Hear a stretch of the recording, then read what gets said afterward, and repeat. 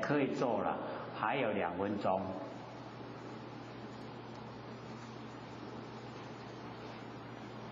或许还以为说还要再讲课，遐久的时间都无人要问，结果你看一问了就可以解决很多问题了。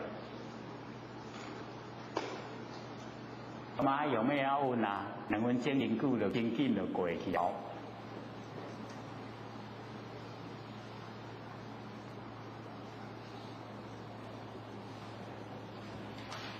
下课。各位点儿师、各位讲师、各位坛词、各位天贤，大家好。不学占道天师德，老千千大德，以及感谢呢各位天贤给获学机会学讲。我们上个礼拜讲明心见性，各位明心见性了没有啊？哇，拢掉样。正在努力啦所以平常我们都是见相的多啦，见性的少那各位要把握原则能够见性的话，就是呢若无所见即是真实的见理如来；若有所见即是邪见。之前我们都一直讲，对不对？那可能各位听到以后一定会感到奇怪，为什么无所见是真实的见理如来，有所见反而是邪见？那我们凡尘在运用都是有所见，对不对？那我们要了解到，有所见就是有能见，有能有所就是生灭变化。那没有没有那个我相若无所见没有所见就是没有能见，没有能所，能所已经双泯灭了，能所都泯灭所以呈现就是一体。我们跟整个山河大地，整个万象都是一体。这样的时候所见到的就是我们的佛性。所以不是见到形象，是见到佛性。所以一样我们在凡尘见到万象我们都会说见相。现在有研究心理心法，我们了解说已经没有对待，没有生灭，所以所见的都是佛性。所以我们了解说到这个时候已经快满师出塞了，满师满了学习的时间已经到达3年。我们呢以往破学那个朝代，学师拢3年啦，3年出塞，然后4个月补塞。所以才3年4个月。各位都已经超过2年半了。所以接近那个满师的程度都已经不远了。所以都一定要彻底的了解真理。那之前我们也有讲说心境一如不患思维，但不慈善，积之岁月，而不心开，谓之有也。各位还记得吗？哇，拢袂记得了心跟境就是我们的心呢跟外面的景象，心境一如。就是心跟境合在一起，不患思维，患难那个患，我们呢就是没有经过呢我们头脑思维，不患思维，但不慈善，心跟境连在一起不要消失掉。积之岁月，就时间久了。而不心开谓之有也，就一定我们心都会开。心开呢就是见性见性怎么样？对，见性啊，成佛无疑。所以见性就一定可以成佛。因为啊，这个信呢，是佛。所以我们见性呢，就是已经见到佛。像之前讲若见引生啊，即是见法；若见法，即是见佛。那就见到因缘所产生。我们看到呢，凡尘的万象万事啊，都是因缘际会啊所产生。产生了以后啊，我们呢就可以看到现象。所以还没有现象之前呢，他说有因缘。因缘这个际会了以后，若见衍生啊，即是见法。见到因缘所产生啊，就看到法了。因为呢，万象万法都是呢我们佛性生发了。所以看到法就看到佛性。所以啊，我们就了解到这个成佛困不困难？很容易对不对？也不讲困难，也不讲容易啊。它到底是容易不容易？那我们呢又回到呢这个经文回来，我们讲到哪边的？52页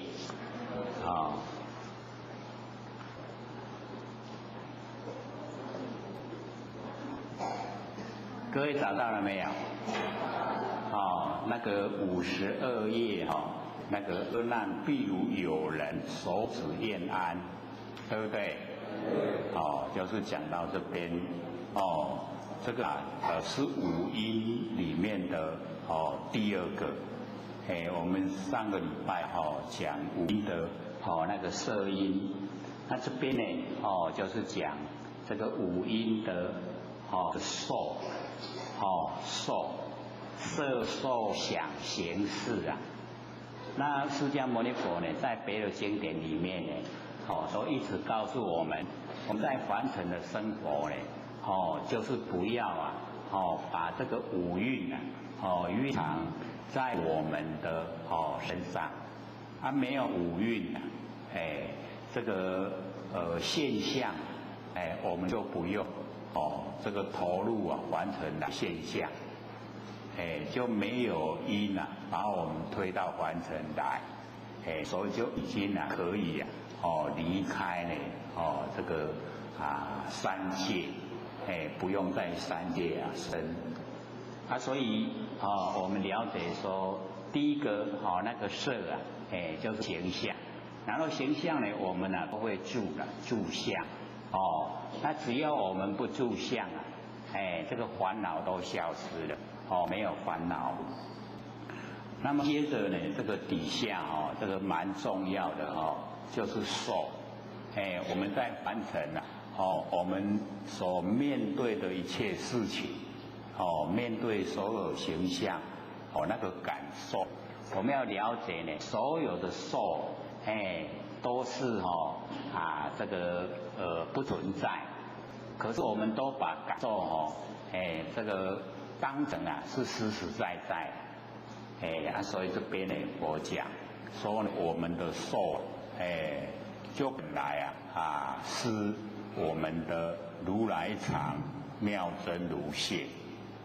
所以我们看呢这个4颗就是五蕴62处18对这4颗呢，一定要从那个这个51页的反面上面对吧？释迦牟尼佛跟阿难讲说，如犹未明一切浮尘之幻化相，当处呢出生呢随处尽，幻妄称相，其性呢真为妙解明体。如是乃至五阴六路，从12处到18界，因缘和合须有生。那因缘北里呢，虚妄明昧，所以生也是虚妄，灭也是虚妄，都是假的，是不能知啊。生灭去来本如来藏，我们呢要了解到我们的生灭去来，都是如来藏，常住妙明啊，不动周延，都是呢常住。我们那个不生不灭的佛性本体呀，它是常住，妙明，这个妙啊，就是无相，能够生出形象，所以叫妙，明啊是光明，那妙也是不变之体，明是随缘之用，所以我们佛性呢有不变之体，有随缘之用，那不动，如不动，然后周匝圆满。整个充在宇宙空间，那个妙真如性，我们的佛性。那么性呢，真常之中呢，要求以去来迷入生死呢，了无所得。所以这个是一个纲要，从这个地方开始，然后才讲五阴。五阴呢，从色，然后讲到受。色受想行识，对不对？那么所有的五阴六路12处18界啊，全部都是如来藏妙真如性，都是我们不生不灭的那个真心佛性所以我们研究到呢第二个受，释迦牟尼佛跟他讲说，譬如有人手煮燕安。百合调饰，就是百害我们的那个身体呀，这个百害这个调饰调多呢也不多也不少，调得刚好，我们调得刚好身体都没有病，所以这边呢，譬如有人手煮燕安这个燕安跟那个调饰，我们了解就是已经心都非常的清净，身体呢都非常的舒服，就已经呢是在最理想的那个真理那个状态之中所以底下接着就讲忽如妄生因为手煮燕安百害调饰呢，我们就好像忘记自己这个身在凡尘，就是已经没有身体的那个意思身体都没有了，因为呢会非常舒服的状态已经没有身体，所以我们了解这个是最理想大部分我们在凡尘身体多多少少都有一些毛病这个四大不是呢有多就是有少，没有刚好调到刚好这边呢都已经呢调到刚好然后性无为胜，那个为就是苦受，然后顺就是乐受没有苦也没有乐，没有苦受，没有乐受，那个就是已经呢舍受，把那个受舍掉了没有甚至于连身体都忘记了，没有身体所以性没有违顺这个就是已经呢在我们那个妙真如性的状态之中。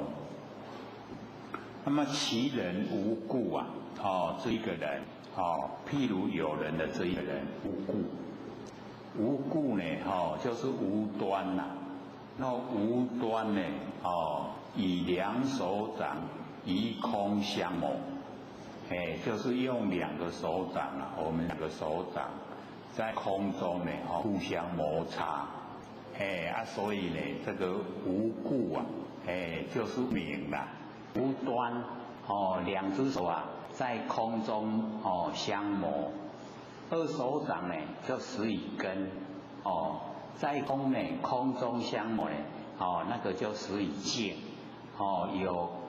有这个根，然后有茎跟境相对。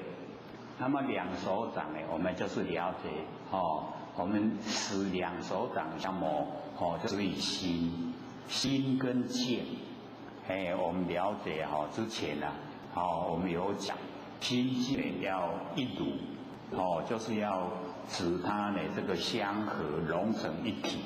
那这个地方呢，我们两手掌呢在空中相摩，于两手之中呢妄生呢色华，在两手之中我们就会这个产生那个色相那个华很呢滑溜，有那个色滑，有冷热的出相。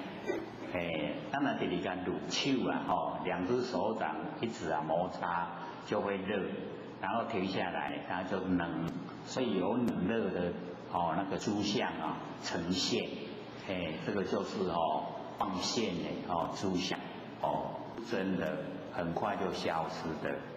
那么受因呢，当知又如是，受因呢就是这个样子，所以我们这个了解到那个受因一样也是虚幻不实在。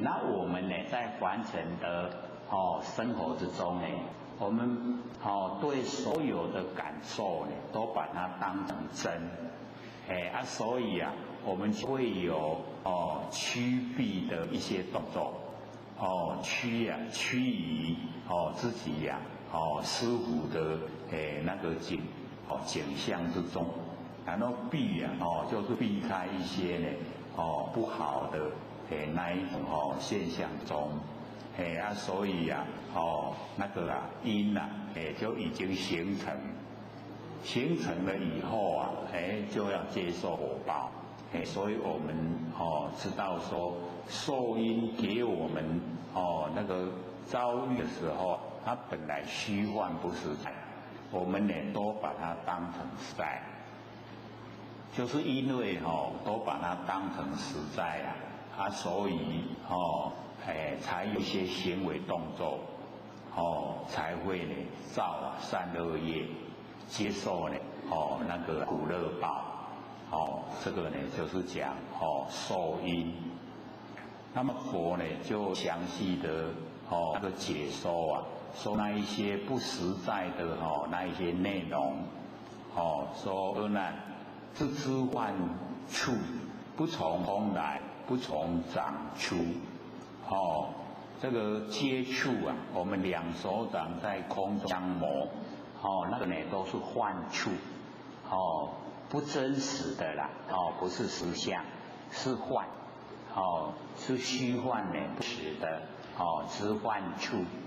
这个幻处不是从空来，也不从呢掌出，空呢就始于见，那掌就始于根，不从呢这个空中的色尘来，也不从呢我们六根的手掌出，都呢虚幻呢不实在。如是阿难，跟阿难讲，若空来的，假如说这个幻处是从空来的话，既能触掌呢何物触身，假如说这个触接触我们两手掌相摩那个接触，假如说是从空来的话，既然能够接触到我们手掌，那何不接触到我们的身体？不应呢虚空呢选择来住。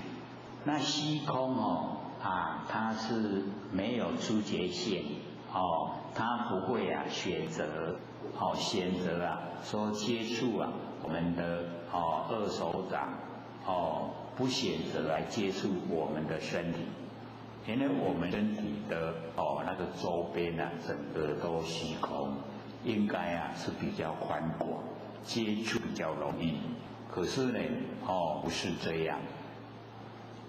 那么若从掌出啊，佛又讲另外一个角度，假如说我们那个接触啊，是从我们的两手掌出来，应挥带合啊，应该呢不是说等待我们两个手掌消磨以后啊，才产生那个触，应该不是说等待才会有，时时刻刻啊，要从这个手掌出来的话，应该是时时刻刻的都有那个接触啊，出来。右掌出故啊，合则掌之，离则触入。右呢，从我们手掌出呢那个触的那个感觉，那合的时候啊，我们手掌知道，两只手合的时候啊，手掌知道。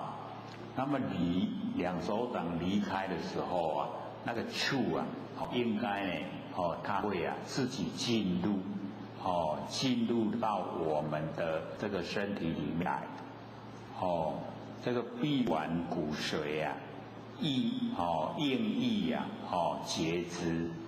这个我们的手臂那个手腕以及骨髓呢，应该节之啊，这个触，那个触应该都会知道，入时的踪迹呀，进来的时候让我们能够有触的那个感觉呀，应该都会知道。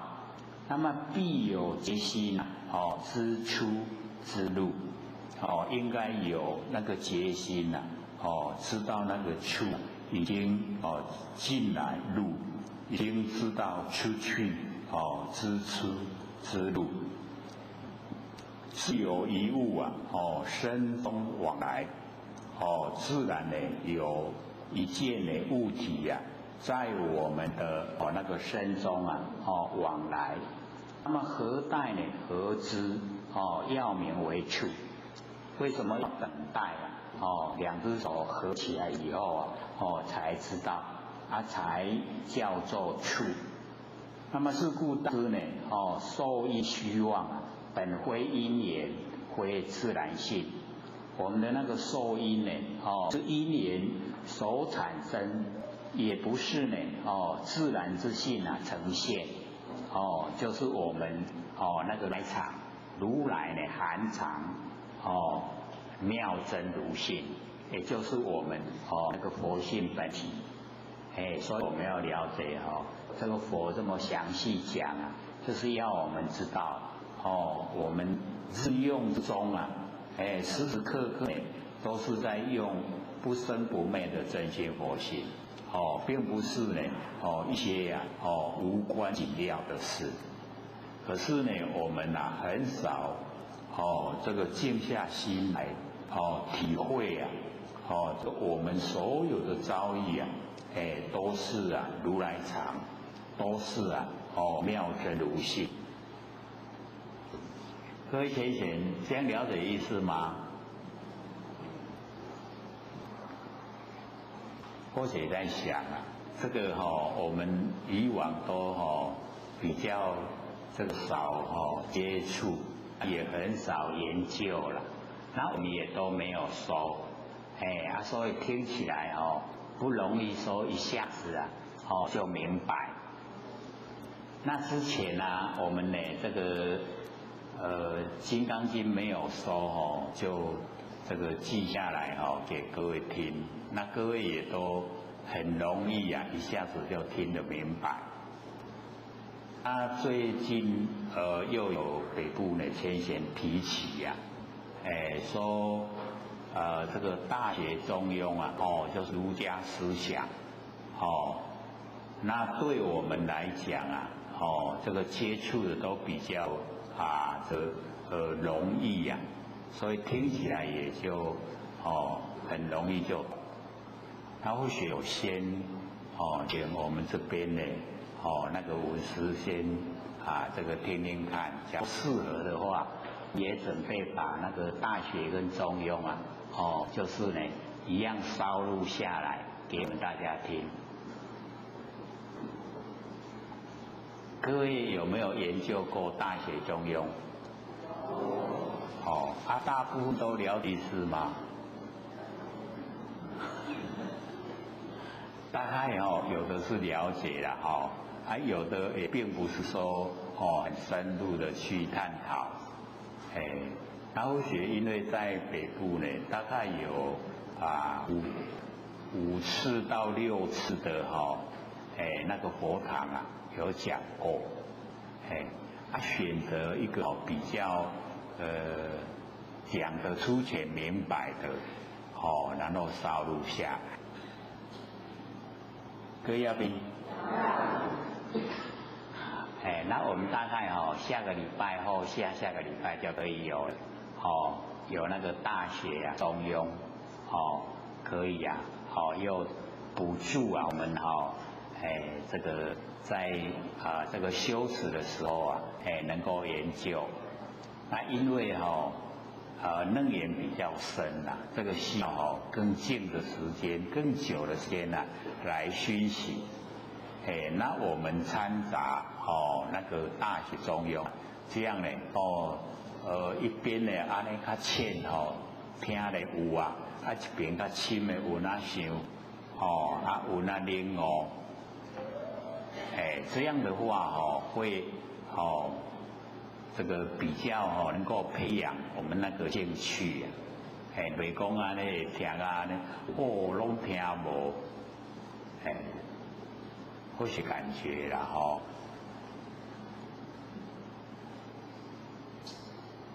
听有无？这个叫做歹势啦，你都咧问无甲你引歹势，真的不容易了解而且里面呢，或许都讲佛是讲白话啦，讲得很白，可是我们看都是把它用很深的心来看，就变成呢那个很深的意思。它本来是很容易就能够明白的，结果我们因为心没有放清楚，一看就变成不容易明白，所以就要呢这个比较多的时间来听，反复听才会了解。像我们上个礼拜不是讲明心见性吗？那或许也是想，那个也是需要反复一再的听才会了解因为见相跟见性毕竟是同时我们看到以后各位先生，我们看到这个就是茶杯嘛对不对？然后看到茶杯这个叫见相，里面呢装水给我们喝嘛，对不对？然后这个呈现各位先生，呈现这个茶杯怎么来的？怎么来的？都制作相制作出来，我们都会这样想，对不对？所以很多我们就是了解，我们生活之中在运用，那这个我们讲说我们不生不灭的佛性生花，咱的佛性生花万象万事所以我们看到了万象万事的时候见相即是见性，容不容易明白？大概又很不容易啦，这无一个对啦都有影无遐简单的了解不是很容易。尤其呢，我们的以往所有的认知里面不会说把万象万事都是从我们不生不灭的佛性生发出来。所以现在我们接到这个观念就会觉得说，怎么会是这样？对不对？那会安尼，那会万项拢为佛性生出来，了解吗？万象万事呢都是佛性呢生花，我们佛性呢是真空，然后生花凡尘啊，妙有，真空妙有啊，就在佛之中整个都呈现，因为我们没有研究了，所以不了解说万象啊是怎么来的，那科学家因为他根据那一些这个学理，跟生理，那所讲的呢，跟我们研究心理心法所讲的完全都不一样，不同了。我们是讲根源，他们是现象。那根源跟现象啊是很大的不同。各位先生，我们人从哪里来？最下时大战，这个问的很难回答了，对不对？这个父母亲结婚才把我们生下来，对不对？可是我们追究到根源，从头啊，这个无始以来，我们的人类啊怎么来的？可能又会想，为星星变化来的。那星星啊怎么来的？我们一直追啊，追到根源，所以啊就叫真空，我们呢都从真空而来，真空呢就是不生不灭的佛性本体，那个是真空状态，它能够呢生花三河大地，能够生花我们凡尘的万象万事，所以假如说我们不研究心经法，听到这个会想说，我是现在在看卡通影片嘛，就好像有一点呢，都是这个变化。不过跟那个或许讲那个《道德经》啊，那个知者不言呐，言者不知，倒是还好一点。为什么呢？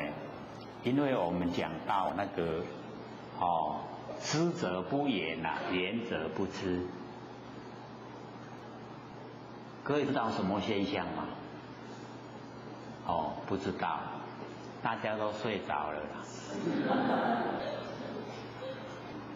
竟然或许没有发现说大家都睡着了，只是那会咧问，大家拢无爱甲应，知影拢无咧应啦。然后或许没有看各位已经是睡着了，打瞌睡了。因为大家头都低着，以为在看书了，那个很像都等在看书，从上面看下去就这样，然后后面再拍 DVD 那个学姐他说大家都困去呀，后学才了解说是睡着了难怪都不回应。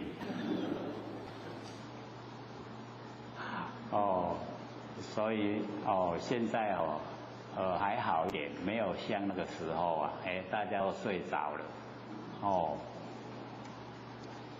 那个那个讲的这个知者不言言者不知，知道的人都不收了收的人他不知道。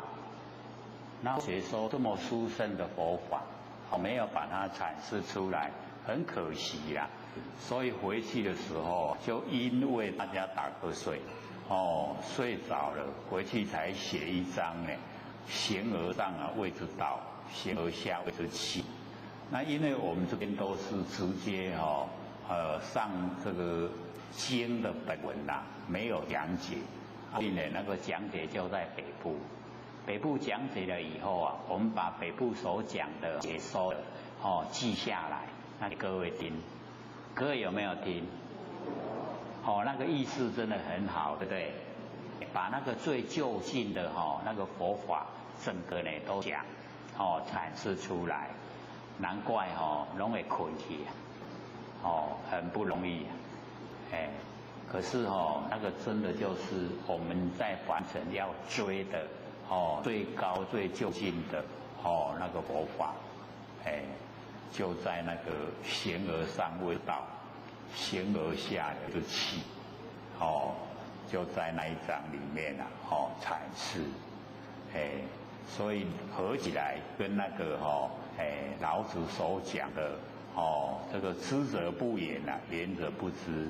这样呢，整个要修的我们追求的内容都已经呢毫无这个掩盖，毫无隐藏全部都呈现。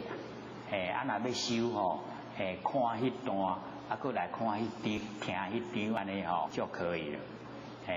那研究呢这个《楞严经》《楞严经》是释迦牟尼佛讲明心见性那明心见性，我上个礼拜也讲了。这个礼拜有记下来，我们上个礼拜讲的收到了没？有收到了。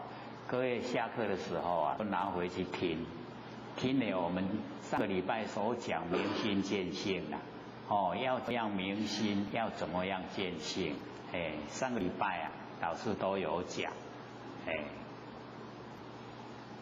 因为我们都有脉络，要讲讲深的呢，之前我们都会先讲那个浅的部分，像说那个心静一如，我们之前呢很早之前都讲了，对不对？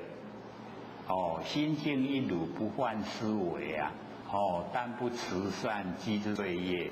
而不心开谓之有也。那个时候就已经呢在讲要预备我们要见性的时候用。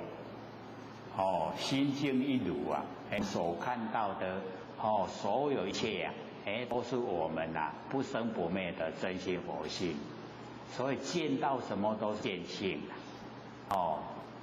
是不是不容易？看到万象那就不是形象，不是看到相，而是看到性，所以就容相都呢记录性，已经入性，进入到性里面把所有的形象都融化，所以都不住相，没有烦恼，都呢在佛性之中。所以我们了解说。追求这个真心佛性一定要自己有心自己有心追求的话，答案一定会呈现，而且领悟的时候一定会非常高兴欢喜充满，凡尘没有这样的这么殊胜的，所以当时这个释迦牟尼佛在讲的时候那个菩萨就问说：这一个最高的法门可以流传多久？那佛在讲说只要有人肯信他就有办法一直流传下来。那到达都没有人肯相信。都呢用这一些来这个吃饭，这样的话它就会消失了，这个上师佛法就会消失了，知道意思吗？用这个经典来吃饭知道意思吗？就是都贪于欲养，不重视实修了，重视那个供养，就是供养的那个诵经讲经的这一些修道者，这个时候这个经呢，它大概就要消失了，已经呢那个精髓都没有办法把它阐释出来，就要消失了。所以我们上个礼拜有大致的把如何明心跟呢如何变现啊，有详细说，一定呢各位要用一点心啊，毕竟这个真的不容易的，不像呢我们之前讲道德经的时候啊，大家一听起来，还可以得懂，比较呢生活化。那这个因为都比较这个实以啊，佛法里面较深的部分，要用心呐，心不在的话，就绝对这不懂，听不懂，所以呢，我们就接着讲这个五蕴里面的那个第三个。阿难，譬如有人谈说皱眉，口中呢随出，湿榻咸来，直心呢酸涩，想一当知呢，亦复如是。假如说我们不住相，然后对凡尘的所有那个受因啊，我们事来则应，事去则见，受因全部啊都不进入我们内心呐，那么没有受以后啊就没有想，没有想啊就没有行，没有行了以后啊就没有事，所以受想行识啊是精神状态，所以我们要了解到我们在凡尘啊，很容易啊把这个受，一切不受，我们没办法走到，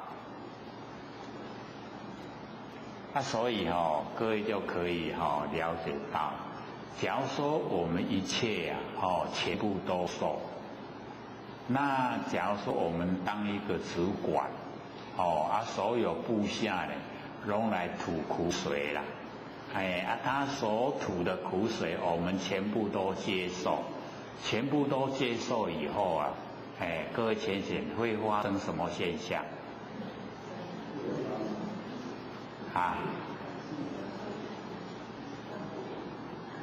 因为这个北部啊就有这个实际的例子，他当一个主管，一个坤道了他当主管，部下一直来吐苦水啊，他全盘接受，拢甲听，拢甲接受啦。结果没多久他这个大肠就产生癌，大肠癌，严不严重？那直听，所有人的讲的无好的，拢直甲接受啊，安尼啊，毛病就来了。然后他这个受到一位道亲鼓励来听课，他只有听到一句一切不受，一个人走嘞，他回去马上这个所有部下来吐苦水他一切不受，一切不受经过没有多久，大概2、3个月，他那个胃癌消失了，奇不奇怪？或许听到也很奇怪，讲我们要真的就是这样这个接受部下的那个所有那个吐水结果身体就出状况了，然后一切不受所有来吐苦水他都这个不接受，竟然病好了。各位浅显可试验看看，我们都很容易生病嘛，对不对？当我们生病的时候记得一切不受，看看病会不会好。一切都不受，这个导师很实际做看嘛就知一切不受，这个我们吃五谷的啦，要说四大调和啊，大概不太容易啊，都会这个四大不调，这个一大不调就110病生了，四大不调有440病，所以维摩诘他讲说我们人生病是正常的，不生病才奇怪。所以我们往后不是这一本讲完以后要讲那个维摩诘经嘛？维摩诘有讲过，我们身体的构造是4大家，水有风土，然后一大调就110病生了。一大不调就变做707个病，那四大不调404个病，所以你看这么多的病我们都会患到全部呢都调和所以上面那个这个百害调试百合调试真的是很不容易的调到了都拄好水有风土袂使多，嘛袂使较少对不对？各位先生，我们身体大概什么这个四大里面什么大呢？最容易不那么容易调火，安尼可怜拢不时咧受气，情绪不稳定情绪不稳定，不时咧受气，唔知火拢不时袂调和，火气真大大概那水肿有因为我们有时候这个水不调和这个看起来就会有那个水肿的现象产生所以我们了解这个最大的问题就是我们把凡尘的一切遭遇当成实在的没有办法说一切都不受能够呢按照真理来行持一切不受他就没有烦恼了，也没有想，也没有行，也没有事，都解脱了。可是呢我们受有了以后再接着下来就是想第二个想，所以这个佛就讲说我们那个想因也就是如来藏妙真如性这个只有在谈说只有谈说呢那个皱眉皱就是呢触假丑那个眉眉我们在这个谈说的时候是不是这个口中水出眉真酸直直想眉的时阵嘴暖水就流出来对不？所以这个谈说呢皱眉口中就水出，然后呢湿榻呢咸来直心呢酸涩，甲想去打伫迄个咸来万定深坑啦拨落去一个无好势行无好势拨的就摔死然后直心骹底拢规个扭起来，有没有？所以这个想厉不厉害？想会厉害。所以佛度众生出离生死先灭妄想，想灭则生因断，灭之无想则生相尽。那生因断生相尽这个名为成佛哦，有简单哦，好一点，敢若甲迄个妄想吼，甲伊灭掉就好啦。哦，妄想灭掉，我们就不用出生在凡尘。哦，想啊，妄想已经灭了。哦，这个声音啊就断了，会生在凡尘的原因啊就登去啊。然后灭到无想，哦，生相，哦，生在凡尘的形象就已经尽了。哦，啊，声音断了，声相尽，哦，啊，就是幸福啦。有够简单哦，会一个，简不简单？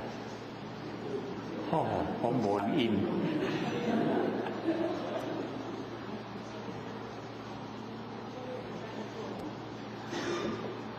我们就了解到哦，这个头脑啊，哦，就是太灵活了，要全部都无想哦，哦，太不可能了哦，可不可能？哦，一定都有想，所以有想呢，我们就会啊，再完成哦，这个出生，哦，所以我们要了解啊，哦，我们开头啊。哦，落入凡尘怎么样落入的？对，一念无明呢，生三系啊，就只有一念，起心动念只有一念，哦，一念啊，哦，就是无明，我们起心动念就是无明，就是造业啦，哦所以一念无明啊，就生三系，三个很微细的已经产生了。一个呢就是业相，所以我们有这个念头啊，要了解到，有念头就是造业，就已经有业了。第二个呢就是转向，第三个呢就是现象。那么这个业相、转向跟现象，这三个啊，全部都没有形象。拢无在我们起心动念的时候啊，它就已经具备业相、转向、现象。可是那个时候我们起心动念啊，一样都是没有形象，全部都没有。可是啊，已经酝酿，我们已经有念头了，念头有了，业相形成。那业相既然有，就转向。转向呢，就是把本有的智光，我们智慧之光，就转成能见之见。那这个时候啊，我们这个能见之见一直要来见业相。看那个第一个业造业的业，无奈这个业没有形象，就看不到了。看不到业相我们瞪目发老，一直要看，一直要看的话呢，就结暗为色了，就结暗相变成小风土，就现象，所以我们就是了解到，我们那个黄母性子十戒说呢，这个老母把我们的鲜衣鲜血收回去把我们推到凡尘来出生，其实是我们一念妄动生出念头，所以各位就是了解到，我们落入凡尘就是因为生发念头才落入凡尘，所以我们要回去就是把念头全部去掉，所以万念放下。一念不生，就可以回归本来。你听没？有简单无？真简单都是很简单的，只怕我们不肯做。简单是很简单可是要做要有恒心毅力。这个不起心动念要呢时时刻刻信念我们就这个日常之中啊，就少一点起心动念啊，尽量啊少一点。越少越少，少到最后，真的不起心动念了，没有念头。各位同学，没有念头的时候啊，我们要了解，很灵敏，我们的头脑很灵敏记背了千千万万念可是都生，拢记背的嘞，那个叫做正知啊，正见。就是佛知佛见，具备佛知佛见，可是没有起心动念，这样了解吗？到后来的阶段呢，我们知道，因为没有起心动念所以完成的万象万事啊，无所不知，无所不晓，拢知影啦。但是咱无起心动念，都是这个样子，灵不灵敏？很灵敏那咱平常的生活，我们在日常生活之中我们都是很随便就这个把话就讲出来了，都讲出来了，就把能量都用完了啦，所以那个无所不知无所不觉拢无去啊，消失了，叫咱用掉去啊。怎么用？就是嘴巴讲话。所以各位就可以观察我们日常生活之中啊，所讲的话重不重要？大概或许都感觉了，大概10句话里面有11句啊都没用，因为那还有一句在喉咙里面还没讲出来，那一句也没用，现在还没讲也没用。只要我们时常听人讲话，你就了解说你这句免讲无要紧。因为或许时常这个坐车了时常出门坐车，只要有2个他们在聊天，他会强迫我们听了。你假如说整车的人都在讲话那倒反而没事了。规车的人拢在讲话袂强迫咱去听对不？你就拢无要紧保持清静。那假如说只有一车有40个人，敢若2个人在讲话，但这声村的人拢一定强迫在听听在讲啥，不会？他真的整个注意力拢要溜去在讲啥还无听才袂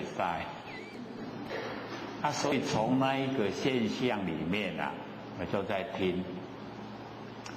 这一句可以不用收，然后再讲一句，这一句也可以不用收。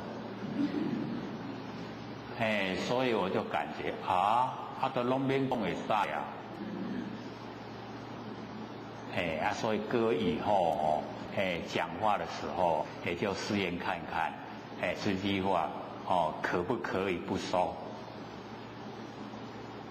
有时候那个男女青年刚好适婚年龄的时候那个才真的是无话要找话，一定要找话说了。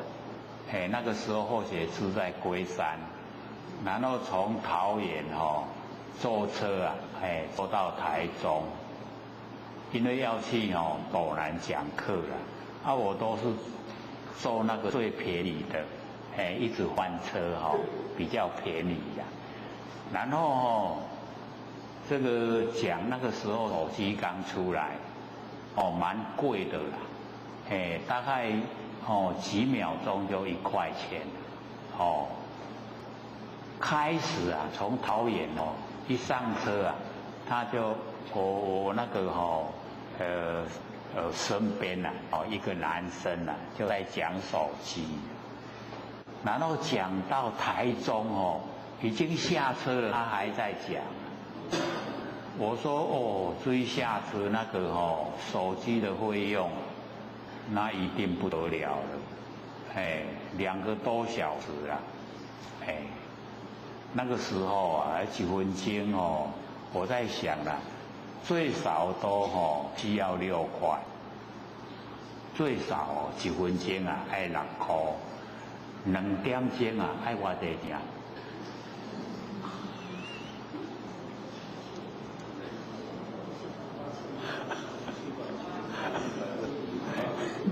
几千块的哦，你看看哦，这个可是哦，那个等在恋爱时阵哦，那个真是小钱呐、哦，那钱拢哦，那用都袂停，哎，那因为他只有一个人在讲话哦，啊无听才袂使，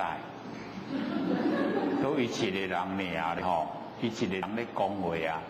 哇，还真是无听袂使，所以我就那个时候就很强烈感受。我讲哦，伊迄10句内底有11句拢无效，因为迄哪后咧想迄句哦，迄完那无效。从那个时候啊，我就把它确定，讲哦，迄哪后迄句嘛无效。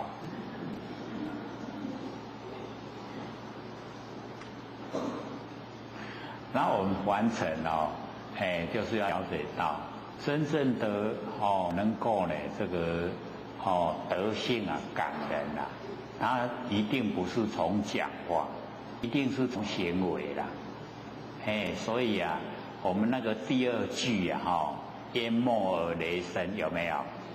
哦，歌都记得很熟嘛第1句呢？司机而龙现，第2句啊，淹没而雷声，第3句呢，神动而天水，啊，所以那个第2句啊，淹没而雷声，淹就是深淹呐，没就是静默，它很深的静默，就是都不讲话，可是它都利益众生啊，为什么？因为就是要众生都进入不生不灭的真心佛性，所以这个啊，那个德很大，那个德性感人啊，就好像打雷一样，所以呢，我们就是了解到，不一定说讲话呢才能够感动的，那个都不用讲话了，你自然有那个行为，很重视啊。我们不生不灭的佛性，然后很利益呀，众生，很利益众生，这样呢，自然啊，人家都会，佩服，他会呢，这个从心里面啊感谢你，像我们那个老师做的，谢谢你。我们了解到意思以后，是不是？老师用最少的文字啊，讲最多的道理。我们在道经第41片啊 DVD 里面有讲解，谢谢你的歌词意思，对不对？41片是不是41篇？道德经第41篇有1个小时又10分钟解说呢，谢谢你。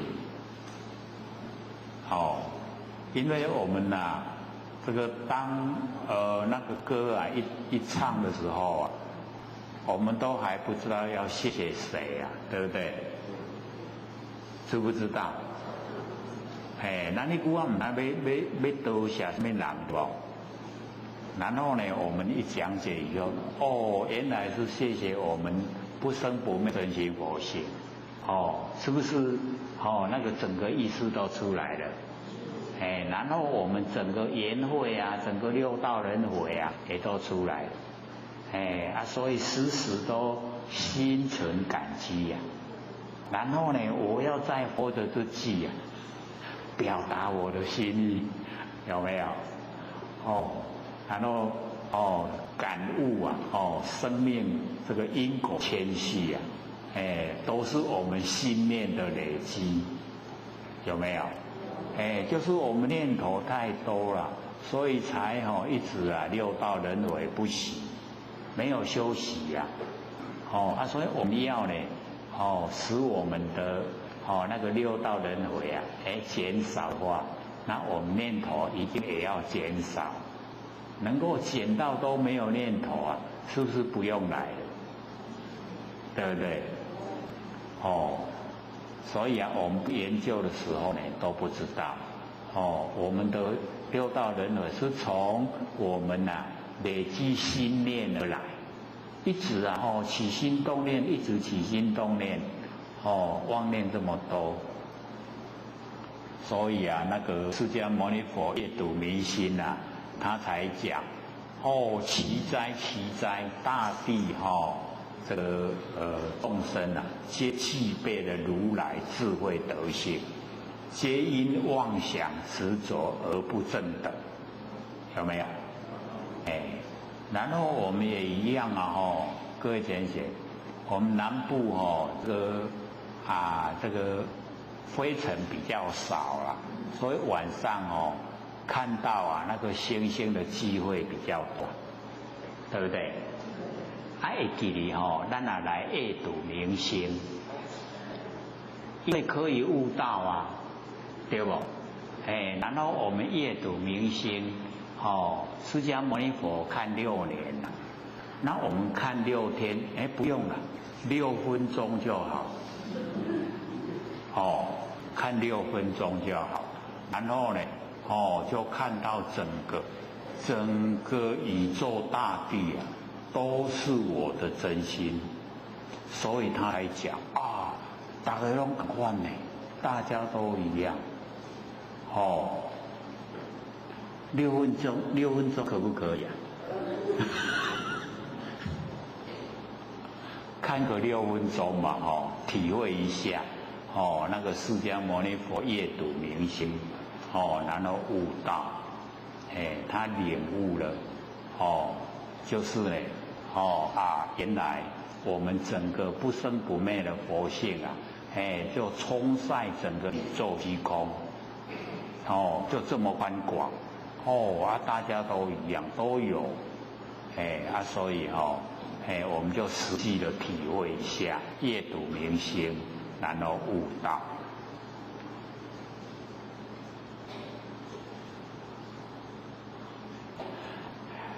可以这个回去的时候这个写日记写的我们那个很诚实的把内心的感受写下来。所以我看6分钟的明星有啦，我有甲算，都出几粒，有看到几粒。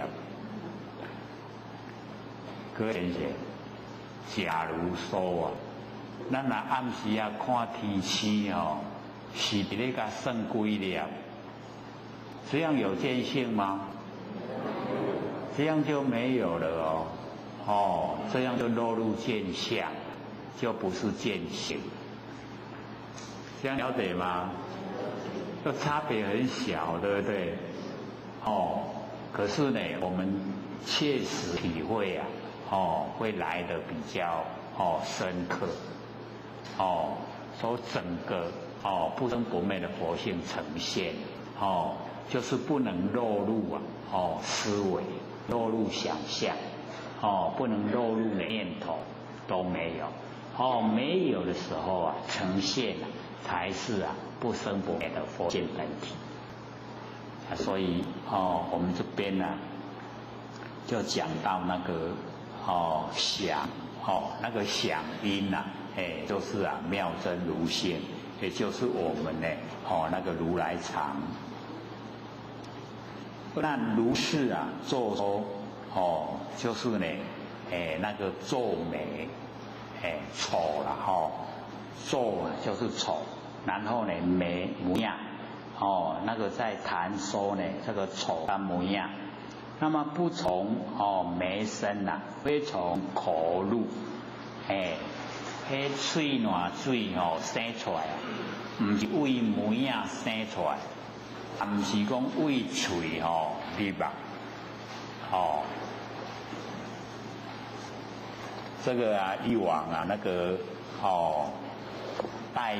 带兵的那一些将军呐在那个沙漠打仗的时候大家拢嘛真喙焦，无水通啉啦然后那个带兵的那个长官就跟他那一些部下讲，前面有那个梅树，大家赶快努力往前去摘梅子吃。所有一些士兵呢，一想到梅，口水就生出来了，梅最大了，所以那个是带兵的那个智慧，他能够利用心理作用，从那个想，所以我们了解这个想那个作用很大。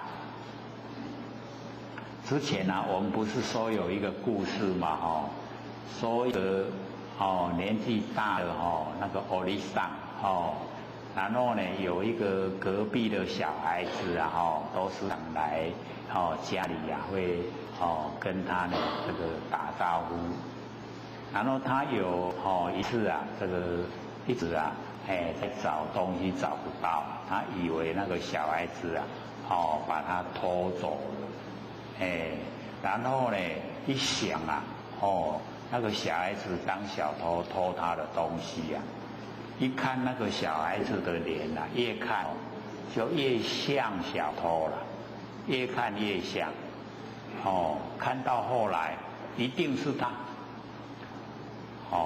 所以这个想厉不厉害？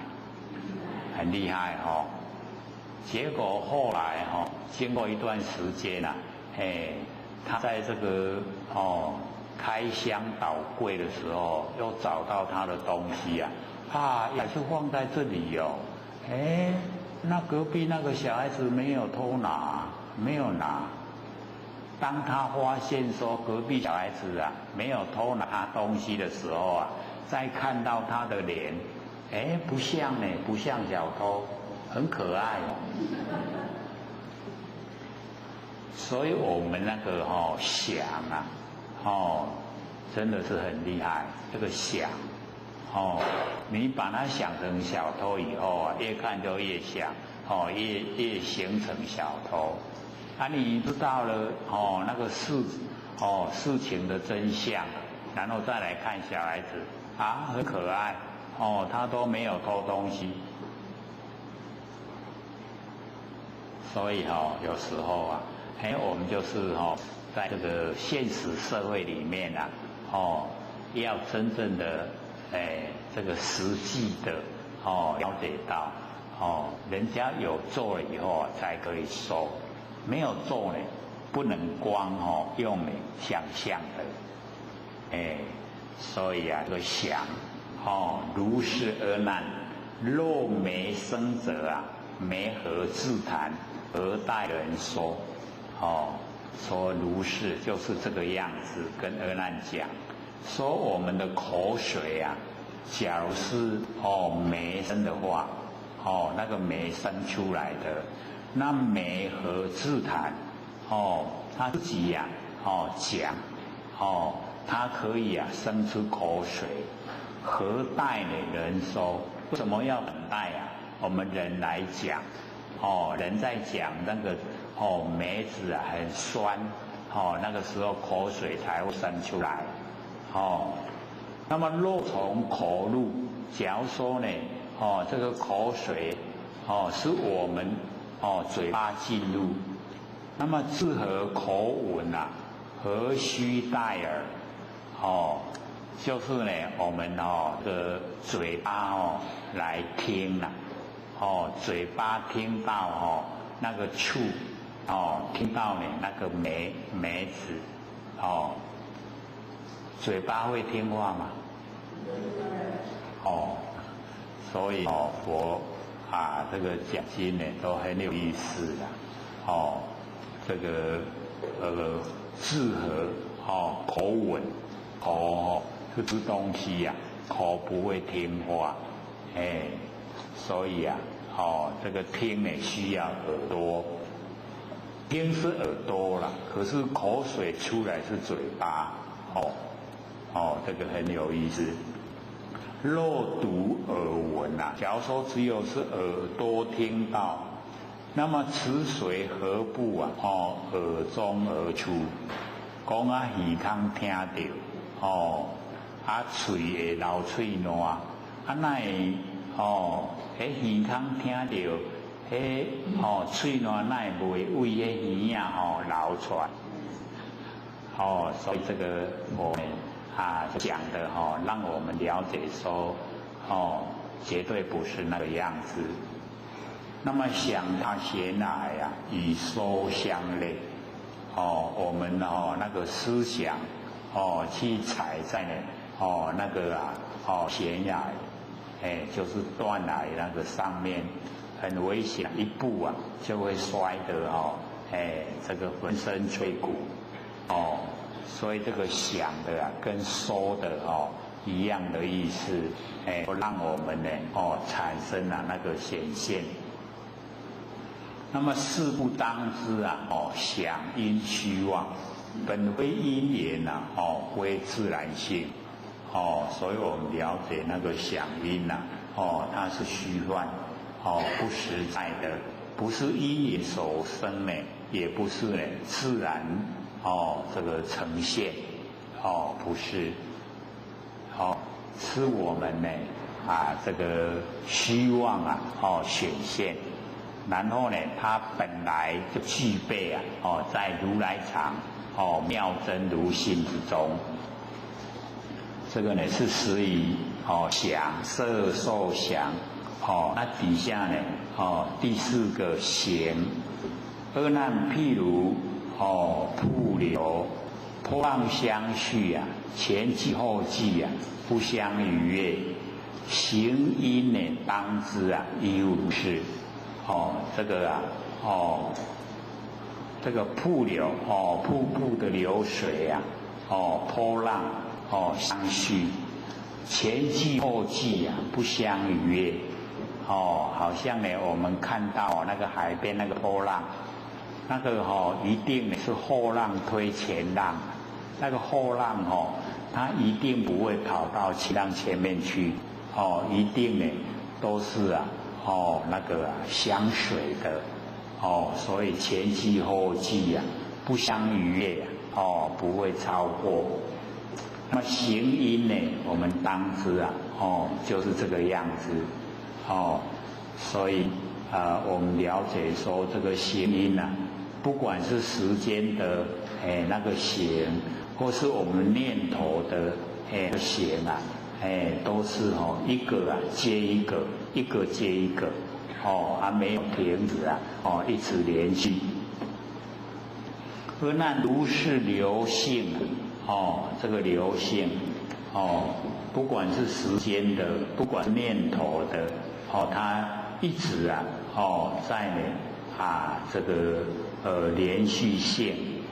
那么不因呢空生，不因呢水有亦非这个水性，那么非离空水所以这个行因呢流性不因为空产生，也不因为水有，那么也非水性也不是呢离开空，也不是呢离开水所以呢我们了解说这些呢都是虚幻不实在所以观相都是妄观性都是真所以这边呢让我们了解所有的相虚幻不实在。如是而难，若因空生则诸十方无尽虚空成无尽有假如说这个行因是空产生的，则诸十方东西南北、东南西南、东北西北上下十方无尽的虚空虚空呢无量无边无尽，成无尽流整个虚空呢都是呢行因一直在咧行。世界自然既受伦理这整个世界自然呢都接受这个行因那个水流就沦陷了，陷溺在水中。若因水有这个行因假如说是因为水有，则使瀑流性应非水瀑流应该不是水因为水有的话，那瀑流就应该不是水了有所有相这个有就是能有跟所有这个形象。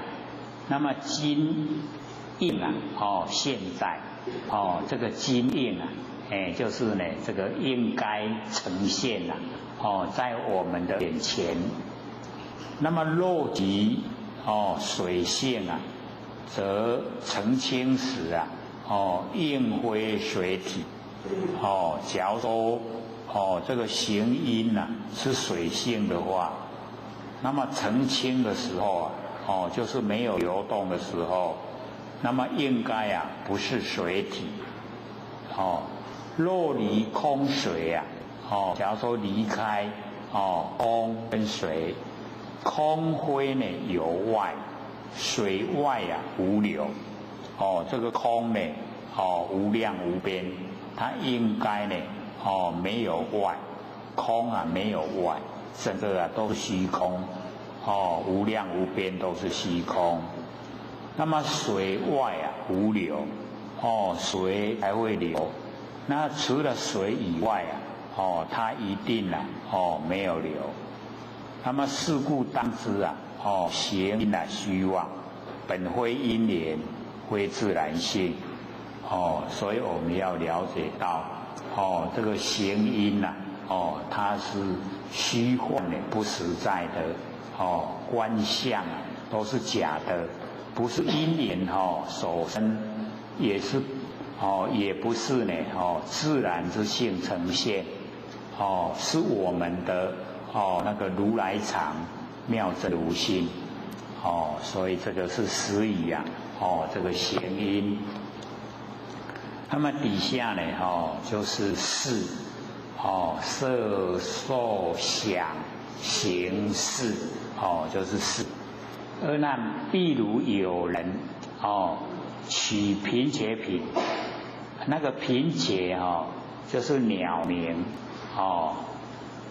这个鸟这个鸟这个非常的漂亮很有名贫且用那个鸟的那个形状做那个装水的水瓶取贫且品，塞其两孔这个贫且品它有前后两个孔，把它呢塞住满中呢这个晴空就是里面那个装空气满中然后呢这个千里远行把那个空带到千里之外千里永行，用想他国要呢送给这个别的国家。那么是因当知亦复如是。那个是认识的是就是这个样子。所以我们了解也是这个虚妄不实在了观相都是假的，观性是真的那么底下呢就解说，而那如是虚空呢非彼方来，非处方入。因为他用呢，那个平切品，用呢开水瓶然后装，不是装水是装空，就是如是虚空非彼方来，不是呢，从另外一方呢来到这个地方，那么非处方入。现在把那个塞的两孔拿起来，把那个空倒出来，所以非处方入，也不是呢，这个地方多一些空了，所以底下呢，又是讲解如是阿难，若彼方来，假如说这个虚空呢是从那个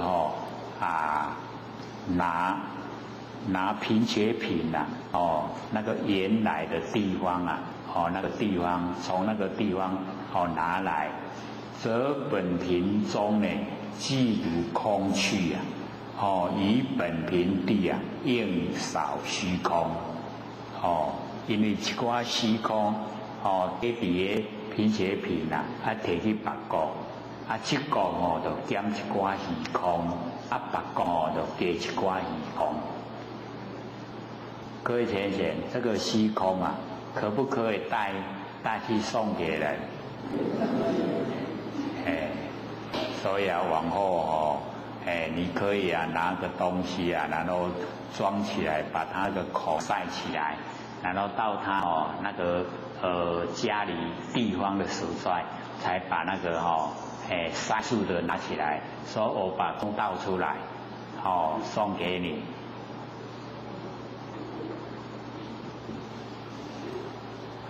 这个倒是很有意思这个空，原来空是不管什么地方都有了不用呢带来带去对不对？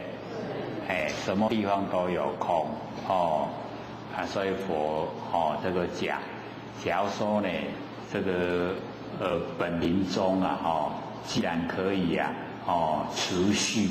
可以持续一些空带到别的国家去，那么本品地呢它就应该会少一些虚空。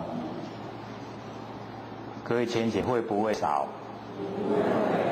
搁较底都袂少怎么样装那个空都是一样都是在不会减少，也不会增多。也真有意思了所以我们讲到这个四因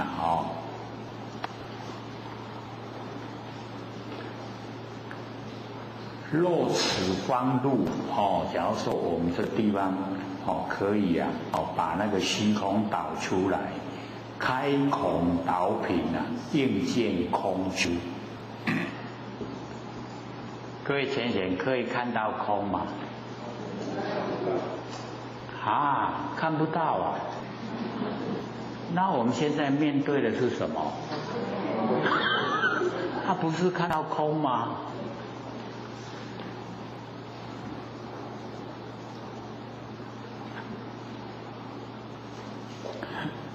所以我们这个有一些真的要意会所以这个空不能装在那个容器里面容器里面本来就有了不用你装你装也装不进去你导也导不出来，它本来就是这样然后我们看的空本来就是在，不用导出来，也不用装进去本来就是在我们看本来就是有所以或者在想说我们见相跟见性就是一样见对不对？可是呢见相跟见性在心里面一不一样？就是完全不一样所以这个结论呢，就事故当知呢，是因虚妄，本非因缘为自然性，不是因缘所生，也不是自然性呈现，而是我们呢，那个如来藏，妙真如性。我们剩下呢20分钟，给各位提问，可以有问题吗？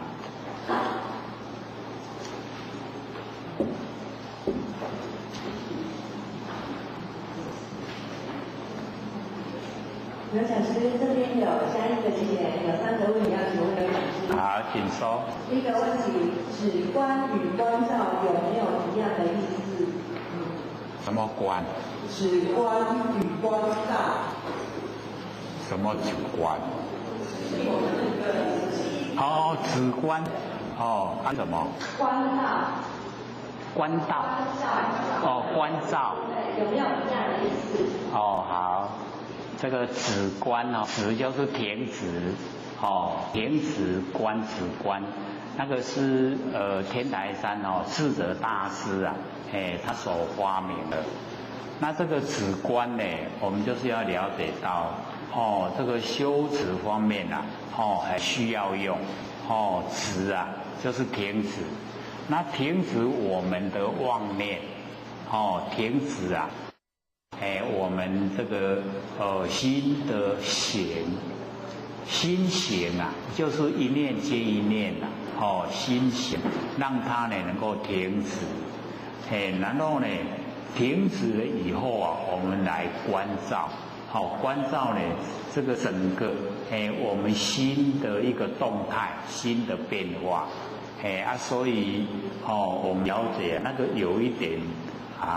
就是呢，跟我们在研究的那个这个万年放下一念不生呢，是有一点雷同。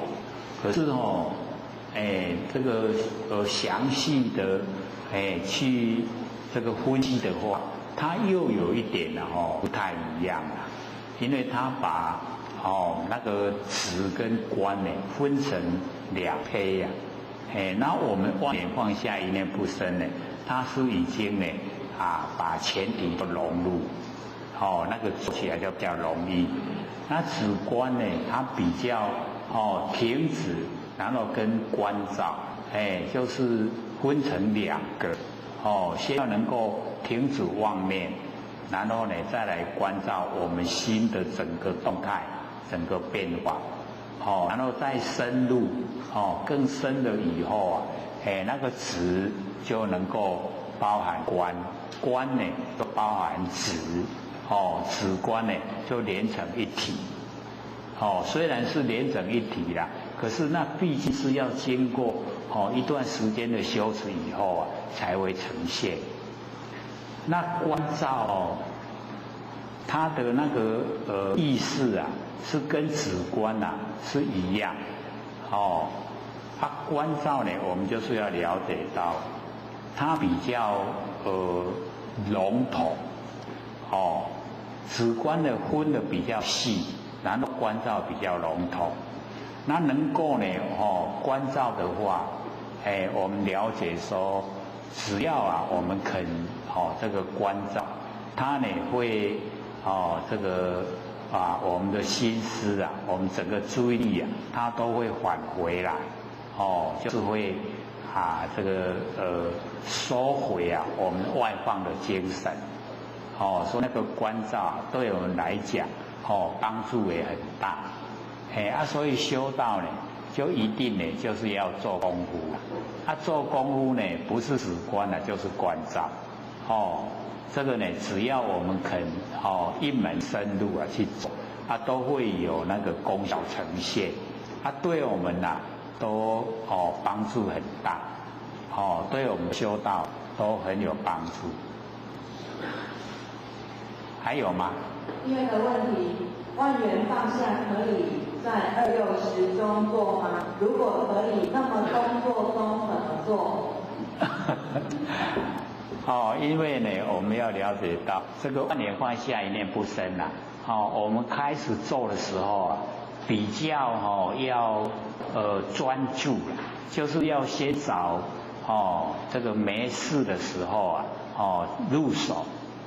那么入手开始做呢，就是要很专注的真正的到达万缘都放下就是一念都不要有他开始已经做了一段时间了以后，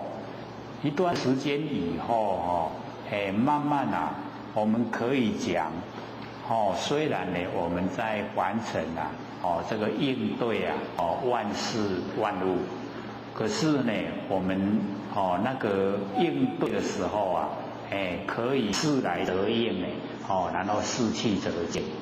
在事来则应事去则静的时候那个都是我们比较持以机械性的动作，不是内心那一种思守性的那些行为。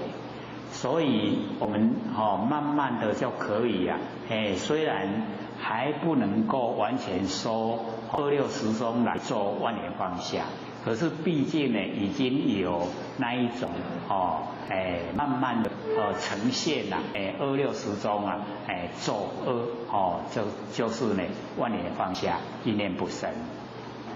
那真正的可以到达万缘放下，一念不生二六时中全部都呈现，那个功夫是已经很高超了。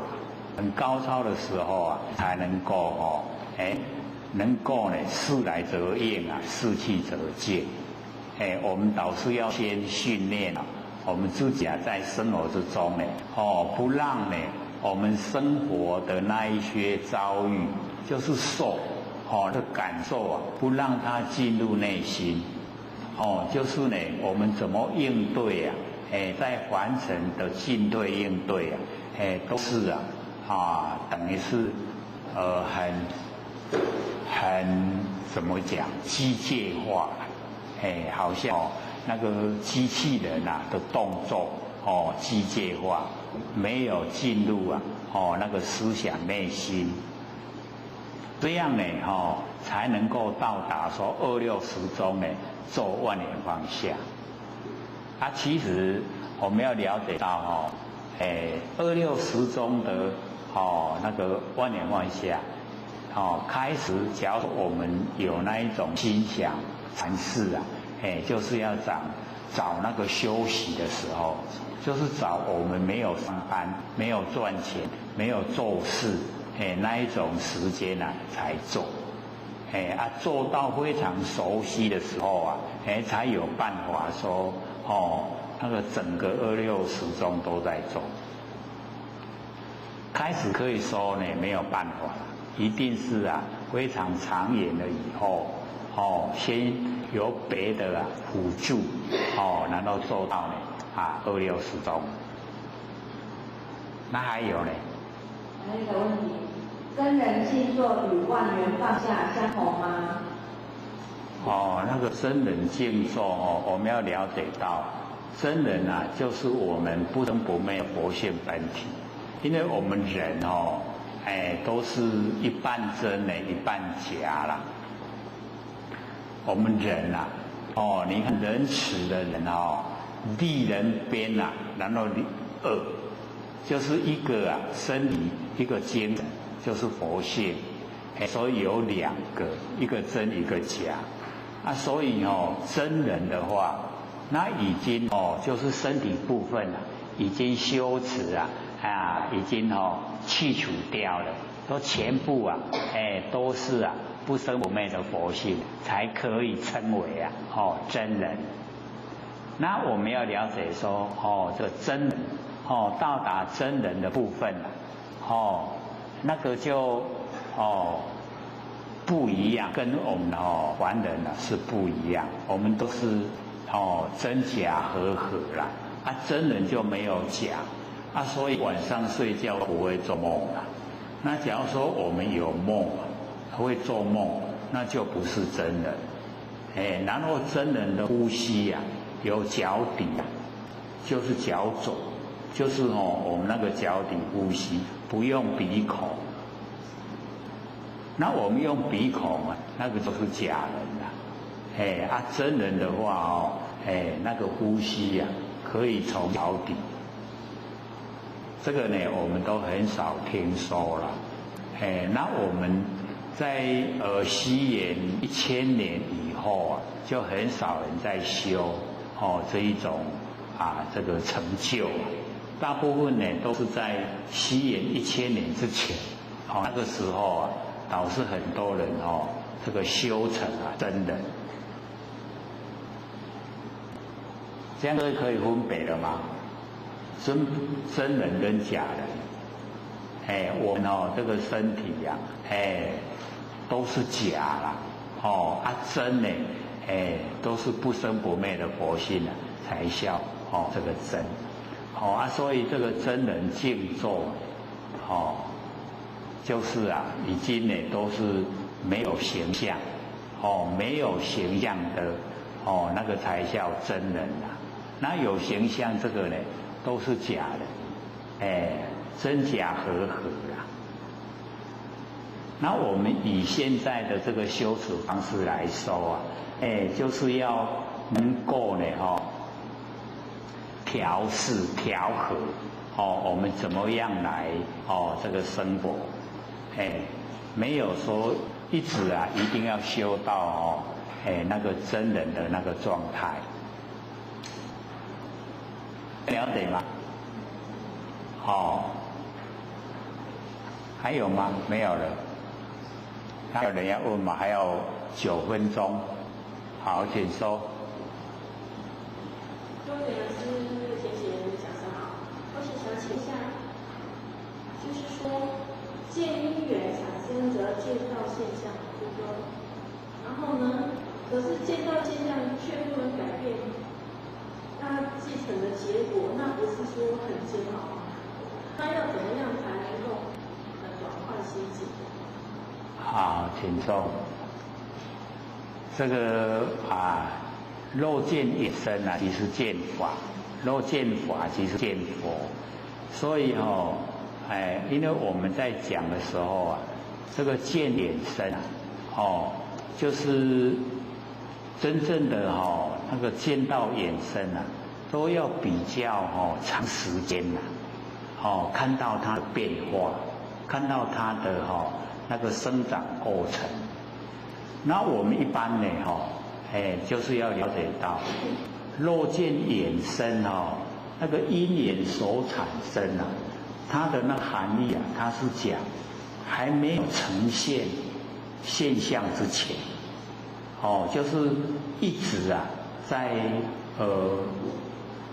慢慢的那个变化之前，那已经有形象的，那个已经是见相，不是见眼生啦。说见眼生呢，它是没有完全都成型的，可是又已经在慢慢变化，那个才叫做见眼生。所以见到眼生就是见到法。那我们要了解到那个法，因为所有的万象跟万事，它之所以能够产生都有我们那个不生的佛性不生不灭佛性在。所以见到那个法，就是见到我们的佛性。所以若见法即是见佛，就是见佛性的意思。所以我们要了解这一句它那个包含它的那个变化。假如说已经形成了因缘所聚会已经形成，那就见相。那我们要了解到之前我们一直在说这个相一定呢有性，若性相一定呢背后就有那个性在。那我们有时候一些呢这个科学家他就会讲是见到那个整个已经就是呈现现象了以后，他才肯相信。那假如说还没有呈现那个固定的形象，科学家都不采纳。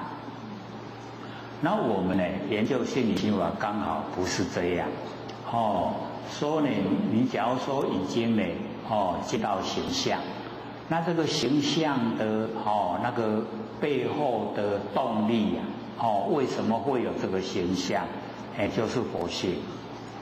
那我们以往比较少探讨这个无情之类的因为没有情事的这一些我们呢都比较不研究了。那我们要了解说无情的这一些万象，也是我们佛性所生化的。那比较讲的比较没有那么明显就是说虚空无相，拒绝呢诸相发挥。那虚空那个虚空呢，就是代表我们不生不灭的佛性佛性没有形象，可是它不拒绝诸相发挥，所有的形象要生发出来，我们佛性都不拒绝，都会让它生发。那因为我们要到说生发的现象以后跟它的那个归空毁灭时间都不长，最长都是100年。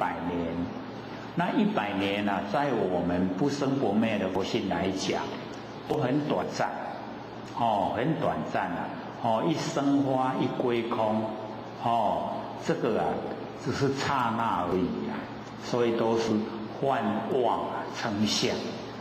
那么性都是真伪妙觉明体，所以性都是不生不灭的佛性所以我们要了解到说肉见衍生那个衍生是还没有固定呈现固定形象之前，那个才叫见衍生。你见到那个因缘的产生那个已经见到法，就是已经见到我们不生不灭的那佛性本体。那各位就是要了解到佛性本体没有形象可是我们可以意会，就是确实存在，确实有佛性存在然后那个呈现的所有万象假如说没有佛性的话，它不会呈现所以只要呈现万象，它都是佛性。这样了解吗？还有吗？还有2分钟。这个各位还记得上个礼拜吗？剩下2分钟，大家都不问了，我们就下课了，对不对？把握，还有可以问一个问题。好，请说。这个问题，这个很简单，是很简单但是想认识一下仙人跟仙君的差异。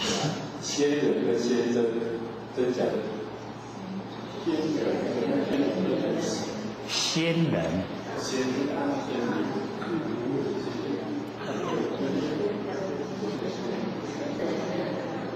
神仙的仙吗？仙人，然后跟仙真假的真，是这个这个仙人我们就是了解，他还是属于人仙真比较，因为他那个人这个真跟假比较没有这个明确的交代仙人说某某仙人，他有时候是一种尊称仙人，然后仙真他呢就比较真正的是有进入到那个实相的那一个状态称呢这个仙真所以先人，因为是人所以有一点尊称的味道啊，尊敬的称呼啊，先人，有一点好像说我们这个是上人，上人本来是菩萨的意思啦，可是我们人之中的人中之上，就是尊称啦，尊敬的称呼，那个先人也有那一种味道，就是尊敬的称呼先人先真就比较是讲实相那个没有到达程度大概不敢称先真。那人的话就比较无所谓啦他没有，可是你尊敬他，你把他称先人是可以的是这样的。好，我们下课。各位讲师、各位坛子、各位先贤，大家好。不学占照天师德，老千千大德，也感谢各位先贤给后学机会学讲。我们这个大学跟中庸已经记到了那个书，大概也今天会导那个 MP3 跟 CD 都已经在两边各位就可以拿回去听，比较容易了解了，因为都是文化背景相同大学跟中庸我们以往也都有研究过了，可以说是比较适宜复习的那一种状态。那我们讲到哪的53六路这个是属于四科的第二个五阴六路，这个12处8戒所以第二的六路。那我们要了解到这个开头的时候在51页的背面这边有这个讲那个释迦牟尼佛跟阿难说，汝犹未明一切浮尘之幻化相当处出生，随处昧尽，幻妄称相，其性真伪妙解明体所以这个是他的纲要重点所在。所以我们在看四科的这个内容这个地方一定要了解到51页的背面就是52页的这个左边有没有那边的那个第一行的后面就讲阿难，汝犹未明一切无尘之幻化相就是释迦牟尼佛跟阿难讲说，你还没有了解，未明就是还没有了解。那么一切浮尘浮现在凡尘之幻化相就是所有万象都是幻化这个幻没有，然后有了就叫幻，然后有又变没有叫幻化。那凡尘所有万象都是这样，从没有而有，从有又没有是幻化相。然后当处出生就是从那个地方这个发生因缘际会，然后随处昧尽这个当处出生出生的地方有一个比较这个固定式的，然后我们会移动它就会随处移动到哪个地方就随那个地方昧尽。那幻妄称相，相就是幻跟妄都是不真。可是这个相的那个背面就是相看不到的就是性那么其性啊，真为妙解明体，就是啊，幻妄呢称相，相是假的，那么性啊都是真的，其性啊就是真为妙解明体，就是我们不生不灭的佛性本体，所以底下才把那个所要的这个讲的内容啊，就讲出来，说如是乃至五阴六路，那我们呢五阴讲过了，今天呢开始讲六路，然后呢再接下去还有12处，一直到18界，然后呢在18界往后还有7大，全部啊，都是这个幻妄称相。那么性呢，都是真为妙解明体，因缘和合啊，希望有生，所以呢，那个生呢，也是虚妄，就是假的。我们要了解说，凡尘呈现的一切都是假的，因缘和合才呈现。那因缘别离虚妄明昧，昧也是虚妄。昧也是不真，不是真的昧，生也不是真的生，都是虚妄，所以这个因缘际会，就生了，然后因缘别离就灭了，然后呢，底下释迦牟尼佛就讲说师不能知就是我们呢都不知道，生灭去来本如来藏，所有相的生灭去来。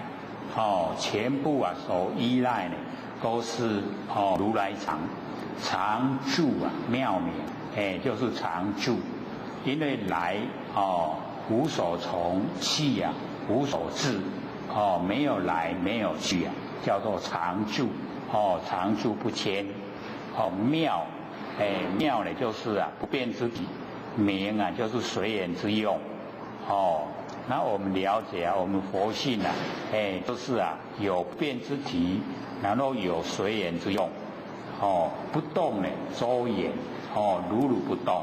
我们那个如来藏，妙真如性我们的佛性本体，它是常住，都不迁变的，不动，如如不动，周延周匝圆满，都呢。这个呈现在整个宇宙空间，妙真如性，很奥妙，所以我们要了解，所有呈现的万象，都是我们佛性这个在这个支撑。那么在性真常之中呢，求以气来迷悟生死了无所得。在我们性真常之中没有变化的，要呢求气来迷悟生死，都呢无所得了，也无所得。所以我们呢平常都会讲，说呢了即业障本来空，未了呢还须呢还数在，所以我们呢都是了解到呢这个真理所在，然后呢，我们就记录了今天的那个主题就是六路，六路也就是我们的六根，眼耳鼻舌身意，那路为什么不讲六根讲六路？因为它呢这个不讲生假如说讲我们六根的生那个就会用根，不是用路。那现在呢就是要进入六尘，色声香味触法，所以讲这个六路，都是呢本如来藏妙真如性，所以这个第一个五蕴，第二个六路，都是如来藏。我们呢都是如来，那如来含藏万象万事，我们也要了解说我们佛性非常的奥妙，它含藏整个山河大地，含藏呢整个所有万象万事，所以叫如来藏，本如来藏，妙真如性，哦，因为啊，所有的没有，凡尘没有的都可以生花，哦，所以叫妙，很奥妙，哦，都呢从无然后生有了，哦，从有又会归于无，所以很奥妙妙，哦真如，我们要了解就是实相，哦，真如实相，我们的佛性，哦，如来藏妙真如性，那我们呢，一般都没有深入的这个研究，那佛呢在这个楞严经就讲得很详细，因为我们以往多少研究所以这个一接触了以后比较生涩，比较呢没有说听呢就懂了，可是呢，只要我们肯用心一定呢都会了解，都会知道，都会这个恍然大悟那个时候就会很高兴。他们底下呢，这个释迦牟尼佛跟阿难讲说：“阿难，即彼目睛，目就是我们的眼睛目睛呢就是眼睛，灯花老者坚目以劳同是菩提灯花老相。”这个呢，我们要了解目睛我们眼睛这个讲这个目睛呢就是呢讲这个我们这个智慧有智慧就始于目睛，然后呢灯就是一念无明这个灯呢灯花呢这个老者灯就是一念无明，我们呢一念无明了以后就已经呢会发现完成的一些虚幻不实在的事灯花一灯了呢就花这个老这个花老者所以我们就会看到这个虚空华所以我们了解虚空之中都没有花了，可是我们瞪目花老瞪目就是眼睛都不眨眼，他就会看到空中呢这个都有东西在，每一个人看到的东西都不一样，也是我们这个已经不是呢这个清明眼看到呢清明空。那假如说清明眼看到清明空，那个就已经呢都是活菩萨。那我们也可以这个到达呢清明眼看的都是清明空。那一定呢就是要经过我们研究，经过我们修持才有办法呢真的是清明眼所看清明空。所以这个虚空无相，虚空没有形象了，不拒绝诸相发挥，所有的相在虚空生发，虚空都不会拒绝，都让它这个生发出来。所以我们要了解虚空呢就是佛性，是我们不生不灭的真心佛性。所以我们的佛性是始于真空。那真空可以生花万象，所以万象都从我们佛性的真空生花，所以都是妙有所以真空妙有。那我们没有研究像社会人士的话看到这空间就是完空。那完空呢，空间没有东西在。那我们有研究这个空间不空，空间有我们不生不灭的真心佛性各位了解吗？我们这个空间有这个我们真心佛性所以我们那个佛性非常宽广所以会讲说尽虚空遍法界尽虚空遍法界都是我们真心佛性所在。那没有研究的话呢，不知道说我们佛性呢充塞整个宇宙空，不知道了。不知道就不相信啊，不知道有，像我们呢这个了解到说这个虚空之间我们会讲那个四大，那个研究是讲七大，可是我们比较了解就是水有风土，水有风土呢把它讲大，就是充塞呢整个宇宙虚空，那水火风土它全部充在整个这个虚空，所以虚空之间是不空，所以我们这个有这个研究那个心经，心经里面它就有讲舍利子色不异空，空不异色，色即是空空即是色，有没有？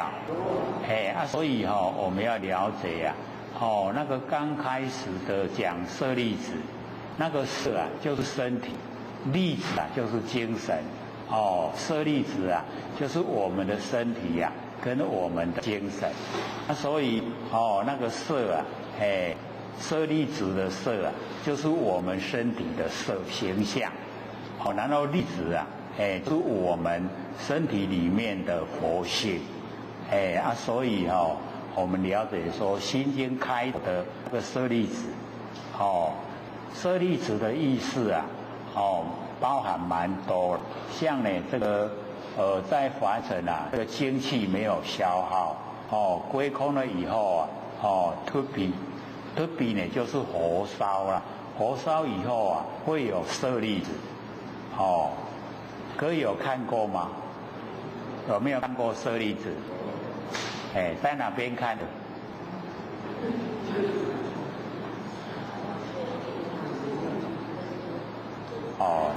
电视也有播放过那假如说各位有到那个日月潭日月潭不是有个庙吗？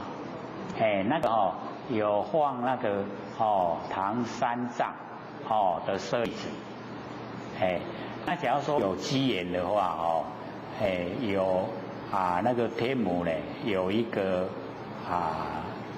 那个叫云棚，他以前呢都开呢那个图书馆，他也有那个杂志大概是1个月出刊一次，他家里就有释迦牟尼佛的舍利子，那个广清老和尚也有舍利子，而且或许有讲过嘛他在台北那一些徒弟就交代要下南部，因为广老和尚在南部归空，在南部这个火烧就是土皮，然后这个北部一些以往跟呢广清老和尚修持的就希望能够拿到广清老和尚的舍利子。那么有下来的这个成天禅师的那一些弟子要拿那个广清老和尚烧了以后的舍利，可是都被南部这一些弟子都拿光了，拢铁了了拢无，然后剩下那个烧下来的那个骨灰骨头糊啦骨灰，然后那个北部下来的这个他的徒弟就想那回去怎么交代？很多人交代他他就这个用这个容器装陶壶骨灰就拿回去了。拿回去呢到台北土城那个成天禅寺那些没有下来南部人就问说你拿几颗回来那个下来的人说还有哪几颗，他自己本身1颗也没有这个全部都是骨灰啦没有那个拿到南部那个广清老和尚的那个舍利子因为他的徒弟太多了，然后南部的分无够啊，还有法度分到北部，那个土城那个承天禅师啊，就问说，那你拿什么回来？他说骨灰，骨头糊啦，然后啊我们也很多人都没有见过啦骨头糊它对啥款，到底是什么样子他说拿出来看看，结果他把那个容器一打开各位了解吗？所有的骨灰啊，那一些容器所装的竟然都是舍利子，都是舍利子，神不神奇啊？这个叫做精诚所至就是要的人都很诚心所以有几个人要就有几颗了，而且那个舍利子又会长大，你供养它它会长大，而且跟那个修持有关系呀，这个修持好它的那个舍利子长大会越清明，那假如说呢自己比较不在乎，没有在心性做功夫然后那个舍利子会比较浊，色彩就没有那么清明，所以我们了解说这个舍利子用在这方面的话，它只有是我们这个完成没有消耗精气神所留下来的那个证据。所以我们这个假如说各位都还有记忆的话，不是有一只狗然后已经死掉也把它火化，火化了以后一样也有舍利子。各位有看到那个报道吗？有没有？因为那一只狗也是清修，就是没有消耗它的精气神所以一火烧了以后一样有舍利子，所以我们了解舍利子就是我们在完成就是身体的那个精气神没有消耗一过世了以后去火烧它就有了那在那个我们舍利子的含义之中心经就讲到两个舍利子第一个在前面，第二个在后面说舍利子是知法空相那个是后面前面那个舍利子色不异空，空不异色那个在讲我们的身体跟我们精神，然后后面那个舍利子是知法空相，就是在讲佛性知法空相就知法的真空实相那知法的真空实相就是我们不生不灭的那个真性佛性本体啦。所以两个地方的舍利子它的用法都不同那我们一般呢心经因为只有260个字啦，要呢默念呢很快各位默念嘛很短嘛然后我们又有一个感觉依足切呢就是意识不会很深，是不是这样？那或许因为了解到它的那个来源那个我们要了解心经就是般若的精华。那般若释迦牟尼佛在凡人讲22年是最久讲最久就是般若般若就是妙智慧所以那个心经既然是般若的精华，当然是最好的最深的，可是我们都感觉一上浅上简单，可是呢，各位就是要了解啊，它不是很粗浅，是很深的，很深。那假如说我们感觉到它很浅的话，就不会深入去研究了。那假如说我们没有深入研究，得到的利益啊，就不多。那假如说我们深入研究的话，会了解到整个般若，就是整个妙智慧的那个来源，就会呢得到很深的启发，所以假如说有机会的话呢，各位就要多研究啊，心经，它呢对我们帮助很大，也很短啦，虽然很短，意思啊包含很多。那所以我们了解到说，我们在凡尘啊，有一些事啊，我们的认知啊都不正确，认知，认识啊知道，我们的认识知道呢不正确，所以我们就在六道轮回里面一直轮转不息。那假如说我们的认知啊，都已经能够呢目睛，不要瞪，一瞪或老者啊，那个就一念无明，一念无明啊，就会生三系。或许最时常讲，对不对？然后境界未言啊，长六出，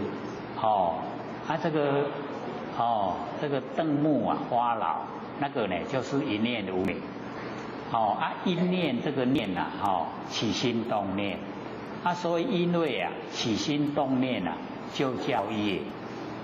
那假如说我们有看那个《大圣起信论》啊，《大圣起信论》啊，就有讲说不觉故心动，有没有？不觉，就是我们佛性啊，发出不觉。那一不觉啊，就是一念妄动，那么一念妄动，说明为业，就是业，已经呢，我们业因啊形成。那既然我们业因已经形成，就转本有的智光，然后啊，变成啊能见之见。那既有能见啊，就要守见。那有能守啊，就是啊，显现啊境界相，所以业相、转相跟现象叫做三系，三个很微细的，有没有比较熟悉的？刚听到会说一念无明生三系呀，会比较不了解它是讲什么意思啦。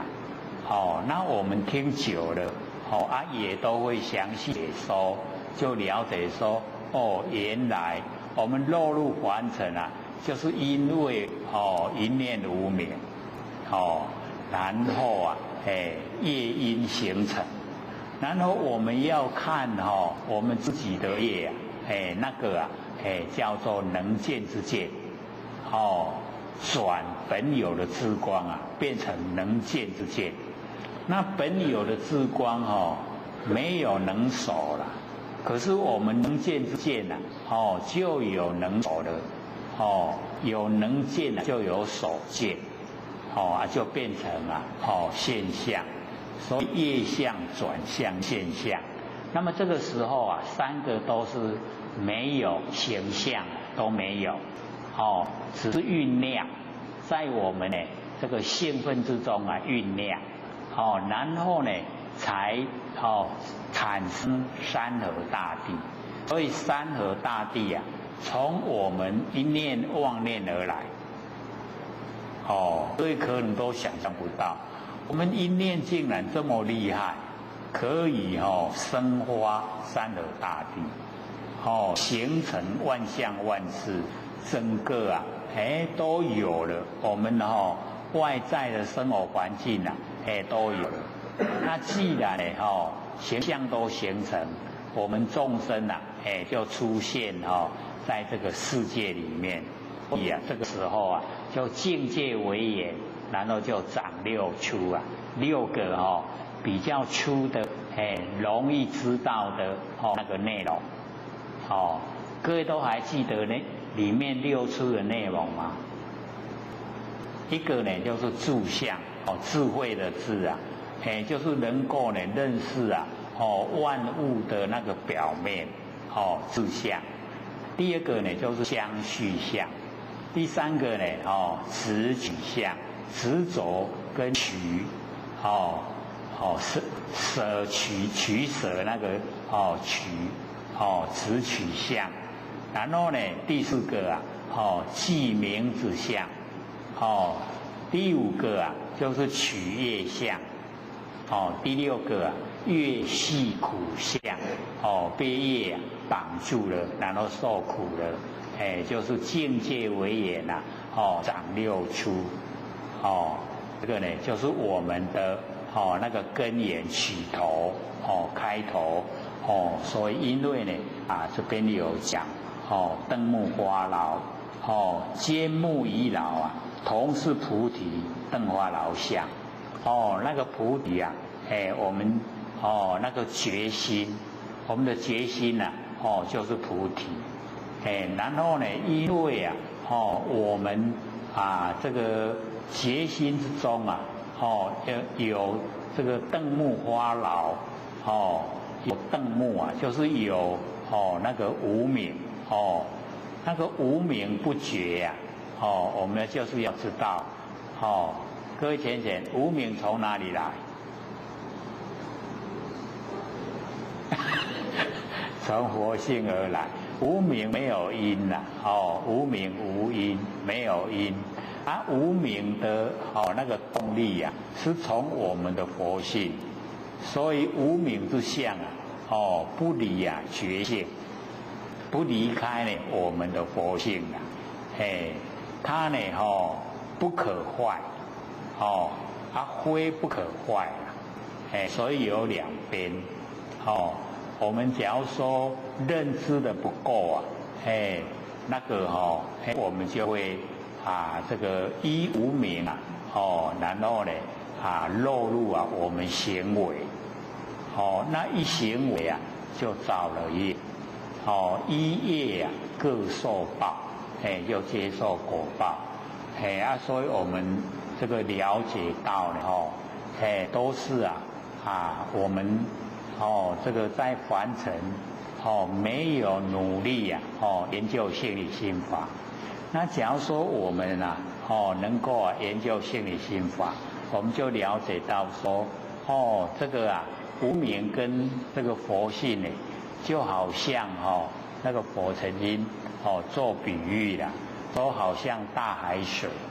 那大海水因风相跟水相不相舍离。各位前水是不是动性？水会不会动？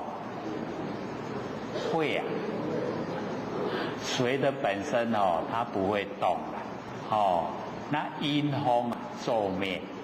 因为风一吹了，水就会动，所以风相跟水相它不相舍离，都在一起，那只要那个风止灭了，停止了，没有风了，然后我们就是了解到动相就已经全部不见了，不见没有了，所以呢，了解说，无明就是风，然后我们那个心动相，就是因为无明的风而来，无明已经消失了，我们心就恢复到清净，所以只要在认知方面去掉无明，不觉就是无明啦。我们都时刻刻觉，保持那个觉，能够保持觉只要时间久，我们就变成一个觉者。觉者啊，就是佛啦，佛就是觉者。那我们众生呢，就是不觉。因为不觉啊，会造业，因为造业会受苦啊，就这样恶性循环，绵延不绝，没有休息，所以我们了解说，坚木与老啊，同是菩提灯花老相，这个木跟老，木啊是实以精进，老是实以这个一念无明，所以两个。两个，一个是好的，一个就是不好的，都是呢这个是以灯花老相。那么因以明暗两种妄尘，明光明暗黑暗，因为有光明黑暗两种妄尘，这个凡尘不真妄尘。明暗呢都是凡尘的景象，这个白天就是光明，晚上就是黑暗，明暗这两种妄尘。那么花见居中，就是我们呢发现我们那个见性见性居中，居呢在这种这个光明跟黑暗之中，那么悉此成相，把那个凡尘的那个景象就是呢吸尽了，所以我们呢就能够明来见明，暗来见暗，这个呢就是悉此成相，那么名为见性。这个名称就叫做见性，所以这个时候的见性各位浅显，就是我们那个眼根本身的那个见的自性，不是佛性本体的见性所以文字是一样，里面的内容不同这个是在讲我们那个六根自体的它的呢那个自性，不是佛性体你有了解不？所以不了解啦，不了解楞严经深的地方呢，就是这样。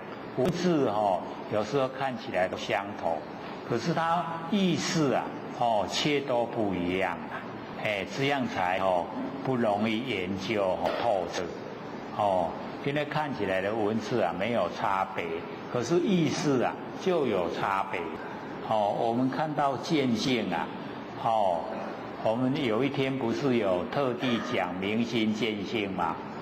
没有因为我们平常都是见相嘛那假如说我们已经进入心静一如，不患思维，但不慈善积之岁月，而不心开谓之有也。到心静一如的时候心跟静已经合成一体了是一体。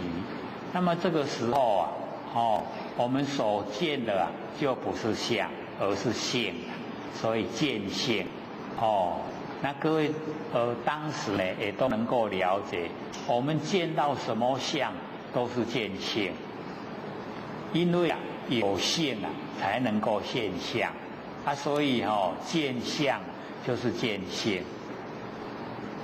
可是一经过一两个礼拜以后那个见性都不见了都是见相比较明显，是不是这样？因为要我们心能够清醒真的还不容易要呢这个很努力的来这个回光返照才能够让我们时时刻刻都有觉有觉的时候这个时候佛性都会呈现。那佛性呈现心静一如就容易那假如说我们都没有研究啊，要心静一如啊，简不简单？就很不简单啦。心是心呐，静是静，都变成两胚呀。所以啊不容易啊，把它呢合成一体。所以我们了解这边啦，那个见性啊，就是眼睛的本体的那个自性，不是我们佛性的那个本体。那么此见啊，离彼明暗二尘啊，毕竟啊无体。就是我们眼睛这个本体呀，离开那个光明呢跟黑暗两个完成的景象它呢毕竟啊无体离开明离开暗我们那个眼睛呢就没有办法了解了就已经这个光明与黑暗就没办法了解。那么如是而难就是这个样子。当知是见就是我们要了解这个眼睛的本体的见性啊非明暗来不是呢从明暗来。那么非以根出，不是呢从眼根出来。那么不以空生，也不是呢空中呢生发出来。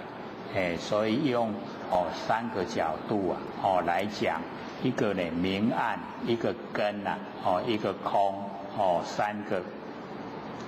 那么底下呢就讲解何以故为什么呢？若从明来暗即随灭。假如说我们那个眼睛的见性从光明来的话，那么黑暗呢就随灭了因为从光明来只能够见到光明，不能够呢这个见到黑暗。所以暗的时候我们那个眼根的见性就灭了。那么应非见暗因为是从光明来应该呢不是能够见到呢黑暗。若从暗来，假如说呢是从黑暗而来，明即随灭因为呢从跟随黑暗来的光明的时候我们那个眼睛的那个见性就灭了。那应无见明应该呢没有办法见到光明这个呢是讲这个明暗。那么底下呢就讲呢，若从根生，是从我们眼根而生。那么必无明暗从我们的眼根产生的话，就必就是一定一定呢没有光明跟黑暗。那么如是见精就是眼根的那个见性本无自性眼根的见性它本来就没有自性。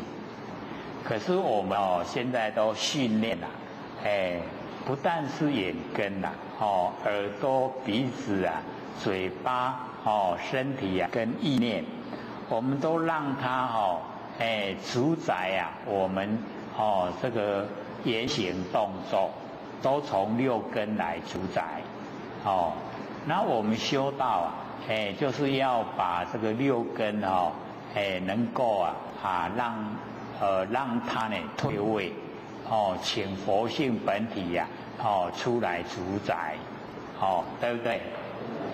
可是我们六根当家已经很久都已经习惯了，现在要请他退位很不容易所以他都会这个发飙所以我们不给六根当家这个真的他都会抗议那佛性呢那个修养很好只要这个六根跟他争执佛性他都会退位就是啊，已经呢隐藏了，不见了，就让六根呢这个继续啊当家，那因为这样呢，我们六道的轮回啊就不会断绝，这样了解意思吗？所以我们修道啊，一定呢要请六根退位，不要让六根来当家，我们要佛性呢本体来当家，佛性本体当家呢不会造业，所以就更受苦，六道轮回啊，就断绝了，这样了解意思吗？可是做起来很不容易啦，我们六根都这个习惯性当家了，那现在要他退位啊，让给佛性本体，他都呢不太愿意啊，所以我们呢就是要想办法，先呢跟他妥协，让一半呐，全并啊给佛性本体，那一半呢还自己当家了，只要时间经过久一点的话，我们六根呢慢慢啊，它就会真的就退位了，就不当家了。那只要我们佛性本体当家呢，我们都不会造业，就不用受苦，六道轮回啊就断绝了。所以这边啊讲，假如呢这个见性啊，是从我们眼根生出来的话，一定呢不要有光明跟黑暗。那么如是的见经啊，它本来就没有自性，没有本体，这个从根生的讲的呢就比较少。那么底下就讲肉以空出啊，从空中呢这个生出来我们那个见心。那么前足存相，就是眼前呐，我们看到凡尘的景象，这个眼前前足成相。那么归呢当呢见根，就是从空出的，然后要归到我们身体眼根回来，归呢就会见到这个眼根，归当见根。又空呢自观何观汝入？假如说是空出来的，那空自观自己去观察观测，那跟我们的六路没有关系。那么是故当知就是要智慧来知道眼路虚妄，进入我们那个眼根的那个凡尘的景象，眼路全部呢都虚妄不实在，本非因缘非自然性，它呢不是因缘，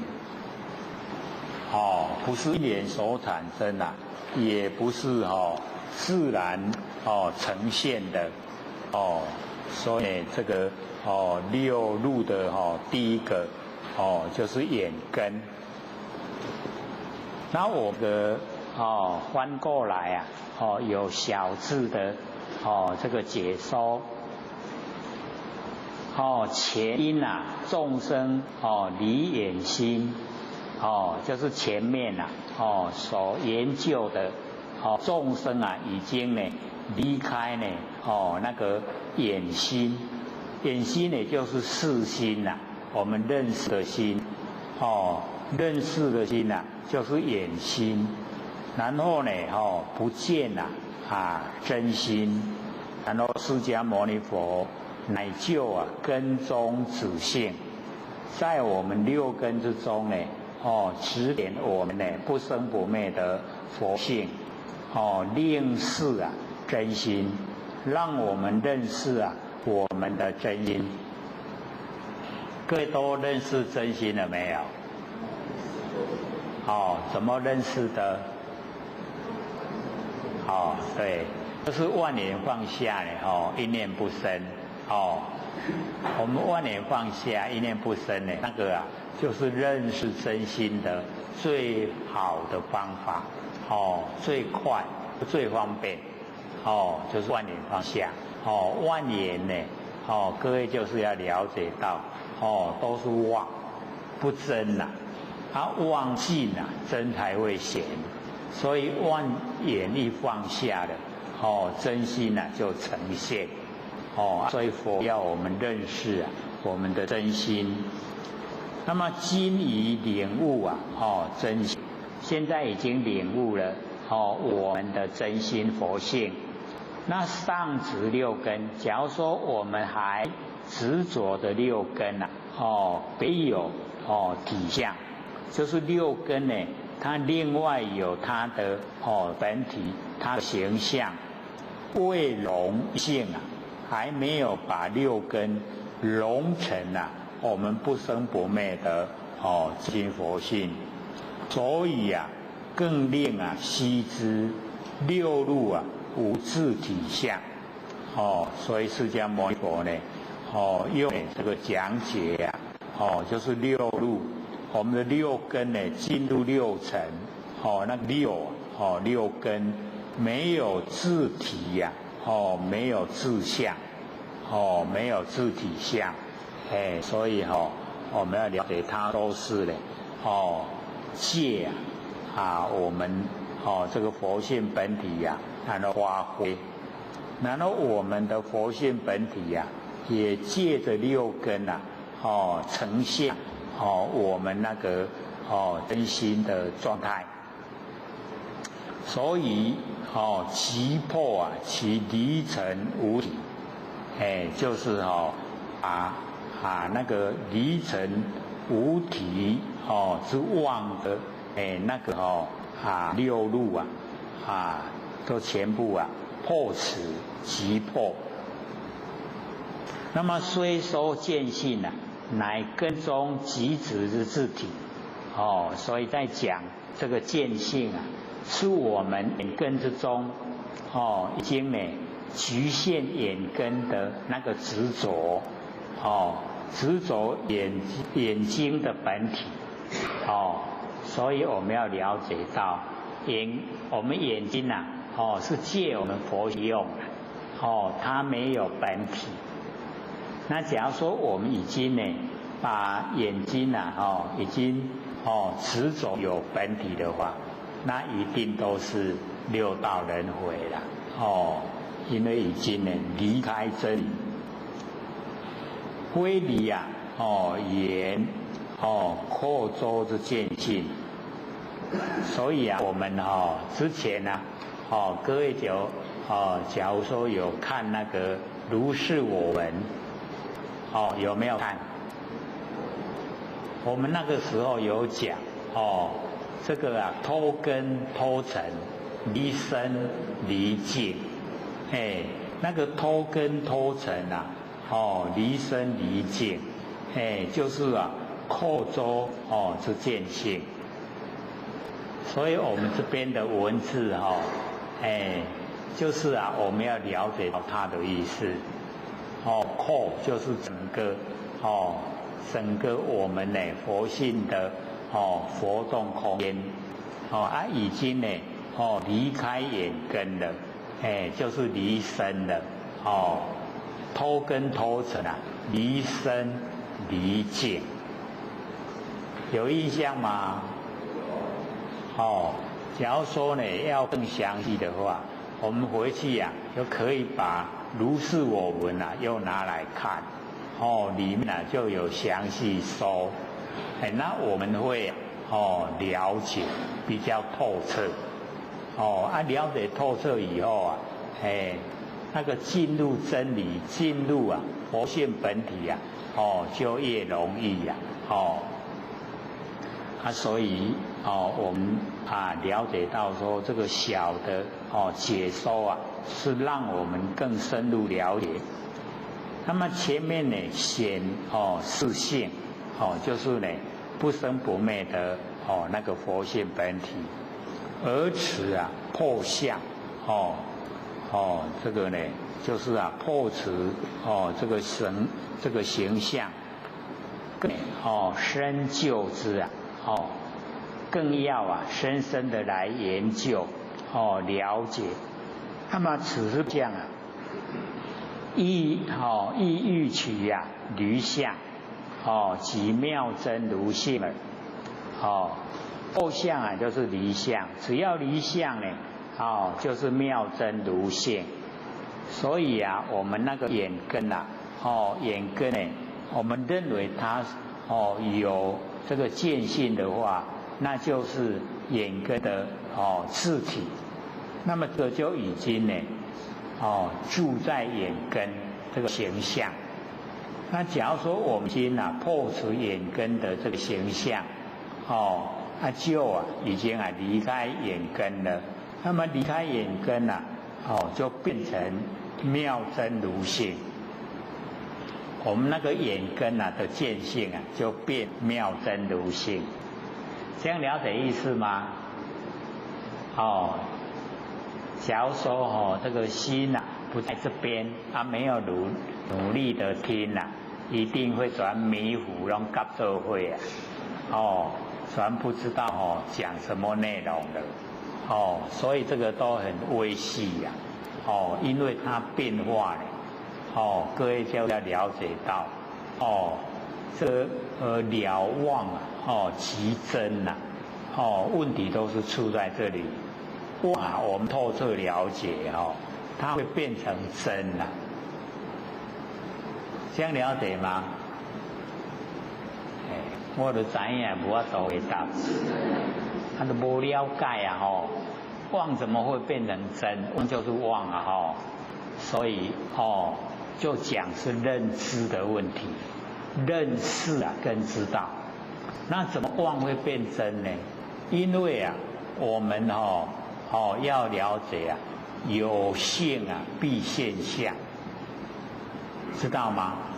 有性，我们有佛性一定会现象。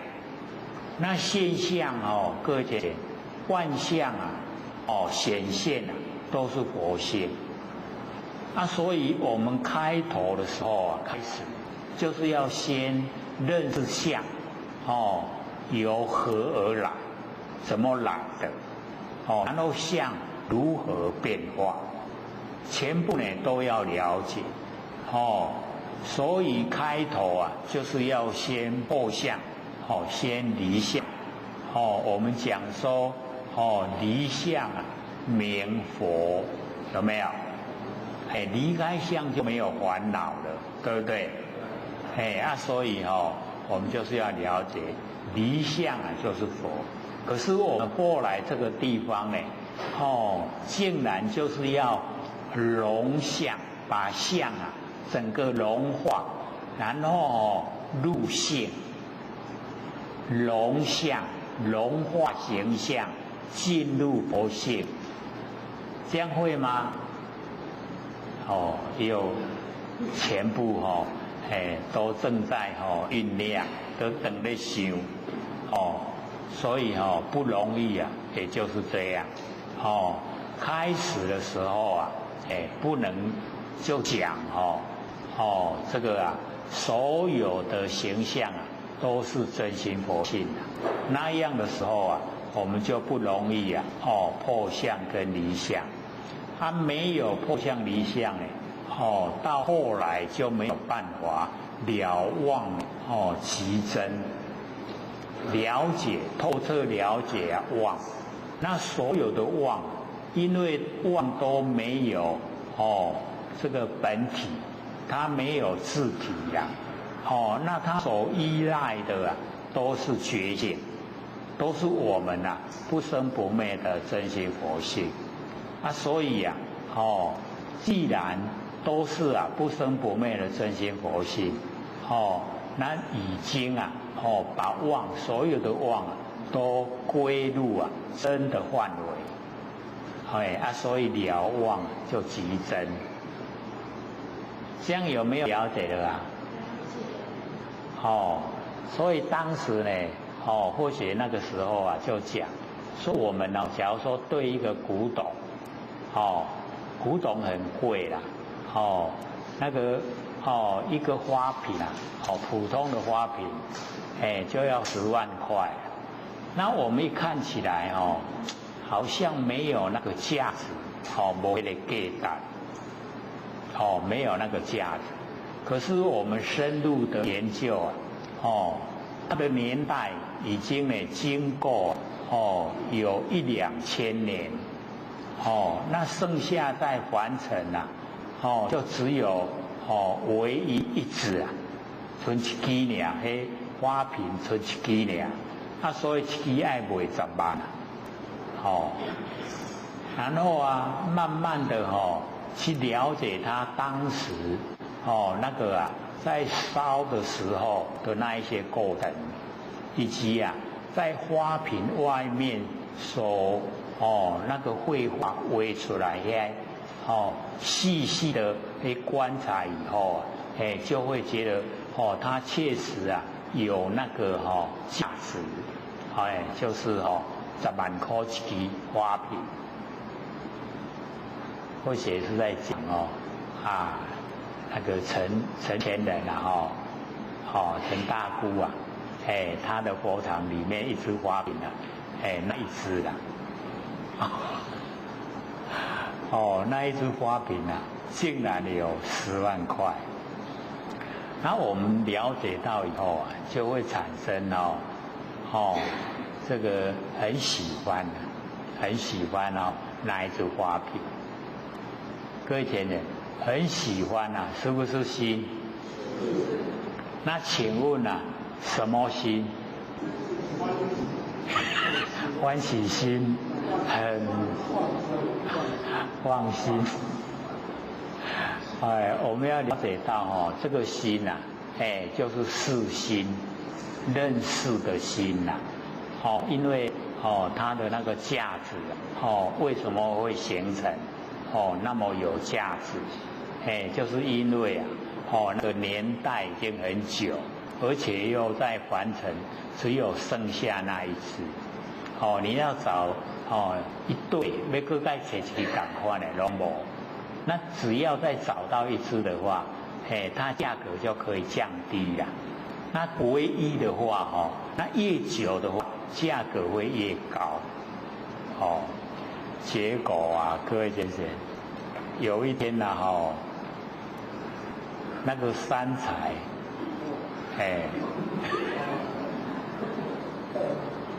三才在擦拭的时候啊，这个不小心把它弄破了，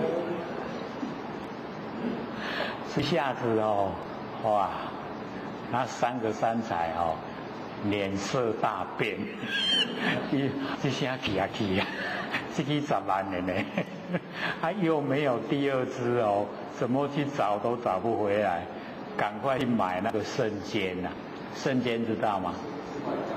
快干呐，快干圣煎就干，去买这圣煎等来念嘛，安尼为着破为着念，安尼念到因为不能有痕迹啦，有痕迹看起来价值就拢无去啊，竟然拢甲念甲无看讲拢无。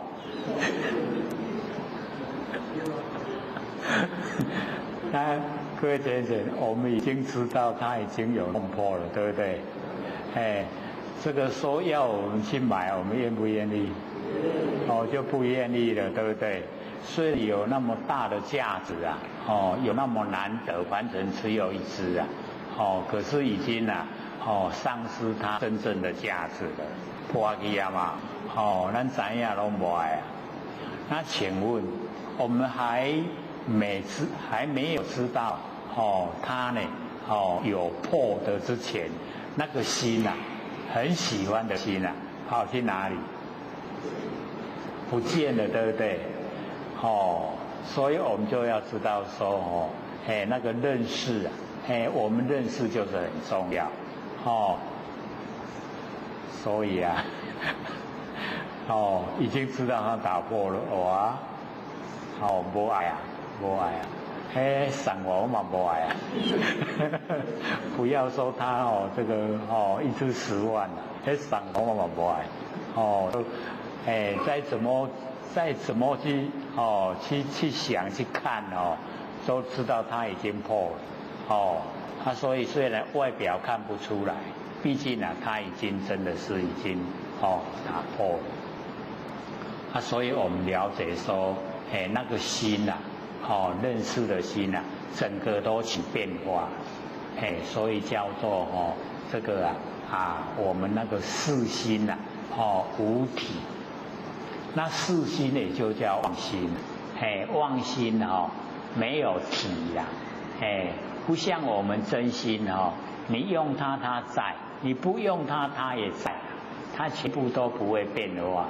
可是我们的四心啊变化就很大非常大所以四心无体，它没有体性，随着时空变化而变化那我们了解因为四心无体，依赖就是依赖我们真心所以到达后来所有我们认识的心全部都依赖我们觉性都是依赖佛性所以叫做呢看到我们凡所看到的一切都是叫见性，见到我们佛性所以不容易的转折地方就在那个要把相变成性，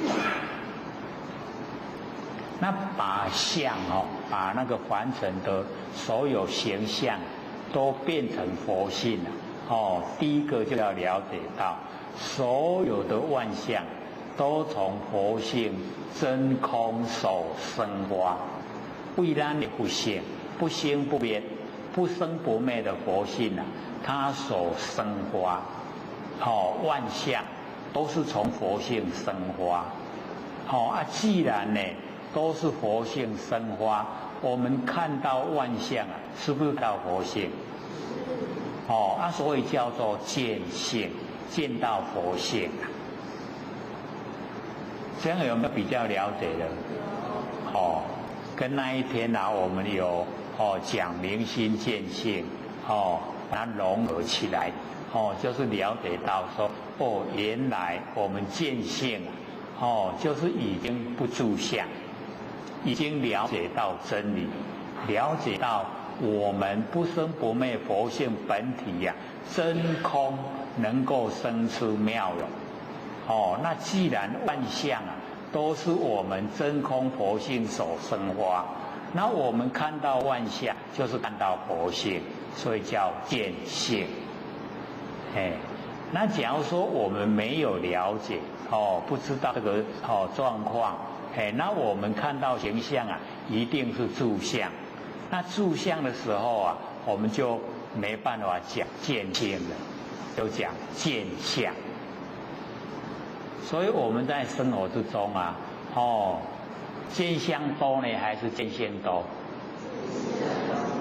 都是见到形象所以是见相多因为不研究的话就不知道说万象都是我们佛性真空所生发不知道呢这样的话再怎么转怎么融相都进不了佛性它都会在内心里面排斥它不承认它所以我们了解说能够破相了以后就能离相，能够离相了以后就进入妙真如性进入到不生不灭的佛性你有较了解无所以呢我们这个了解说楞严经佛是详细的说从开头我们呢都能够离相都能够破相，然后到后来都把所有的相都融了融化了融成一体了，然后啊进入啊我们不生不灭的佛性本体，融相，然后入性，会融了吗？就是我们在这个生活之中啊，尽量都勉励自己，因为凡尘啊相都是假的，性啊都是真的，所以啊，幻化相，性呢真伪啊，妙解明体，相呢都是假，性啊都是真，那我们呐，要认真呢，还是要认假？我们都要认真。从小时候开始啊，大人呢都一直教，小孩子啊，你要认真，要认真。其实大人都认假啦，可是教小孩子都认真。那我们从那个小孩子开始啊，各位浅显，我们从小孩子开始是认真呢，还是认假？我们一样也都是认假啦，没有研究心理心法，那个认真啊，真不来，没办法真，都是假，所以啊，这边呢，我们讲这个4科的时候啊，五蕴六路，现在讲到六路的第2个，就是耳朵。阿难，譬如有人以2手指啊，局塞其耳。耳根牢固啊，头中咒声，尖耳与牢啊，同是菩提灯花牢相。所以这边这个释迦牟尼佛呢跟阿难讲说，譬如有人以2手指啊，用我们两手指，然后急塞其耳，把耳朵呢这个塞住了。各位有没有试验过？我们把2个手指啊塞在耳朵，塞久一点会怎么样？会耳根老啊，疲劳，耳根疲劳，然后耳根疲劳呢，头中咒声啊，就会嗡嗡嗡，那个头中的咒声。那么尖耳与牢啊。就是我们的耳根，以及那个灯花牢相，那个牢，就是这个不觉，就是无明，那个灯花牢相啊，就是无明，就是不觉，所以呢2个呢都是我们那个菩提灯花牢相，就是觉心里面的那个不觉，所以我们要知道说这个灯花牢相跟个菩提呀就变成两边呐就是一个是实以见，一个呢就是实以相，见跟相变成2分2边所以呢就了解说菩提是实以善的一边，然后灯花牢相是实以那个无明实以那个不好的一边。那么因理动静2尘2种妄尘花无居中。动就是有声音，然后静就是没有声音，这2种呢妄尘凡尘呢这个呈现的现象有声音跟没有声音。可是呢我们就是要了解到这个大音叫虚声，所以是在《道德经》里面老子所讲大音虚声，了解意思吗？这个听过那么久了一定都全部忘光光的就是啊，最大的声音啊，就是没有声音了。了解这个意思吗？哦，凡尘最大的声音啊，就是没有声音。所以大音希声。那么这种动静啊，两种，动呢有声音啊，静没有声音。这两种妄尘，凡尘啊，不真的，不实在的，所以啊，这个动静啊，是两种不实在的，那个声音，妄尘，真正呢，有进入我们佛性啊，就是大音希声，也就是没有声音啊，全部都没有声音的时候，就是真正的声音。真正的声音啊，都是没有声音。有声音都叫妄，因为它会变化。各位想一想，有声音啊，会不会变化？绝对变化，对不对？所以称为妄。妄。真的就不变化，不变化才称真。所以那个实相，就是不假才可以称实。那实相，真如，这个呢，全部啊都不会变化，全部呢都跟我们不生不灭的真心佛性有相关联。所以只要进入我们佛性，我们都称它为实相，或是呢称它为真如，或是呢称为一真法界。这个呢都是在讲我们的那个不生不灭的佛性本体。所以我们了解到这边呢都是这个因缘呢这个和合希望有生，然后因缘北离希望有昧，就是这意思。所以因与动静两种妄尘，然后花纹居中，就是呢这个呢发现我们那个耳朵的听闻居在这个有声音跟没有声音的里面，花纹居中。那么悉此成相，就是呢吸收这个有声音没有声音完成的景象，名称呢叫做听闻性。那个听闻性就是我们耳朵的作用，听闻性，也是呢耳朵的自性，听闻性。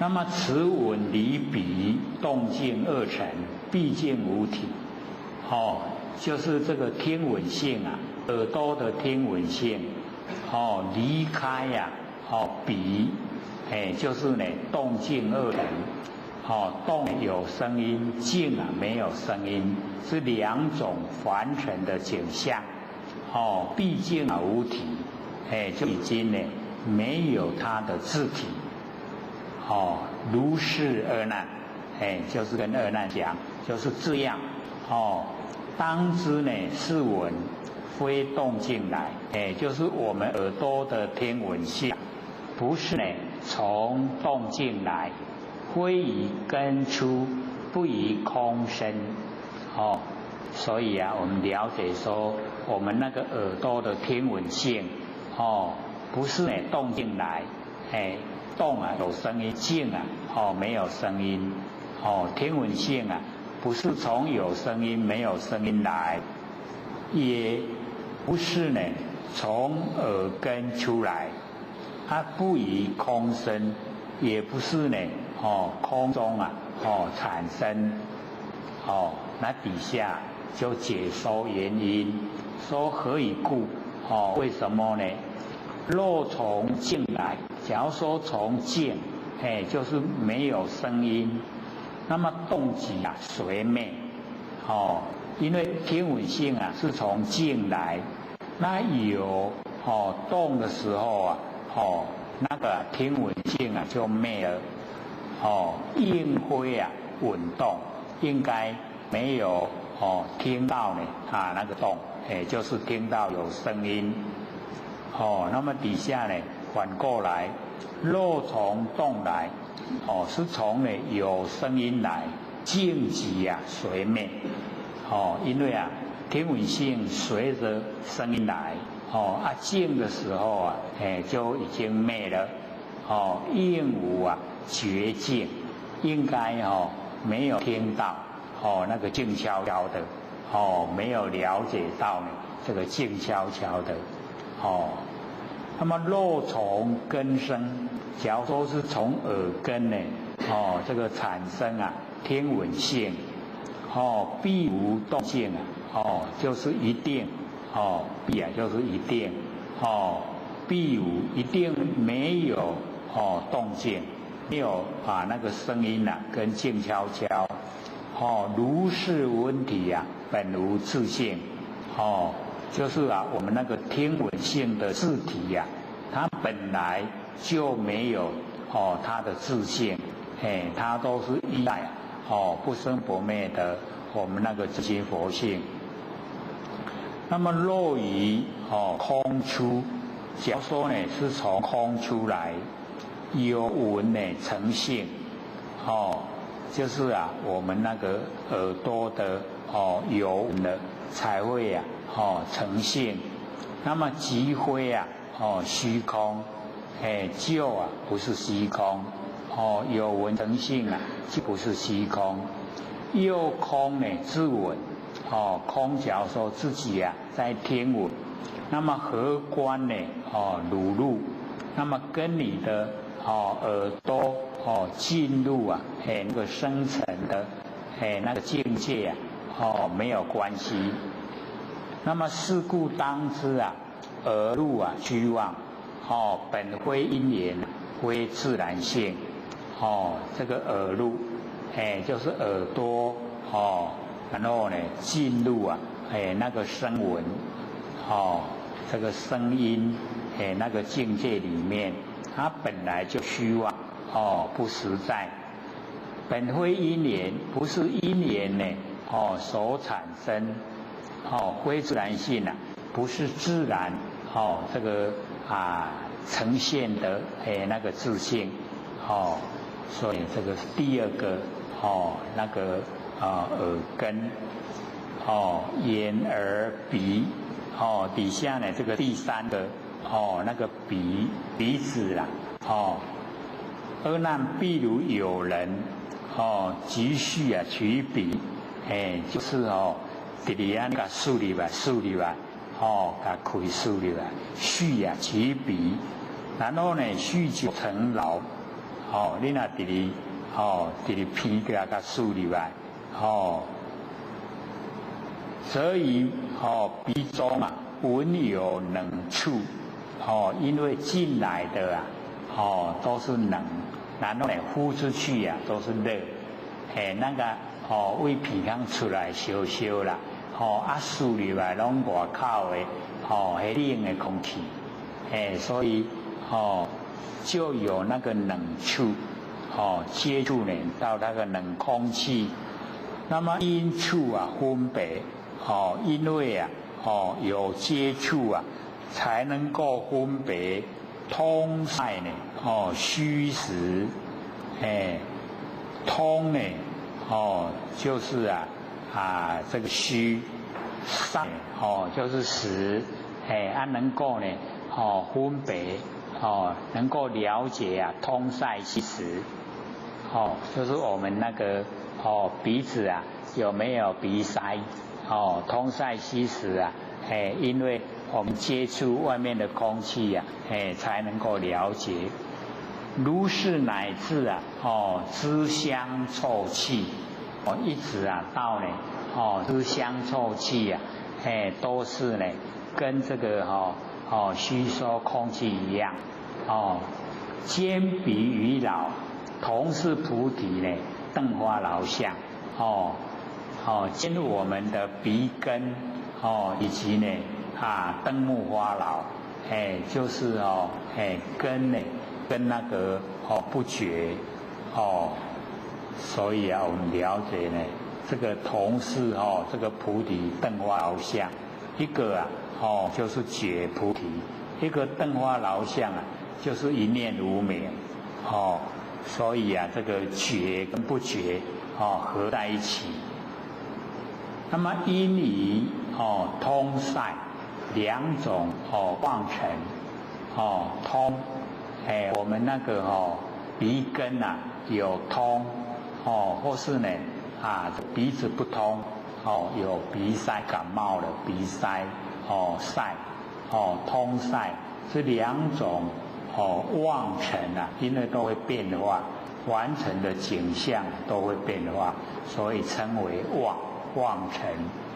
那么花纹居中，我们那个鼻子，那个纹，在咧鼻旁鼻槽，鼻空气无味，那个纹居中。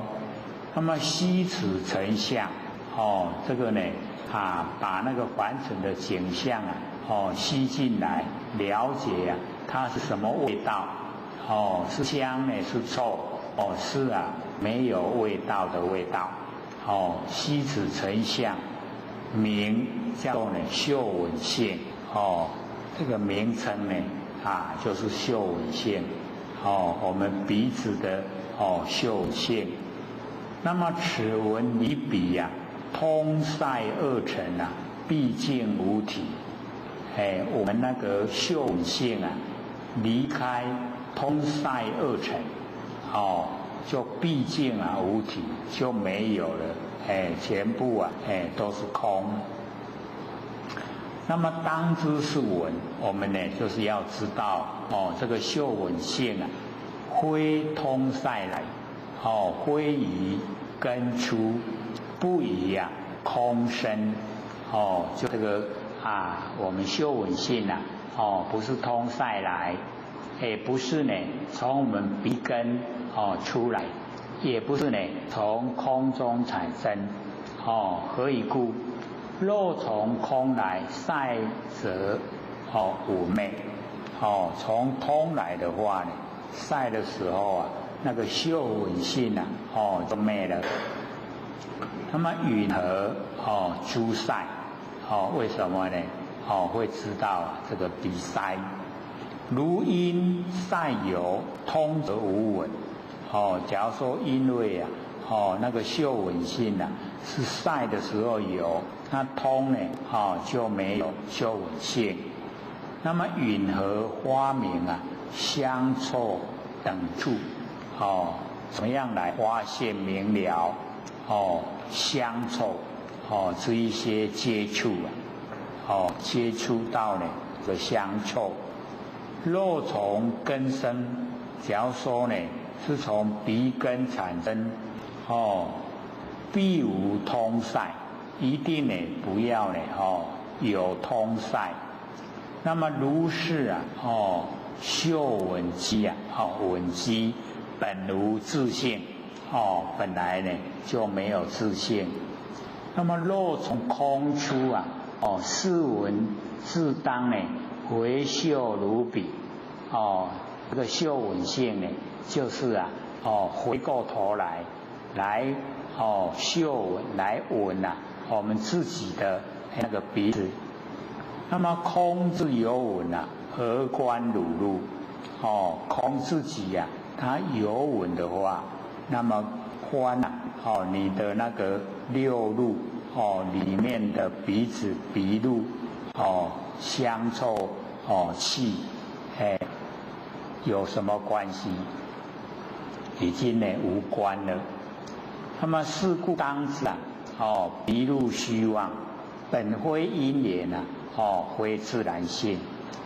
所以要了解到鼻路鼻子进入嗅闻性都是虚妄不实在的，它不是因缘所生也不是自然这个呈现的那个佛性。我们呢这个讲眼、耳、鼻3个啦，那剩下还有半个钟头。各位浅显要提问问题吗？还是要再讲？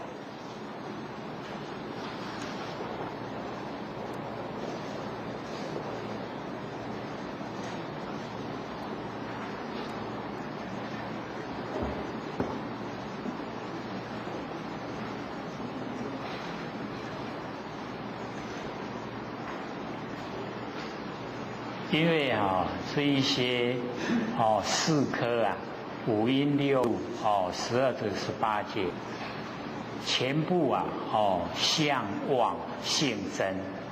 那所有我们研究的这一些内容它都是在讲相望，相都虚妄不实在。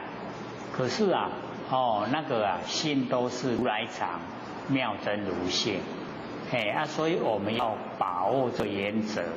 我们看到的那一些文字都是告诉我们这个形象是假的，但是佛性是真的。所以要记得每一科的一个前端一定要本如来藏，妙真如性。然后每一个后面呢要加本非因缘非自然性，这样就会掌握原则，知道呢他要讲的是什么，就是我们遇到的所有一切这一些现象都虚幻不实在，可是呢虚幻不实在的背后都是如来藏，都是妙真如性。是这样的那个认知的话，那我们研究的那个方向就不会偏差，就是会正确的去了解到他讲什么内容。要问吗？好，后面先。好，请说。讲到理想、过想跟容相，那这到底是又跟见山是相对的，见山又不看，好像又有一个相关的，因为有讲法这样子，就是它共通性还是相关的。好，请说。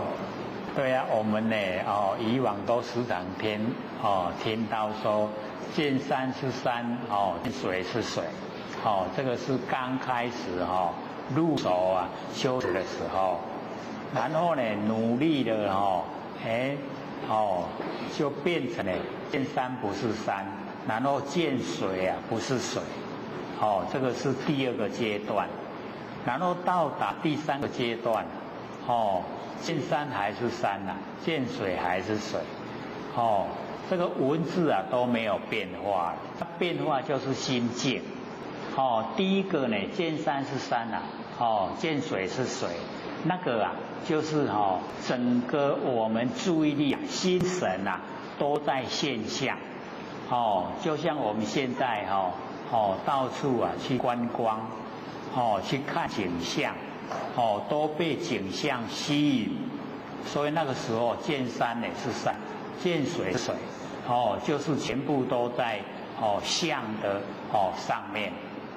那个第2个阶段见山不是山，见水不是水，因为已经进入修道的路途。那么修道的路途我们了解说一切都是假象，什么都是假，都不真。那所以见山的时候那个不是山，为什么？都是因缘际会所呈现的啦，都会变化。所以它不是呢固定是山，那见水也一样，这个水到七层也都是会变化，所以也不是固定是水，所以见山就不是山，见水也不是水。那个时候努力在修道，就是要进入啊，我们那个佛性本体的。那佛性本体里面啊，就没有这一些万象，所以山不是山，水不是水啦，那个已经了解那个真理的那个状态。那么到第三个阶段啊，见山还是山啊，见水还是水，所以这个时候啊，就跟第一个阶段啊，那个见山是山，见水是水，那个精神外放，全部都在形象上面啊，那个啊已经不一样的心理状态，因为啊回到那个最后的时候啊，原来这个山还是山，水还是水，可是毕竟啊不是呢在那个形象的表面，而是已经啊是从我们不生不灭的佛性啊生花，生花山，生花水所以那个时候看到就是看到我们不生不灭的佛性是始于见性的部分，所以第一个是见相，第二个呢正在修持，第三个呢就是已经见性，见相跟见性毕竟差别很大，那我们呢就是要了解到，我们开始研究的时候都是先破相，先离相，然后呢到后来的时候都呢这个了妄即真，了解所有的妄那个不真的不实在的都是从佛性出来，所以了妄就全部都是真，有性必现相，所以相的里面一定有佛性在，没有佛性在相就不会存在了，就是竹尾一样，那些树或是花或是所有这个万象，假如说没有佛性的话，那它呢就会这个不存在凡尘，就一样消失了，所以我们了解说不生不灭的佛性是永远常住不迁，如如不动，那所有万象万事都是变化无常，虽然我们看到都呢还算蛮长的一段时间，可是在佛性本体来讲它都是很短暂，都是刹那之间，我们了解说形象的存在能够100年就已经很不错，可是100年在我们佛性来讲都是非常的短暂，刹那，我们佛性是千千万万年，所以要了解说进入佛性那个才叫永远，那在形象都是短暂的，所以你问这个呢是对我们来讲很实际的啦，这样了解吗？好，请说。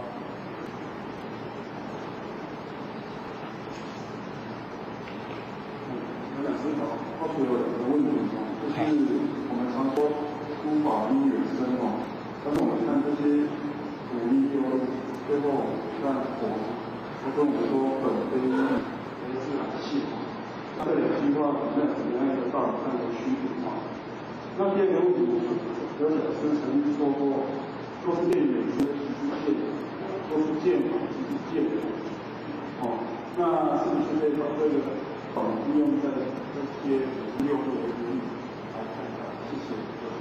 好，这个问的都非常的实际啦，就是我们在了解说凡尘的一切万象万事都是因缘产生的，因缘产生。那为什么我们这个研究楞严经的时候都摒除因缘，连自然也都摒除掉，这个呢我们要先了解到一个前提。讲到佛性本体的时候啊，它都超出因缘，超出自然。那我们讲因缘自然啊，都是在讲完成的万象万事，不讲佛性本体啦。那佛性本体的话，它是超然而独立，所以讲因缘讲自然都不对，所以都不讲因缘自然，因为它不是因缘。我们的佛性本体啊，不是因缘生的，也不是自然有的，不是。所以超出因缘，超出自然，不讲因缘自然。所以讲因缘自然是现象，就是我们凡尘所住所遇到这一些现象，所以才讲因缘，才讲自然。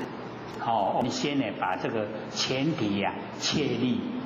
说呢不讲因缘，不讲自然，是讲佛性本体。那讲万象万事啊，那个就要讲因缘，就要讲自然，这样了解吗？都不同的，不相同的地方，所以跟我们以往所讲，肉见衍生啊，即是见法；肉见法，即是见佛。所以这个又更有那个深度了。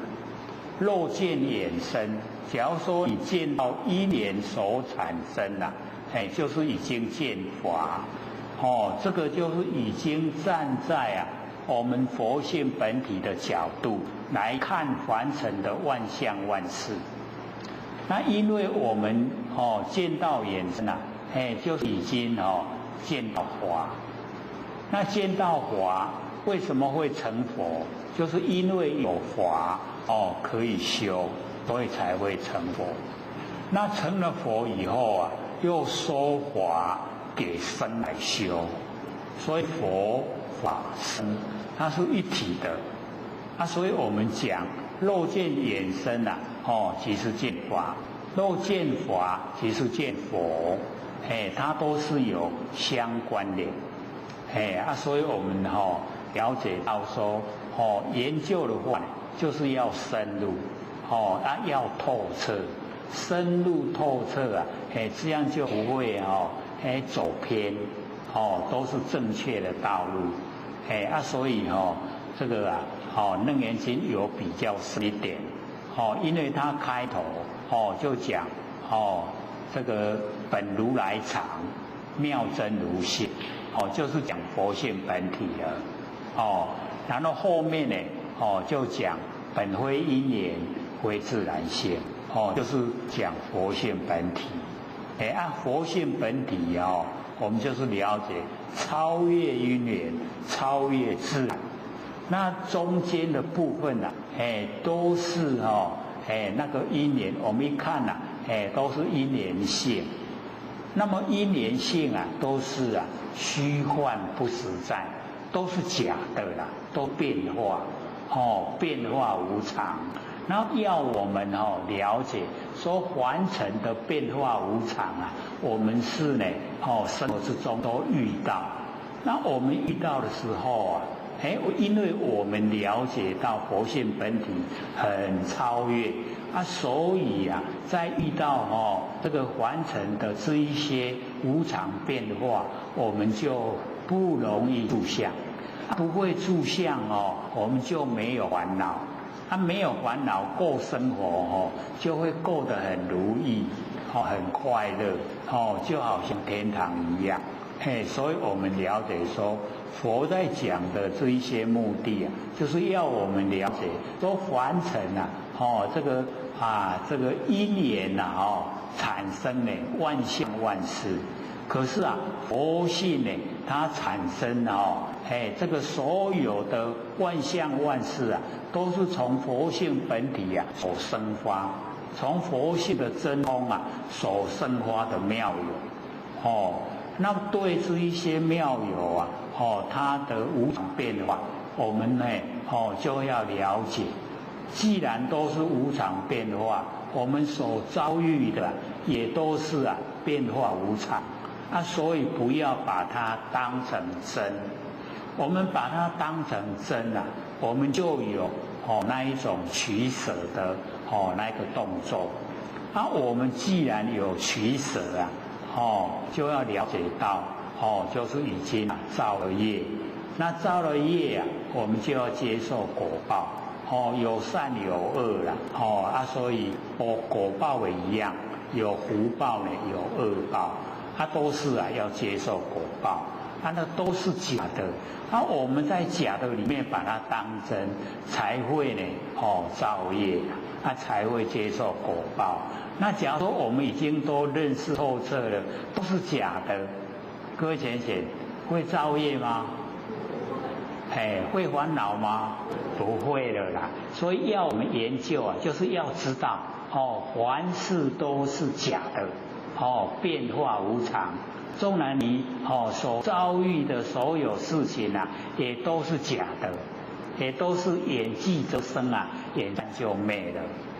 不要把它当真，不当真的话呢，我们就没有取舍，没有喜欢讨厌没有喜欢讨厌是不是就没有取舍？不用取舍，取舍都错了。所以我们就可以观察，当我们住相的时候，相已经改变了，可是我们都还住在那个还没有改变之前的相，吃了很久，都一直不肯变化。相都已经变了，已经差别很大了。可是我们都还住在那个旧的相里面，所以我们了解说我们没有去了解研究真理，所以才会这样。这样了解了吗？就是在讲佛性本体的时候全部超越。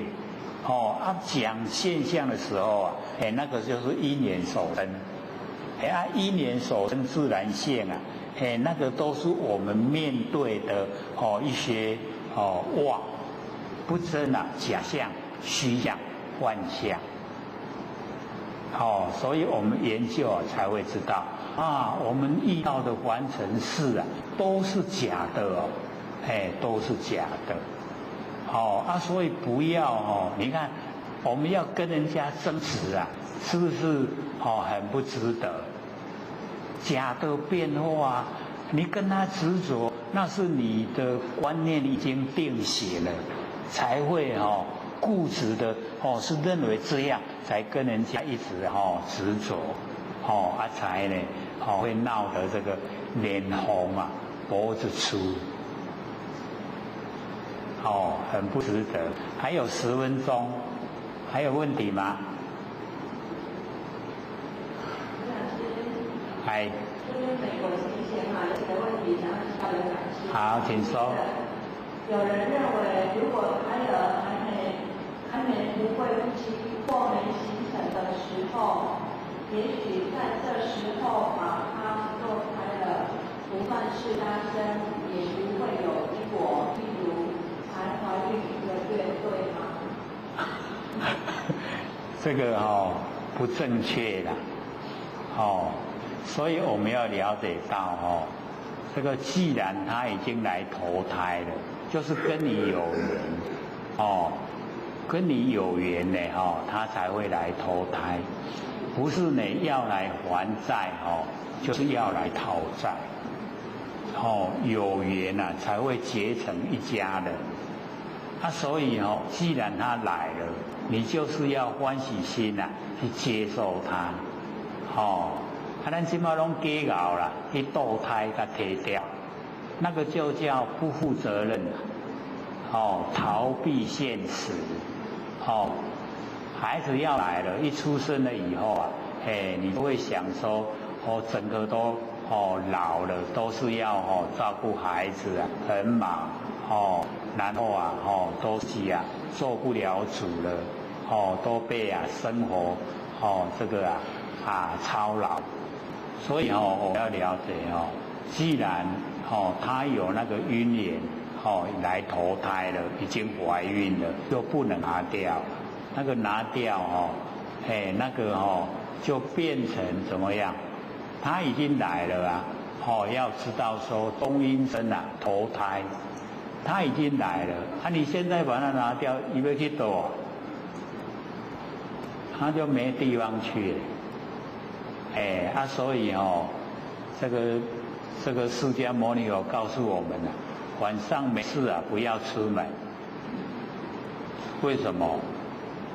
拢鬼一大堆因为现在很多人都堕胎这一些呢都是在我们这个整个空间里面，他很无奈他没有办法我们有权柄把它拿掉，他没有权柄去选择要怎么样来处理他的那个后续的动作，他袂样，袂样就去有这个剃手改呀插伫这个反世间所以为什么说晚上不要出门？因为他们是死于中阴身，还没有变成那个阴阳各半，也无还搁伫个中阴身，所以还比较死呀阴比较多啦。拢伫个暗时活动因拢较自然。所以我们呢，假如说这个出门的话，有时候他会这个依赖，会逼来得来，跟着我们啦。跟着我们的时候问题有时候我们都会莫名其妙。为什么会遇到一些自己想象不到的事？那个都是现在一些这个空间里面那个有理讲不清的，那个就呈现了在我们完成。所以这个时机就已经缺少这个叫做世间的那个真理，世间的正义都比较缺欠所以我们要了解说，这个都是我们自己造成的人为的那个因素，所以不能拿掉了。有怀孕的时候就一定要把它这个生下来。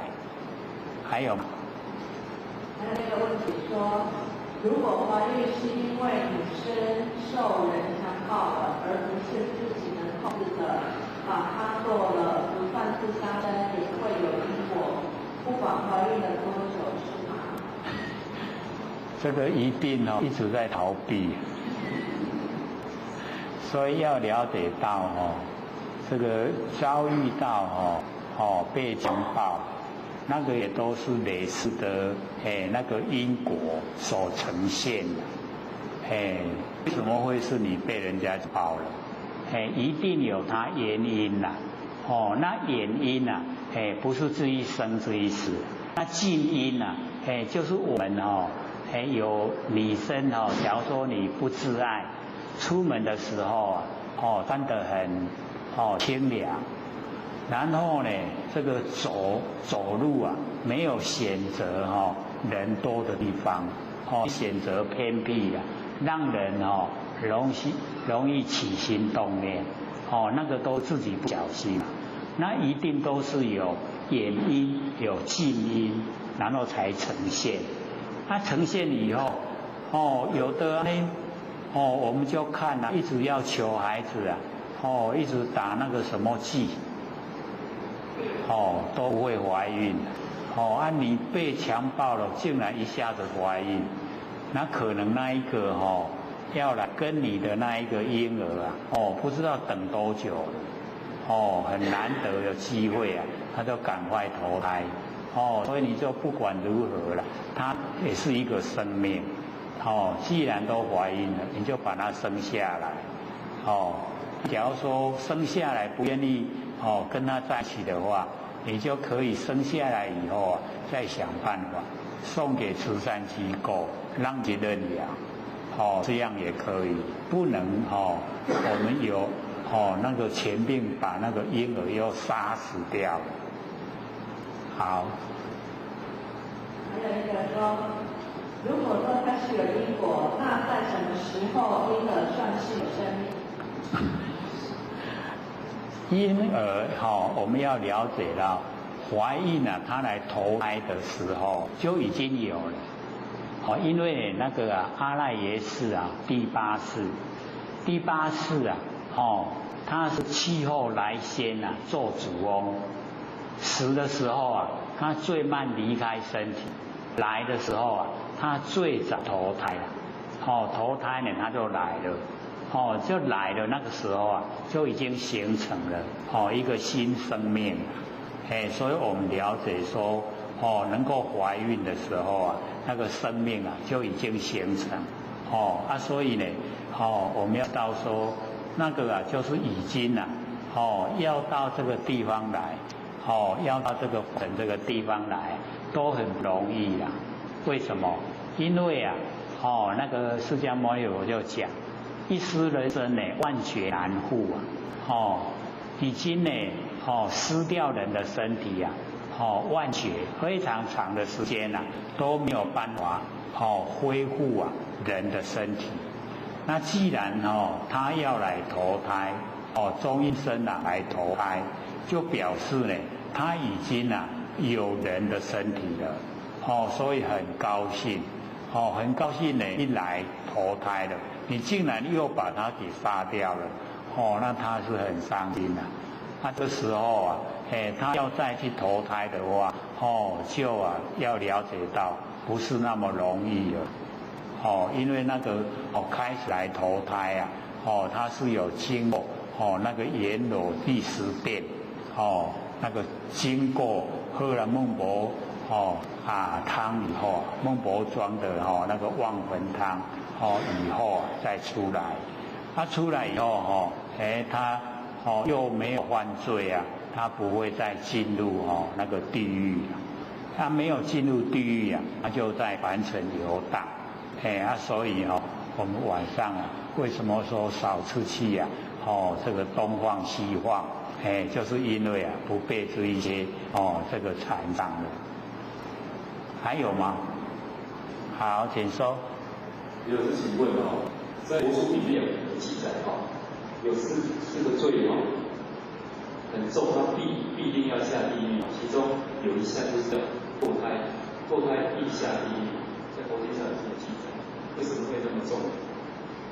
一杀掉这个等于杀人了，堕胎就等于是杀人的意思啊，杀掉人，那个犯呢四重尽啊，他是说舍正法、舍菩提心，然后千利圣华跟恼害众生啊，这4个是最重，所以我们就是在修持的过程啊，要了解说不能舍正法，正法不能舍掉了，你一定呢要遵守正法。然后呢，菩提心啊也不要舍掉，非常重要。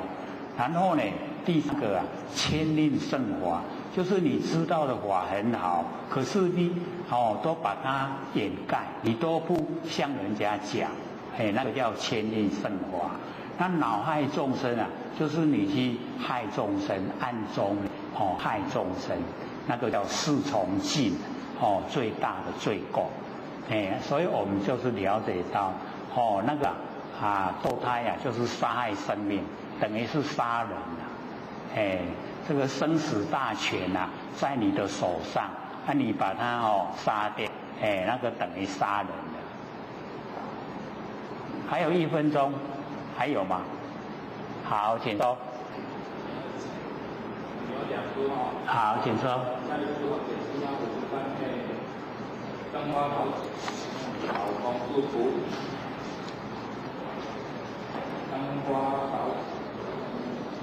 老那个灯花老者就是灯目花老，瞪目花老就是眼睛都不眨眼，然后眼睛都不眨眼眼睛会疲劳，眼睛疲劳我们眼睛会出现那个幻观察会出现幻境，那个叫做我们一念无明啦，灯花劳相就是一念无明。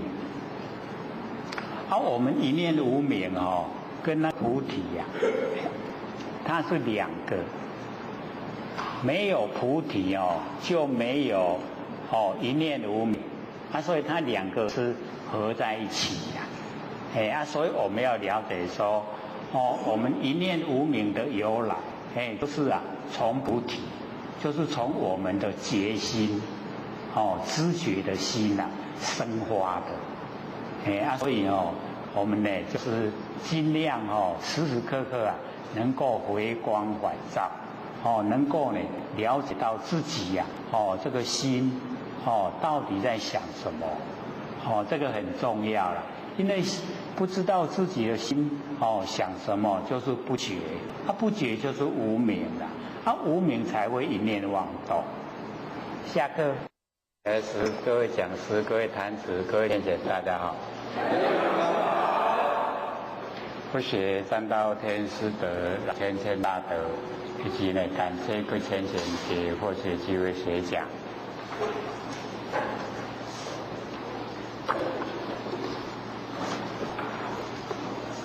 我们讲到第几页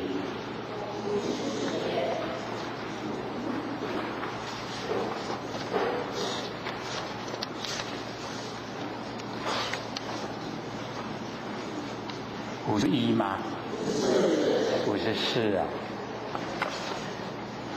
，54页。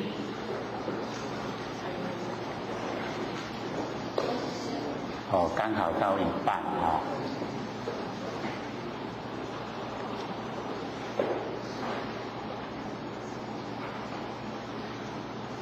这个释迦牟尼佛跟这个阿难讲说，譬如有人以舌试本，就是我们舌头、嘴巴来这个试就是舔我们舔我们的那个嘴唇试本，熟视令老。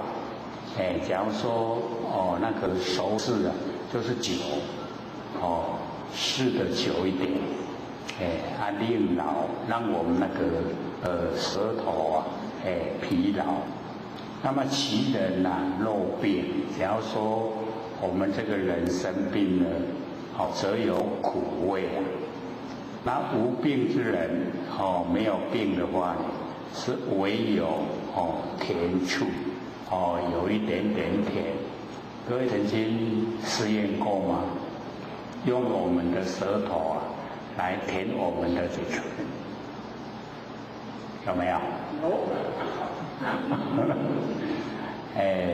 所以呢，我们了解到这个我们的身体的器官它呢有一些这个动作都是我们那个不生不灭的真心佛性本体然后所这个生发所以呢，我们了解到身体有病的话呢这个舌头舔嘴唇会有一点那个苦味那没有病的话就是稍微的有一点甜接触一点甜。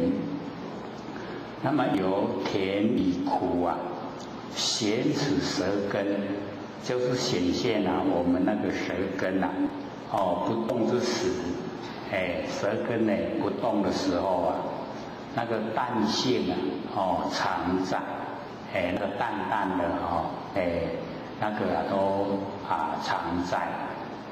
那么兼舌已老，那么同是菩提，我们那个舌头，以及让舌头疲劳，就是我们那个菩提，就是觉心，我们的佛性灯花劳相。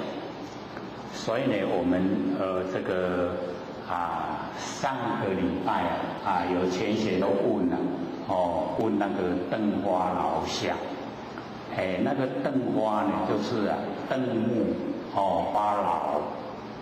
这个灯木花老，我们看到空中啊，会有花，灯木花老。各位曾经呢试验过吗？就是啊不眨眼睛，然后啊向着这个虚空啊一直看，会看到什么？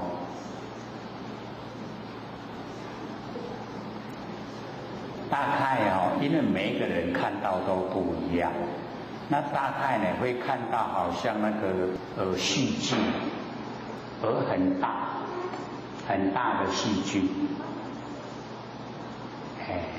会那个呈现，我们会看到。可是我们那个台湾俚语啊，里面就有会讲说满天全金条啦，要杀无半条，那个是另外的一种讲法。可是大概不会看到金条啦，大概我们没有那么一直在想那个金子啊，就不会看到。所以那个灯花老像，我们就是了解啊，因为这边呢就在讲那个六路，就是我们六根啊，六根呢全部都是如来藏，妙真如性。那因为我们呢平常都比较少去探讨研究，所以啊，让我们这个讲这个四科五阴六路呢12处18界讲四科的时候啊，就比较生疏了，没有那么熟悉。那或许呢有把那个大学中庸有记下来的，各位拿回去看吗？有听吗？还没。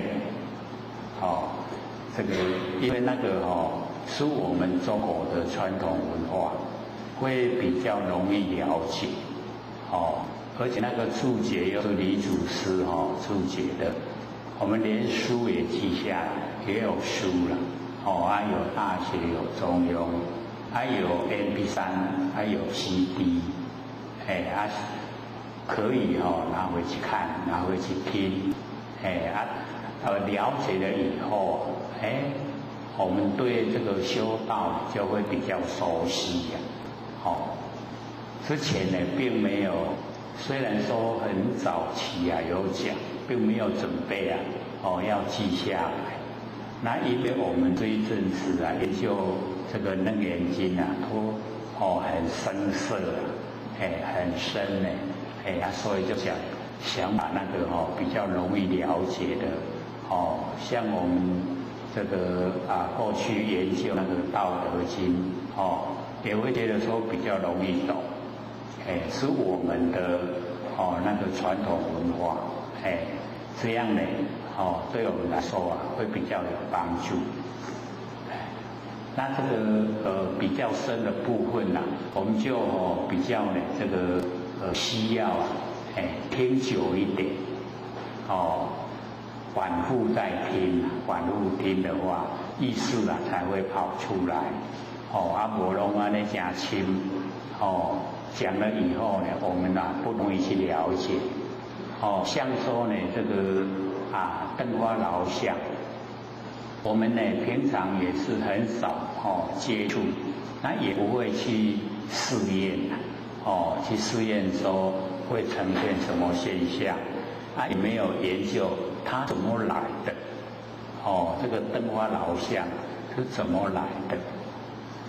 那佛呢就跟我们讲，说我们这一些都是佛性本体生发出来，从佛性本体出来的，所以我们了解那个灯花老像，灯就是一念这个无明灯，那个灯就是一念无明然后已经也发出老相，有老相就是有根我们有六根六根让它疲劳它产生的现象所以呢，我们了解那个劳，就是使予我们的根的部分，那个相，就是形象，我们的根产生疲劳会有什么现象？这边呢就呢详细的说，就是我们的舌头舌头让它疲劳了，这样呢就有灯花劳相。那么这个灯花劳相的来源就是菩提，同是菩提呀，就是从菩提之心生发出来。那么因为甜苦淡两种妄尘，这个甜苦是有味的一种，然后淡是无味一种，所以就两种。我们看到三个竟然它只有说两种，一定会说到底是两行三行，有没有？甜苦淡，这样是两种是三种？我们按照文字话按照它里面的意思一定会觉得说是有三种那为什么说两种妄尘呢？因为甜跟苦使于有味道的一种，那淡呢使于没有味道的一种，所以就两种。这样了解吗？比较不按照我们的那个知道的逻辑所以我们这边呢就是了解说它是把甜苦有味道的一种然后淡没有味道的一种这样来分别的所以两种妄尘。那为什么说妄呢？因为它不固定，不固定就叫妄，那固定的话叫实相。那我们真心佛性那个不生不灭的真心佛性那个才叫实相。那普通呢都是妄，都是变化无常，所以是妄，两种妄尘。然后花枝居中，这个把那个知觉性在这个两种妄尘之中，花枝居中。那么悉此成相，悉这个甜苦淡这个成相，把那吸进来，让我们知道。名叫做知味性，我们知道甜，知道苦，知道淡，叫做知味性。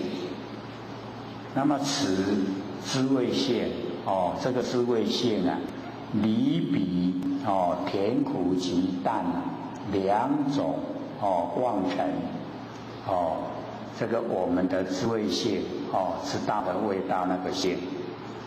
离开呢甜苦淡这两种妄尘毕竟无体所以我们了解说那个智慧性它没有自体自性本体就是舌头我们的舌头它没有自性。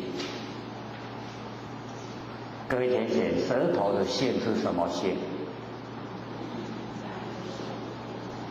感觉那感觉是从哪里来？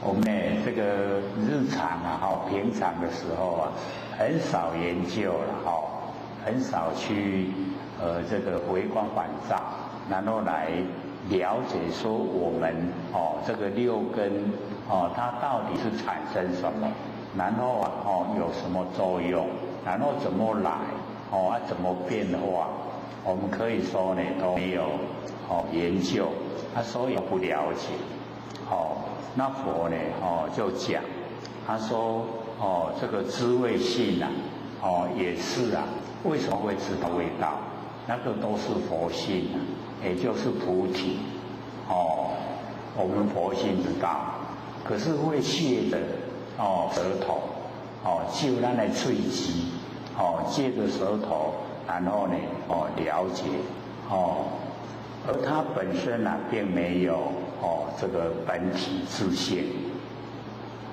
那么如是而难，当知如是啊，残苦淡，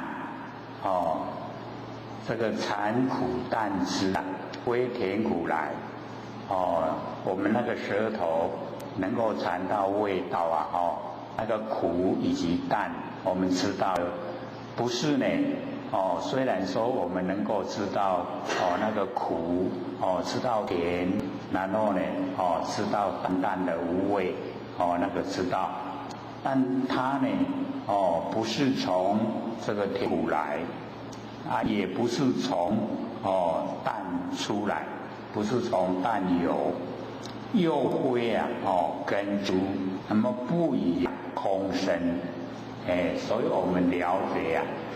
这一些呢都是虚妄显现，都是假的，不真。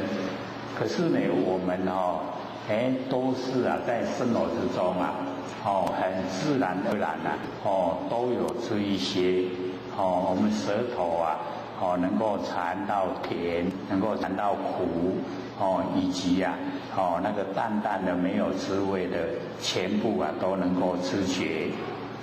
这一些知觉呀，是从我们的菩提，那个觉心里面啊，生花，然后借着我们舌头，那舌头毕竟它本身啊，没有自性，没有本体，是借着我们那个佛性啊，才会有作用，所以我们呢这边呢就是舌入，舌头。然后啊，进入啊，我们那个佛性里面，何以故？什么原因呢？若甜苦来，假如说我们那个知觉性啊，是从甜苦来，淡呢则知昧，从甜苦来啊，就变成跟甜苦合在一起。那淡的时候啊，我们那个知觉性啊就灭了，就没有知觉性。那么云何知淡？为什么呢？知道那个淡淡没有味道的呢？那么若从淡出啊，假如说我们那个知觉性是从淡出来，那跟淡已经合在一起，连在一起了，甜即知往。那个尝到甜的时候啊，那个知觉性没有，复云何知？那为什么会知道甜呢？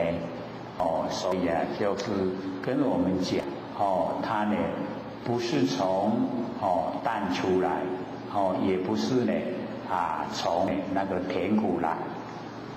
那么甜苦二相，这个假如说是从淡出的话，甜苦二相就全部都不知道了。那么若从舌身，从我们舌头喙齿，若从舌头生花，必无甜淡。从舌头生出来甜苦以及淡，从舌头生。必无，那一定没有那个甜苦啊以及淡，给予苦人这些都没有，思之谓根本无自性，所以我们那个知道味道的那个根舌根呢，它本来就没有自性，没有它自己本性。那么若以空出。假如说呢是从空出来，虚空呢自味，虚空它自己呀吃它的味道，非如口知啊，那个口就是舌头，我们的喙齿呀，非如口知啊，不是我们的舌头知道。那么又空呢，四肢啊，何观汝入？假如说空啊，是从空出来的，那空他自己知道那个味道，那跟我们的那个舌路舌头啊进来那没有关系呀。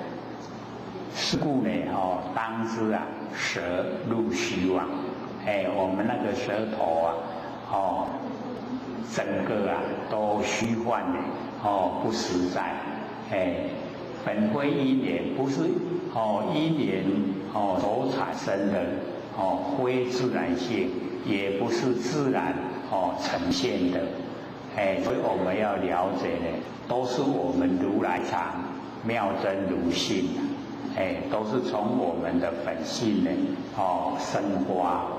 那我们因为呢不研究就不了解像我们吃东西啊有什么味道我们呢都直接呢以为都是那个东西产生的。各位姐姐是不是这样？一定都是嘛吃什么东西什么味道啊，都是东西产生的，是不是这样？我们都认为都是这样啊。可是佛一讲竟然是我们如来藏啊妙真如性，东西的本身，因为万象万事啊，全部都是我们呢真心佛性啊，所以牵涉到整个万物啊，我们呢已经都把它呢分门别类啊。可是佛呢，他都把它连成一体。那连成一体的时候啊，就融入这融相，把所有的相啊都融化，然后入性，进入我们佛性。那所以我们在这方面啊，很少去这个研究，没有探讨。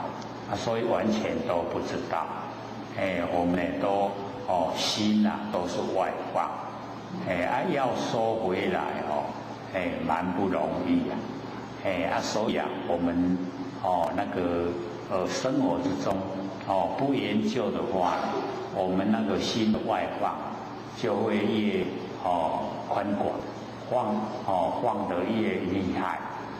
那假如说我们有研究了解说在大的三河大地，也是我们不生不灭的佛性它所生发。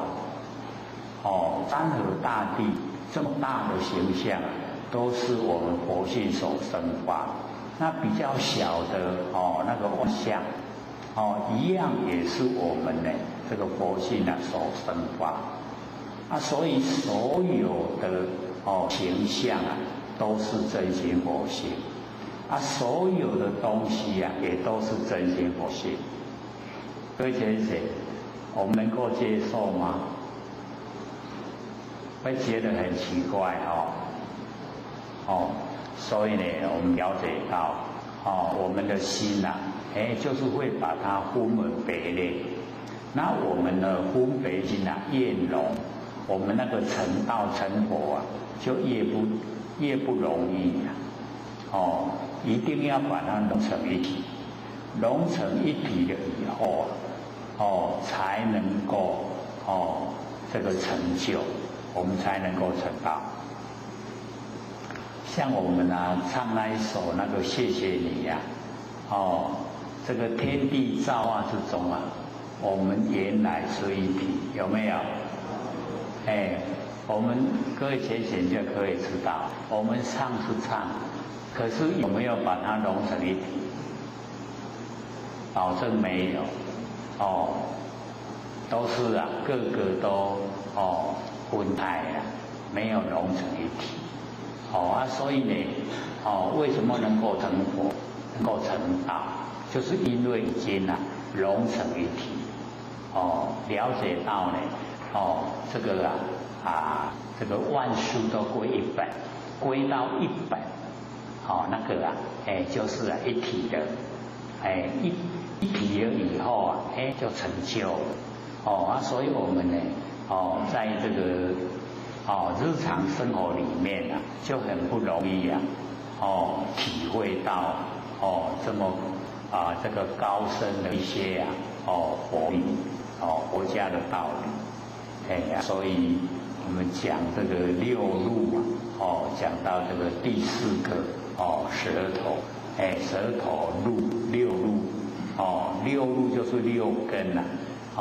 六根呢，它自己本身呐，都有其功能作用。那我们呢，平常都会认为啊，六根的所有那一些作用各位浅显有没有想说是我们佛性六根的功能作用全部都是佛性本体？我们呢，因为没有研究六根啊，全部都是佛性所以就让六根呢当家六根一当家了以后我们造业就形成，那造了业都要受苦。那假如说原来六根还是偏佛性本体，那这样的话我们请佛性本体呢当家，那佛性本体当家，我们没有那个喜欢讨厌，就没有取舍，不会造业。这样各位了解吗？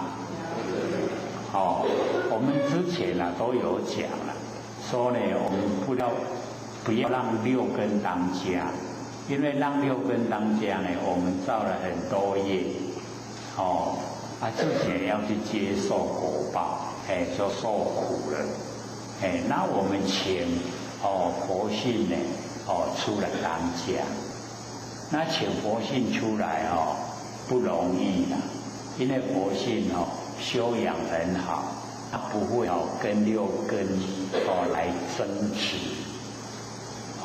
争那个前边可是六根它都会这个占据那个发号施令的那个地位都不愿意放弃。各位有没有学说让佛性当家，不要让六根当家？有没有？容不容易？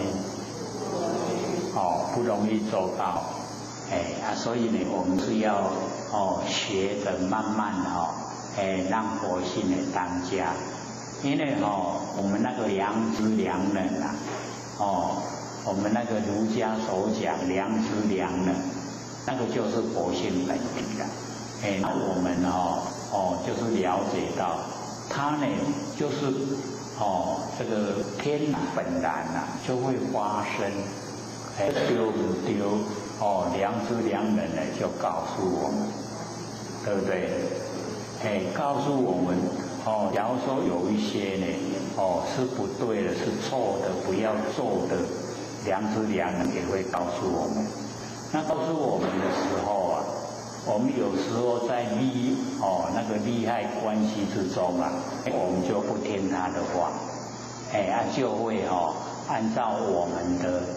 那个利害关系去行持去做，这样的话呢，就会造业，所以我们了解说，在凡尘还是需要有那个正义在，有真理在，还是要按照这个真理。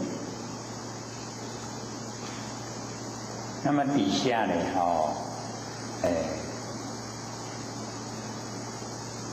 我们在讲这个第五个，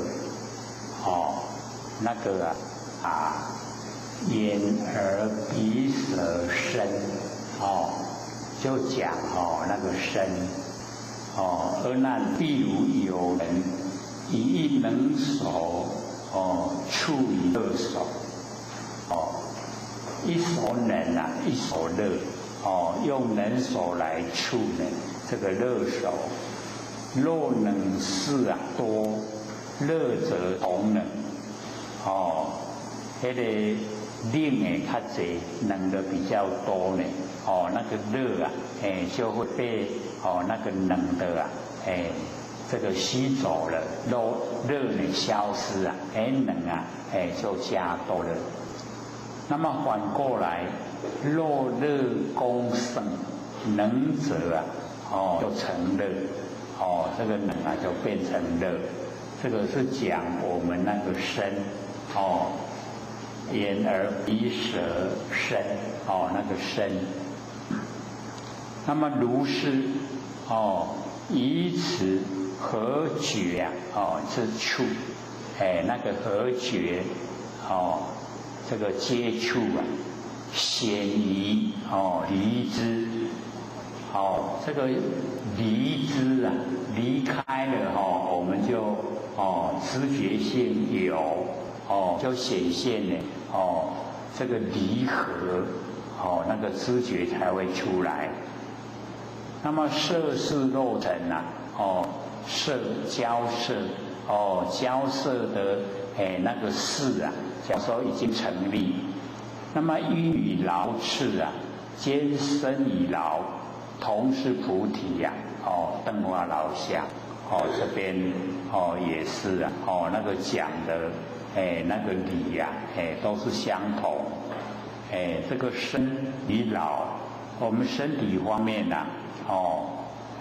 就会有那个疲劳的那个阶段，那个时候。那么那个疲劳我们的身这个疲劳了，就有疲劳的现象呈现。那么这个现象的呈现它一样呢同是菩提灯花老相，又是呢这个一念无明，然后呢花老相把那个整个呢我们在完成那个疲惫的那个形象呈现出来，一样是菩提，一样是决心我们呢那个菩提的觉那个决心呈现的所以呢我们了解说用一个冷手跟一个热手互相之间呢会有那一种那个接触，冷跟热假如说一手非常冷一手非常热各位学员有这个现象吗？不容易在我们一个人的身上不容易说一手很冷一手很热不容易这样子。可是呢我们可以试验，假如说呢那个冷的很厉害那一手可以把那个热的整个热把它消化掉，热就消失了，就变成冷这个时候就表示那个冷的冷势色是肉尘那个冷的势比较强。那比较强呢，我们就是要有那个和接触有接触所以我们那个身的就是要接触呢跟离开，我们才有那个觉有接触到离开离合啦，有合有离，我们才写得出来，对不对？像说现在天气热了现在天气很热，假如说我们穿的棉袄，各位浅浅会怎么样？很热，对不对？所以那样我们就是了解到那个给我们身体的接触接触不顺我们的心，也不顺着外面的那个天气这样呢我们就感到很难过很难受那个身体的觉就很不舒服。各位有没有研究这个身体的那个触觉有没有？哦，像现在啊，天气热，要穿呢，那个比较这个能够较薄的较透空气的，这样就比较适合，对不对？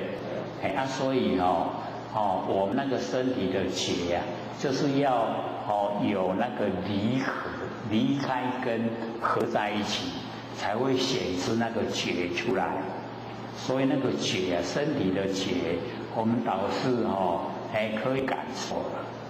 那个结我们就是了解到那个身体的那一种那个知觉性啊，也是呢我们不生不灭那个佛性呢所这个生发出来，所以也就是如来藏妙真如心。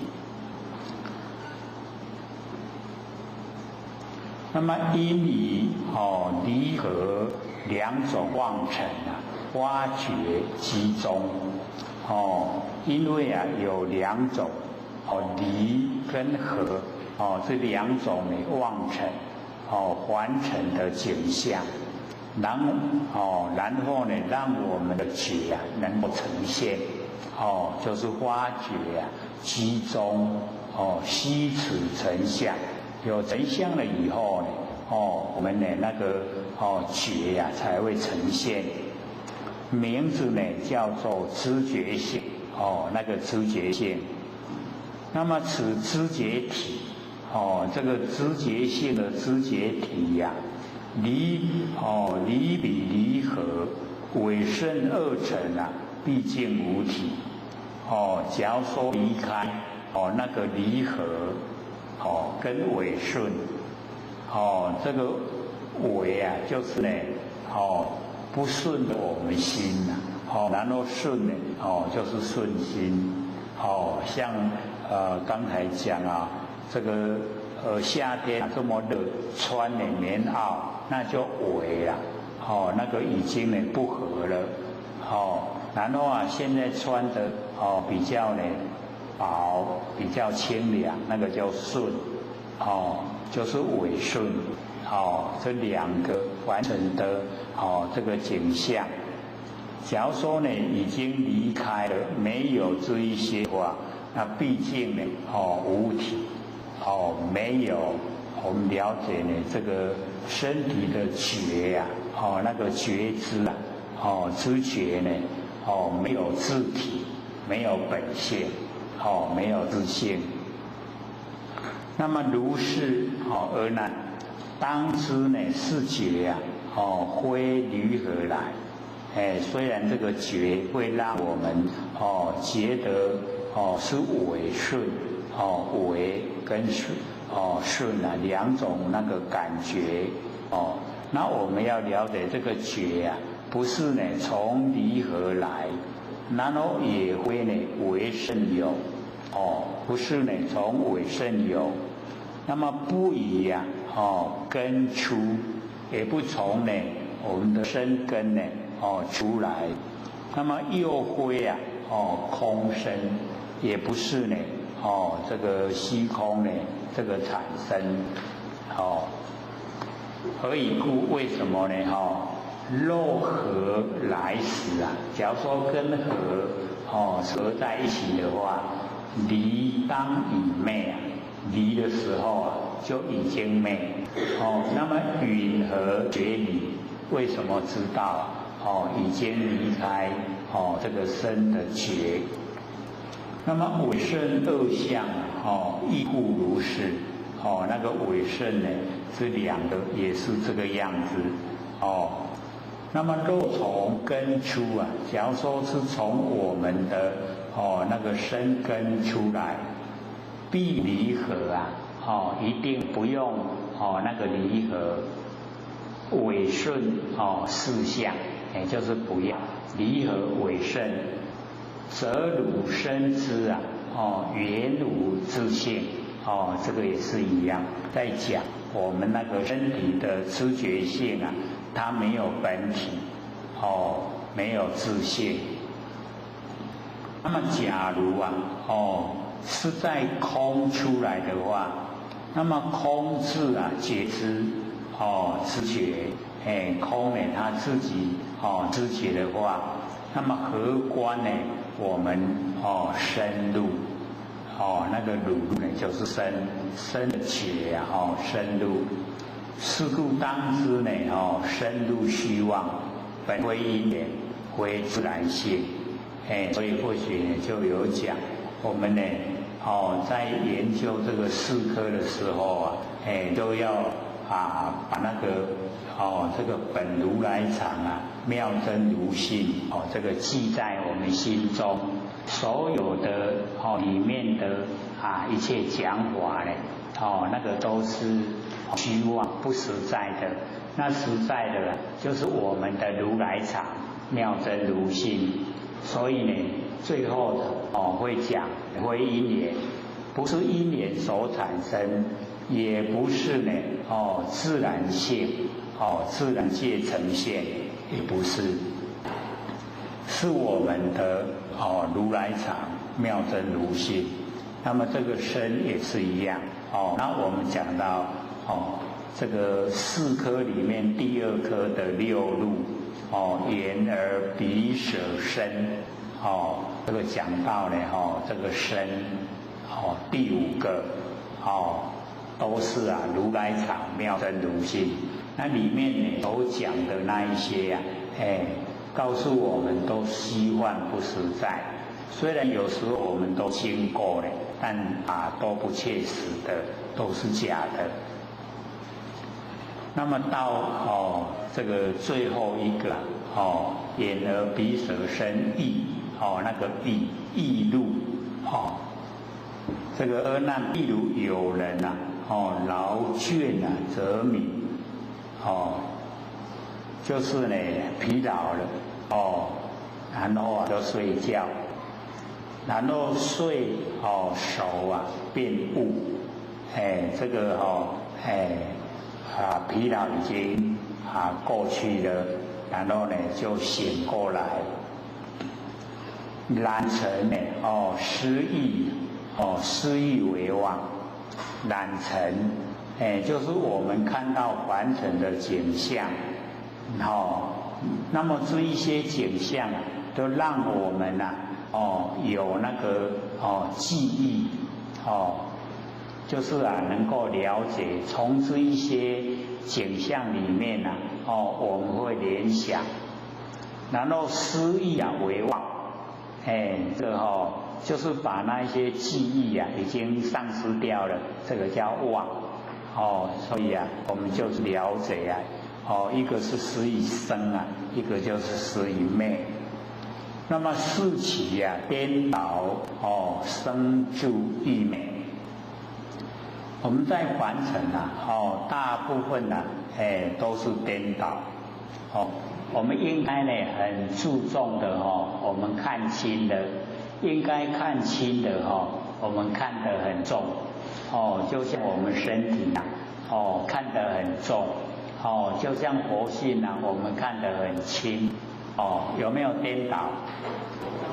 我们是应该把佛性看重，把身体看轻，可是呢我们都是颠倒那个四相生住意灭我们呢在凡尘可以说整个都是生住意灭相呢那个染尘失忆那个就叫生，然后失忆为妄那个就叫灭注意是在间像我们起心动念各位浅显，我们刚开始要起心动念那个叫生然后呢我们正在思索起心动念那个内容正在思索的时候呢那个叫住然后呢已经想特别好那个叫意变化了最后这一个起心动念结尾的尾巴叫灭，生住意灭。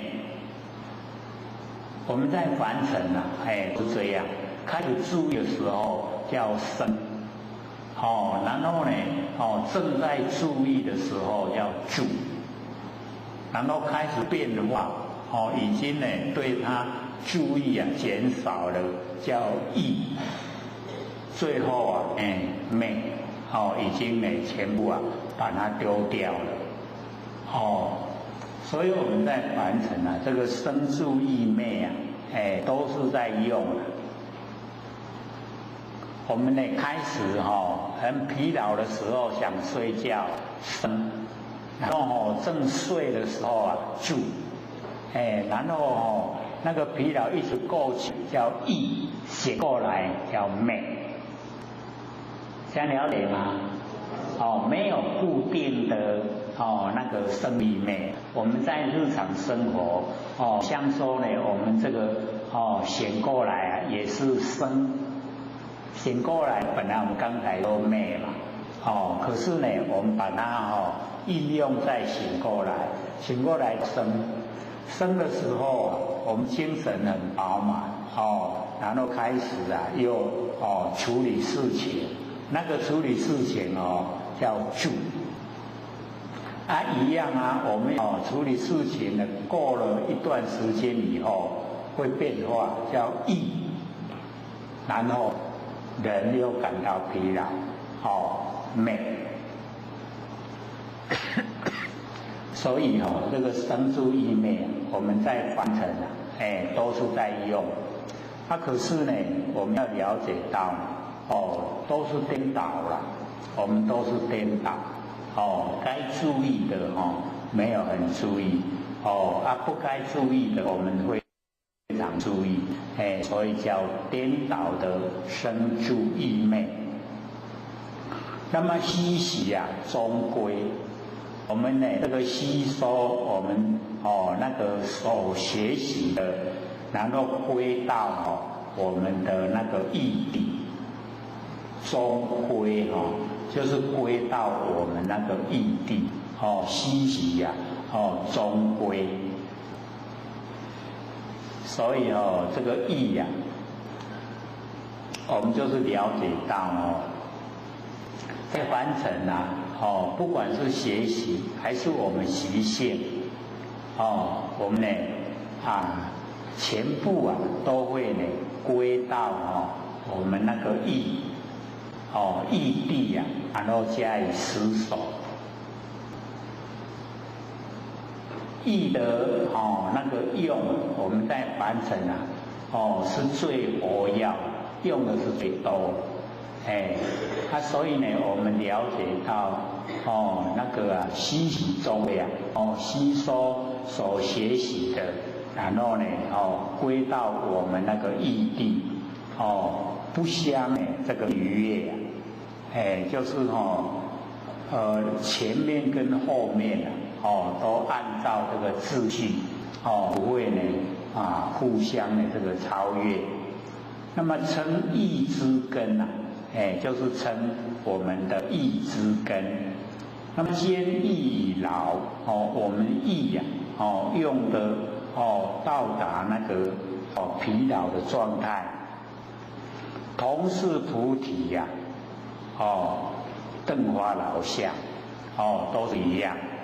是我们那个这个瞪呢，或者就讲光是一个字，就一念无明，瞪，我们发出念头啊，就是这个瞪，就是眼睛都不搭那个意思灯花老想，可是呢，我们要了解，都是我们的不生不灭佛性里面这个提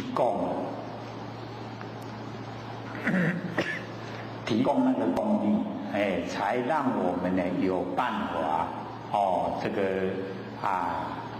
连续的接着有所有形象出来。那因于生灭两种妄尘集之居中。虚错呢内尘，所以我们呢这个了解到说这个意呀，我们这个意会虚错呢这个内尘。内层呢就是法尘呐。各位前人法尘知道吗？因为呢，我们这个在凡尘用在这个佛教来讲，那个法是最宽广。可是呢，在我们的六尘里面那个法是最狭隘。这个色声香味触，最后是法嘛，对不对？所以我们眼睛看的，耳朵听的，鼻子嗅闻，然后嘴巴所馋，然后身体所觉，全部呢都归到义谛，都这个给义来接收，眼睛呢看了以后，眼睛没有常那个看形象的那个什么样形象它没有常形象的地方所以归给义由义呢来这个集中所看的一切所以那个就叫这个华，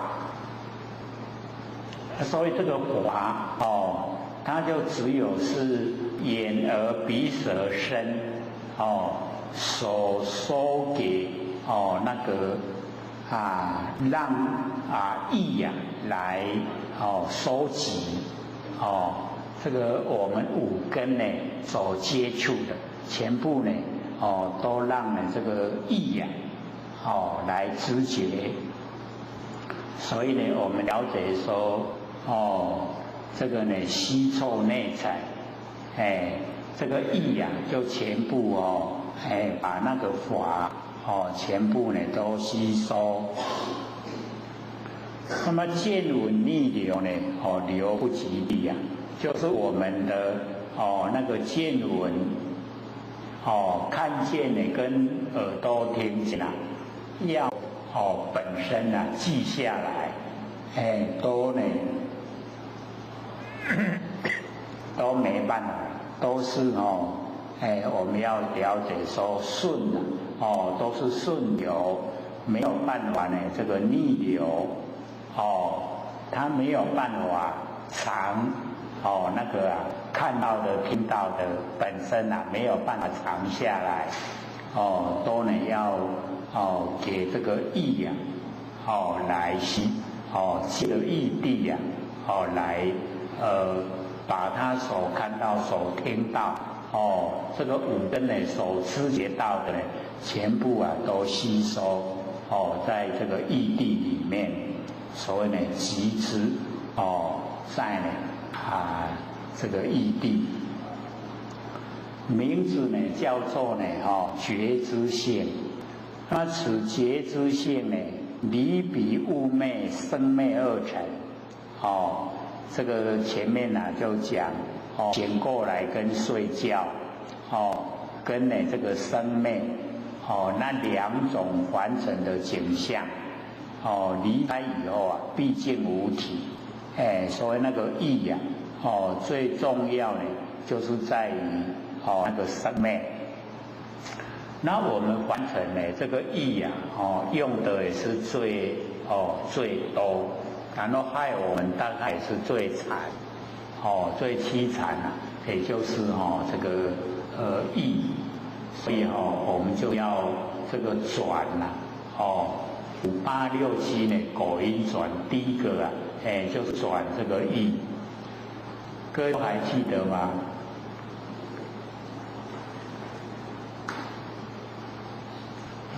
都忘了这个蛮重要，因为能够转的话，5、8、6、7果音转能够转呢就能够成就能够成道成佛。那我们转不过来的话就会在六道轮回都忘了没有印象了吗？哦，这个五啊，就是眼耳鼻舌身啦，八就是阿赖耶，然后六啊就是意，然后七呢是末那，五八六七啊，果因转，五八是果，六七是因，所以要因啊，因地转，记得吗？记不记得？我们第一个意啊要转成什么？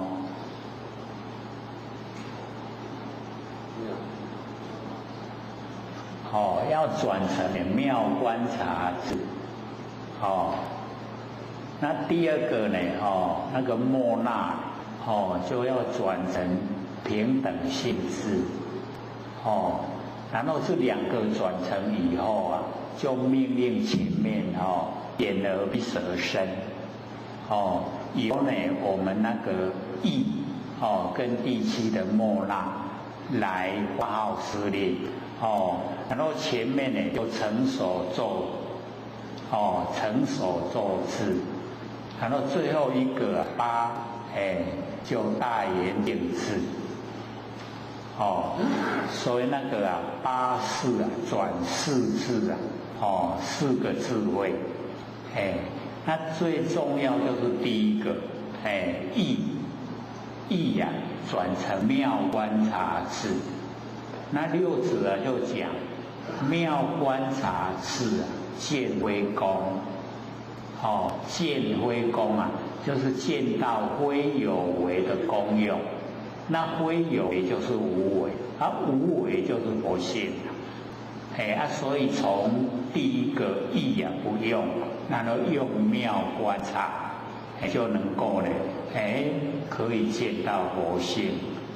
所以那个啊是蛮重要，跟那个达摩西来一至五啊，全凭心意用功夫，若要纸上啊寻佛法，比肩呢上干洞庭湖，用洞庭湖的水啊当墨水，然后写文章、写佛法，都找不到佛法。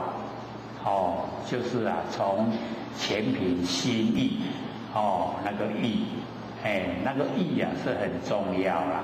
那我们这边呢，佛就讲说我们呢劳倦则眠，睡熟便悟啊，能够这个在凡尘啊，这个生活中啊，离不开这样，就是呢醒过来，跟睡觉。然后呢，在讲呢，就是这个生灭，因为意念啊，那个生灭啊，很明显，我们呢，一起心动念就生，然后呢，很快啊，就接着下一个，就灭，生灭一直啊生灭。那我们能够呢，这个妙观察智的话，跟呢这个生灭啊，就差别很大。所以这边啊，这个最后六路的最后一个呢，就是意，就是我们了解说，要把它转成呢，妙观察智。那第七呢，转成什么？平等性智，平等性智啊，心就无病了，然后呢又转到前面啊，成手咒智啊，就同圆镜，然后到第八呢，这个阿赖耶识转成大圆镜智啊，就性清净了，就成道了，成佛了。所以我们了解这个意啊是一个起头，开始啊，努力的地方，我们呢这个把它这个转过。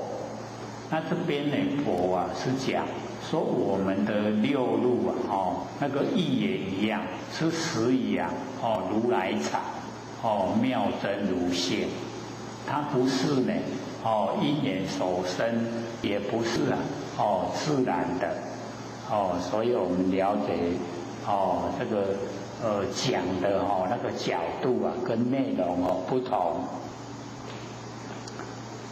如是阿难，当知如是觉知之根，我们那个觉知的根非呢物昧来，非啊生昧有不是呢从我们睡觉醒过来那个地方来，也不是呢从生昧有，那不以根出，亦非呢空身，这个呢都是一样。何以故？为什么呢？若从物来，假如说是从醒过来的时候啊，那个意才来一路才来，那么昧即随昧睡觉的时候那就消失了江河为昧，那怎么样呢？算是这个睡那么必这个生死有。昧即同无生昧的时候生的时候有，昧就跟无一样相同。那么令谁受昧要什么人来受昧？若从昧有，假如说是从昧有生即昧无生就没有了是从昧有的。那么谁知生者？所以这个呢，内容呢都是告诉我们里面的变化，都是呢虚幻呢，不实在。若从根出物昧二相，随身呢，开合，离失二理此觉知者，同以空花。这个觉知就跟空中的花一样。毕竟呢，无性，它毕竟没有这个自性。若从空生，假如说呢，我们意路是从空生的话，自是空之，那个空之道，虚空之道，而观呢意路，而观我们的意路，所以是故当知呢，这个意路虚妄，本为因缘。非自然性是如来藏妙真如性所以我们了解说这个六路这个佛讲虽然讲得很详细或者又说很白话，可是因为我们都没有研究会觉得很生涩，听起来也不容易懂。那我们要了解到我们掌握或者说掌握原则就是开头的本如来藏妙真如性，跟结尾的本非因缘非自然性，安尼都会使，这样会吗？比较容易中间的过程那一些呢是交代我们说我们在凡尘生活中所呈现的这一些现象。那这一些现象它都虚幻不实，不实在了。那虚幻不实在的这一些现象，是从我们不生不灭的这些佛性这个显现出来。各位先生，从我们不生不灭的佛性显现出来，它是真的呢，还是假的？所以这个佛教这个不容易这个了解的地方它就是让我们进入那一种不可思议的状态。所以或者以前都讲，我们怎么体会这个不可思议就是不着有，然后也不着空。不着亦有亦空，不着非有非空，就进入了。对，进入不可思议。就是不是用我们的头脑来思想，不是用嘴巴来论义啊。那要怎么样体会？各位先生，要怎么样体会？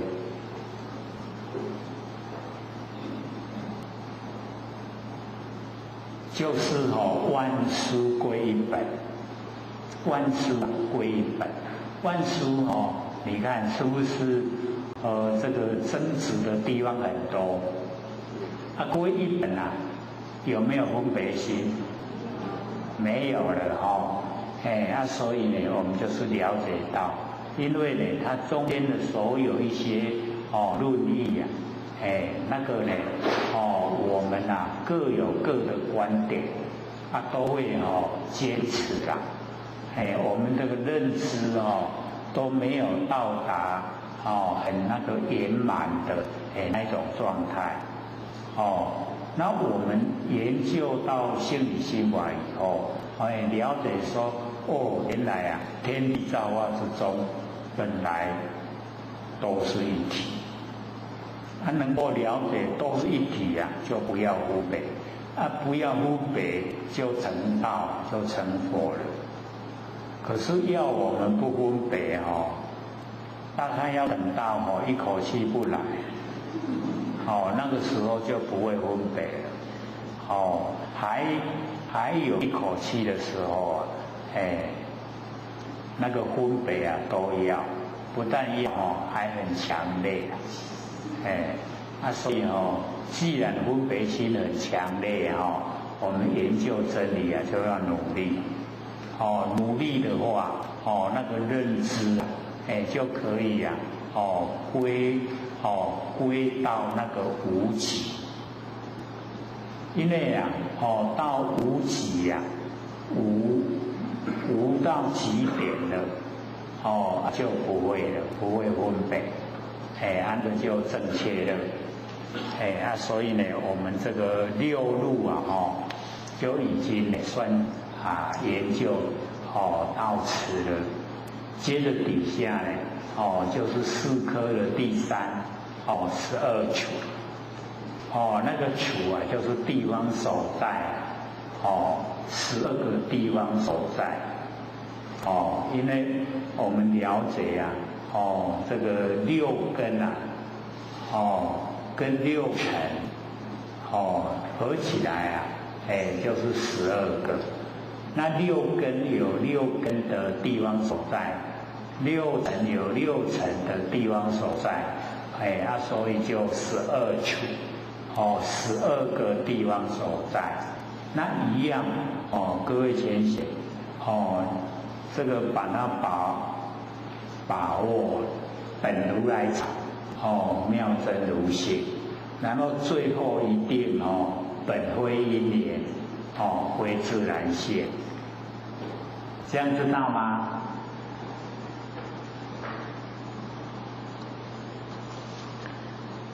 护持二难讲这个12处云何12处本如来藏妙真如性怎么样呢？这个12处它本如来藏，就是我们不生不灭的真心佛性所含藏如来藏妙真如妙真如性，所以这个很重要了所以我们记得开头的那个本如来藏妙真如性，以及呢最后的那个本非因缘非自然现，这样的话呢原则我们都已经把握住了。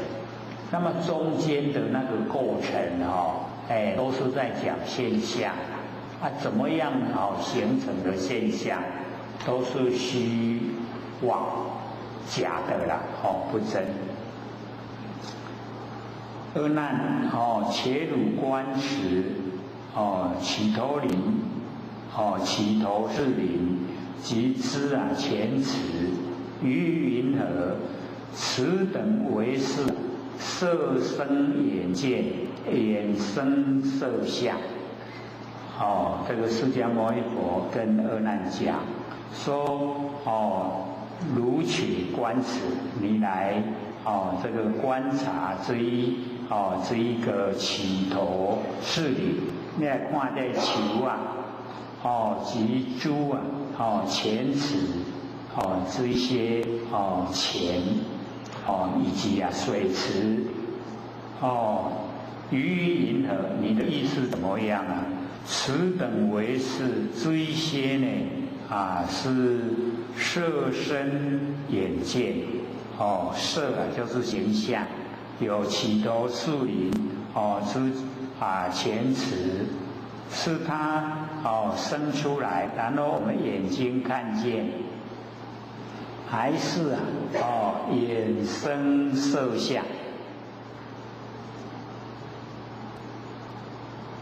导致或许以前有这个另外一个讲法，就是说我们面对那个神龛，面对神龛不是弥勒祖师吗？那么请问是弥勒祖师跑到我们眼睛来，还是我们眼睛跑到弥勒祖师的表面上去？是他跑过来，还是我们跑过去？这样比较容易了解眼生色相然后这个色生眼见那个就没有这么明显对不对？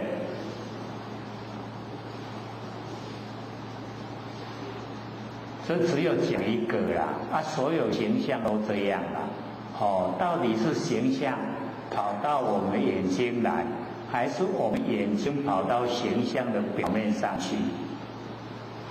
是怎么样？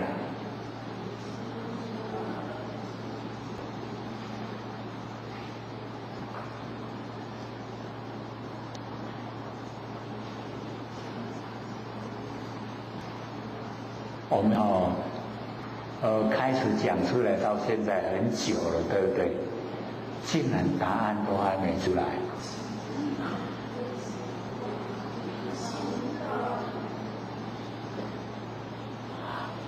我们那个时候就有讲，说既不是形象跑过来，也不是我们的眼睛跑过去，对不对？对。而是我们的心知道，对不？所以这个地方就是在讲这样可是没有我们讲这么白话它都是用文字，然后文字以后意思我们都会觉得比较深其实也都是讲这样。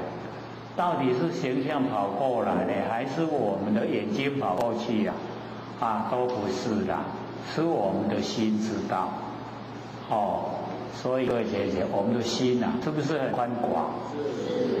就快唔免走去唔免走来，拢唔免，是不是一体了？所以就更容易了解原来我们都是一体。谢谢你不是这样说吗？天地造化之中我们都是一体。所以一体的时候，不用跑过来，也不用跑过去，全部都了了不明。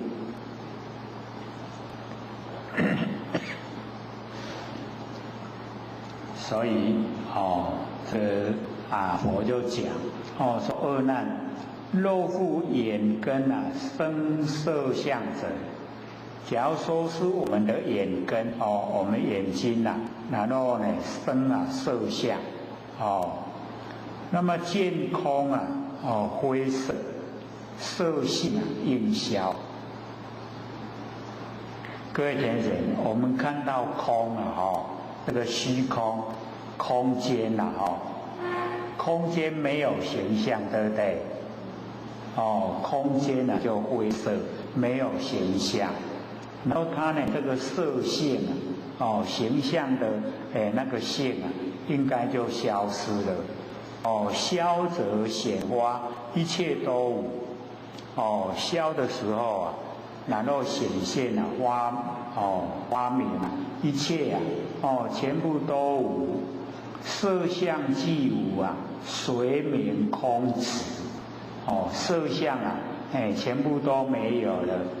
那么什么人了解啊那个虚空？它的空词啊，那么空亦如是，这个空呢，就是这样，色相跟空。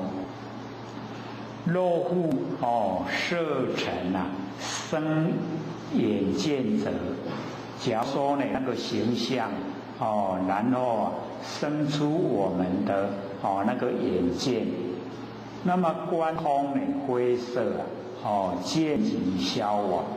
我们呢看到这个空它没有形象，那我们的见那个眼根已经呢消亡。那么亡者都无亡的时候已经都没有了。那么随名空色，什么人了解那个空？各位前人，空有没有形象？空有没有形象？再想想看，空有没有形象？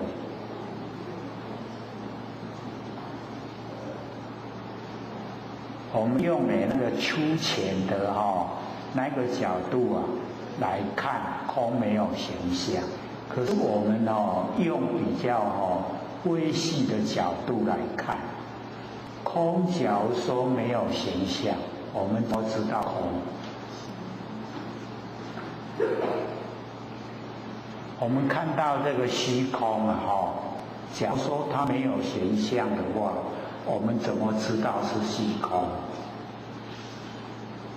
以这个角度来说空一样有形象，就是空相。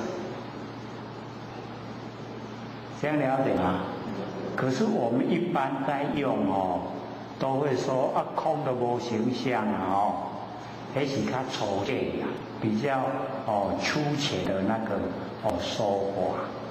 那你用详细的来说观察，空有假如说空没有形象，那你怎么知道是空呢？所以这个好像这个伸手不见五指，暗蒙蒙啦。请问暗蒙蒙有看无？无看无看哪会知影暗蒙蒙？有看无？都看到暗蒙蒙对无？有看啦。所以我们那个讲话呢，真的是很有意思无看无看，暗蒙蒙无看，无看哪会知影暗蒙蒙？都是有看才会知影暗蒙蒙，对不对？所以我们研究就不那么粗浅，就是要深一点，要深入的观察。原来是有有了，有看见了暗蒙蒙，看见暗蒙蒙，有看见虚空了，就规个拢无物件，有了，都有看见，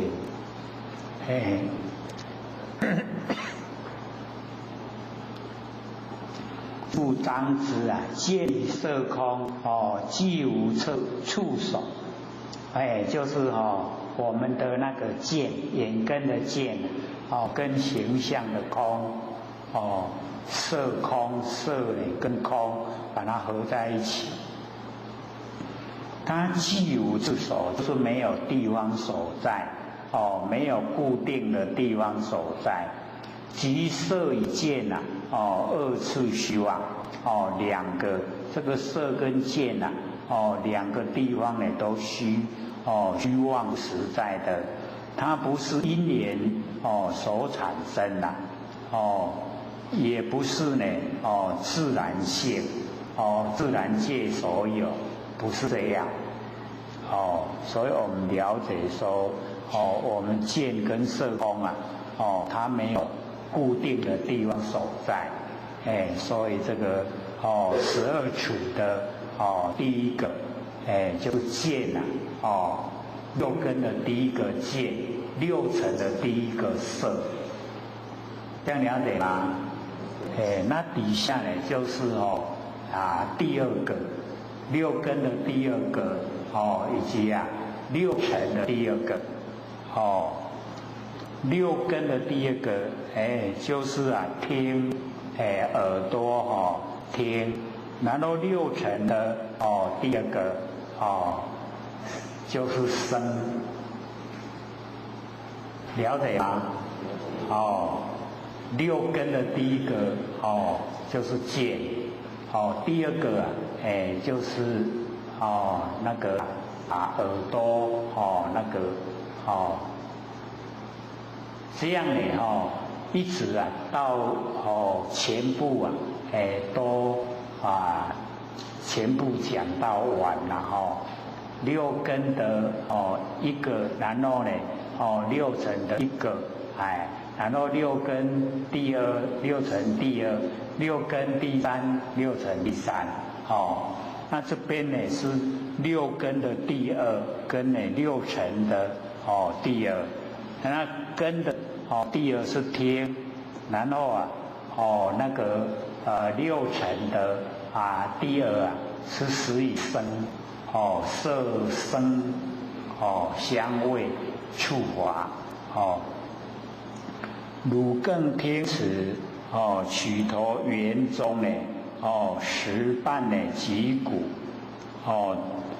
重击撞钟这个释迦牟尼佛跟阿难讲说你听呢这个取头圆在他们那个生活的范围里面这个食就是要吃饭的都击鼓了，听到鼓声的时候就换摕咧钵那个钵拿着去吃饭，然后呢听到呢撞钟就是要集合了这个重击撞钟然后呢这个钟鼓晕声前后相续这个有撞钟有击鼓听到鼓就是要吃饭听到撞钟呢就是要集合集合呢要讲课了所以呢钟鼓声那个音声呢前后相续，于云何此等为是声来耳边，耳往深处各位姐妹，咱今嘛咧生活嘛同款，有声音对无？声音走来咱耳孔边也是咱耳孔走去声音发生的所在。然后那个跟那个刚才那个我们眼睛呢看的是一样这个是佛讲说呢是我们耳朵跑到声音发生的地方，还是呢声音跑来我们耳朵旁边我们平常也都没有研究了可是我们就是了解到既不是我们耳朵跑过去也不是声音跑过来，对吧？就是那个心在还是你看是不是如来藏妙真如性？这样呢我们就会了解到。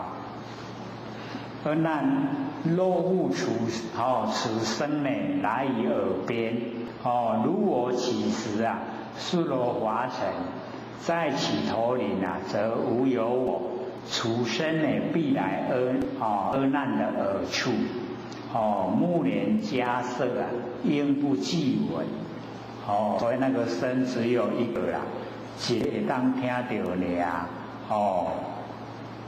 所以这边佛就讲佛已经到了那个王舍城四罗华城呢就是王舍城，他已经呢到王舍城去起誓，在起头领就没有我那么这个声音就会来阿难的耳朵旁边，然后目犍连啊跟那个大迦叶啊，应该呢不同时听到。你看我们平常已经在用我们那个不生不灭的真心佛性啊，我们都不知道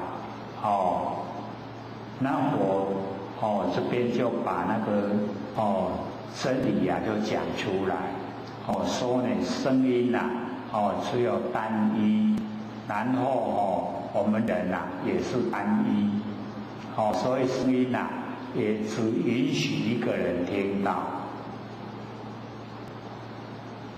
是这样吗？不是所以我们就是了解到我们那个为什么叫妙真如性那个真如啊就是佛性本体。那我们那个前那个妙跟后面那个性妙性真如各位有没有看出来？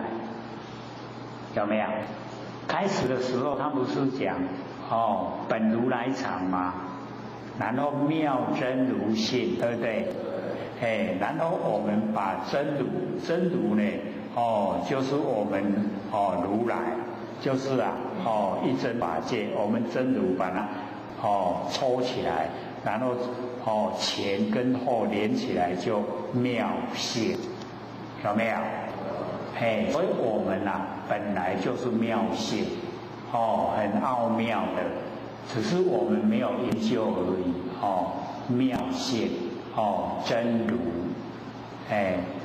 真呢一真一切真，一如一切如，真如所以我们了解到这个佛就讲他到这个王舍城去乞食啊然后呢这个起头领就没有佛了这个声音呢就会来阿难的耳朵旁边，然后目犍连大迦叶呢不会同时听到，可是事实不是这样所以我们那个如来藏妙真如性真的奥妙。何况呢其中1250个沙门一闻众生呢从来实处听到声当这来吃饭龙这个龙骨是敲经都拢在要创啥？若复如儿往彼身边，假使是你的耳为声音发生的所在遐去如我归次起头临终好像佛已经回来了，在四楼城，在王舍城就没有了，没有佛。那么如闻鼓声取而以往击鼓之处众生其出呢，应不具闻这个我们呢这个听声音的时候它会掺杂在一起，可是佛在讲的时候呢，它都分开了击鼓是鼓声，然后撞钟呢是钟声假如说呢那个击鼓众全部呢都一起的话，那应不具闻就是不会同时听到。可是事实不是这样，对不对？事实我们都会同时听到所以那个事实就走入那个妙性妙真如性。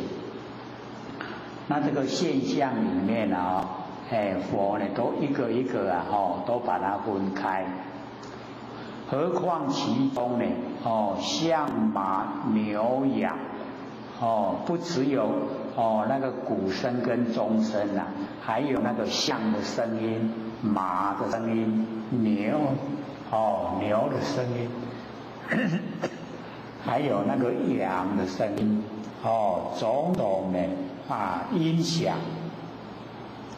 若无来往，假如说这个声音也没有来也没有去亦复无闻咱也拢无听到是故当知啊，听与音声啊，俱无触手，就是我们的听跟那个音声，就是声音呐，俱无触手，都没有固定的地方所在。即听于声两处虚妄，本非因缘，非自然性。它不是因缘所产生的，也不是自然所呈现的，都是虚妄不实在。各位这样了解吗？可是，在我们生活之中好像不是这个现象，对不对？那佛在讲是从真理的角度来讲那我们在生活是从我们的妙真如性来应对来说，这样了解意思吗？所以呢，或许都当时在写这一本的时候就是就讲说这一些都白话，所以就不用再写那个小的来解说。结果各位先生白不白话？跟那个或许想象都不一样各位就可以看到前面的地方一定都会有那个小的来解说，写小的字解说，对不对？写得很密那个就是或许会以为那个不容易了解那个不容易了解所以就是要这个详细把它解说出来，然后到后来那个这个4科，然后7大，那或许一看这个4科7大都是白话所以就不用再解说了，是这样来的啦。结果一讲了一听了以后，那都不同，跟或许想象都不一样了。不过那时候假如说要再把这个所有的内容又从小的文字来解说的话，那我们可能要这个一本都已经这么重了都可能要2本了2本的那个分量。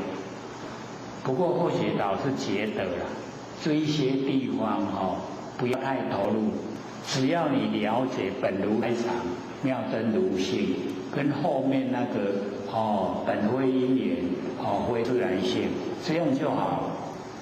我们把握这个原则，那中间那个它那个过程我们倒不要用心去探讨要用心探讨的地方或许一定会用小的详细解说了比如说你看67页67页就全部都是小的文字在解说，有没有？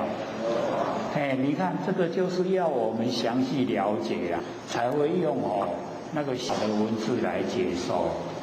那个大的不加小的文字解说，那个就是不要太详细去了解，因为有一些我们越详细了解越复杂详细了解愈复杂了，这样了解吗？掌握原则就好我们掌握说本如来藏、妙真如性，本非因缘非自然性，安尼就拢掌握到这样就可以。那底下那一些我们听过了就好听过就好就是稍微不会说安尼规个拢唔知啦，不会那个样子啦那因为或许是比较看得久时经过很长所以就会觉得白话了，这个都白话不用解说。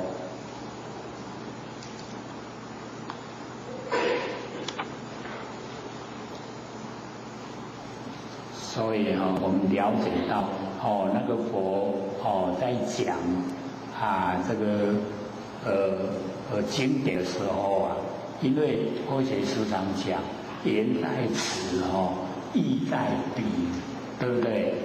都不是按照文字的意思啦。所以有时候我们用白话来讲，讲起来讲简单是声音跑到耳朵来，还是耳朵跑到声音发生的地方去？这样子而已啊。还眼睛看到佛像，是我们眼睛跑过去，还是佛像跑过来？这样子而已啊，都不是啦。是我们的心。可是那个中间的过程一说出来就很复杂了。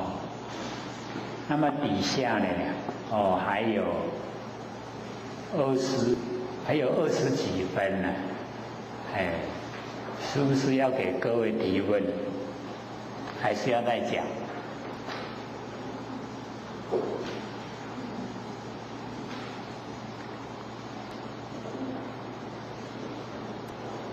底下那个这个旃檀倒是很有意思。旃檀香那个一株24两为一株，一株一燃了以后40里都会闻到香气。闻到香气以后，所有的病都好了啦。那个真的是这个我们娑婆世界没有这一种，这个是在那个北俱泸州才有，可是我们都拿不到。所以那个旃檀很香。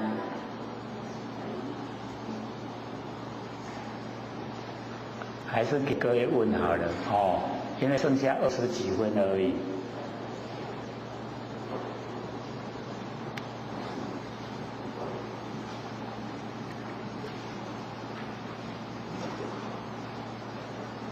刘讲师好。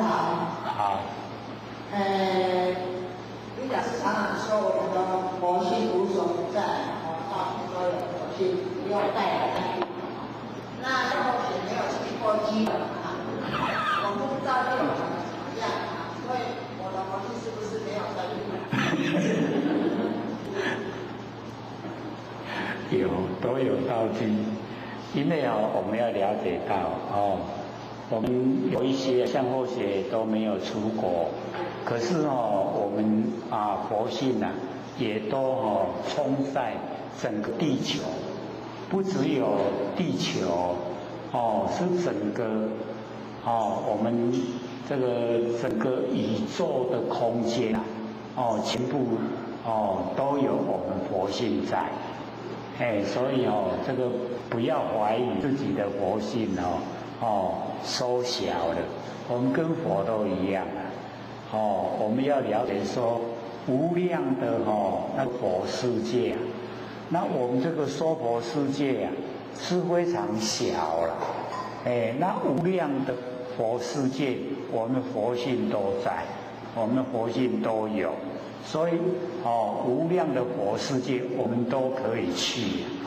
那我们要去第一个就是要先成道，要先成佛才可以到达呢那个无量无边的那个佛世界非常多了，非常宽广所以才用那个摩诃来说，摩诃就是大四大，你看所有风土都已经充塞了整个宇宙虚空，何况是我们佛性所有风土的物质上无价值的整个宇宙空间都有，那我们佛性怎么会输给他呢？哦，不会了，所以不用怀疑。你没有到基隆哦，佛性一样有到基隆了。有一天你坐车到基隆去了，不用带佛性去了，哦，一样有。有一天到国外的坐飞机去观光旅游，一样也不用带佛性去了，佛性每个地方都有。纵然我们做那个太空梭，已经超出我们这个太阳系呀，已经呢进入外太空，一样佛性还是有了，不要带佛性去。你看那个太空人呐，他呼吸方面有办法解决，他佛性一样带到那个月亮，踏上月亮一样，他佛性在，然后呢，我们现在啊，有更远的那个人造卫星啊，又呢这个发射的更远，佛性也一样在啊，都有啦，都有在，所以那个不用怀疑。但我们的肉体还是要佛性带上去啊。那我都知道。所以这个各位同学，我们的肉体啊，是天地的物质，水火风土，那个不是我们的啦。肉体天地的物质，像这个房子啊，它一样是由水火风土然后呢集合盖起来的。所以我们要了解这个它也一样有寿命啊，100年它就风化了，就过去了。那我们要知道我们那个佛性啊没有形象，跟呢这个整个虚空啊，都是一样，没有形象，没有进入那个时间跟空间的那个约束里面。所以我们要了解，不是说身体要进入到整个宇宙虚空了，而是我们的佛性。佛性啊，可以这个进入到整个宇宙虚空，而且都有那个知觉性。那我们的身体可以说那个都是很微细微小能够这个呈现来完成时间又是很短那个没办法支撑得很久。可是我们的佛性它没有形象，不会死也没有生不会生死，没有生灭没有生灭它永远都在。所以只要我们能够修正成道以后，归入我们那个佛性本体了，我们就可以千万年，那个都算几亿万年都在完成，都在空间，拢在啦，不是要带着这个身体不用带身体，我们就像各位同学，我们晚上做梦的时候那个梦境里面梦境里面有没有身体？没有呢，那都没形态那梦内底是不是什么都很鲜明，拢真清楚，对不？你梦境拢真清楚嘛？所以那不是身躯啦。那我们的佛性也是一样。你要身体的话，我们的身体最多大概都100岁而已100岁都没去佛性不是啦，佛性它也在。只是说我们没有修正的话，没有求道，没有受记，只有在六道轮回啦，一直呢轮转，都一直归心归心。那我们有修正归位以后就不用在六道里面受苦，是这样的。身体要还给天地的啦，所以平常要努力修万年方向，先把佛性能够都出来，然后再做跟圆通跟虚空呢都融合。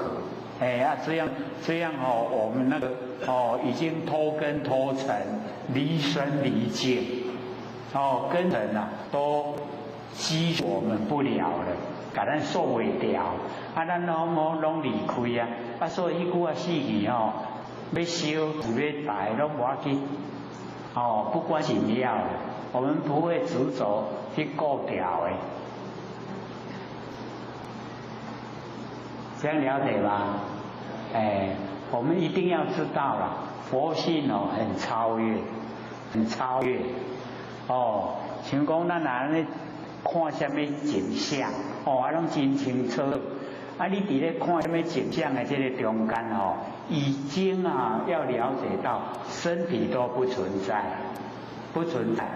你的佛性借你的眼睛看万象。看得清清楚楚，了了分明，不是目睭咧看，是佛性咧看。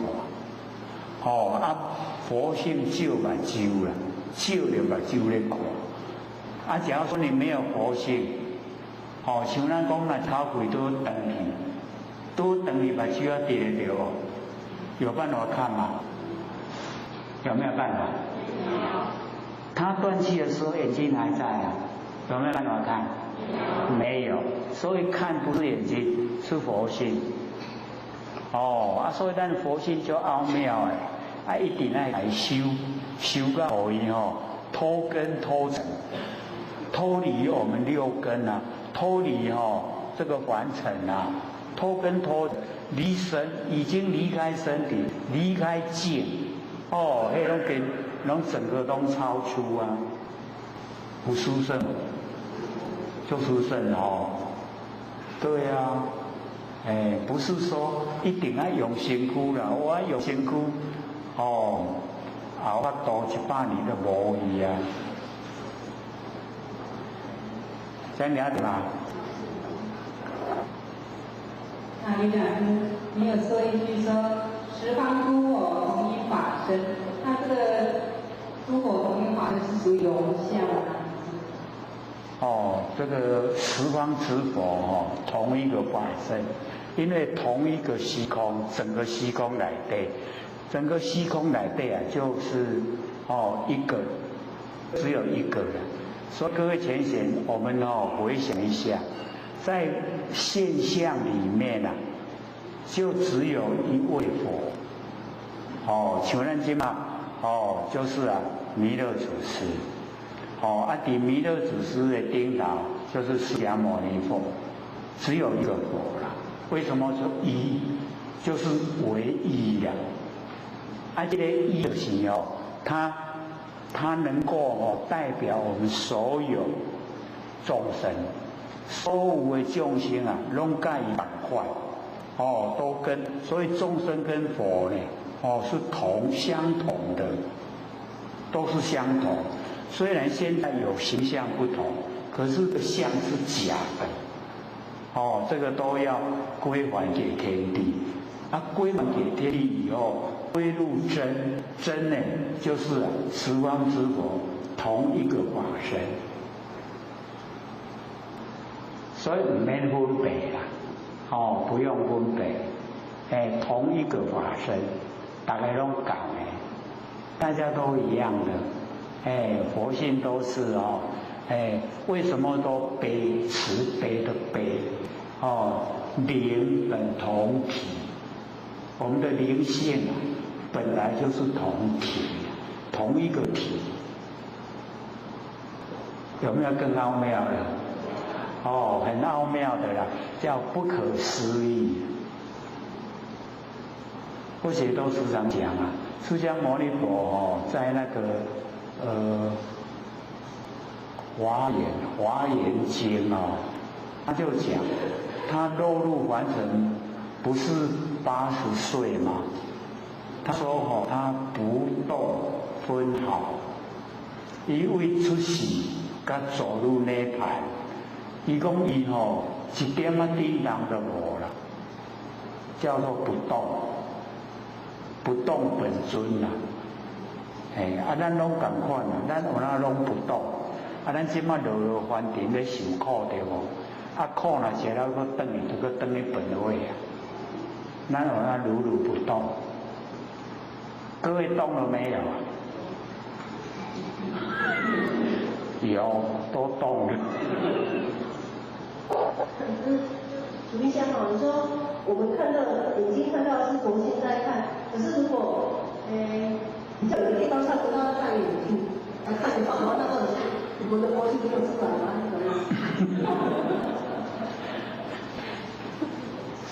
那个叫做那个手知心呐，被我们极限，被我们的手知啊把它极限，它是无量无边。那我们要到成道时候，大用无限，大用无限就像那个含梨花，依山倒海，咱即摆会晓依山倒海。就是咱也无法度大用出来，所以会极限伫咱的认知，我们知道的不宽广，我们知道的很狭隘，所以显现就很狭隘，而我们知道很宽广的，它就很宽广，所以往后我们成道成佛了。那个大用无限就可以变化整个天地。那现在我们是有形象，身体的形象就受限身体形象，然后我们规规矩矩来做，这样才不会说不成道不成佛。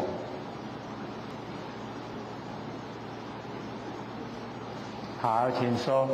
也有人请问佛说的法师菩提心修到是你魔业，为什么他要说这个魔业？怎么不说是法业？像我们在听个东西的时候这个意念有时候飞出去，那个念心经飞出去，那念进去就是等于修魔业。好，请说。因为我们要了解到在修入到很微细、很高程度的时候那个时候都会有一点正言若反。你讲出来的话，好像跟凡尘相反。比如说我们很努力修道，努力修道正确嘛，对不对？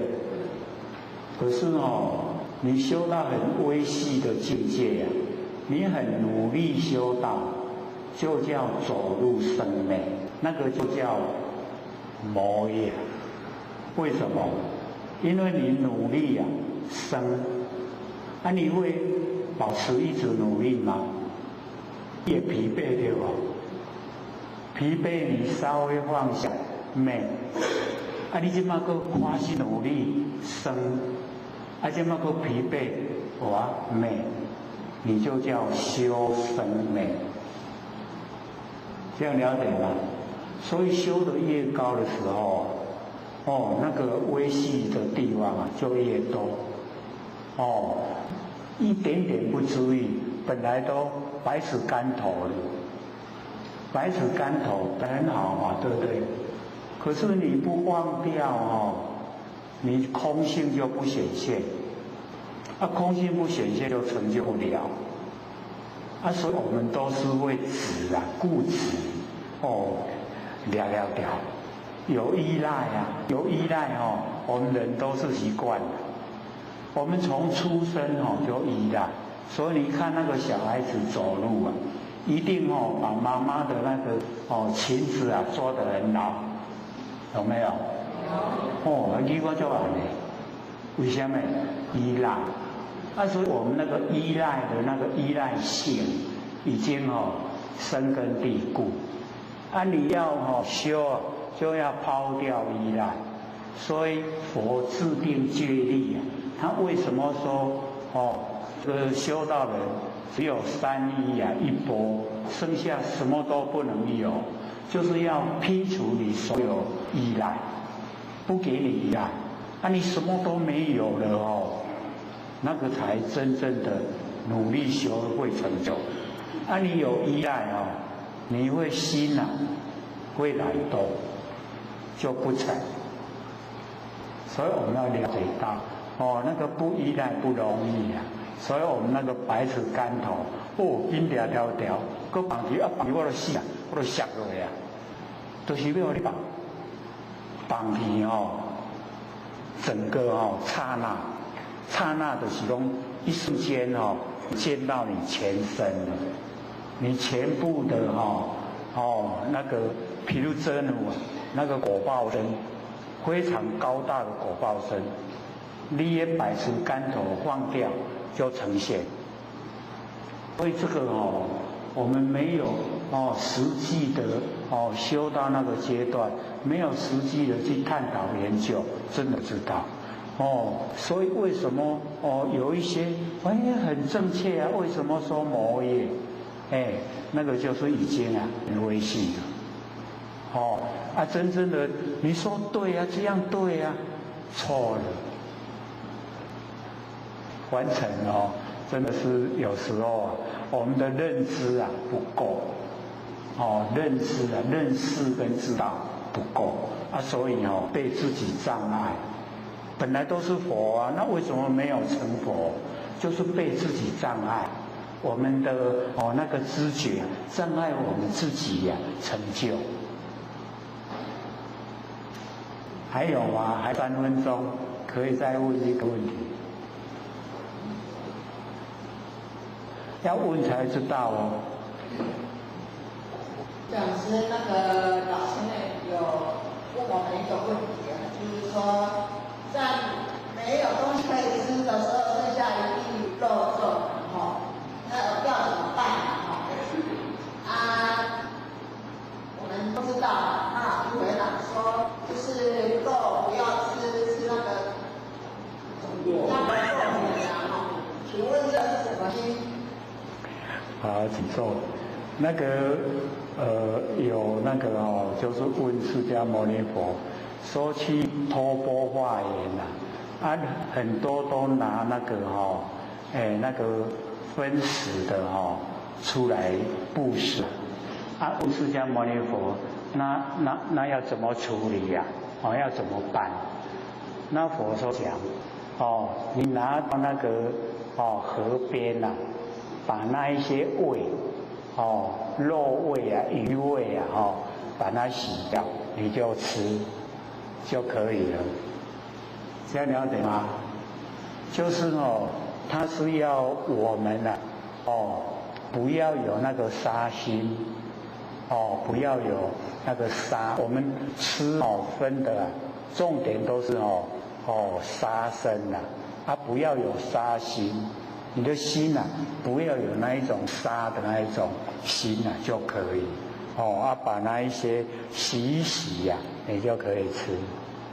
所以有一些观念这是我们也是很难接受那嘛是肉嘛是鱼那变做会使食就是讲已经不贪口腹之欲那重点就是不要杀生。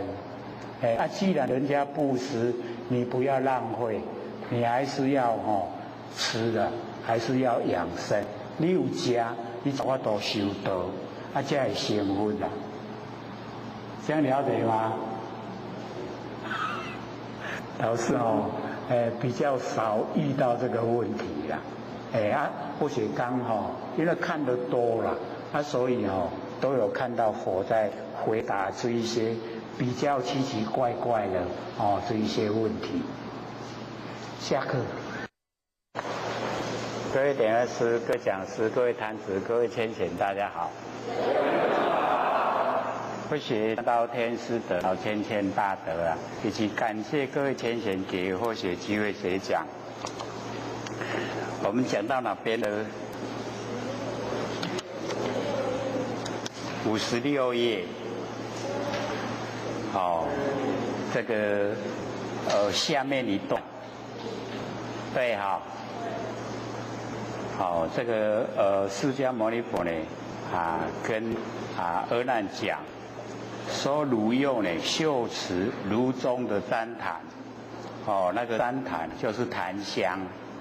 那么此香呢，肉腹燃于一株，点那个燃呢，就是点燃，点燃一株这个24株为一两，所以那个一株非常的少，量也非常的少。那么四罗华城就是呢王舍城40里以内同时稳气。所以这个旃檀非常的香，而且它效果非常的好。只要呢我们闻到香身体的毛病都可以这个去除掉，病都已经好了。所以这个很难去闻这个旃檀香。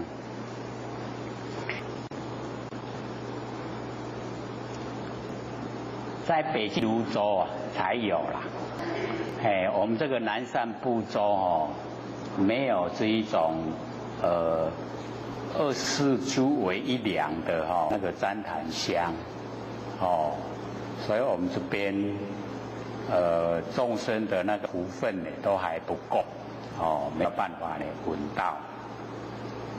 那么佛呢就问阿难说：于何？此香为父生旃檀木，生于如彼未生于空。所以呢，我们这个了解到呢，现在呢讲了个12组，就是呢这个眼跟色，然后呢耳跟声音。那现在第3个呢就是鼻子跟我们嗅闻，就是第3个，都是这个如来藏，妙真如性，所以我们这个之前就有讲，说不自生，然后不他生，不共生，不无因生，还记得吗？我们那个时候就是先呢这个解到说我们的那个真心佛性它超越凡尘的所有因缘以及自然性所以这边呢就把那个内容呢又讲出来不助生，不他生，不共生不无因生。那答案呢就是无生。无生就无昧，那没有生没有昧就是我们佛性本体，就是我们那个如来藏妙真如性，妙真如，妙性真如，妙真如性。那么在这边呢，佛就问阿难，这个我们闻到的那个旃檀香是从那个旃檀木生出来的，还是呢从我们呢那个鼻孔生出来，还是呢在空间生出来？所以呢这个问这个阿难说你的意思怎么样？那各位先贤，我们假如说要办到我们都有花炉。也都一样有那个檀香的味道，各位浅显，我们闻到檀香的味道，那个檀香是怎么出来的？香我们办到的时候不是有花炉吗？那个檀香是怎么出来的？各位有没有参与办到？有。那有花炉？它都会花炉吗？因为或许在这个老前人身边老前非常注重那个花炉，就是呢我们要会花炉，花了以后啊，那个炉它会这个热，然后啊刚好那个我们那个檀香木啊一插上去了以后啊，就马上啊就有那一种感觉上啊好像啵啵啵，好像要滚啊那个线啊，那个叫热炉啊真烈。那老千人一看到这个情形啊，他就会称赞那个花炉的人，说呢这个道会办得很红掌，就会炉啊会热炉，很热。那假如说呢那个檀香木啊一插进去啊，点点，哇，那这一下子这个老千人他不讲话了，可是也这个显现了那个不高兴的那个脸色，说这个办这个地区这个地方啊办不起来，虽然也都是这个外在的因缘，可是会显现在我们的行为动作之中啊，所以那个花炉打为是很重要，我们也都是把那个檀香末，然后这个放进香炉，然后跟那个香灰搅拌，对不对？就在那个炉的那个中间搅拌，然后呢那个范围就是我们那个檀香木一株檀香木的范围，那个深度啦。各位有没有这样？哇，这个叫做没有契合啦。我咧讲甲恁咧咧想的都无同，不一样，不一样？不一样无按哪法咯？规个炉拢个檀香木较低低不是那个样子所以呢，我们就是了解到有这个熟悉较接发炉就较会掌握迄个巧妙一掌握巧妙呢，一花就很理想，他花得很理想那个等于是这个这个插檀香木的时候都会很喜欢，很高兴，说你这个道会办得很宏大所以从那个我们那个花炉的那个形象来讲办到的是所以呢我们了解到说一花炉了以后就会有那个香味有那个檀香的香味。我们现在呢这个买那个檀香末，各位浅显一两是多少钱？各位都没有这个参与买那个檀香末吗？有没有？有一两是多少钱？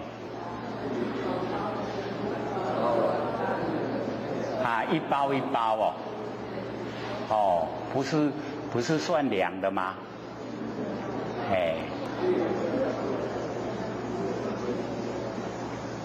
在北部的话一两大概是40块，那我们这边呢会不会比较便宜？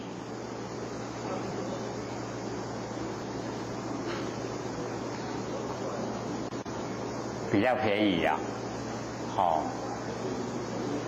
那有的那个木材行咧寄茶迄茶迄壶茶壶壶摕来烧那会香，可是那个就很便宜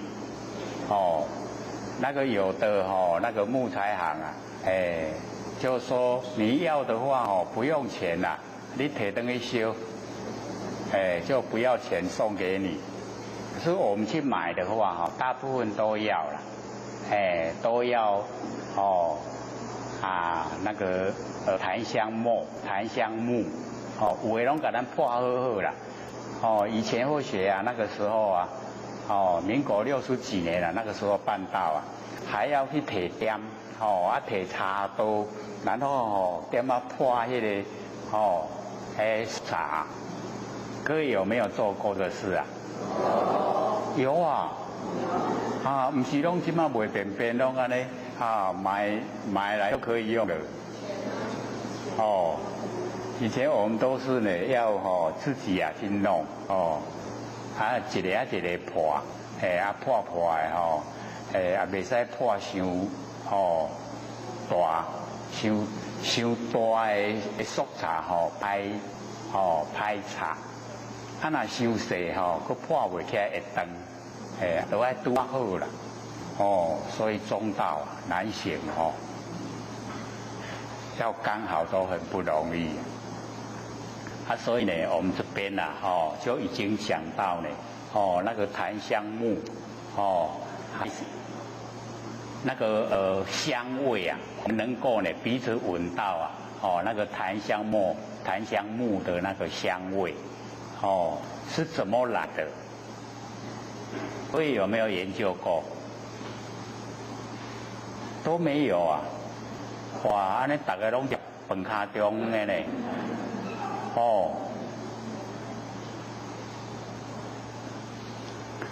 所以这个释迦牟尼佛呢就跟阿难讲，说若复此香啊，生于如鼻。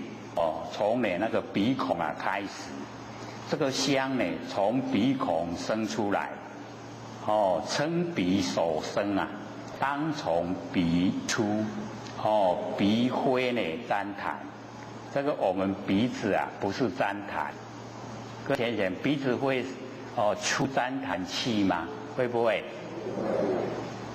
迄那会出檀气，大家拢要去你身边的。所以之前呢。这个或许在民国大概66还是67年那个时候有带一位那个天堂地府那个许传言许先生，然后呢，他因为后来也贪念还尘，还尘事很贪念，所以就被这个阎罗王这个押到第7殿去洗澡，说你浑身都污秽要把这个污秽洗干净到第7殿去洗。然后呢，他洗好以后出来，又来找后学。我说，你身上怎么这么香？他说因为去第7殿洗澡，那个里面的那个里面的那个水啊，就是很香所以洗出来以后全身都是很香只要这个跟他凑身而过，就一定可以闻到然后一直延续1个礼拜，1个礼拜我们用那个完成的水洗那个香都洗不掉了，还是很香，还可以闻到那个香味。各位想不想去洗呀？用安尼聊。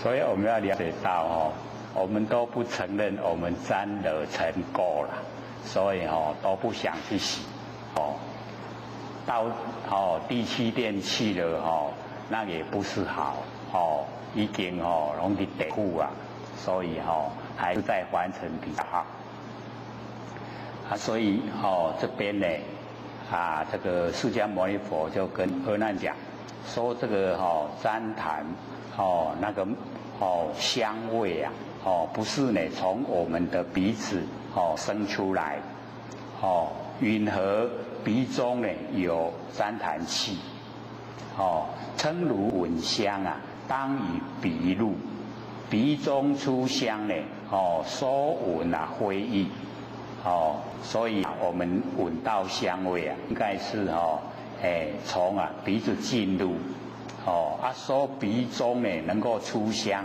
我们鼻子可以出香呢，说闻啊跟真理啊就合不来，所以那个要了解说就不是从鼻子呢出香，鼻子呢这个产生的香味。所以这边呢，我们了解到说，旃檀木啊，那个香啊非常香，可以治疗我们身体的毛病。可是啊，那个呢，旃檀木的旁边啊，都会有那个依兰，依兰树啊，跟旃檀木啊都会这个在一起呀生长。可是那个依兰各位先生，那个非常臭，那个臭就像我们人死掉了腐烂，人死掉腐烂，那个臭味啊，尸体的臭味啊，是凡尘最臭的那个依然那个味道啊，就像我们尸体腐烂的臭味。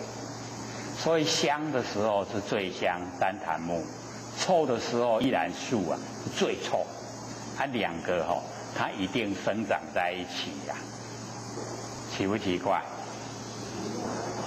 所以凡尘事就一好就有一坏，有白天呢就有晚上，就是这个意思。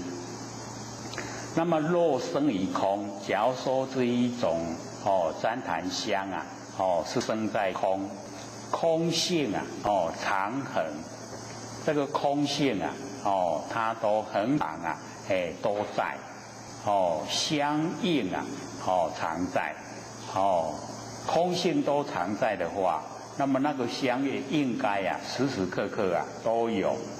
那么何戒啊？炉中呢，热此枯木，为什么要借着呢？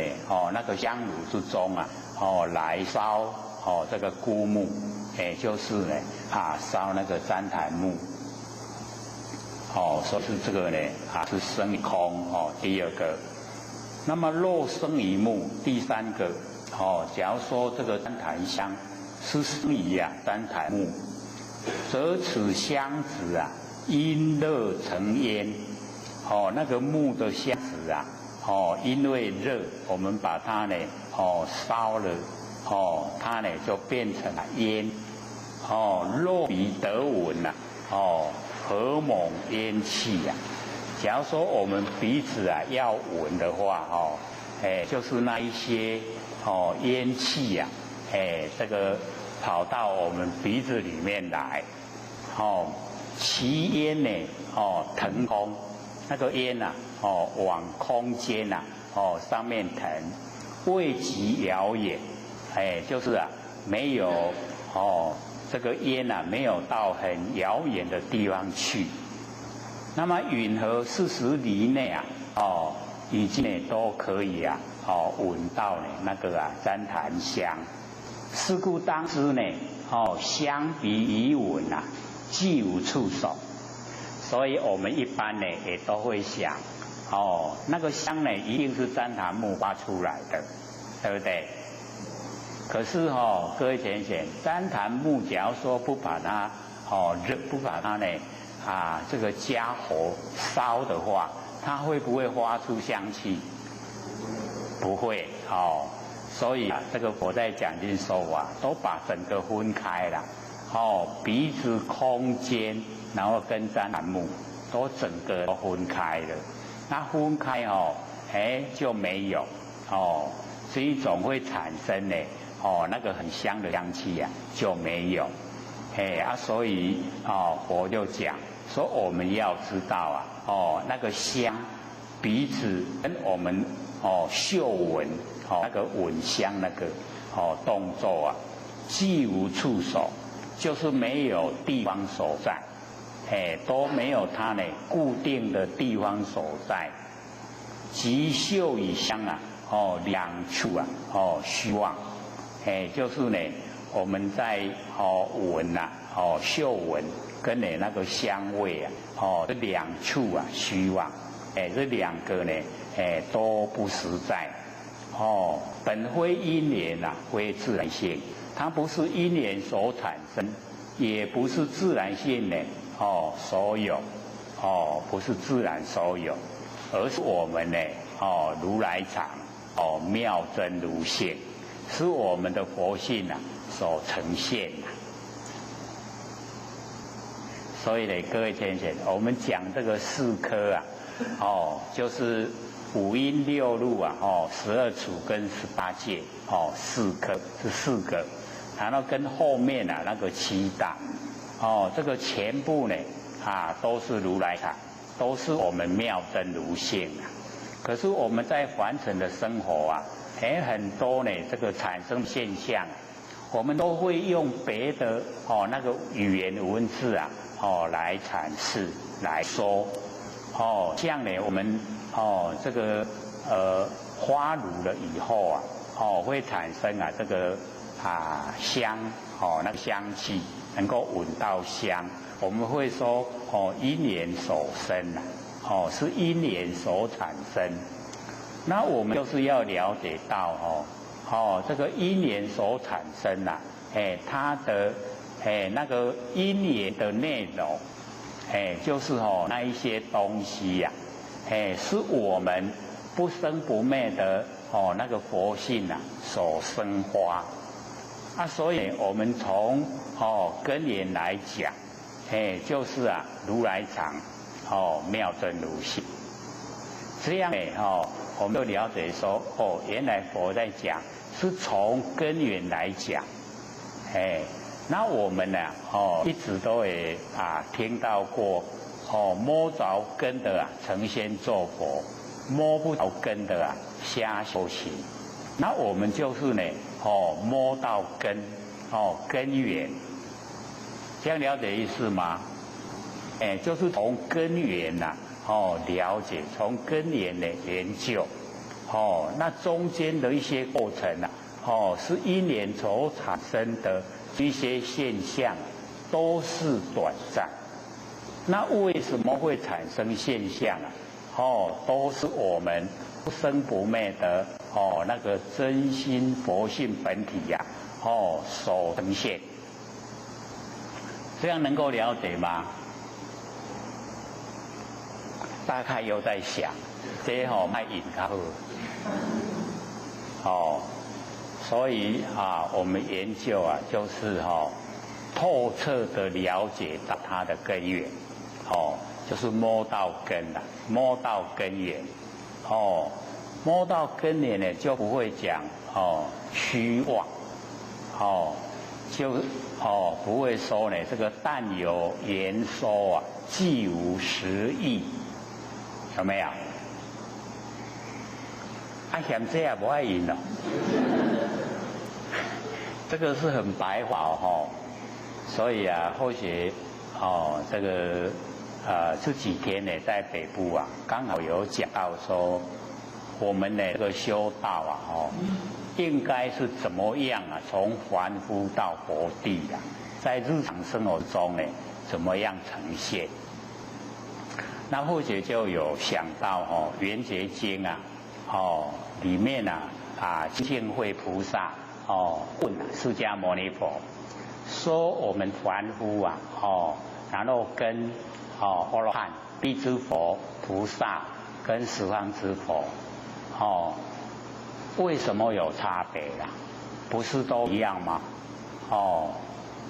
一不一样？不一样在哪里？不一样在现象了对不对？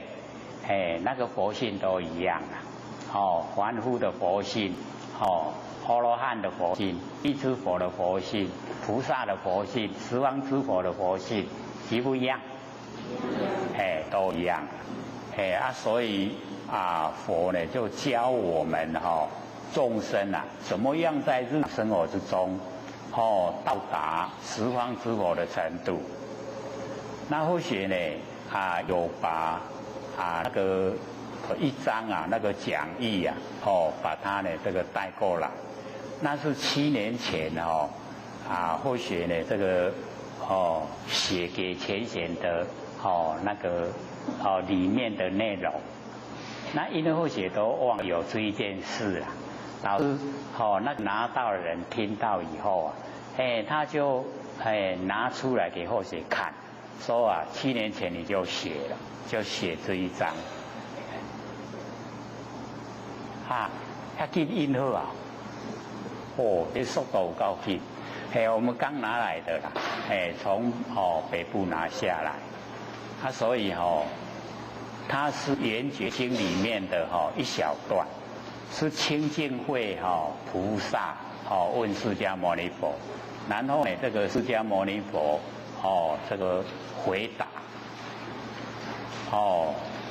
说善男子但知菩萨及末世众生，悉一切时不起妄念，于诸妄心亦不熄灭，诸妄想境不加了之，一无了之不变真实。所以这个经文不多了可以说很少。那或许觉得说呢因为他讲到我们凡夫直接到达佛地，然后要怎么样在日常生活之中呢去做，所以呢就把它呢这个这个抄录下来，然后呢那个底下就是解说详细解说它的那个里面的意思，说我们呢积一切时就整天不起妄念，就是呢不要有妄想杂念就不起然后以诸妄心亦不熄灭诸就是很多啦，我们很多的妄心也不要去熄灭，因为我们呢要了解到妄心无体妄心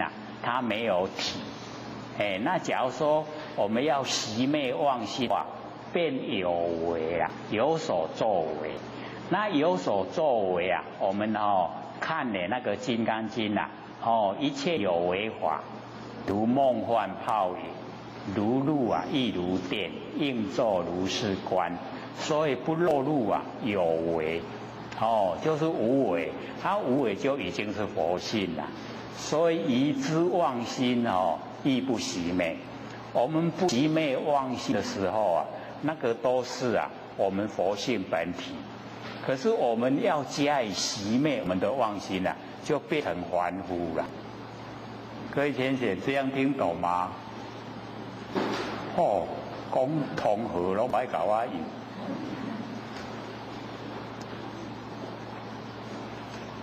因为这个呢很容易可是我们也是很容易忽略，很容易知道，很容易去做，很容易忽略。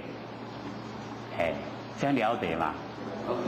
你看我们一有妄想心的时候要怎么处理赶快去除掉，对不对？那个是我们人的常情，人都这样。可是佛就讲以诸妄心亦不熄灭，他就跟我们讲真理，说你要熄灭你就是已经落入有为，有所作为你有所作为它就变生灭有生有灭就不是佛性本体你知道不？所以他就讲以诸妄心亦不熄灭，诸妄想境不加了之。我们在生活之中不可能说不诸妄想境对不对？我们一看呢看到什么好看拢会呈现在眼前，对不对？都会呈现。可是呢，佛就讲住妄想境，我们已经住，不加了之，安尼也一样呗。现在倒是有人回应了，不会说不爱。可是我们要了解到这个这个讲出来很容易啦，做起来却蛮困难。因为我们住妄想境的时候啊，拢会想要了解是什么，要了解甲顶头一句同款，落入有为啊，一落入有为啊，又是生灭，这样了解吗？所以住妄想境啊，不加了之，不加了之，知道吗？刚刚我们看到了外面有种那个荔枝，我们看到了自在妄想境，不加了之啦，不去看那个是种什么荔枝，就已经加以了之啊，这样了解吗？我们住妄想境啊，不加了之，然后呢，以无了之啊，不辨真实。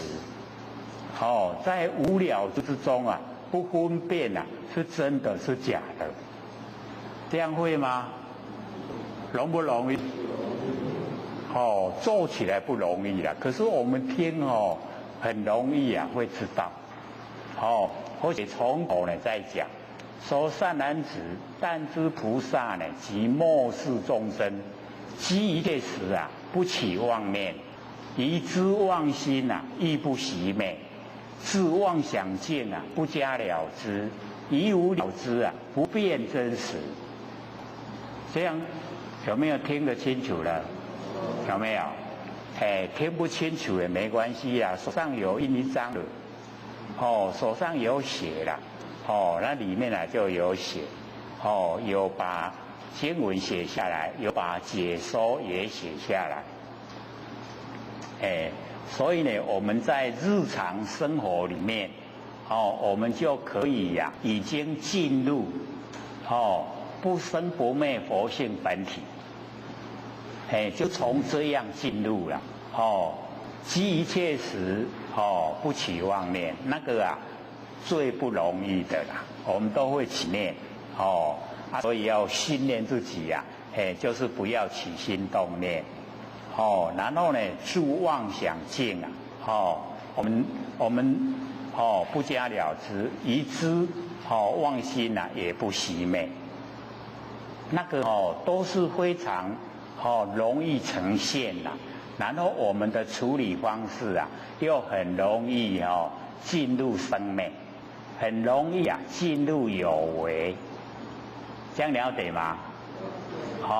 然后最后以无了之不辨真实，就是不去分辨它是真的是假的，所以我们要知道说整个天地之间就是我们不生不灭的佛性本体这个存在，整个山河大地，整个万象都是佛性本体，所有整个有情的众生我们要知道都是同体，都是一体，所以我们刚才的那个唱那一首山歌说只要我们用那个很至诚的心就能够跟上天契合，有没有？就是这个意思的。我们假如说用至诚的心全部都不落入作为，就是有为，然后也不落入生灭，这样的话呢，我们就很容易回归到本位，所以那一阵子或许有休息50天，然后再来，有没有？那个时候就跟各位讲说，假如那个时候就已经一口气不来了，那我还会呢再来，因为曾经有跟各位许诺啊，说要各位都成佛，有没有？也拢也未成咧嘛成未？未所以还要跟各位结个善缘还是要这个这个循循善诱引导我们的这个努力做努力修啊可以成就，可以成道呢，可以成佛说一定呢，我们听到好的方法就要去实行，实际的做。那实际的做以后啊，我们再往更这个高更深入的那一些佛理呀，我们都会听得懂。那假如说我们有听，然后没有做，然后往后再讲比较高，又比较能够让我们成就的呢就会听不懂了像说我们呢这个上个礼拜不是有前贤问吗？说我们呢这个非常努力的修道，竟然是魔业，有没有？没有听进心里面啦没听到所以呢那个我们就是了解到很微细的那个我们呢这个研究到比较高高阶层的时候比较微细的道理就一定呢也要透彻了解。那我们很花心来修道就一定呢要找到不生不灭的那个修行方法。那我们假如说这个很努力很花心这个修道很努力来修道各位前贤正不正确？所以我们鼓励一些新进的比较资格比较浅的都是要这样的，要努力修道。可是我们到达比较高的程度以后那个很努力我们就是要去深入的探讨。我们人都有疲惫的时候也有反弹的时候。那当我们一疲惫下来，本来很努力一疲惫的时候是不是有一点懈怠？所以很努力的时候是始于生，有一点疲惫懈怠下来是始于灭。那我们不修那个生灭的道，我们修呢要修不生不灭的道，这样了解吗？是不是比较微细的？所以我们要保持平常心很努力的修，那个是我们切立的目标。可是呢我们做法就不能说你走没气力了都要停下来，对不？对不对？所以我们就是还没有这个没气力以前咱都要保持那个继续的力道。那这样呢继续的力道有了，我们又可以这个往下一个阶层又努力前进这样子的话就没有生也没有灭都一直很努力的可以说从头到尾都是精进。所以我们就是要了解到自己就是要了解到有没有走入生灭，有没有走入变化。变化那个跟生灭是一样，它不能，我们呢要了解到修道呢不能变化一产生变化，我们心变不变？会变的心就是生灭的心所以我们就是找到不生不灭的心来修不生不灭的道，这样因果一致绝对可以成而我们当下就已经了解然后已经在做，那已经就是了，哦，就是已经啊，哦，整个佛性啊呈现在眼前，当下都是，哦，无欠啊，无余，无欠嘛无出，嘟嘟啊好，哦，所以啊，亿万年啊就在当下，哦，这个几千万年之前，几千万年之后，跟现在啊，同时汇合在我们的眼前，所以我们没有过去心，也没有未来心，也没有现在心，没有三心啊，三世啊，摄受我们不住，我们不用进入六道轮回。有没有回到我们本位了？有没有？所以很殊胜哦。各要了解到不会很困难，只要我们很笃定的对自己有信心。你看我们儒家讲信就在中间，然后统四端，四端呢就是仁义礼智啊，就是东西南北啦。所以那个中啊就是信，所以信统四端兼万善，所以我们要了解这个相信自己不生不灭的佛性啊，非常重要。我们都是啊，没有十足的相信自己佛性，所以力道才不足。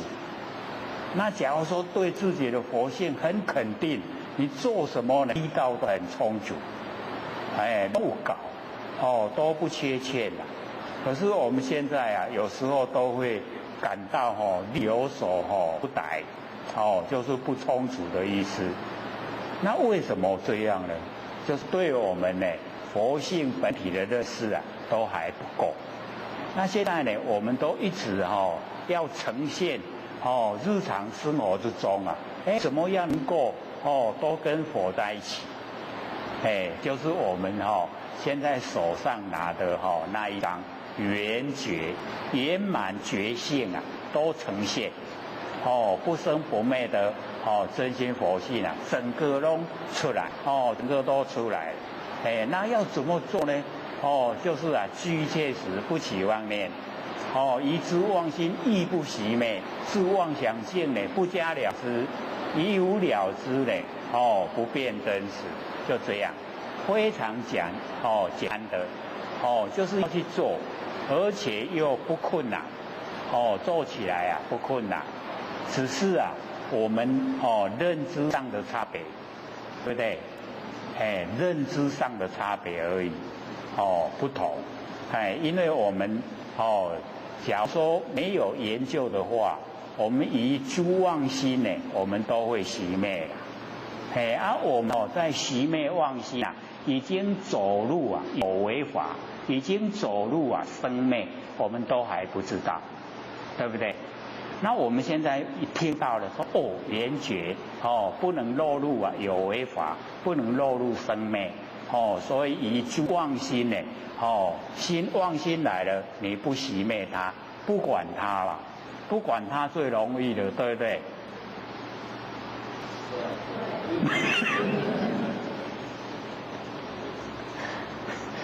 有反应，所以可能各位是听到，不要管它不行要管一管，所以赶快回应。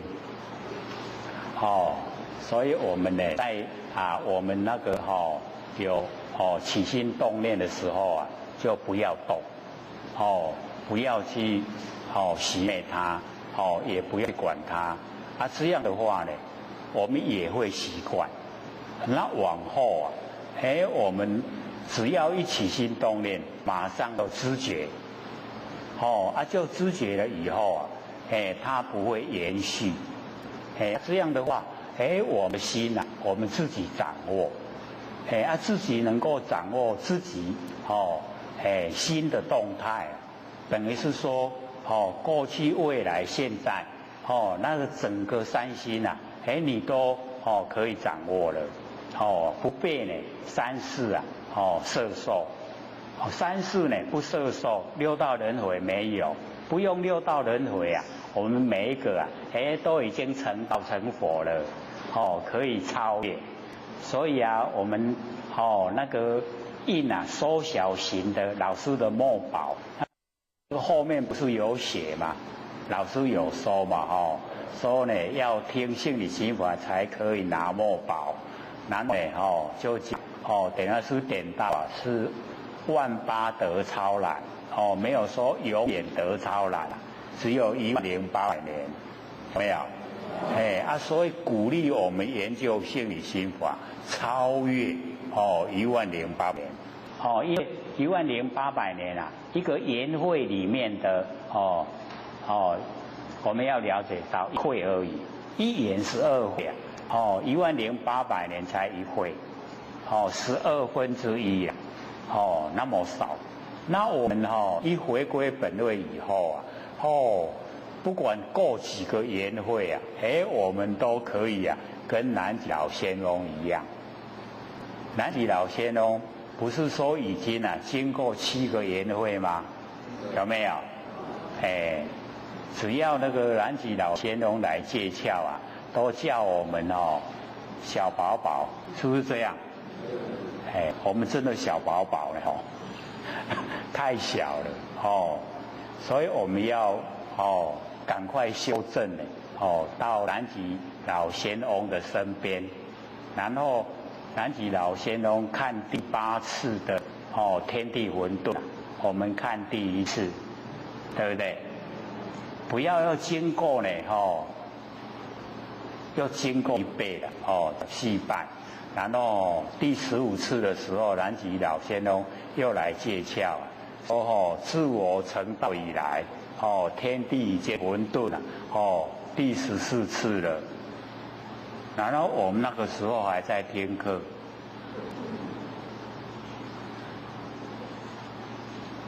各位都也忘了呢有没有？当南极老仙翁说。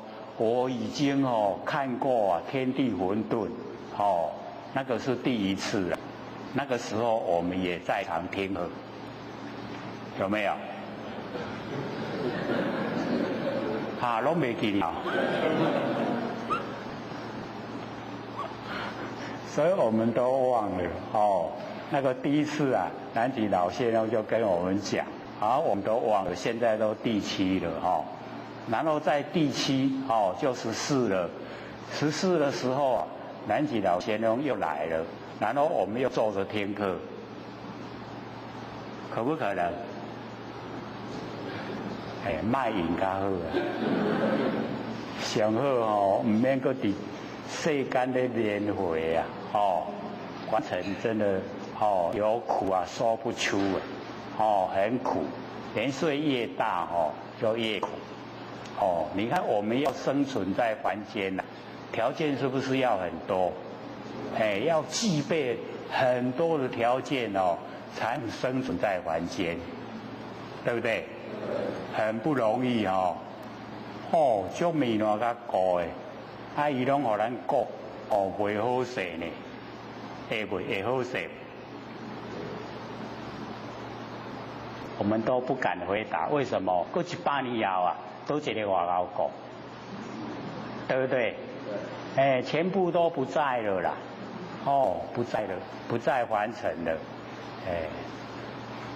所以啊，只要对众生有利益，然后这个已经命终的时候啊，到那个欲界啊，那个他化自在天去走一趟再回来凡尘，跟所有啊，这个所有亲属，这个认识的朋友说一说，我已经呢到他化自在天去了，有办法吗？那拢无看到半个熟悉都不见了啦。为什么？因为我们凡尘要1600年啦，那个他化自在天才1天1夜啦。安尼咱来一天就好了对不对？我们去1天就好了啊，然后我们再来完成，怎么样？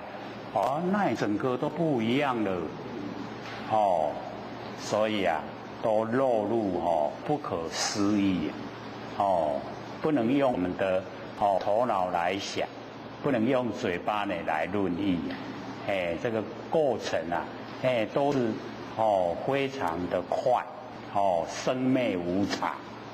那我们佛性啊，永远啊常住不前，如如不动，对不对？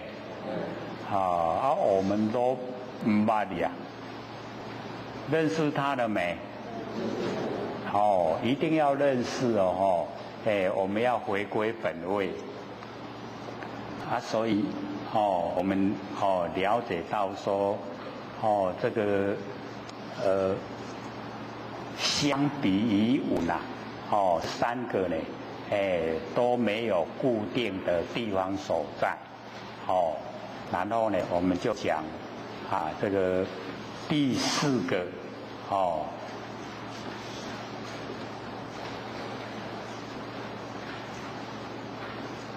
第四个就是啊，我们那个舌头、嘴巴啦跟那个吃的味道，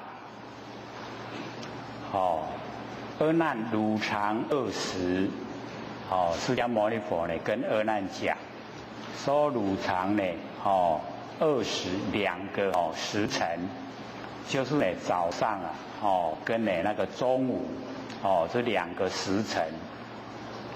那么佛制定戒律过午不食，经过那个午时，下午1点就不吃了，这样呢修起道来比较容易成功。众中持钵啦，其间或遇失落醍醐，名为上位。这个呢，释迦牟尼佛跟阿难讲，说你早上呢跟中午，在众中呢持钵，就是托钵到这个百姓家去这个化缘。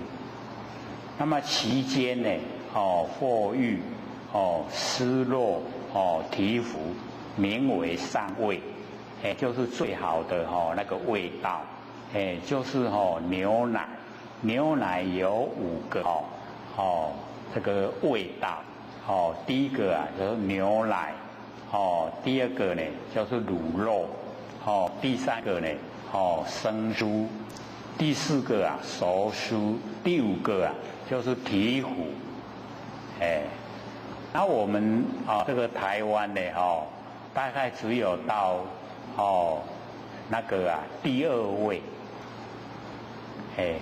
之前非常早期的时候或许看到那个释迦牟尼佛讲，说那个醍醐可以治百病，那或许就到那个大卖场去问，问那个售货员，说你们这边有卖那个醍醐吗？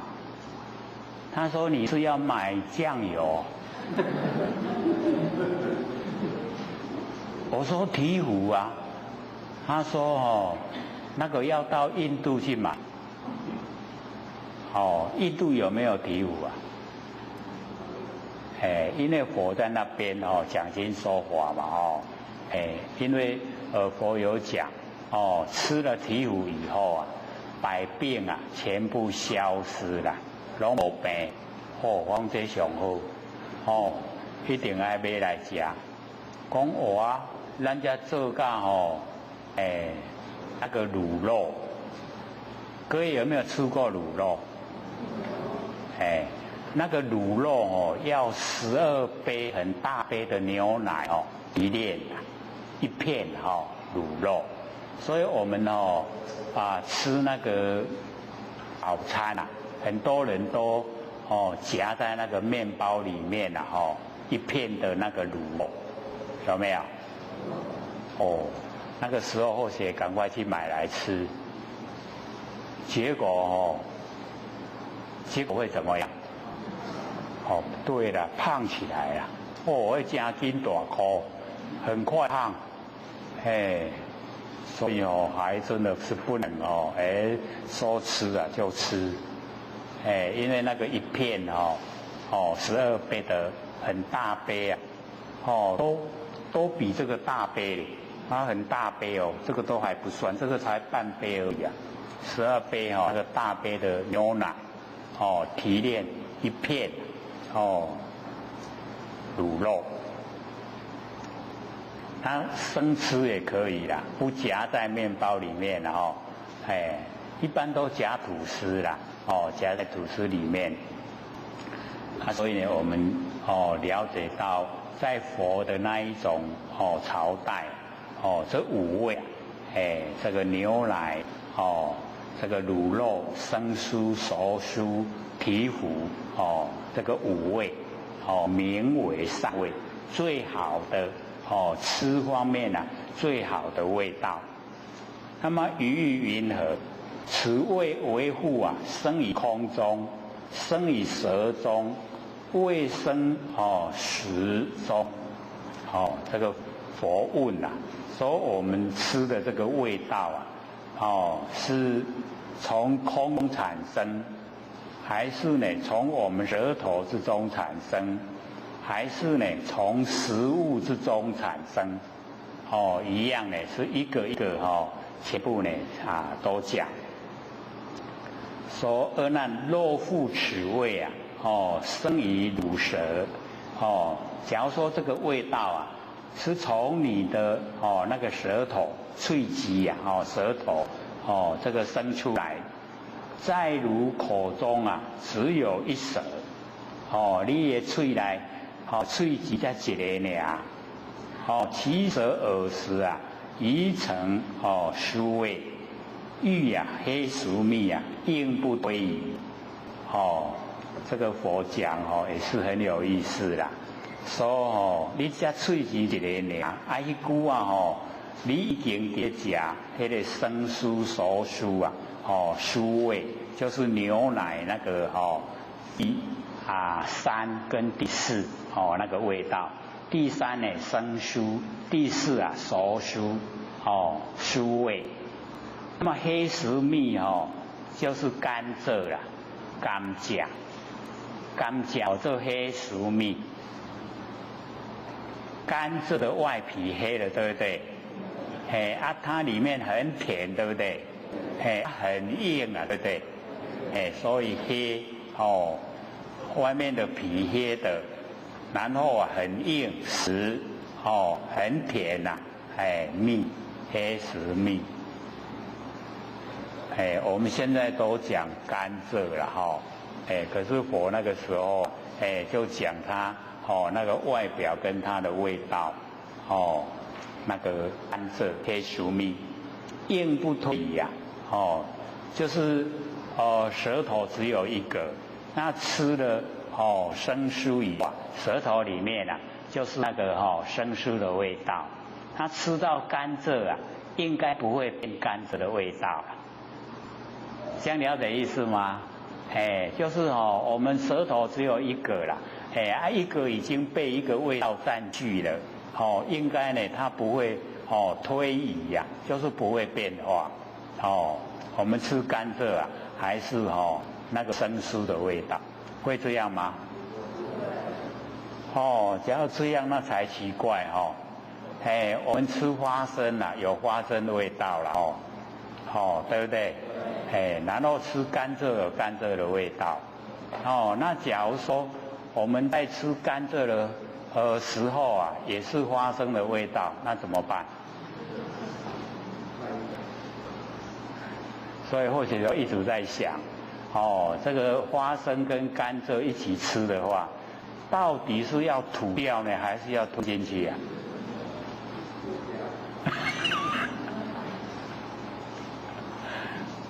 花生可以吞进去嘛，甘蔗要这个咀嚼以后要吐掉嘛，对不对？两个一起吃的话，到底怎么办？各位有没有试验过？没有啊，倒是可以试验看看。这个甘蔗跟花生啊一起吃，然后你一直咀嚼，到后来真的还可以吞进去，那个啊花生跟甘蔗啊一起吃，但是你不要吃这个几口就吐掉了，怕剩，你要给它剥烂，剥到尾啊才是吞得落的，很奇怪各位可以试验看看一起吃，然后吃了很久，然后你一直咀嚼，那整个那个甘蔗渣都变成花生。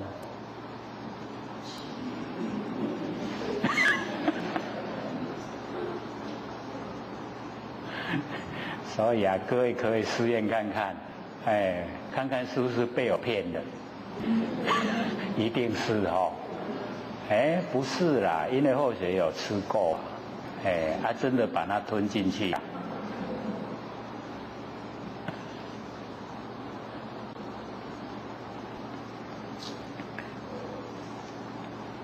肉不变矣呀，不明滋味。假如说这个舌头已经变成生疏的味道，再吃甘蔗，不推移那个味道不变的话，这样呢，就不叫做滋味，你知道那个味道。肉变矣者啊，舌非动体。假如说呢已经呢变异了，那我们的舌头只有一个，那么饮何多味啊？一舌之知，那么多的味道，一个舌头能够知道。所以这个各位姐姐，佛就是在讲了，说我们那个如来藏妙真如性很奥妙，我们舌头只有一个，你看我们吃的东西有100千个味道，对不对？这个有时候差一点点那个味道以后不要到追加来吃，这个味道差一点点，有没有？我们是要光明，我们修道呢，就是要光明，光明正大，然后呢，努力修持，能够呢修正成佛，救度这个苦难的众生，众生都很苦难，对不对？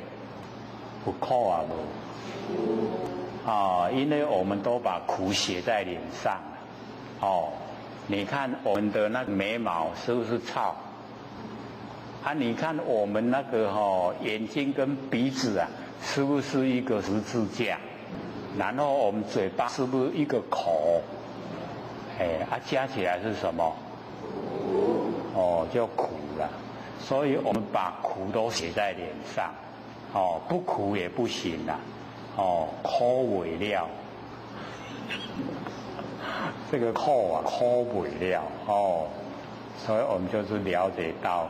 在凡尘年岁越大就越苦就越吃的越多越不好处理这个凡尘事。那假如说我们福报大各位先生好不好？对了，这个不要回答比较好，因为福报大是我们追求了可是真正的福报大。我们就不想修道了这个社会地位有又有钱他呢就要享受生活。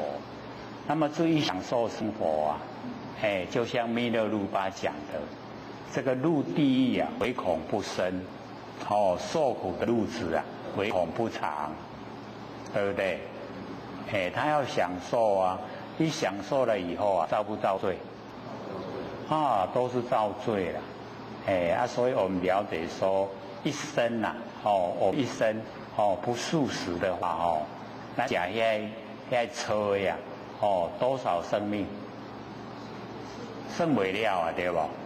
所以难怪佛释迦牟尼佛会讲，一失人生万劫难复人生一失掉以后经过万劫都没有办法再恢复人的身体，所以我们有人的身体呀，要赶快借假修真，赶快把佛性呢修正，然后身体呀，随有风土就还给天地，这样啊，我们就不缺，不缺这个天地呀，一笔债，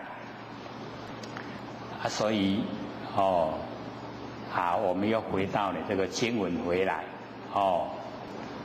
若生于食，假如说呢，我们那个味道是生在于食物，那么食非有事啊，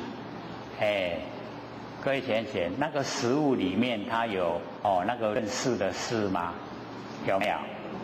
都没有了所以我们了解到，再好吃的东西呀，他不会说我叫好吃嘞，赶紧嘞，把我买去吃，有没有？没有了所以啊，食非有事啊，云何自知？为什么他自己知道？幼时自知呢，即同他食。假如说是食物里面啊，自己知道的话，跟呢别人在吃啊一样，何欲于汝？跟你呢有什么关系？名味啊之知，说你知道呢那个味。若生于空，假如呢，这个味啊，我们吃的这个味道是生于空，汝但虚空啊，当作何味？我们吃那个蛋就是吃的你吃虚空，当作何味？汝但呢虚空，当作何味？吃虚空啊是什么味道？必取虚空呢？若作咸味啊，既咸如舌，亦咸如面，则此界人啊，同于海鱼呀。假如说虚空是咸味的话，那么咸你的舌头，也咸你的面，那么这个娑婆世界的人啊，全部都变成海鱼啊。那么具常受咸啊，了不知淡，就不知道呢那个淡淡的，时常啊都受到那个咸的味道。若不是淡呢，亦不觉咸，必无所知啊，云何名味？所以这个味道啊，我们就是了解到，是我们的如来藏妙真如性啊，才知道味道。我们在第3片的那个 DVD 啊，不是有讲生灭的那个6根跟不生不灭的6根有没有？然后我们有讲到那个舌头喙肌呀，喙肌的是不变之体，然后啊物件吃东西就是随缘之用，吃到什么东西知道什么味道，对不对？那个就是佛性的功能作用。那喙肌啊不变之体，那我们吃完以后啊，摄用又归体，摄受呢我们喙肌也用，然后又归到呢佛性本体。回来，是故当知啊，味舌以产，既无触手，即产与味啊，二俱虚妄。本非因缘，非自然性。这个都是虚幻不实在的。那它实在呢，是我们的如来藏妙真如性。那么接着呢，底下呢，这个释迦牟尼佛又跟阿难讲。说汝常晨朝晨朝以手摸头，这个各位浅显，这个早晨为什么要用手来摸头？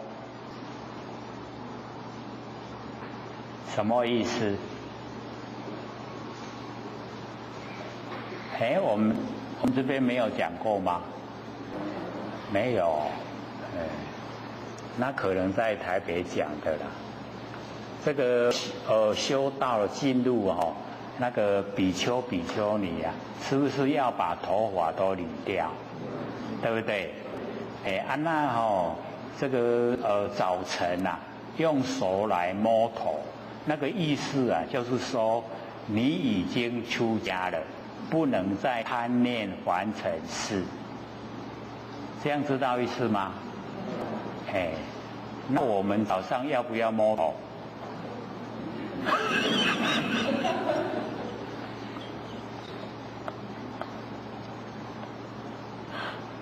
我们是这个水里的莲花，火里栽啦所以不用这个不用呢，这个摸头，所以外表形象呢跟都有的众生没有两样，可是我们的内心呐就是不同就是一心一意就是要回归到本位，就是要成道要成佛，要度化众生使所有的众生也都能够成道成佛，这样整个娑婆世界就变莲花邦。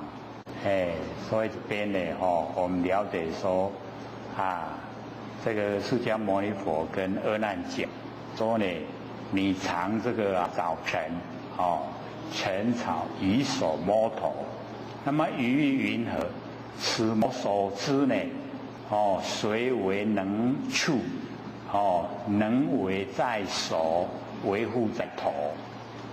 各位前人，这个我们倒是可以试一试看。这个我们摸头谁为能处？这个是手为能呢，还是头为能？各位前人，我们的手来摸头是头是能，还是手是能？这个手是能摸啦，头被摸，对不对？可是现在的知觉在头，对不对？手是手知头是能知。各位浅显，哪一个正确？是手还是头？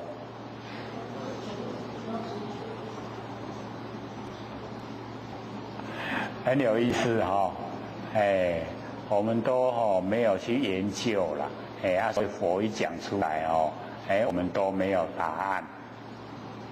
若在于手头则无知，云何成处？假如说那个手是能能处，头呢被手处，手是能，头是手，能手，这样了解吗？佛说呢，假如说是手的话，那头就无知了，就没有处。那么若在头，手则无用了，这个能能处的是在头，那手则无用。那么云何名处？所以伫手嘛唔对，伫头嘛唔对，倒位对？对啦，就是佛性啦，就是我们呢，那个如来藏妙真如性，若各有则如阿难应有二身，若头与手，一处手身则手与头当为一体。若一体者触则无成，一体就没有那个接触，若二体者触谁为在？二体的话是头呢还是手？在能非手，在手非能，不应虚空呢，以汝成处，所以这个能手能手，我们修道就是要消灭能手。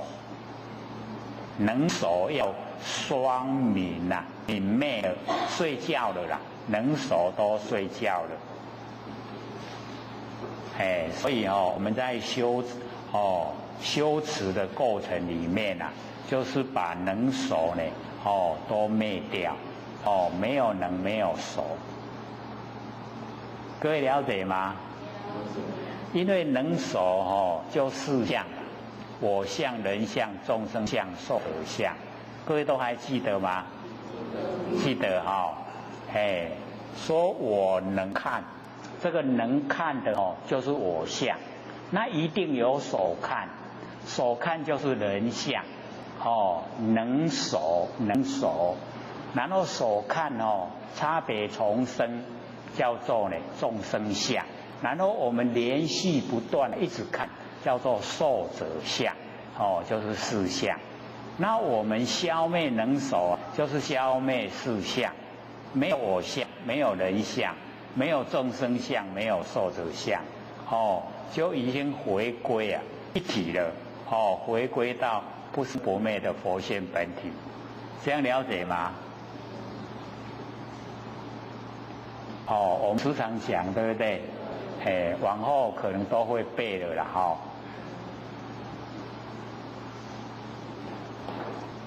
是故当知觉处以身，既无触手，那个觉，跟那个接触跟我们的身体它呢既无触手，都没有地方所在，即身与处二次希望，本非因缘，非自然性。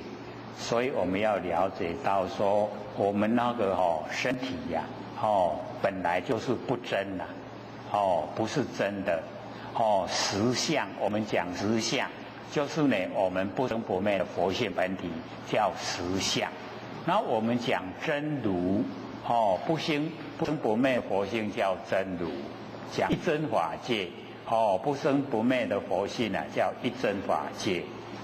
所以我们了解这个身跟处那个都是虚幻不实在没有的东西啦。所以我们了解到，我们众生看的都实实在在，在佛菩萨清明眼来看都是清明空，都是没有。我们看都是有。各位浅显，到底是有还是没有？我们可以延伸，100年前有没有？100年后有没有？我们是说我们身体啦，100年前当然有100年前100年后也有100年后那个当然有。可是身体呢？我们的身体100年前有没有？100年后有没有？都是咧，都无啦。拢无正假，拢假啦，对不对？身体是假的，佛性是真的。佛性没有形象，说不会生灭，不会生也不会灭。我们要把佛性修正。各位浅显，佛性有没有？这个倒是要肯定啦，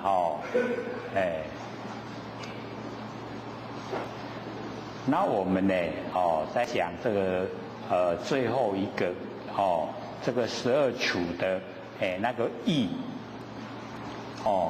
跟法，所以呢，或者都讲我们讲法的时候大部分都很宽广，整个宇宙虚空呢称为法界。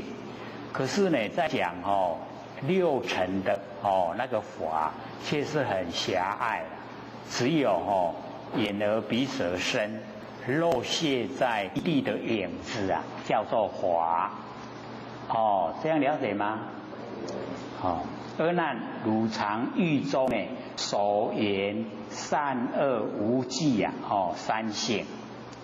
善跟恶无记，无记呢就不记善也不记恶啦。那个叫无记。生成法则这个所言的善跟所言恶跟所言无记是三性。它生成的法则怎么样生成呢？此法维护其心所生，未当离心，别有方手。所以前面就讲汝常义中那个义里面的善，义里面的恶，义里面的无记那个生成怎么样生成呢？它有一个法则。那么这个法是我们的心所生，还是呢未当呢离于心别有方手？各位浅显，心啊跟意啊，相不相通？哇，有个假亲嘛。所以啊，那个达摩西来一字五啊，全凭心意啊用功夫。若要纸上呢行佛法，比肩呢善根呢洞庭湖啊，用洞庭湖的水当墨水来写佛法，都呢找不到佛法，所以一定呢就是要用心意。那这边呢佛就讲说我们那个意生出来的善恶跟无记，那个生成的这个方法，这个法是我们的心所生呢，还是呢离心别有方手，所以这个呢我们平常呢就很少去探讨。而那若即心者啊，假如说那个意啊，就是我们的心，那么法则呢灰尘，假如说意是心的话，法就变成了不是六尘里面的最后一个，所以我们了解那个法就是呢色声香味触法，是不是六尘的最后一个？这样了解吗？所以我们知道六尘的最后一个，再来看佛所讲法则灰尘，那个法法则呢就不是六尘了，这样了解吗？法也过去有文字卡掉的有没有？所以啊，我们就是了解到假如我们的意啊是心的话，那么法则啊就不是六尘了，不是心所言，非心所言呐，心所言跟意啊，各位浅显，意所言跟心所言呐，相不相同？这一下子如果敢若迄个出题伫咧考试，这声这题真歹回答，对不对？很难回答，意所言跟心所言呐，一不一样？不一样我们就是了解到心所言呢，跟那个意所言呐，它是不同的。所以法则灰尘不是六尘啊，就不是心所言。那么允和成处就是12处那个地方所在。那么假如若离以心啊，别有方手，就是那个意所言的善恶无记啊，离以心另外有地方所在，则法自性啊为之非之。这样法的自性就是六尘里面最后一个法那个法的自己本身啊，是知道呢还是不知道？知则明心呐，知道的话就叫做心。意如灰尘，跟你不一样，但是呢，它不是凡尘，不是凡尘里面的一个那么同他心量，就是跟别人的心量是一样。那即如即心。假如说是你的话，那么就是你的心。那允和汝心啊，更恶于汝为什么你的心啊更两个啊于汝？是你有两个心。若非知者，假如说呢不知道那个华就是呢不知道。此尘既非色声香味离合能软局虚空相这个法尘啊，它不是呢色声香味离合能软局虚空相这个法的那个六尘的最后一个当以何在？那么它在呢什么地方？今于色空呢都无表示啊，现在这个法在色形象呢，在空间呢它都没有表示，不应人间呢更有空外不应该呢我们人间又有空的外面心非所言处从随力我们的心呢不是所言，心呢是能言所以不是所言那么处地方所在从随建立，是故当知呢法则与心既无处所，则意与法意跟法二俱虚妄，两个呢都虚幻不实在本非因缘非自然性，不是因缘也不是自然性，是我们的如来藏妙正如性所以呢我们了解这个是12处12个地方所在，6根跟6尘，12个地方所在也都是呢如来藏妙正如性。那么接着呢还有那个18界就是6根6尘跟6识36呢18。然后我们呢剩下20分钟给各位提问，所以这个呢18界我们下个礼拜再说。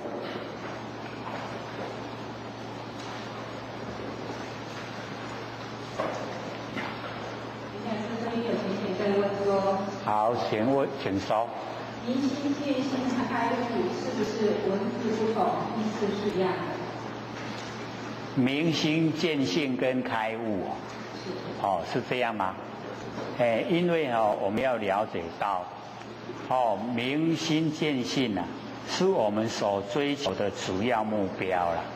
那个开悟它有非常多的角度而且又有深又有浅有浅的悟有深的悟，那有道理的悟，有形象的悟所以那个开悟它是比较狭隘明心见性呢心明了因果就不昧，见性成佛就无疑，所以那个是究竟，明心见性是究竟开悟是一个起步，这样了解吗？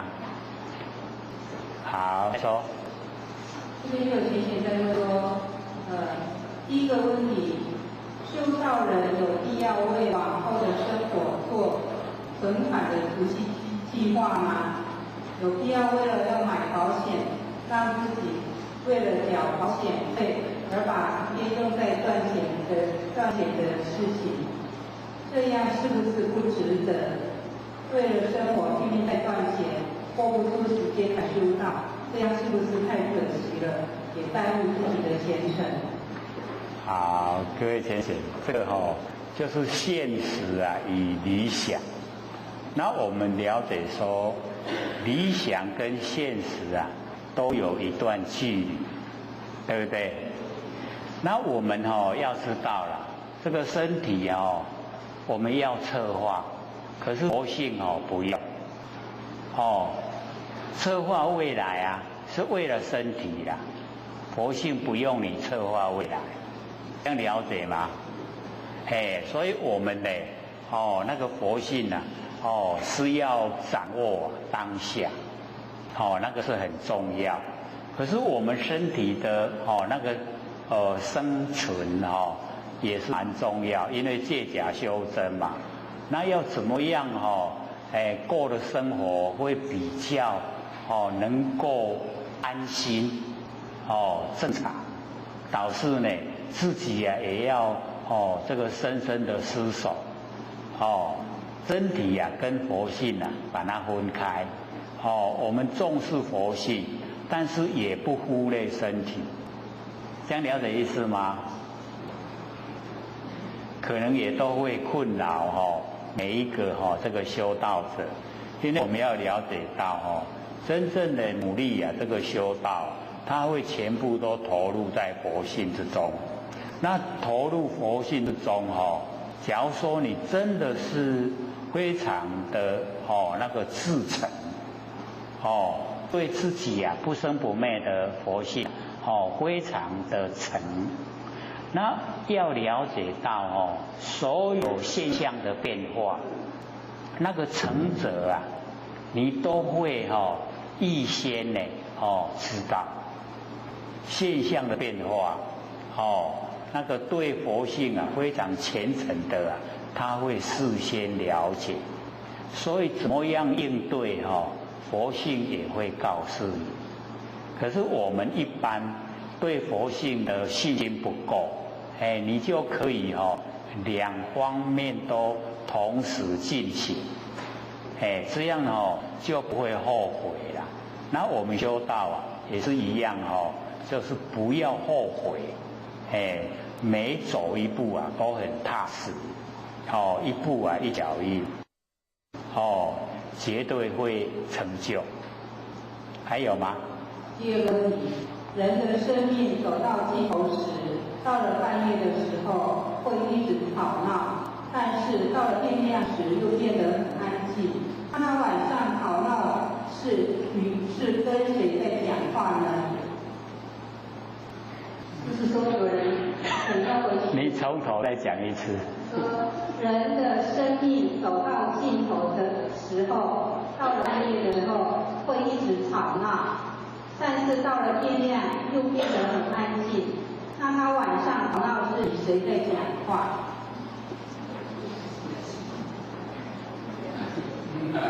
各位浅显听懂这个意思吗？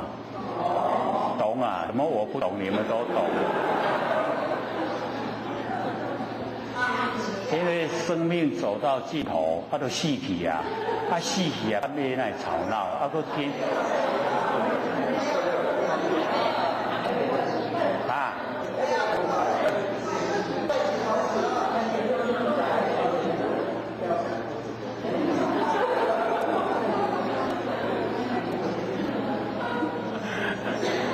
因为或许听到就是这样，生命走到尽头，我就讲死啊，死去啊，半夜过会吵闹，个天光个真安静，有这种事吗？所以我们要了解到我们人是半阴半阳，阳跟阴啊，我们都可以适应。不管是晚上，不管是白天，我们都过得很舒服。那假如说呢，我们在完成的修持啊，一直让那个阴增加，让那个阳减少，那这样的话他晚上啊，他会特别的兴奋，然后白天呢，昏昏沉沉。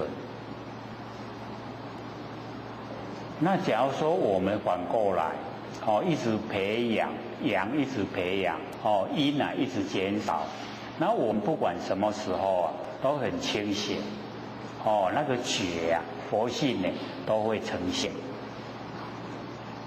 各位阳多还是阴多？阳多。蛮有自信的阳多，就是要正面光明。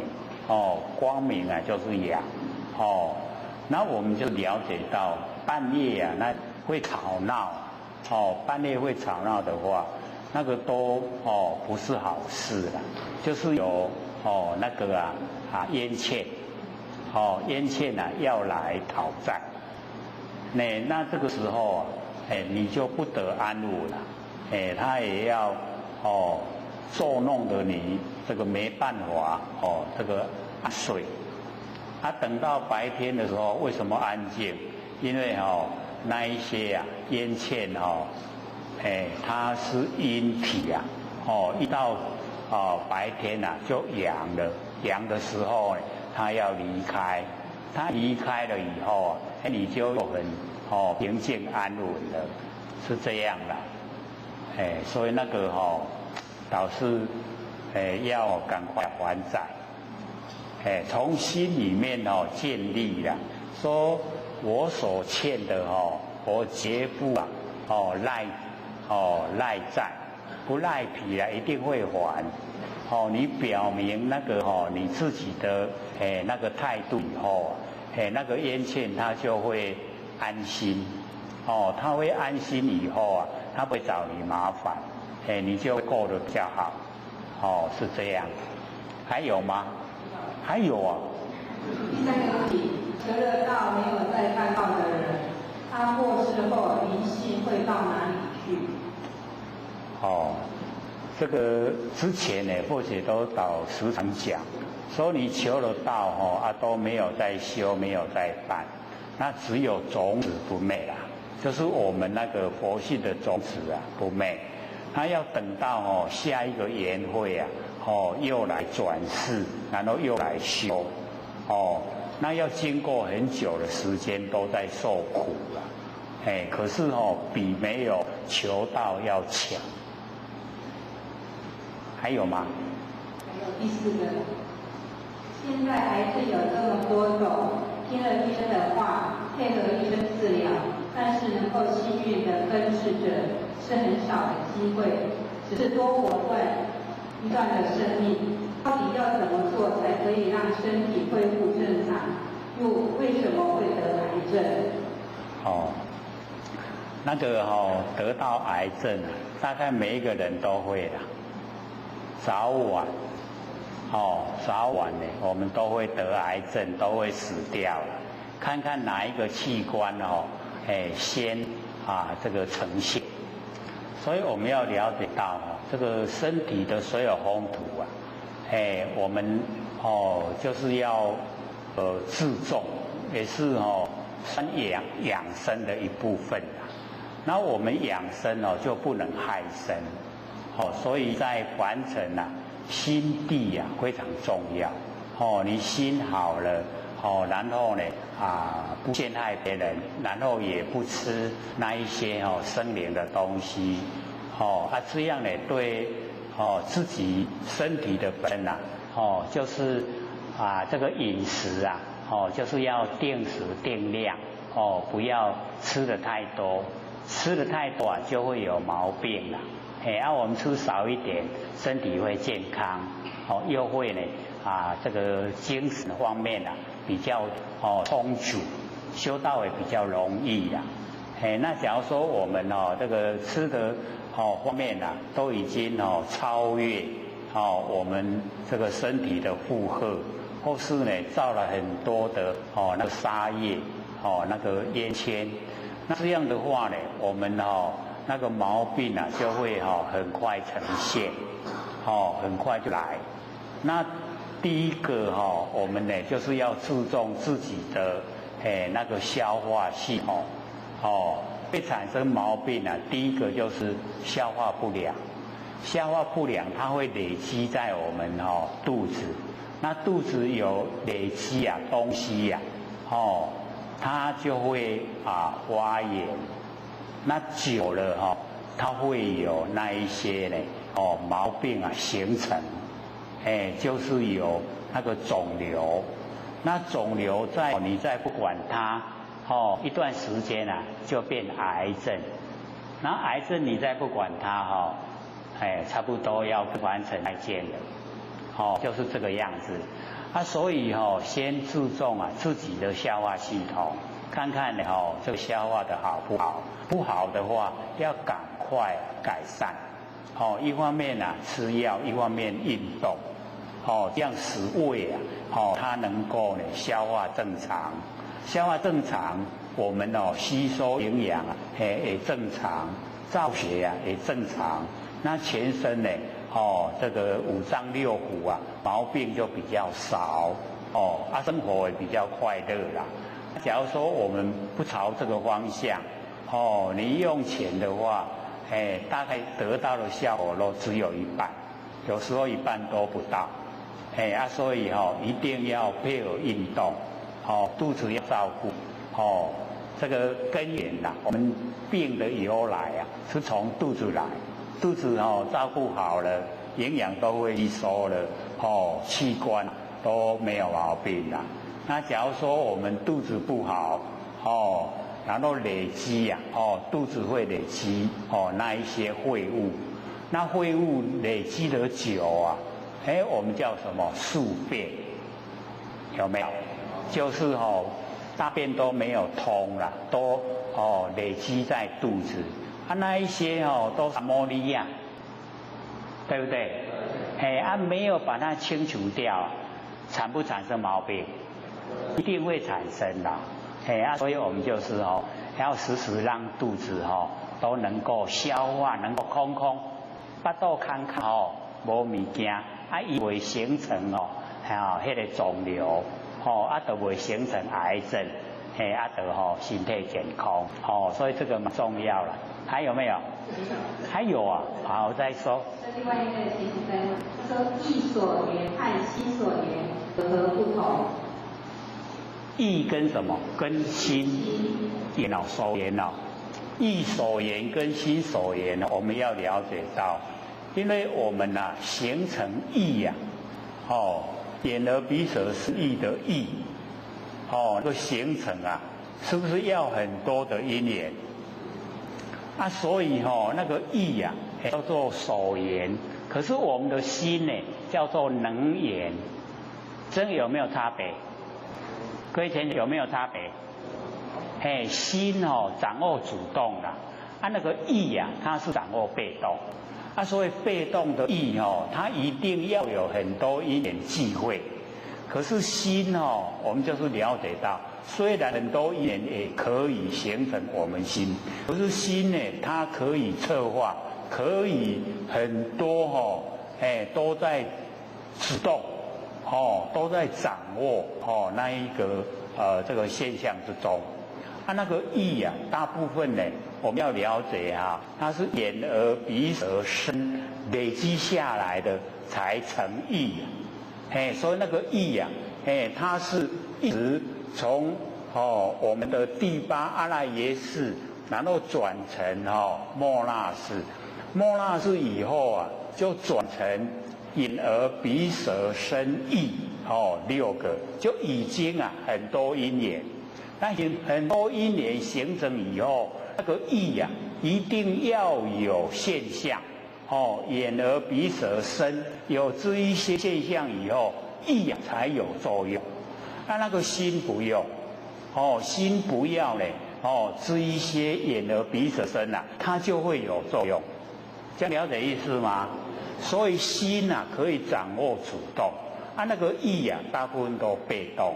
那我们呢，在修持的过程呢，我们把我们的意不要让它呢呈现凡尘的幻象，我们把意来做妙观察智，就是呢用那个凡尘的所缘，我们用这一些缘运用这一些缘来观察天地的变化就是妙观察，观察天地的整个变化。然后呢，我们观察以后会见非功非功就是非有为功用，那非有为就是无为。我们的意就可以见到无为的佛性所以我们就要转把那个呢意转成妙观察智。我们不是有说过吗？记不记得？有印象没有？所以呢，我们就是了解到那个意要很多因缘际会才有，可是心它掌握主动，它就可以策划意整个凡尘怎么变的话，然后明了整个心的状态所以心是比较宽广，意比较狭隘，这样了解吗？那个是还有时间问，有没有要问的好，请说。好，请说。我写在有情人的纪念馆看到那个不对，他不清楚，想要请教刘讲师。那他是写那个禅心集集菩提路，那个下面那个是诚信纯纯道义，这个后写不清楚。有，你能够写的让后写看一下吗？因为那个一落入文字了以后啊，意思呢就很多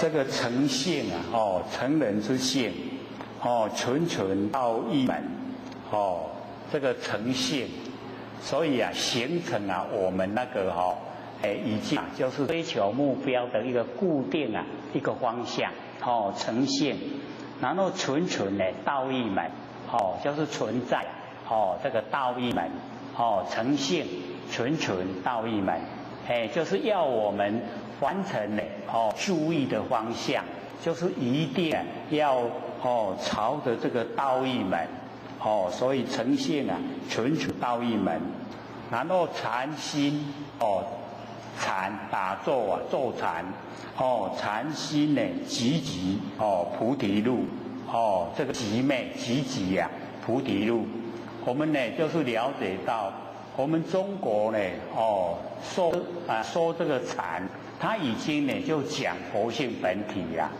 那在印度说禅，它是修持的法门所以那个已经方向不同所以我们禅心就是我们不生不灭的那个真心佛性真心佛性呢积极，就是呢我们不要落入有为，不要落入生灭，就是空寂寂灭积极，然后菩提路就是已经呢到达那个菩提的道路这个已经呢就是你抓到了不生不灭的佛性本体，然后呢你按照这样不用呢在很多的语言文字只要你守住那个寂灭寂灭就是所有生灭都没有了，叫做寂灭积极菩提路就已经非常正确走上菩提的道路。好，下课。各位等下师、各位讲师、各位坛词、各位天贤，大家好。不学占道天师德、老天贤大德，以及感谢呢各位天贤给后学机会学讲。我们讲到第几页了？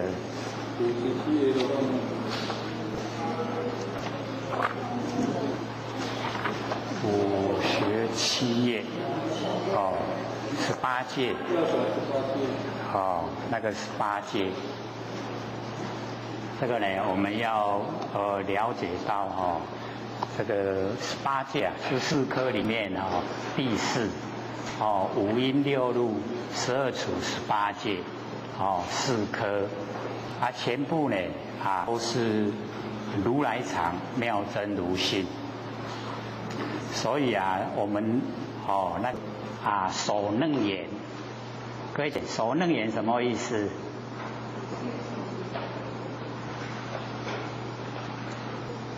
我们不是研究蛮久了吗？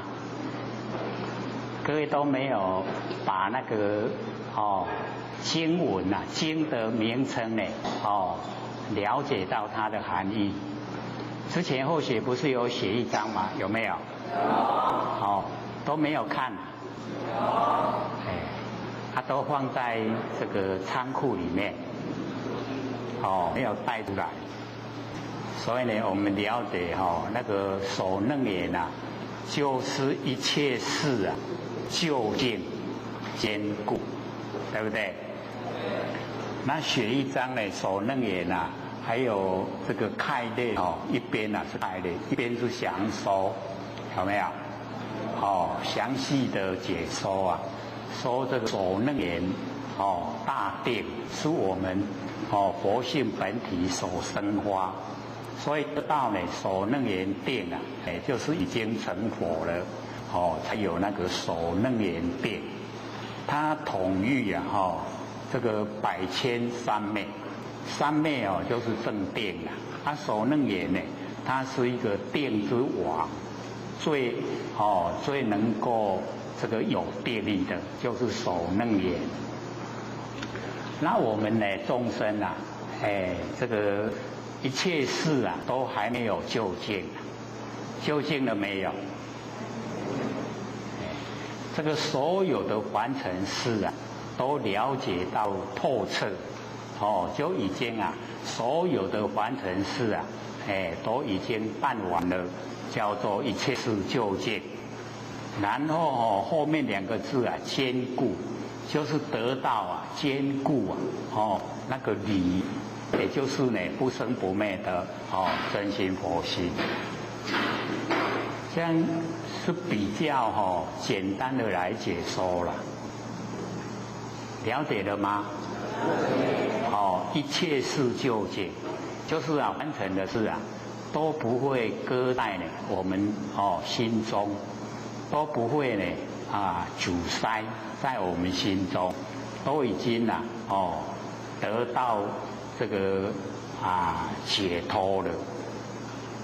那我们凡人啊，还没有到达一切事究竟，一切事都不好，都还不究竟，还没有办好，一切事啊都还没有办好，所以啊都被凡尘事卡住了，所以就没有得到坚固，那我们呢就是要朝这个方向努力，凡尘的事啊，都虚幻的不实在，都是假的，所以呢都要让它究竟，毕竟呢都不可得了，凡尘事啊都不可得，所以我们就不用太投入呢凡尘的事，因为太投入凡尘事啊，我们会沾了很多的尘垢，沾了尘垢呢，就这个不容易呀，修正成道成佛，所以我们讲到这个第四科这个18戒，然后后面还有7大，那5阴6路12处18戒跟7大，加起来就是25。那之后还有25门的修方法，都是从我们呢这个在凡尘所应用的5阴6路12处18戒7大，从这里产生。那我们就看这个18戒，说复次阿难，这个释迦牟尼佛跟阿难讲，说允何18戒本如来藏，妙真如性。18戒，18呢各有它的界限就是6根、6尘跟6识，3、6、18。它18呢，6根有6根的界限，然后呢6尘有6尘的界限。6识有6识的界限，所以各有各的界限叫做18戒。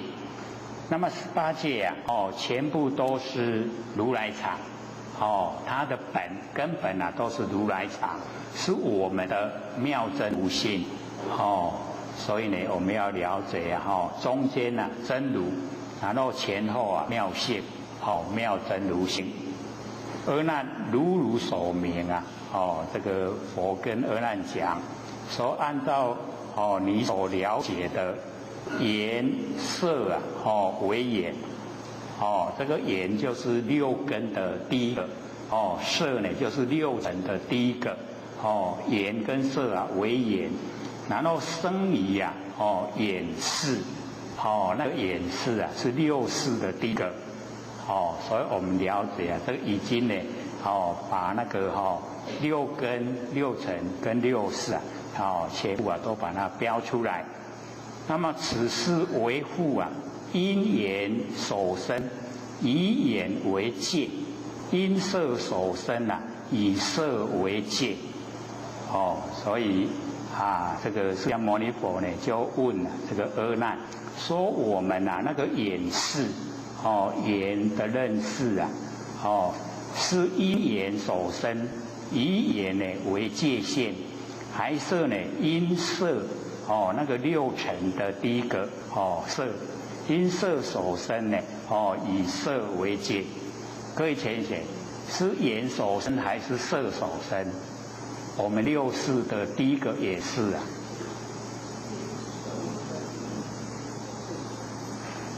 因为我们平常都没有这个朝这个方向来研究了，所以不知道呢我们那个眼识眼的认识，是因为我们眼睛呢所产生的还是呢因为六尘的色所产生的都不知道以这个眼为界限，还是以色呢为界限。阿难，若因眼生既无色空，无可分别。假如说眼识是因为眼所产生，那么既然没有六尘的色跟呢这个空间这个整个呢那个完空没有色跟没有空就无可分别就没有我们已经就没有目标了。那纵有如是，纵然有你的眼识欲将呢何用无可分别也没有色也没有空，这样呢就没有办法分别。然后有眼识也没有用。那么汝见又非青黄赤白你的那个见性又不是呢颜色青黄赤白，无所表示从何立界那个界限从何呢这个建立。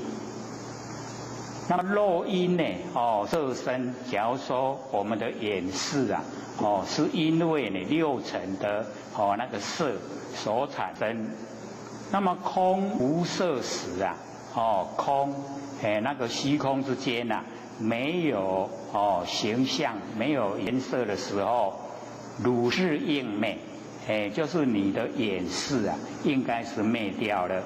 那么云何视之为什么会知道是虚空性那个眼识灭掉就没有那个眼识了那没有眼识为什么会认知那个虚空性是整个这个虚空。若色变时汝意视其色相呢千变。假如说那个形象这个六尘的第一个色变换的时候，然后呢我们那个眼识也知道色相已经千变。那么汝是不迁，界从何立？我们的眼识不迁不变化，那么这个界从哪个地方呢建立？从变呢则变界相呢自无。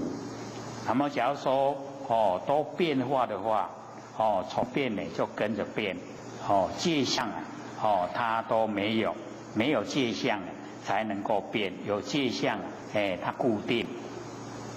那么不变其恒。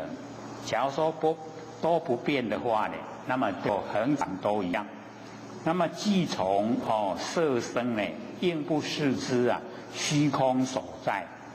假如说是从六尘的第一个色产生我们的眼识，那么应该呢不视之，不知道虚空所在，不知道呢虚空呢在哪里。若间呢二种，假如说呢是间的这个两种，眼跟色共生是眼色共生。合则中离，离则两合这个合的话呢中间眼跟色的中间就离开哦，那离呢就两个颜跟色啊，哦就合在一起，体性啊杂乱，哦那个性体就杂乱了，那么允和啊，哦成戒。那所以我们之前啊，哦大家都有这个研究过啊，哦不住身、不他身、不共身、不无因身，有没有？哎，这个听了也蛮熟了，蛮习惯的，有没有？最后呢，结论是什么？对啊，是有一个答应就是无声啦，哎，那个是对，可是就只有一个一个回答而已呀，这个不住身不共不他身不共身不无因身就是无声啦。我们不是讲要到达无生华人嘛？有没有？哎，无生华人，所以我们要了解到，这个修道最起码的成就就是无生华人，已经无生华人，最起码的成就，最低的那个位阶果位，叫什么呢？叫阿罗汉。阿罗汉他得到无生华人以后就已经能够这个进入阿罗汉的那个境界。所以从阿罗汉、辟支佛到菩萨跟十方之佛，全部呢都有得到无生华人。因为是无生就无昧，他没有生昧才能够进入不生不灭的佛性本体，这样了解吗？所以我们凡尘就是没有那一种那个独立像我们佛性这么超然，这么高超啦。所以他讲不住身，不他身，不共身，不无因身，有没有？所以各位就是要思索，说我那个不生不灭的那个佛性本体它就是能够到这个状态，不自身，然后不他身，不共身，不无因身，它就是无生，已经到达无生华人。无生呢就无昧，没有生昧所以我们了解到没有生灭了以后就能够成就阿罗汉。那阿罗汉呢，他是得到自利那菩萨呢是还要利人不但自己得到利益还要利益别人所以呢，我们也是要这个当菩萨当佛。那么是故当知眼跟色为眼，声呢眼世界，这个眼跟色两个呢这个合在一起，然后就会生眼识。三次都它都没有固定的地方所在，则眼与色即色界三，本非因缘，非自然性。它不是因缘所产生，也不是自然而有的所以我们了解说这个六根六尘跟六识都是呢我们佛系里面的功能作用所以讲本如来藏，妙真如现了解吗？好像呢，我们这个研究这个楞严经会觉得说听起来很吃力，会不会？不会不会是最好了因为或许讲为什么没有写那个小的字来解说？就是因为白话讲出来佛在讲都很普通就切呢，跟他北微好像很容易懂那个样子，然后再加小的文字来解说会反而复杂，所以我们在讲这个4科的时候啊，就全部都没有写那个小的文字啊，来解说，这样了解意思吗？就是讲真浅啦，唔免个解水安尼啦。可是当我们正在研究的时候，感觉上好像很深，会不会很深？所以按照后学所讲，我们把前面那个本如来藏妙真如性，跟后面那个本非因缘归自然现，我们记得就好了。中间忘记也没关系呀。中拢给啦，那个知道了当然是更好，不知道也没关系，这样呢会很这个清晰的呈现，都说是如来藏，是我们呢，这个如来本性所含藏，妙真如性，很奥妙的真如，我们的佛性。这个呢，是18界的第一个缘，然后第二个耳，阿难又如所明，按照呢这个阿难所明了的耳跟声为眼，耳朵呢跟声音两个为眼，然后生以耳识，我们那个耳识就产生。那么又问此事这个耳识为复因耳所生，以耳为界；因声所生以声为界。各位浅显，我们这个耳识是因耳所生呢，还是因声所生？因为什么生出来的？所以它很奥妙了说耳朵所生，以耳朵为界，不对耳朵不会产生耳识那因声因声音所生，声音也不会产生耳识对不对？所以我们看那个文字，然后进入它的意思就会了解，说出来了，不对，不是以耳为界，也不是呢以声为界，都不是。底下呢佛就讲说，阿难若因耳生假如说是因为我们的耳识，是因为耳朵所产生，那么动静二相，动呢就是有声音，静就是没有声音。这个动静两个形象，那么既不现前它呢没有呈现在我们眼前，根呢不成知那个根，我们的那个6根呢就不成知，那么必无所知一定呢没有所知道的，知尚无成，那个知都还没有，是何形貌？那个耳识是形成什么样的样子？那个形貌是什么样子？若取耳闻，假如说呢，我们取这个耳闻，无动静故闻无所成没有这个动静，就是有声音的也没有，没有声音的也没有没有动静。那么闻无所成要闻什么没有让我们闻那个耳朵来闻。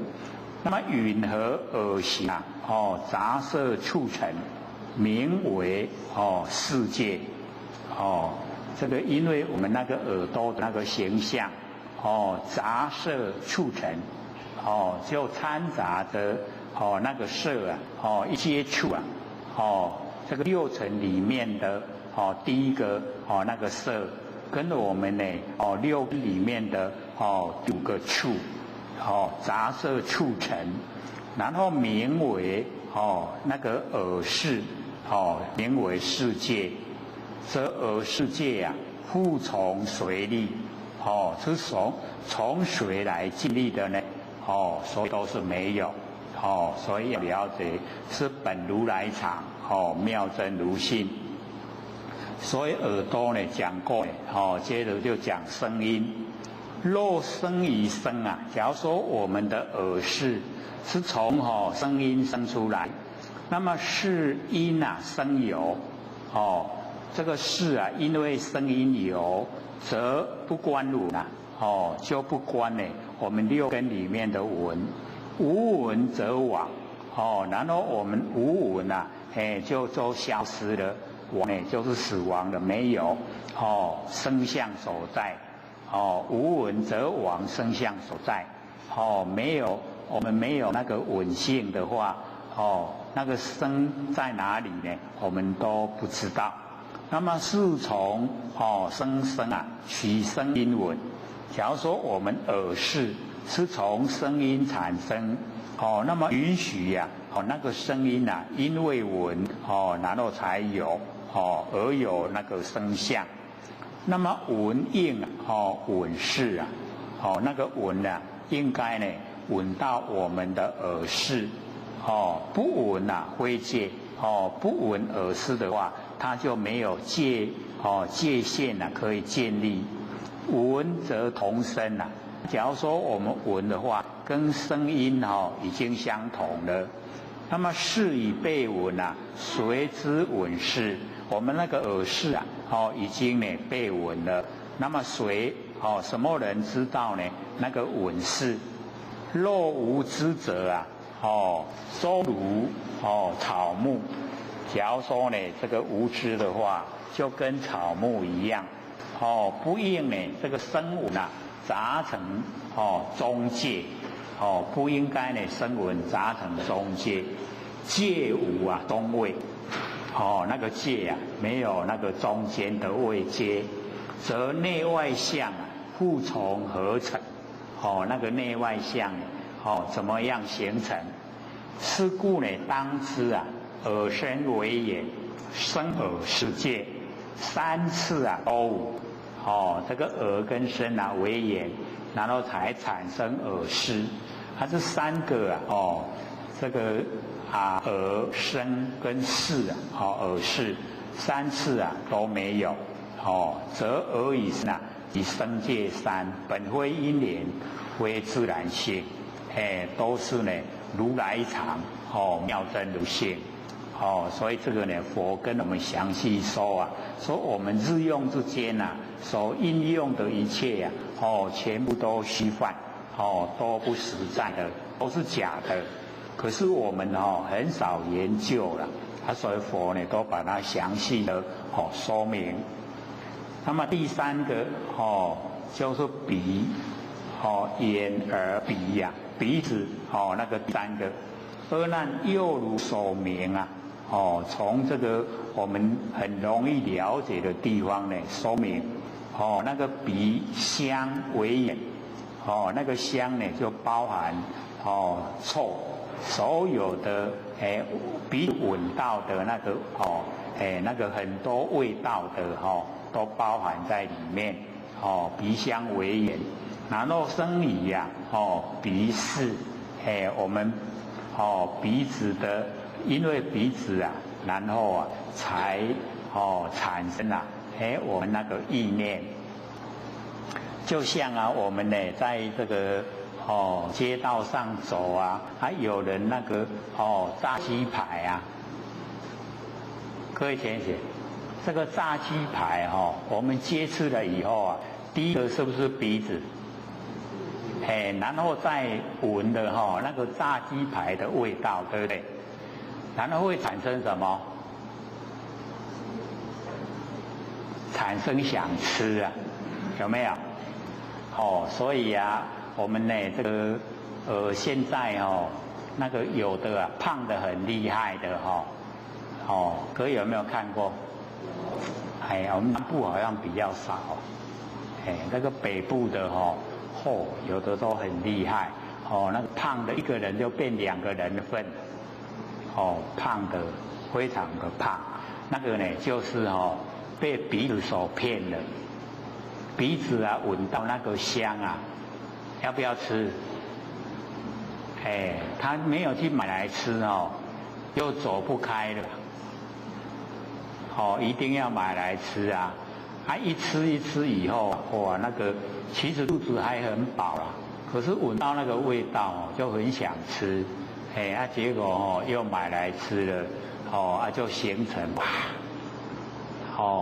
太胖，所以或许都讲了那个在养啊，那个外国在养那一些那个大鸡排的原料那一些那个鸡，它都用那个生长激素来喂那一些鸡吃，然后它们吃了生长的很快大的很快，然后整个货柜就运到我们台湾来，然后我们就开始这个各那个街头巷尾就拿来炸鸡排就卖了，然后我们买来吃那个养鸡的成分那个生长激素它还在结果一吃到身体里面身体还在生长激素的影响之下，所以就一直发胖得很厉害。所以我们看到胖得那么厉害一想那个心脏的负担大不大？心脏负担就很大，所以那个都会缩短那个寿命，所以我们不要贪吃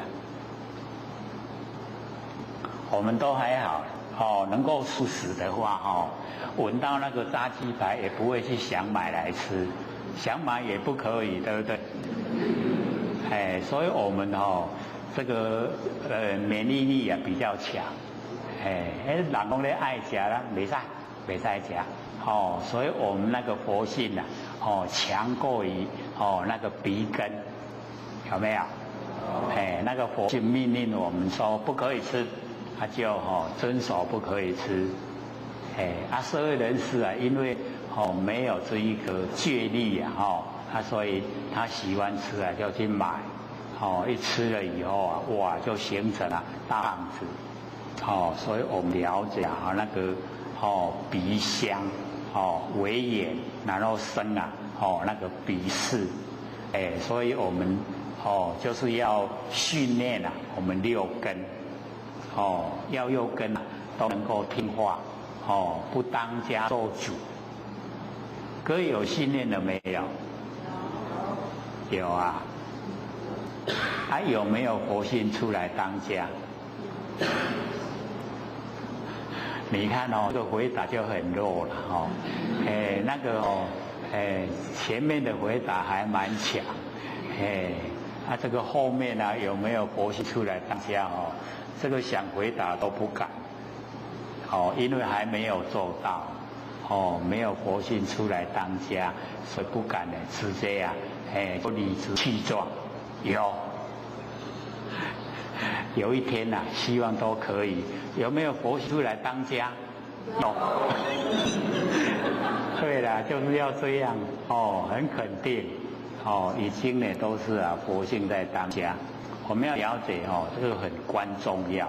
只要佛性当家，不会造业，那不造业就不受苦所以我们就脱离六道轮回看起来是很小的事可是很关紧要我们一直让六根当家的话，那已经是习惯性习惯性都是六根在当家，佛性都不认识不认识有不生不灭的真心佛性所以没办法启发。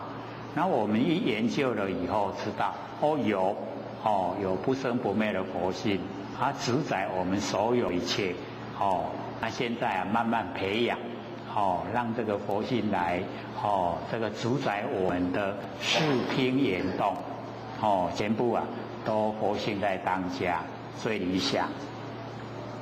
所以这个鼻跟香这个两个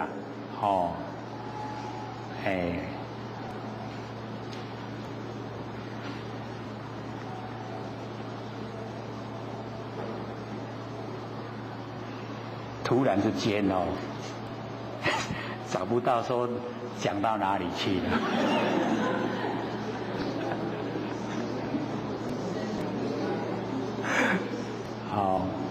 这个鼻香为眼，然后生于鼻是眼耳鼻，第三个。那么此事啊，鼻是为父啊，因鼻所生，以鼻啊为界；因香所生呢，以香为界。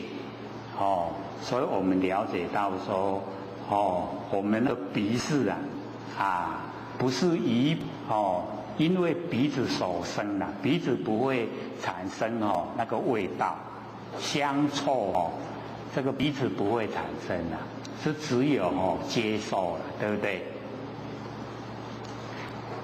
我们鼻子会产生香臭吗？一定不会啦，那有人要厉害。鼻子会产生香臭，会产生香还好一点。假如说一直都产生臭那糟糕了，一生之粥都完蛋了。所以不会呢，因鼻子这个产生啦，然后有那个鼻识，所以我们了解到这个讲出来呢，都是我们日常在用，这我们都没有深入研究，不知道呢它虚幻不实，也不知道呢它原来是我们那个如来藏，如来含藏，这一些功能作用，所以我们研究了以后就全部都能够了解，佛性的功能作用。那么佛释迦牟尼佛讲说，因鼻所生呢，以鼻为界；因香所生呢，以香为界。那因为那个香跟臭那个所有味道那个外在因缘它确实是有，可是呢我们就是要了解到那个鼻识不是外面的那个所有的味道可以决定，要看我们那个接受的程度。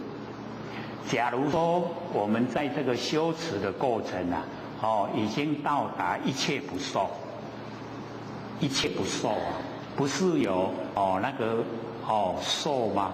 五蕴里面的第二个有没有？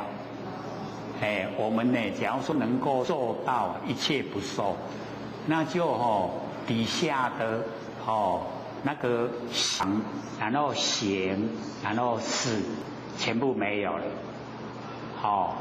那就一定就没有业了，不会造业。也讲过在北部有一个职管女职管所有那个部他的底下的那些人员都向他埋怨然后向他吐苦水他都全盘接受，然后后来没多久就形成他身上的一个癌症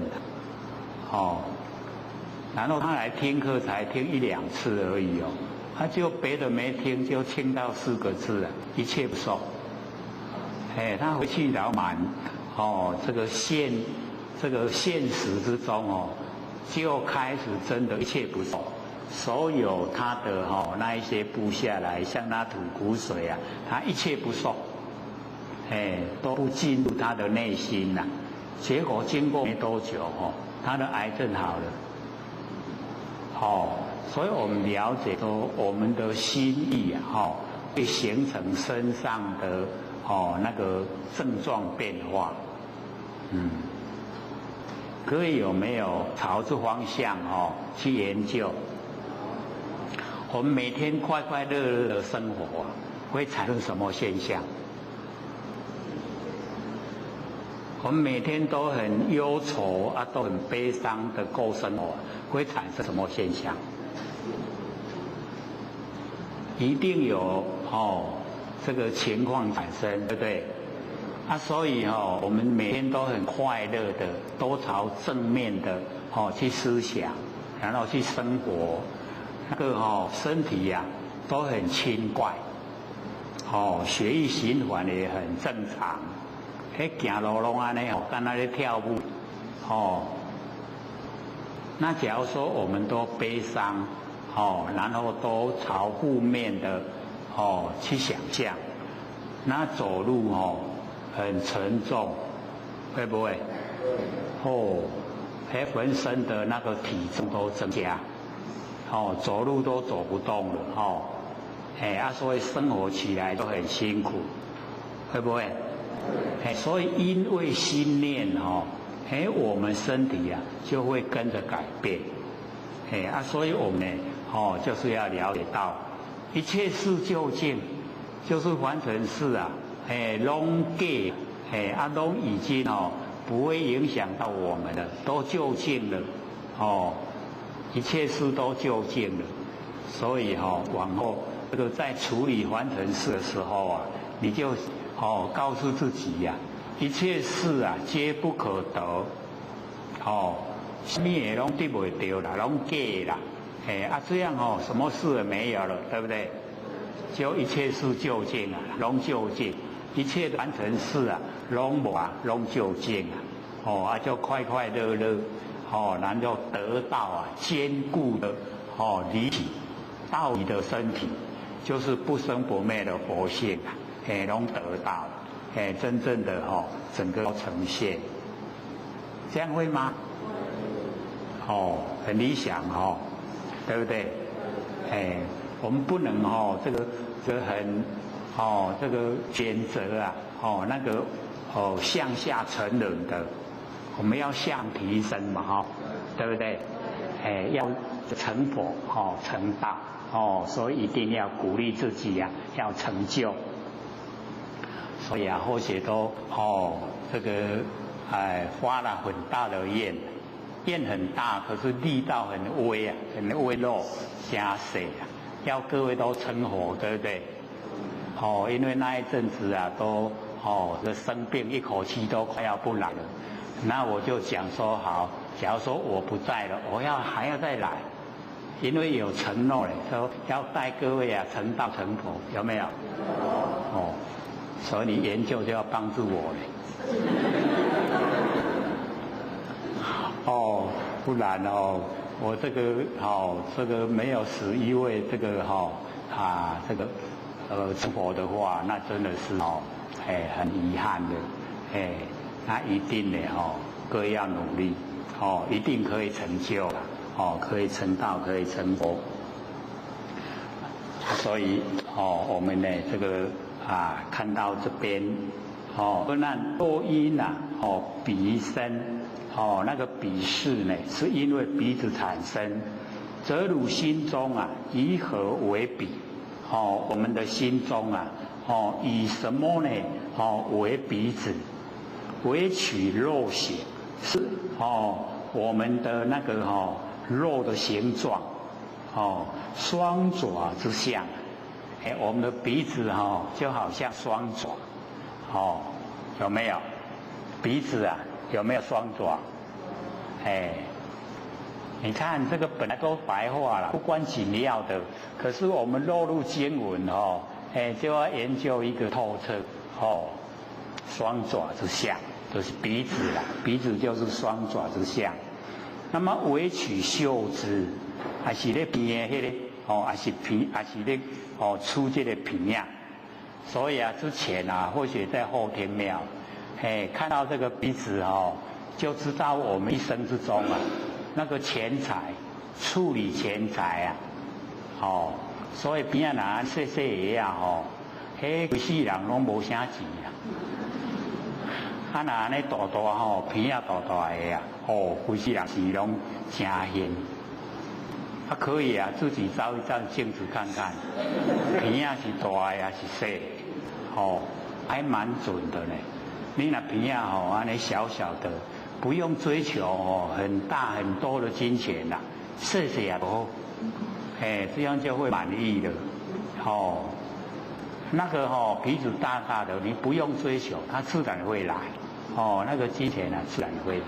所以我们这个一出生了以后啊，那个形象都告诉我们，每世之间所造的那一些因果我们都在整个我们形象呈现的。所以啊，那个时候或许在后天庙很喜欢研究职业啦，哦，所以那个时候很微细的那个相啊，也都去追它是什么意思表现什么。所以啊，假如说人中宽宽的，眼睛大的，那这个人好相处，他没有心机呀。你只要欺负他，他也笑笑的。假如说人中是窄窄的，眼睛是小小的，那你讲话都不要欺负他。他可是记得很牢啊，都把你当仇人。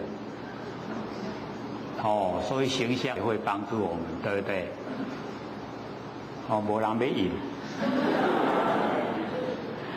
讲到这个相，因为都呈现很就是很一下子就看了然后啊，我们这个两个眼睛的旁边这边那个呢就是夫妻宫所以这边只要是饱满，那个夫妻呀就是很圆满。可是要了解到那个饱满的人啊很圆满。那假如说夫妻里面有一个这边是陷下去的他会感到不如意啊。夫妻相处他一直都不如意。太太假如说很饱满，他会感到这个夫妻生活很圆满。这样了解吗？爱怪家己的命啦，唔怪别人，都是自己可以努力的啦。夫妻之间相扶持，这个最起码就是夫妻的。然后我们这个鼻子旁边不是有两条沟嘛，那个叫法令它法令很开，就是很宽广，它可以领导很多人。假如说这个法令都没有，或是窄窄的，那管自己就好了啦。不要想说能够管到别人。所以你看，都形象就已经告诉我们了。所以这个都很这个很普遍的啦。一下子就知道。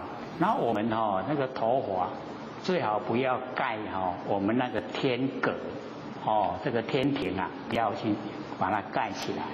所以老一辈去选媳妇的时候啊，假如说那个你现在的那个女学长很喜欢把这个头发盖到眼睛这边啊，那个老一辈怎么讲？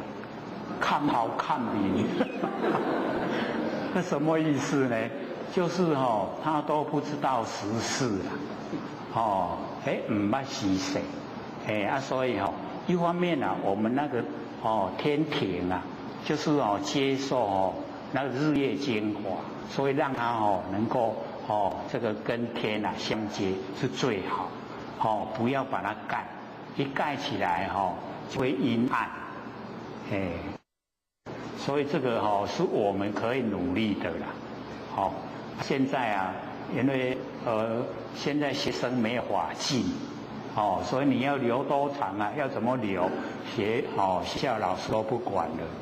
那很多那学生啊，那个头发都留到这里，有时候再长一点眼睛都剩一半了。搁较长些，受看也无安尼，都已经看不到眼睛了，所以那样子不好。对自己来讲，没有出运的时候，时常那个运啊都是黑暗，黑暗的运啊好不好？要运啊要很这个光明，要很正大，那样才好。所以我们在这个形象之中呢，就可以做到，所以我们在讲鼻子啊，现在讲到相，谈相的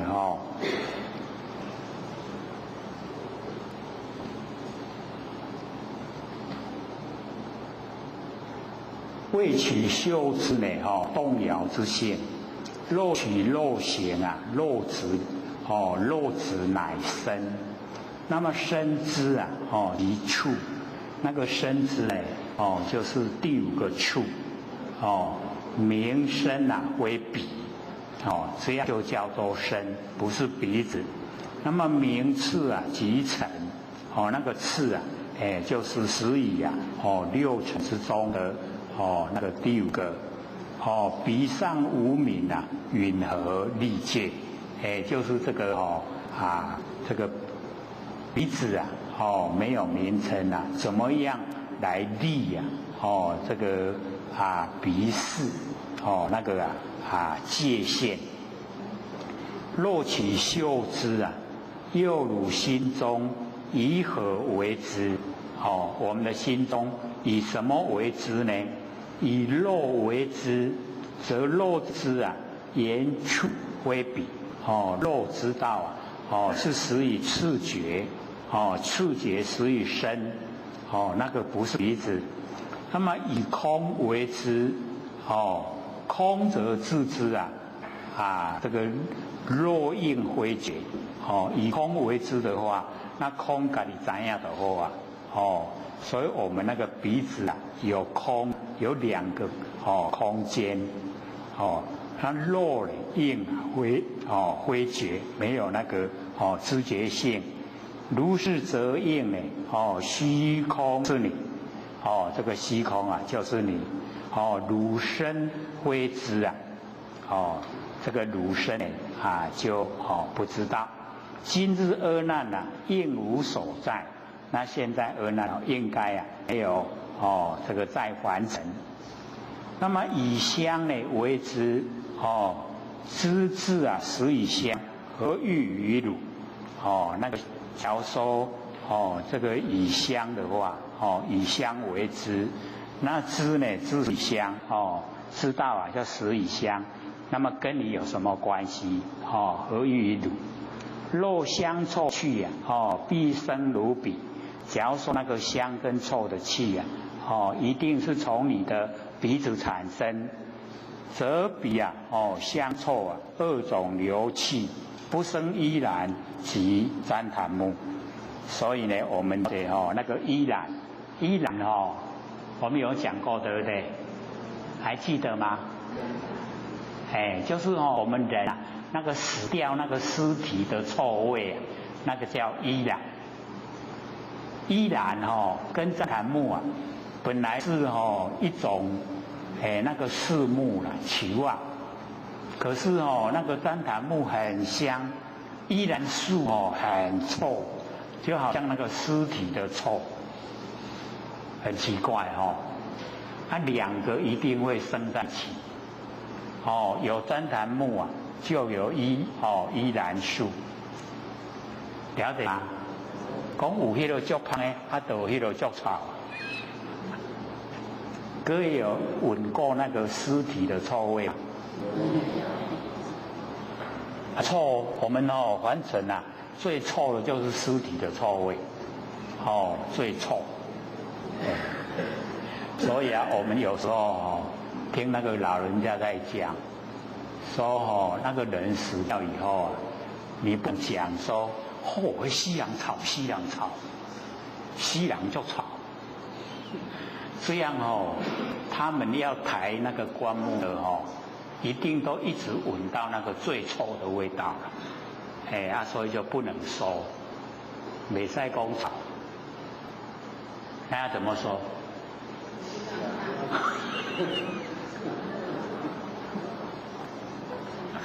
所以这两个这个依然跟旃檀木一个很香，一个很臭，两个就会生长在一起。这边有那58页反面最底下一行，依然有没有？依然。那个旃檀木假如说我们能够拿到那个北俱泸州的旃檀木那个香味可以治病，闻到香病就好了。我们身体的毛病闻到那个北俱泸州的旃檀木然后我们病都好了。我们一天我们等到成道成佛，我们一起去北极泸州，我们一起去拿旃檀木回来。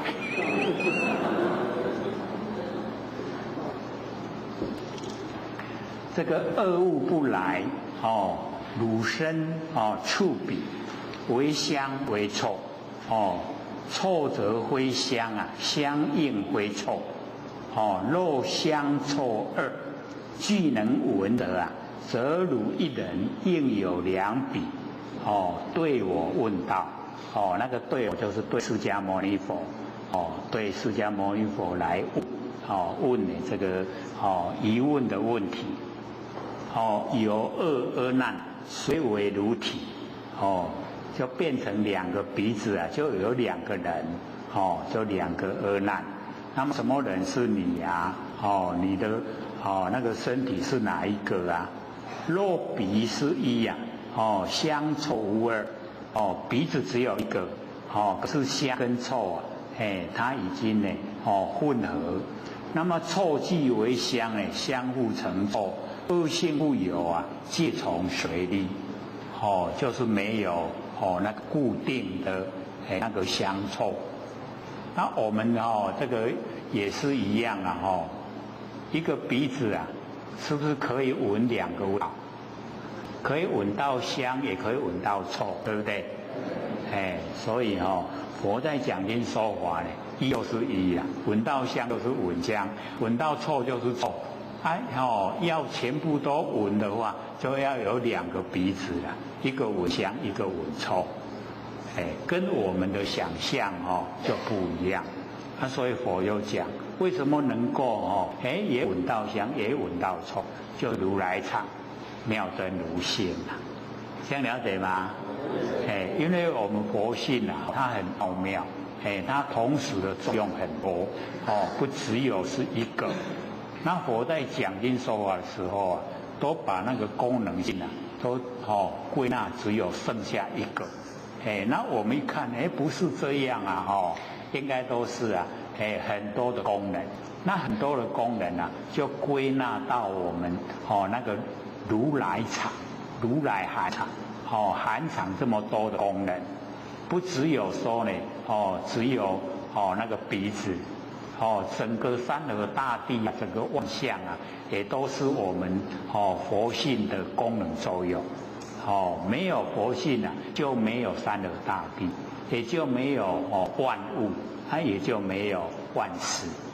所以完成的所有一切山河大地、万象、万事，所有众生全部都是共同体，都是一体。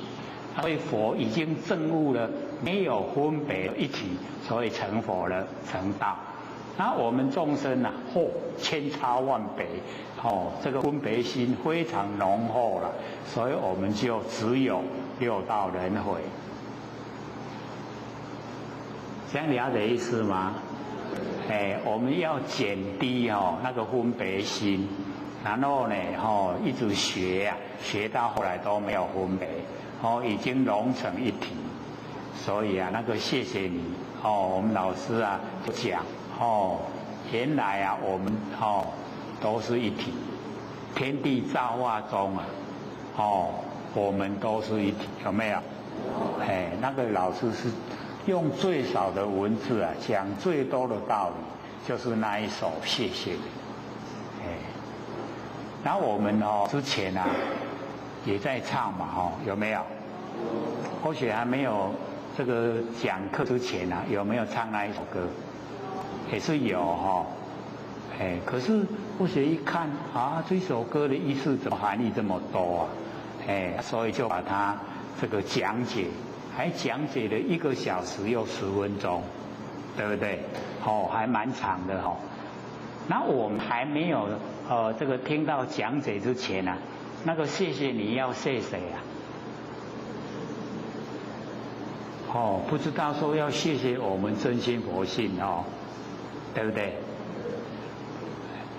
我们以为说我们周遭的亲朋好友要谢谢我们周遭亲朋好友，好友是该谢谢可是最重要的谢谢就是不生不灭的我们真心佛性。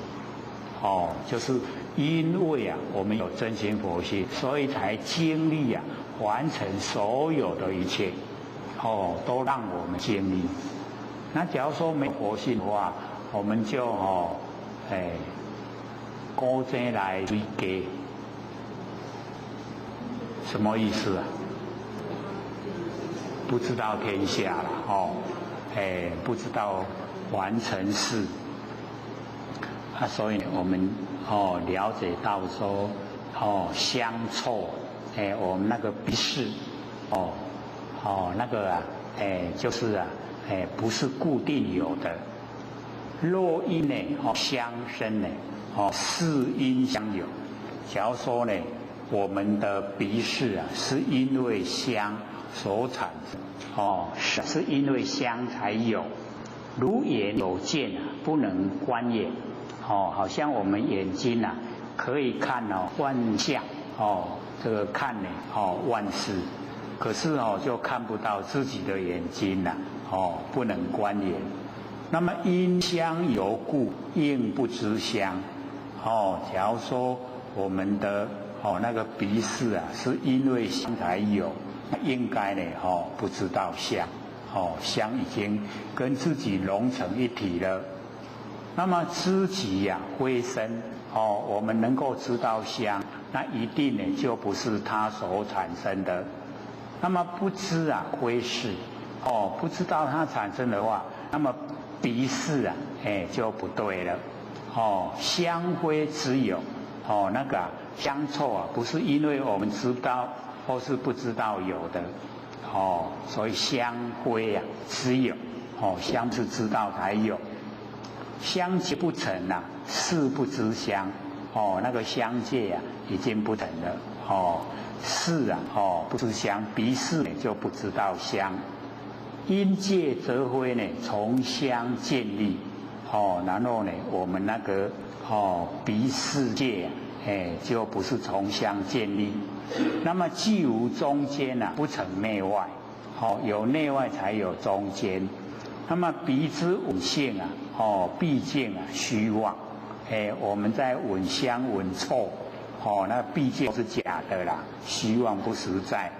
是故呢，当知啊，鼻香为眼，生呢，鼻识界啊，三世都无，则鼻与香呢，即香界三，本非因缘啊，非自然性，都是虚幻不实在，假的啦。它不是因缘所产生，也不是自然这个性所有，所以我们那一个鼻识啊，所以要了解到是如来藏，妙真如性。这样有没有比较了解了？一方面了解佛的说法，那个怎么样说？那一方面呢，我们了解说，原来真的佛讲的是很浅显的一些白话，不用呢，太用心钻了，那个里面的含义，因为都是实在，虚幻不实在的。那么接着呢，就讲到那个舌头跟味道，眼耳鼻舌，第四个舌就是嘴巴，然后呢味道，我们呢之前呢，第三篇呢也说，六根呢有不生不灭，六根啊，我们六根有不生不灭，跟有生灭。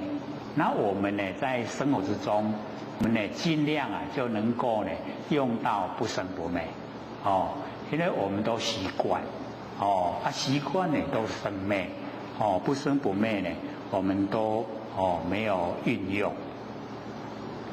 那么那个时候啊，或许还记得，用嘴巴的舌头来讲啊，最容易明白，因为舌头啊就是这个不变，然后随也，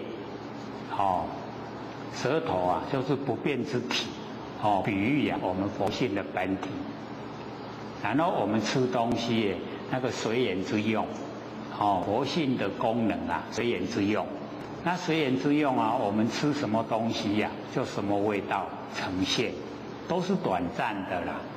那我们吃的东西消失了以后啊，它又归回到那个舌头的那个不变体。各位还记得吗？记得。就是这样。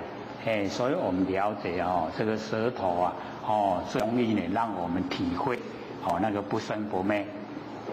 阿难又如手名啊，这个就跟阿难释迦牟尼佛跟阿难讲说，又如手名你所了解到的日常生活中的事，舌味啊为眼，我们的舌头跟味道为眼，然后生理啊舌识，舌头的那个识，那么此事啊为父。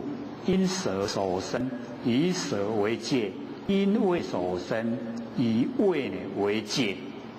所以呢，我们一看呢这个文字啊，佛在问阿难，说这个舌识，第四个那个舌头的那个知觉性啊，为父因舌所生，是舌头所产生的以舌头为界限。还是因为味道呢所产生的，以味道呢为界限，所以我们一看到文字啊，就了解那个舌识啊，不会因为舌头产生啦，咱的喙齿无法搞，假如说我们的舌头啊会产生味道的话，那我们都可以这个不用到这个外面去吃饭的，家里也不用煮饭的，起码呢想要吃啥喙齿该生出来就好，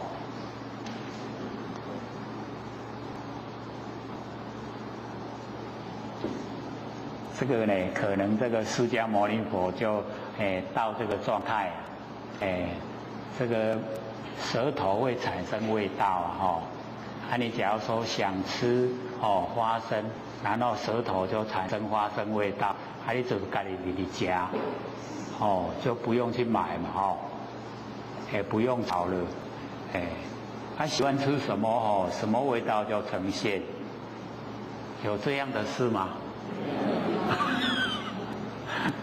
这个天马行空了这个卡通影片才有，所以呢，我们了解说。那个味道啊，不是舌头所产生的，也不是那个味道啊所产生的我们嘴巴里面的味道。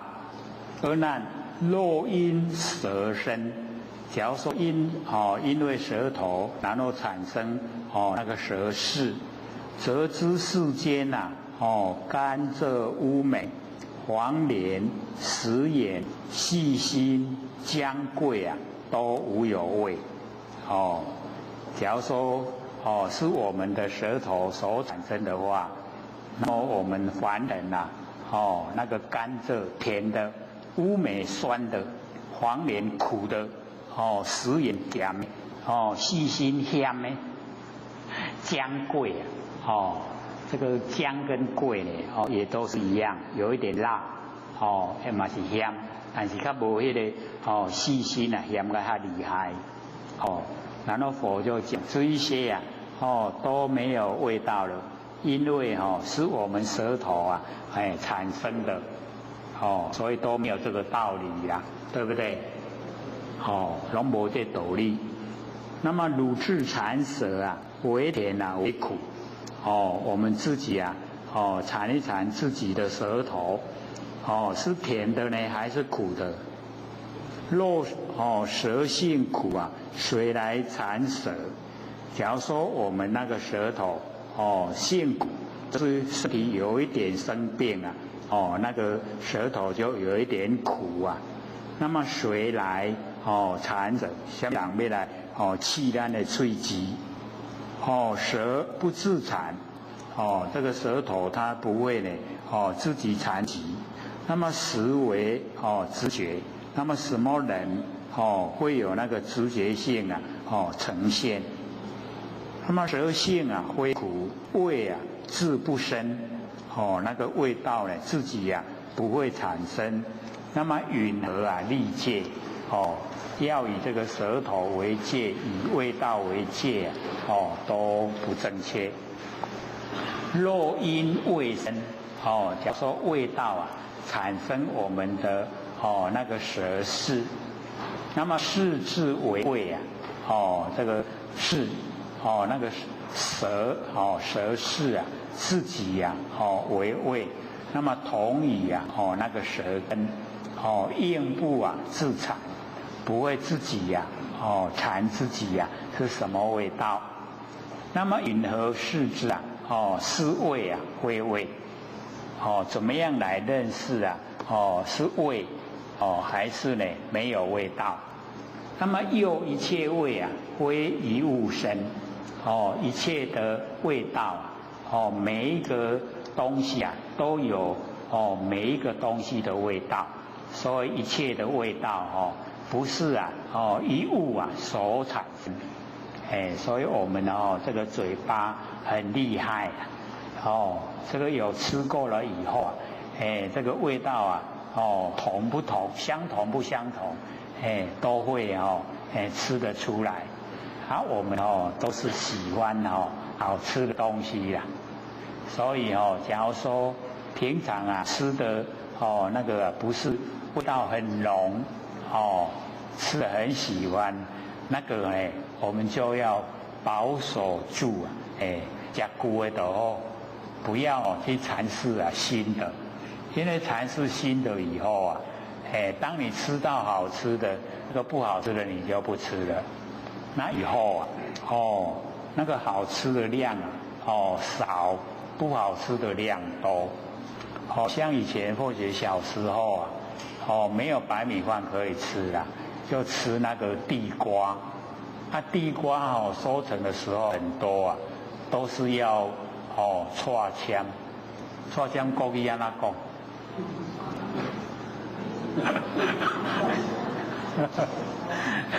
那么较早就老岁啊讲，哎呦啊，你安尼读6年，安尼唔捌一块西河仔棒。伊问讲西河仔棒安怎讲？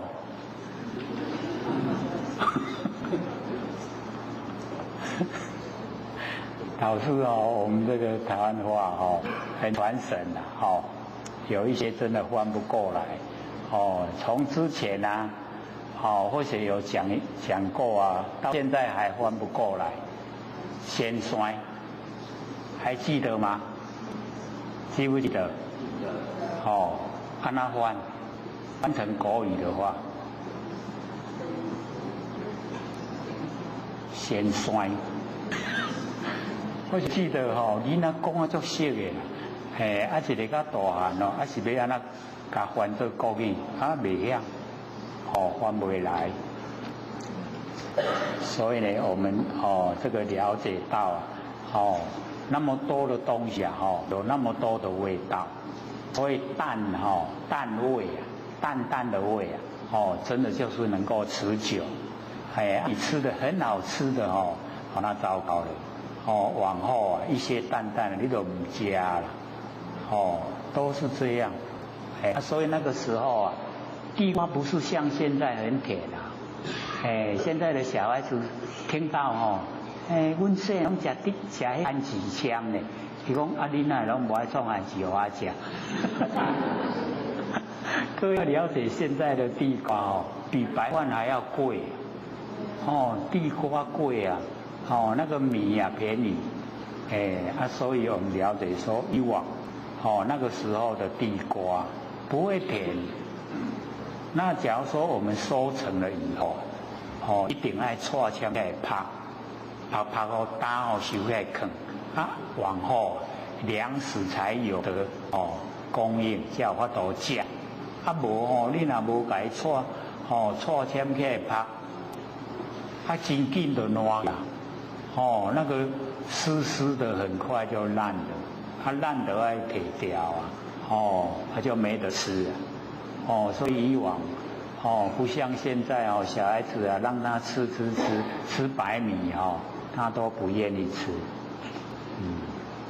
然后得回想哦，那个小孩子的时候啊，哪有白米可以吃？所以形成啊，到年岁很大了，到现在也是一样哦。那个有白米饭，什么菜都不用，光白米饭就可以吃饱。所以啊，以往在开机人车啊，超过时间才去那个自助餐的吃饭，因为客人一坐了都不晓得要跑到哪里去，那个素食馆又不是到处有，拢都要过来找那个寿喜馆，然后里面啊那个老板就讲啊，不好意思啦，菜都没了。我说菜没了没关系，有饭没有？他说饭是有啦，可是没有菜。老板的意思说，刚好让北风起来了。我说白饭就可以。然后说炒的青菜给你吃好吗？我说不用了，不用那么麻烦，白饭就好了。然后他就是坐着看我吃的，我真的就是白饭吃饱。然后没配菜，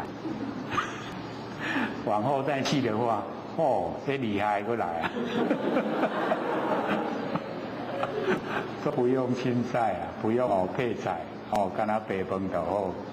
所以我们就是了解到，有受过那一种艰苦的时期，那个没有白饭可以吃，他只有那个吃那个地瓜各要了解啊，那个地瓜不是每一个啊都是好好的，它有那个臭的臭香的，国语怎么讲？臭香又不太合，臭香，臭香嘛，赶快搓出来就去拍啊即马要煮就咩来就煮啊，即马迄臭香在内底啊，有味道对不对？要不要吃？还是要吃的。不巴肚都要啊所以还要吃。所以光听呢就了解说现在有多么幸福。我们人在福中要知福，要努力修道。所以啊，很多前贤说你拢叫人努力修道，而且按哪修？各位知道怎么修吗？这个范围很广可是最简单的就是去掉我们那个妄想杂念，就是要努力的使自己一念不生，这个就已经在努力修道。万念都放下，一念都不生，是不是啊？自己知道，自己知道。然后你朝这个方向在努力的，你就是在修道的，已经进入修道。假如说都起心动念，不要学一些前贤啊，他怎么讲？他生下来有头脑不用，怎么那么笨？我们都不笨了对不对？用不用？要用，用在哪里啊？明了真理。用在了解真理，那真理告诉我们，我们为什么会落入凡尘，就是一念妄动。我们为什么一念妄动？就是无明。为什么无明？没有原因。导师或者就觉得现在我们可以体会为什么会一念妄动叫罢修言所以才会一念妄动。那我们呢，就是要了解到先把这个起心动念那个胡思乱想都把它停止，不要不要这一些。所以我们不起心动念了，不生念头，不生念头的时候，我们生因就断了，会生在凡尘原因就断了，没有了。然后一直训练自己到无想，生相就尽，生因断，生相尽我们就成佛了。有没有很容易？哦，很容易哦，安尼就辛苦了，对，可是哦，做起来就是不好做了，为什么？毕竟我们脑袋瓜哦太灵活了，哦，都会啊起心动念，还不知不觉，哦，起心动念呢都还不知不觉，唔知呀？啊，你是安那体验到？唔知呀？各位往后就可以问起呀，我为什么起心动念？真的不知道嘞，哦，一定会得到这个答案，不知道，哦，怎么样起心动念哦，不知道，所以要先我们要先信念啊，早知道，不是千金难买早知道嘛，我们要早知道，早一点知道，知道说不起心动念了，就可以成道，可以成佛。这个可以信念嘛，对不对？都没有信心了，所以都不敢违反。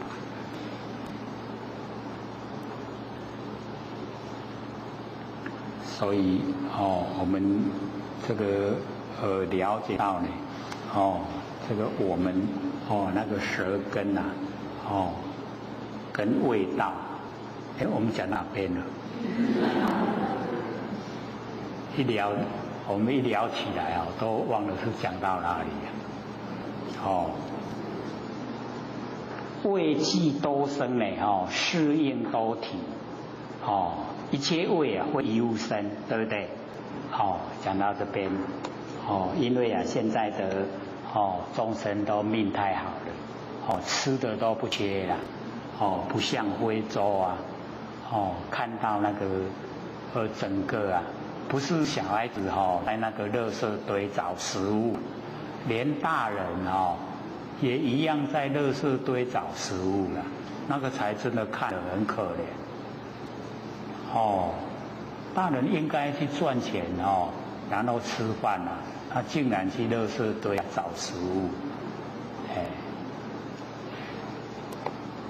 要是像我们现在都用焚化炉的话，连要垃圾堆找食物都没机会了。各位有看过焚化炉吗？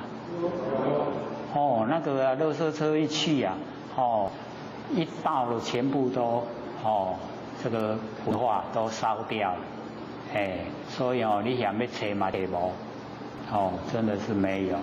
可是呢，我们有时候假如说到车站看到那个垃圾桶。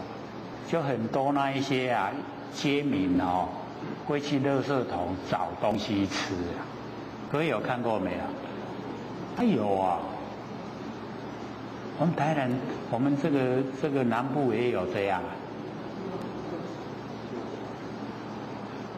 那应该很少了吃的应该比较不缺了，因为北部有一些那个街民有的都身体还是蛮健康，都是很好，可是都很奇怪就是不去赚钱，不正常的生活，所以我们的意念真的很厉害，或者都一直讲，我们本来都是佛啦，就是因为我们意念害了自己我们观念都不正确所以都害自己不成佛。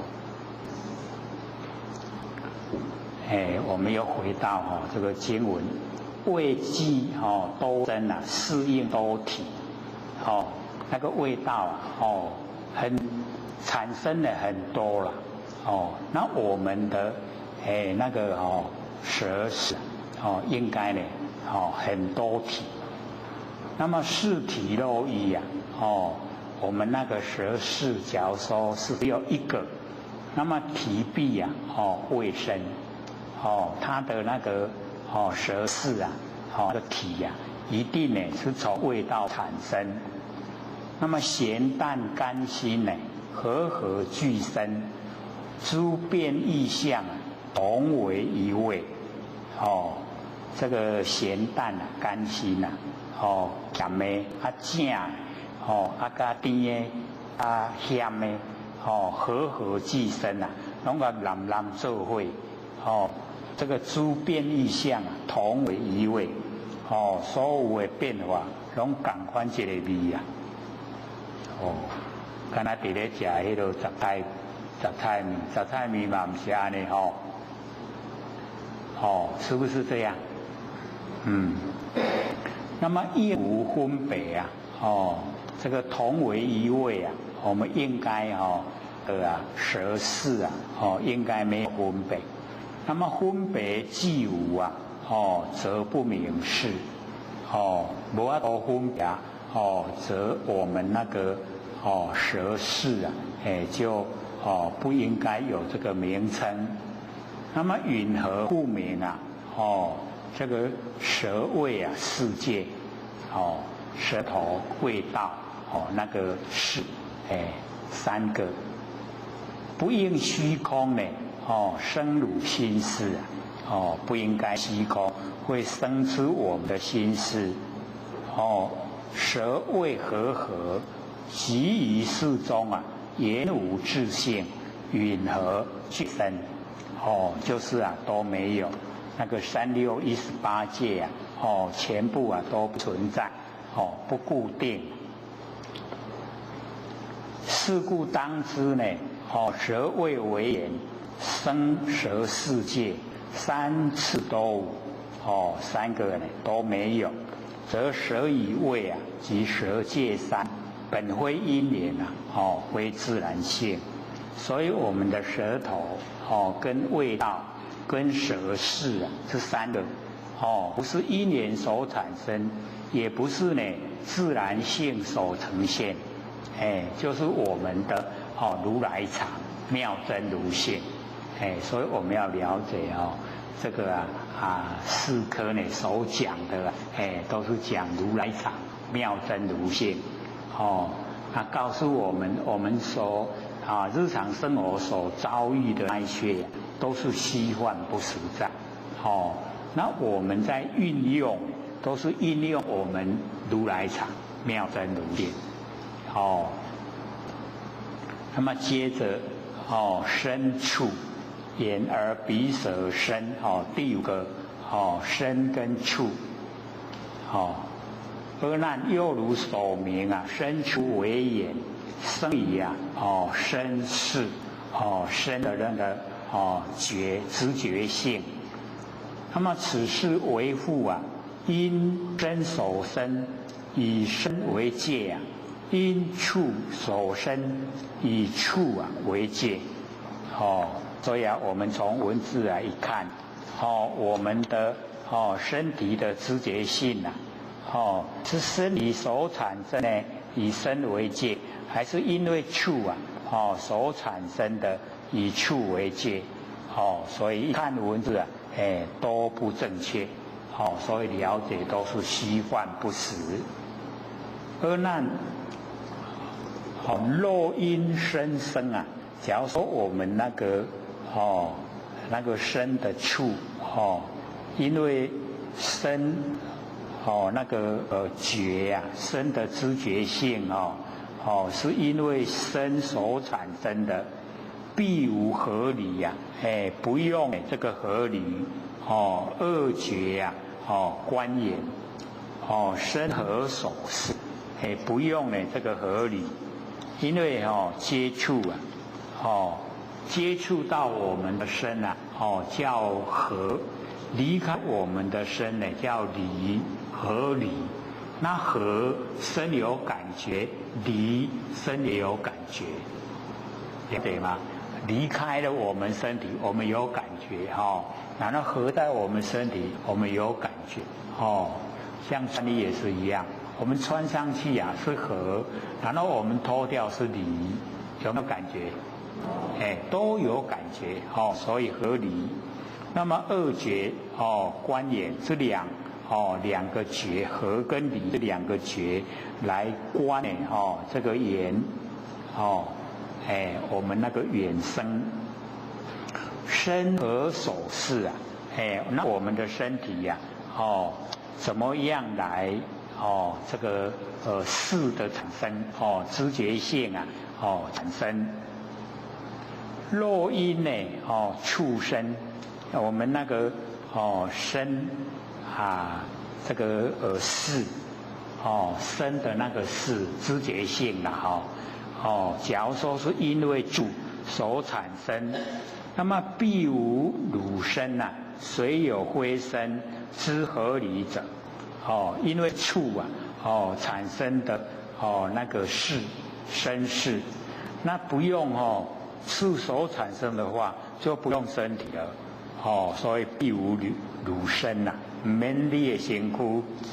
那么虽有非身呐，什么人不用这个身体啊知合理者，知道呢何以身体，知道呢离开身体什么人有那么厉害？而难物啊不斥之身之有处那个物就是这个接触了以后那个物啊没有那个知觉性，所以不斥之。然后身之啊有处我们身体知道有人跟我们接触别人摸到咱的身躯，接触到咱的身躯，我们就知道处了，对不对？所以那个身识知身呢即处，知处即身，即处非身呐，即身非处，身处二相言无助手那个身跟处这两个它都没有地方所在。那么合身即为身自体性跟我们的身相合了，就是身体的自体性。那么离身即是虚空等相，离开身的就是虚空相。那么内外不成中允合力所以没有内外就没有中间了内外不成呢中怎么样建立？中不复立内外性空中没有建立内外的性空，则汝是身呢从谁立界？我们的身识产生从谁来立这个界限？是故当知身处为言，生呢生死界，三之都这个身处跟呢那个身识这三个都没有都没有固定的地方所在都没有它呢立足的这个触手，则身与处及身界三本非因缘呢非自然性不是因缘也不是这个自然就是我们呢这个如来藏妙真如心。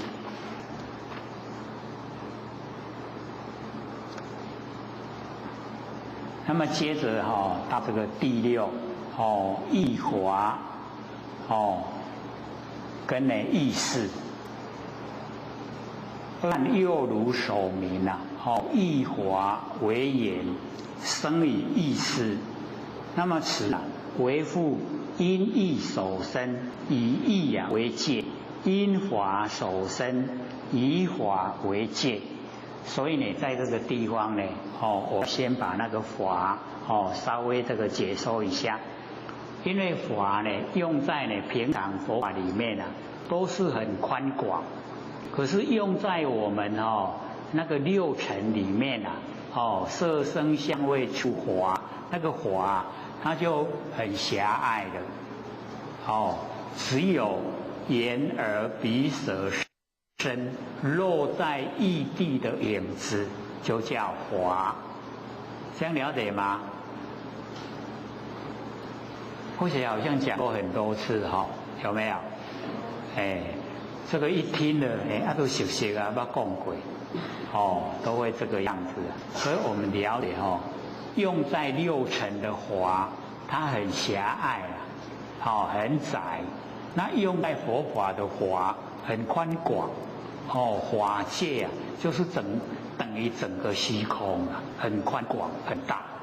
那用在六尘的色声香味触法，那个法就很窄很狭隘很小啦它是眼耳鼻舌身这五个，然后落在异地的影子啦，影子听懂吗？影有影无？因为眼耳鼻舌身都没有收藏他自己那个意念的地方，都会寄托给第六个意所以意收集了以后就称为华，意跟华，这样听懂吗？所以我们看到是以六尘的法来说，那就狭隘，就是小小的范围。那以佛法来说，它就非常宽广。我们讲法性跟法相这两个就包含天地的所有一切啦。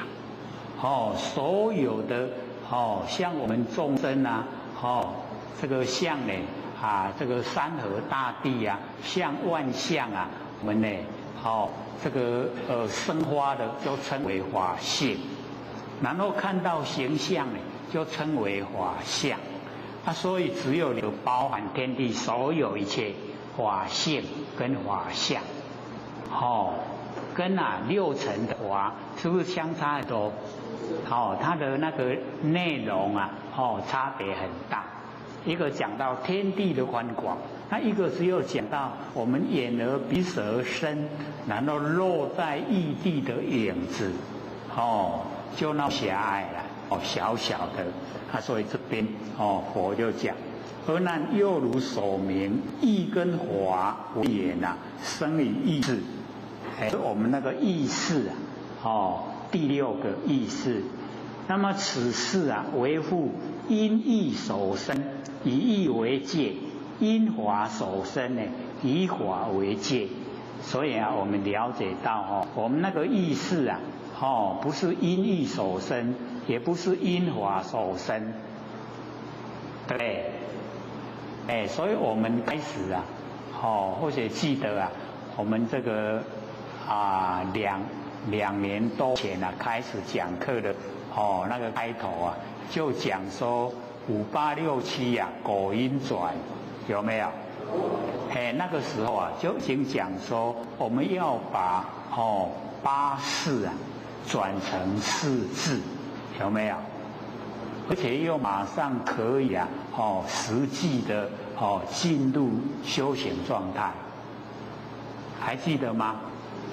开始的时候就讲，因为还没有讲六祖坛经或者说先把六祖坛经里面的5867果因转先拿出来讲，因为那个我们马上就可以做，就是把八识眼耳鼻舌身意莫那阿赖耶八识，然后转成四智，四个智慧，一个妙观察智，一个平等性智，一个成所作智一个大圆镜智，有没有？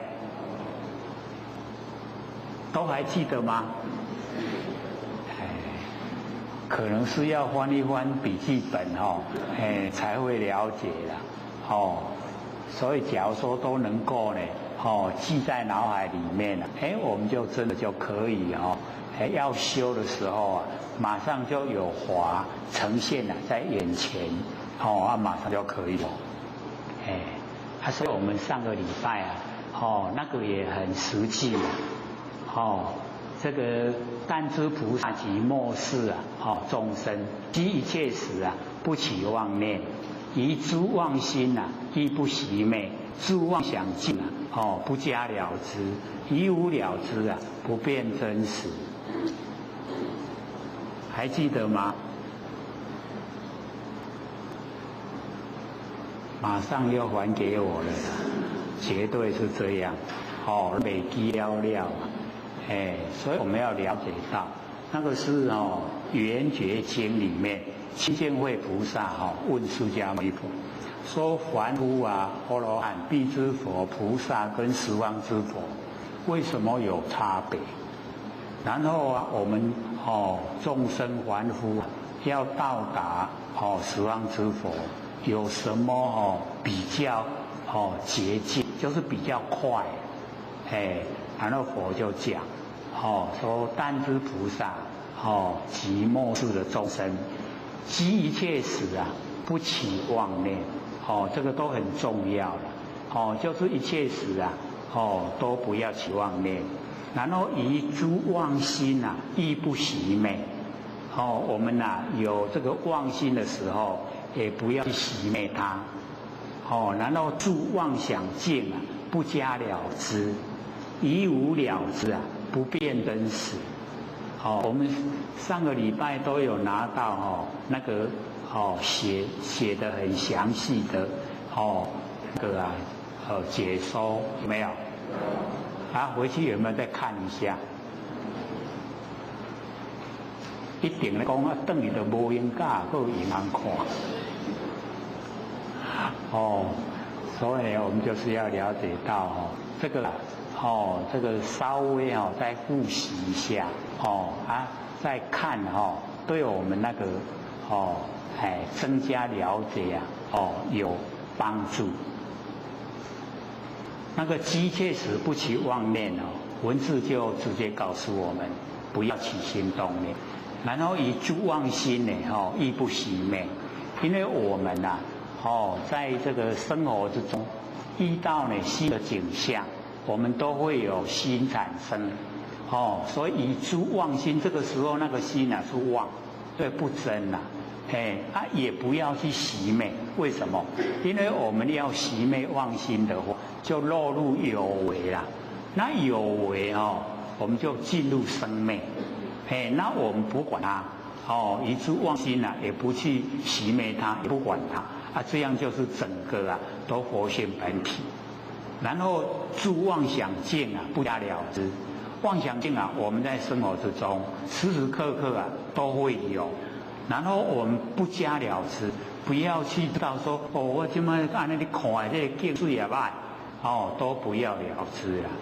然后以无了知不辨，不去辨别那个真实所以这样的情形我们就了解到整个都是真心佛性前提呈现，就是我们讲的没有过去心，没有未来心，没有现在心，三世就摄受不住，就不用进入六道轮回。那这个呢，跟那个是相同意思这样了解吗？所以我们呢就是要在日常生活的时候记得一个最简单的方法，然后就开始修道那这个很简单嘛，对不对？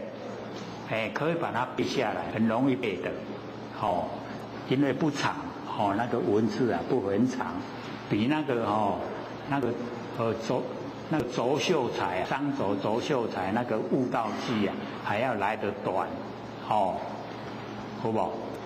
较短周秀才较长。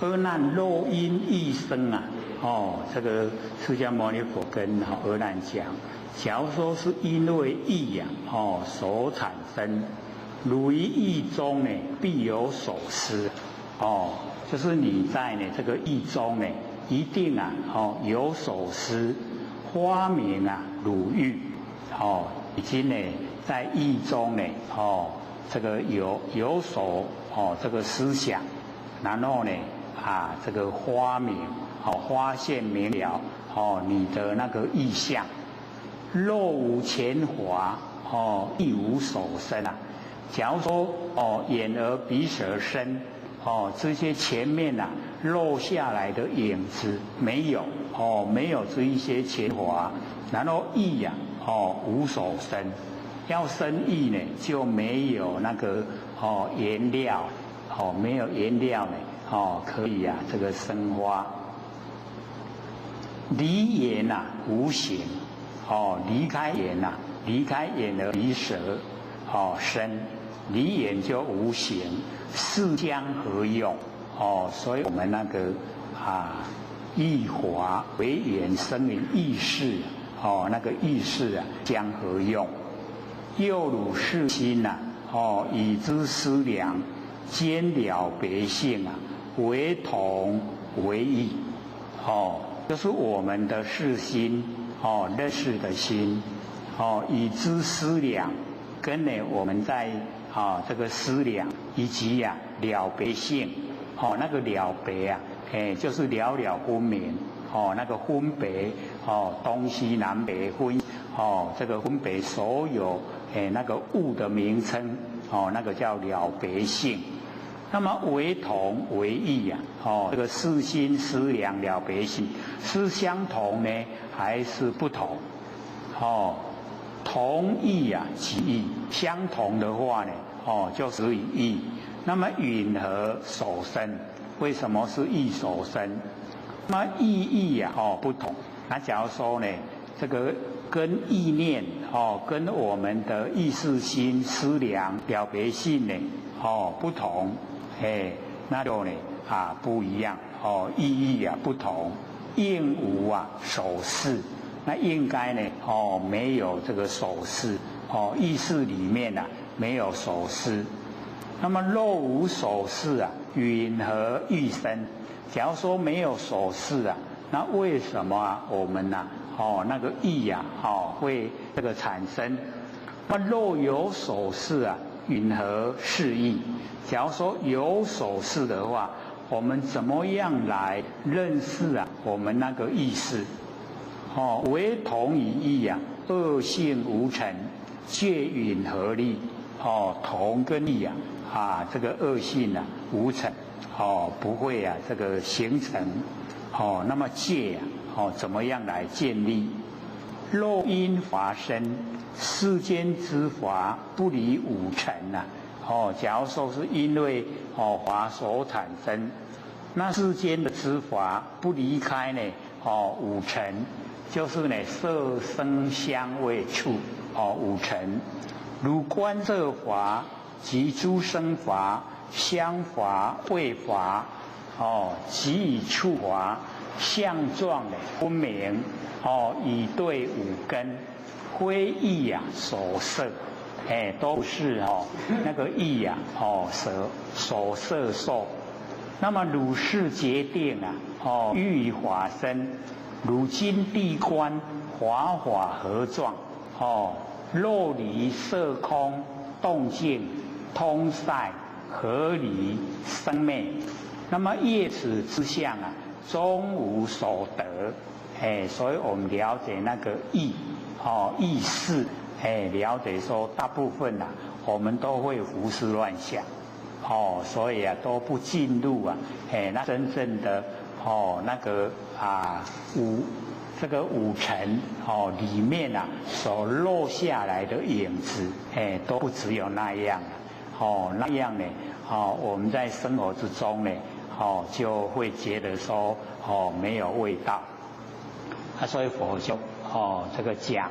所以我们假如说离开色空，离开动静，离开通塞，离开合理生灭，超过这一些形象，那么终呢无所得。生则色空之法等生，生的时候呢，六尘，这个里面这一些法都会生，灭则色空之法等灭，都是变生灭了。所因既无那个因意识的所因既然没有，因生有事，因为生才有我们意识作何形象，那个形象呢是作何这个什么样子？相状不有，却引合力？那个相状都没有了，怎么样来立这个异世界？是故当知异法为也。生异世界三次呢都无，则异于法及异界三。异法跟异事三，本非因缘呢，为自然性。不是这个因缘所生的，也不是自然界呈现的。是我们的如来藏妙真如性。所以呢这个183618呢差界全部都是如来藏妙真如性那我们今天刚好讲这个3618，那么还剩下这个15分钟啊，给各位这个提问。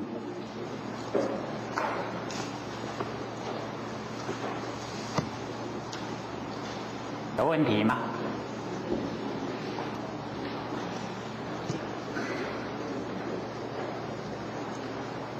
好，请说。那个声音断真相性那边在讲。哪边？声音断真相性。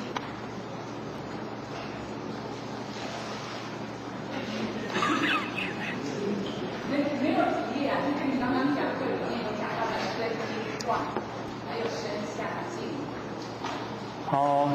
没有在这个谱子里面了，这声音断就是我们的起心动念没有，就是没有我们要了解到那个六祖有讲不断摆思想，可是六祖没有说起心动念他还讲说这个心，然后对境心入起，有没有？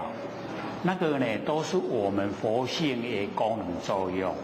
可是假如说我们落入胡思乱想，我们落入呢那个不切实际的一些念头，那个就已经超越六祖讲的范围，就不是呢那个摆思想的范围里面。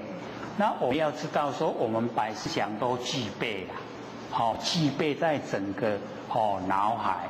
只是我们不起心动念，全部都具备，所以才说佛知这个佛见，佛的知见因为佛的知见充在我们整个那个灵知那一个我们的那个头脑里面全部都灵知，只是我们不把它施用。不拿来施用，能够呢保留应对凡尘的万象万事，所以要了解说那个声音断，就是我们没有起心动念，没有起心动念因为我们是一念无明，然后生三系，才落入凡尘。那我们没有一念无明，没有起心动念，没有起心动念就没有原因把我们推到现象界来，所以那个声音生的原因就断了。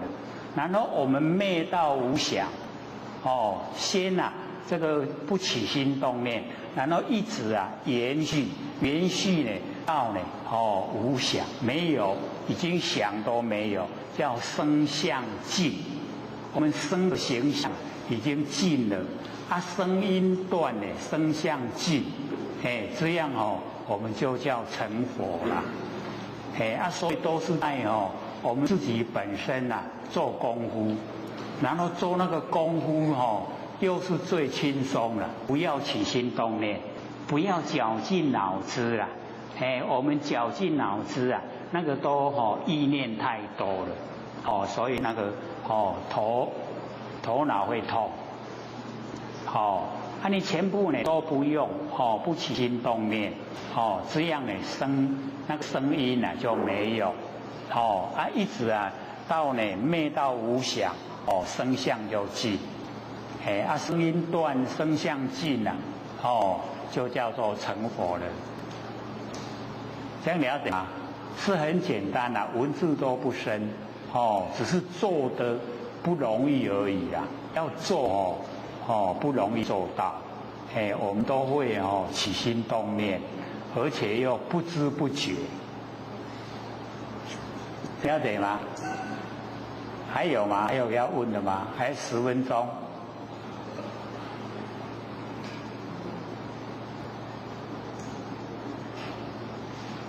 好，请说。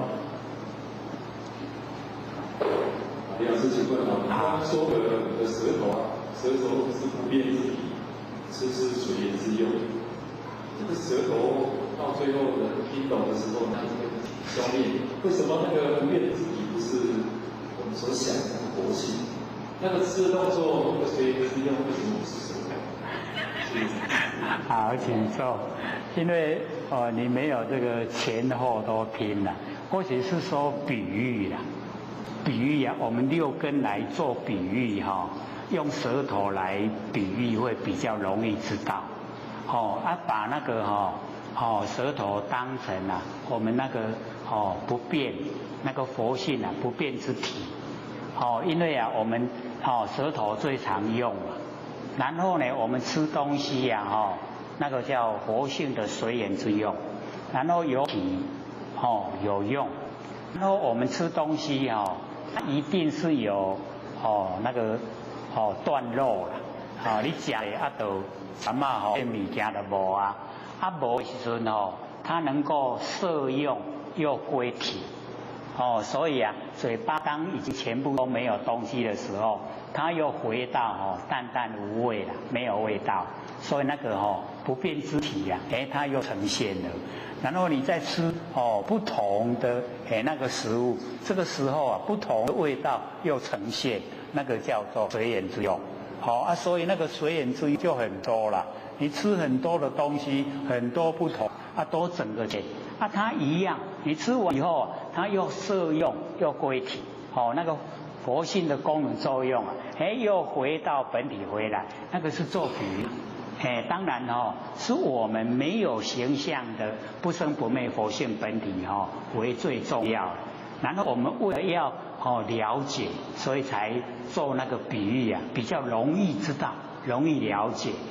从舌头，然后呢再到眼根。耳鼻然后舌身整个都跟这个舌头一样，有不变之体，然后有随缘之用，眼根也一样。可是我们从眼根来做比喻就不容易懂，因为我们看到万象都一直在变化，我们说有不变之体，我们眼根的不变就是不管你看什么，它呈现什么都好像镜子了。我们要把那个眼根当成镜子，镜子外面的万象来自然呈现，万象去我们那个眼根它不跟着去它还在，那个不变我们就不容易体会，所以舌头最容易体会的，所以我们知道说六根之中都有不生不灭，然后都有生灭。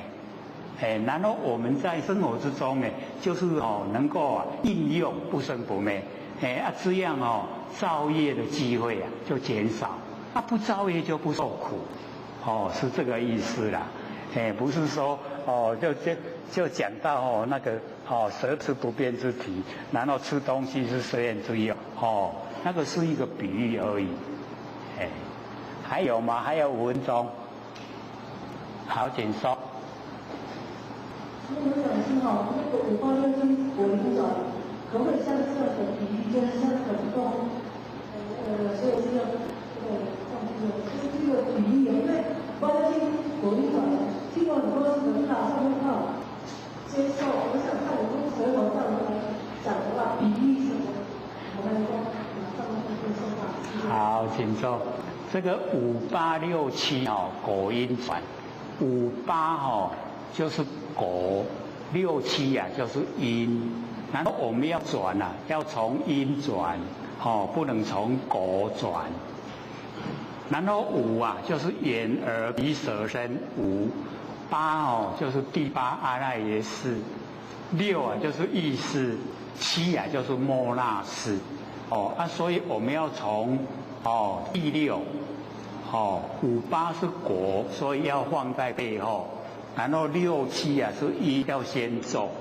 那6这个意识刚才我们有看我们就是了解那个意，这个地方的意比较活泼了我们把那个意识就转成要观察字，要观察一样是看可是我们看的企图跟目的不一样我们假如说以自己有关系有利的来看，那就不叫妙观察了，那叫你在这个寻找你自己的那个利害关系。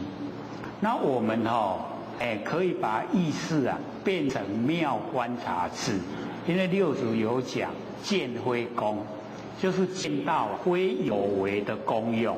那非有为就是无为，它无为就是佛性啦。所以妙观察可以看到佛性，我们就很少从妙观察来看佛性啦。所以这个第一个先转把那个意识转成妙观察智，然后第二个就是第七的莫那，莫那智呢，我们就转成平等性智，因为我们都分别心太强了，没有平等。那我们要了解那个身外好呀还是善，水也是歹，查甫迄拢是反啦，迄过就拢无呀，那我们要了解佛性都是平等，不管是佛，不管是揭明，都是平等，所以我们能够了悟人与人之中平等，人与物之中平等，人与人平等，物与物也平等，那人与物也平等，所有都平等，所以平等性质心无变。我们能够平等体现出来以后心就没有变了。然后妙观察跟平性质已经转好了以后，才来转五八。五呢，就是前面眼耳鼻舌身，然后呢就变成成手作智。第六跟第七命令，你完成我的命令，你去做，成手做。那个智慧就同圆镜跟阿赖耶识是一样。然后最后一个那个第八呢阿赖耶识就它转成大圆镜智，然后性就清净。所以我们了解说五八六七因转，先从因转，然后就转到果。所以那个时候就比喻我们要到车站去买票，那这边是因因地，然后车站是果地，你在这边买不到票了，一定要到车站去，对不对？车站就可以买到票，所以那边叫果，这边叫因，这样了解吗？有人跟我还剩下1分而已，还有没有问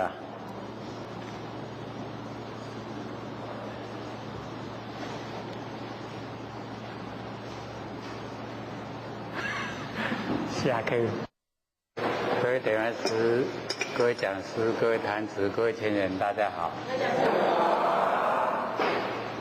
不学占道天师的老千千大德，以及感谢各位前贤给我的机会学讲。我们讲到第几页了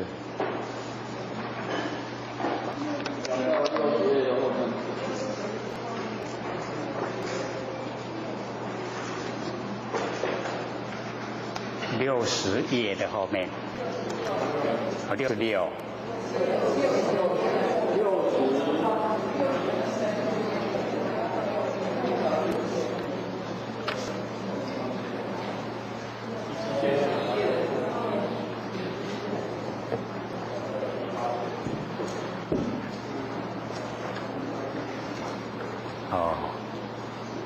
60页后面，这个中间，这个从阿难那边开始嘛，这个阿难白佛言，这个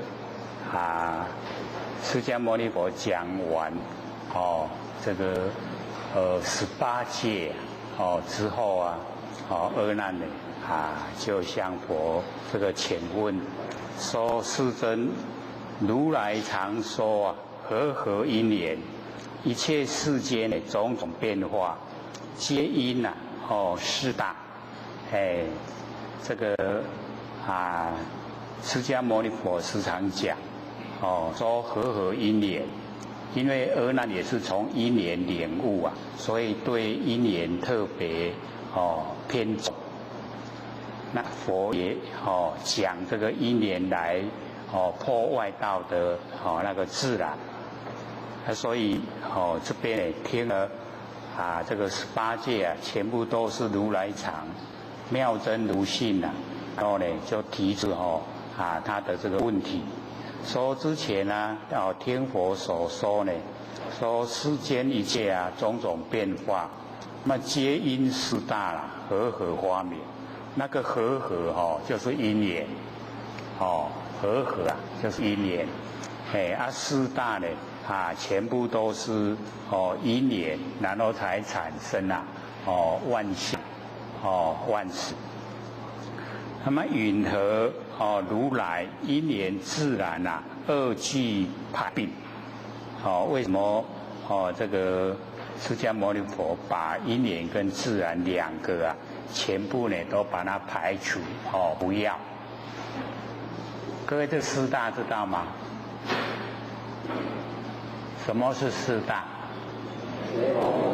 对，是水火风土因为它呢充塞整个宇宙虚空所以称为大。那个大就是摩诃它所以能够呢称大呢都是非常的广泛充塞整个虚空所以大。那四个呢就是水火风土四大，四一样呢都充塞整个宇宙虚空。那阿难呢问这个佛为什么因缘自然二俱排并？那我们呢要了解到这个凡尘我们所看到的一切都是因缘自然。那佛为什么把因缘自然全部呢都拼去不用？那个原因呢，也就是在讲我们那个不生不灭的佛性本体。因为佛性本体它超出因缘，超出自然，不在因缘自然里面，所以我们的佛性不是因缘所生，也不是自然有，所以两个全部都排斥。那我们凡尘的时候要用应用因缘自然都要用，只是在讲佛性本体的时候要把它呢拼除掉。因为它不在因缘里面，不在自然里面，这样了解吗？因为很少研究到这个阶段我们平常研究呢都是凡尘事。那我们这个佛性本体不生不灭的那个佛性本体它已经不是凡尘的事，所以超出凡尘，不在因缘，不在自然这个所属的范围里面，这样了解吗？所以我们研究的时候先了解它的那个概要它的大纲。那阿难呢就问这个释迦牟尼佛说：“我今不知是义所属，现在呢不知道这个道理它是怎么样？为什么因缘自然都排斥掉？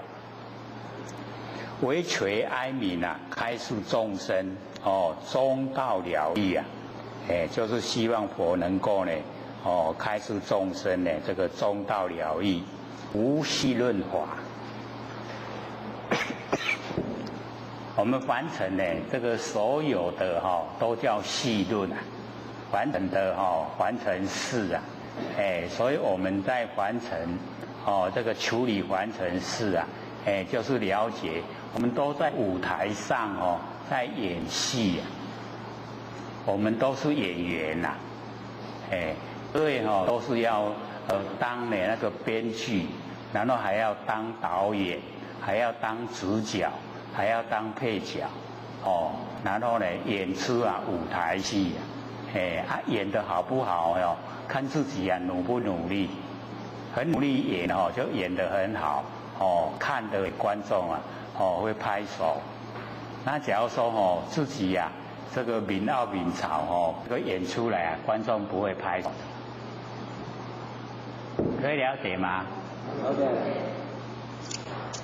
那么尔时世尊呢告阿难言：汝先厌离呀，声闻缘觉，知晓圣法。所以呢，这个时候啊，释迦牟尼佛跟阿难讲，说呢，你要先呐，远离，这个呢，就是等于呀，对这个小乘佛法，不要那么热衷，因为阿难呢，是声闻，所以啊，这个声闻，所以啊，我们就是了解声闻修的成就啊，就是阿罗汉。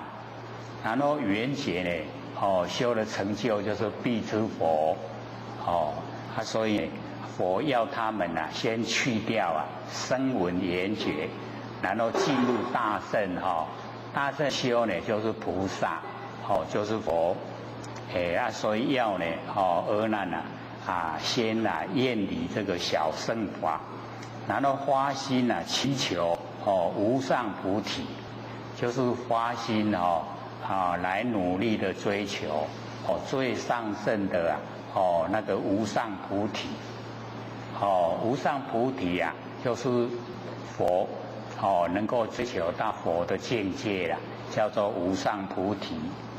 故我今时为汝开示第一义谛，所以释迦牟尼佛呢就讲说现在所讲的所开示的就是第一义谛，是最高的佛理，那个最深的那个修持方法，第一义所以我们了解那个究竟了义。那么如何互相世间的戏论，妄想因缘而致缠绕，这个是责备阿难，说呢你如何又将呢这个世间完成的戏论。所以我们了解平常讲出来世间两个字它就包含那个世就是过去式、现在式、未来式，是时语我们那个时间，然后那个间就是东西南北、东南西南、东北西北、上下，就是时语空间。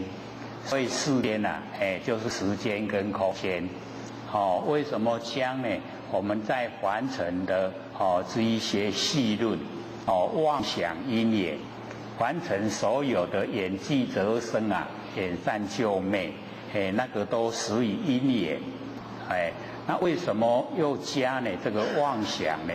因为呢我们就是有妄想，然后才会落入现象，才会落入凡尘，在凡尘的受苦。所以我们了解说没有妄想的话，我们都回归本位了。回归本位大家都是佛，因为我们有妄想一念无明生三系，才有世界，有众生，有业果，这样绵延不绝一直六道轮回，是我们自己找来的。所以呢，或许对那一首那个谢谢你老师也明白的讲，就是我们累积了很多的那个这个思想，然后才六道轮回。所以那一首呢是用最少的文字讲最多的道理。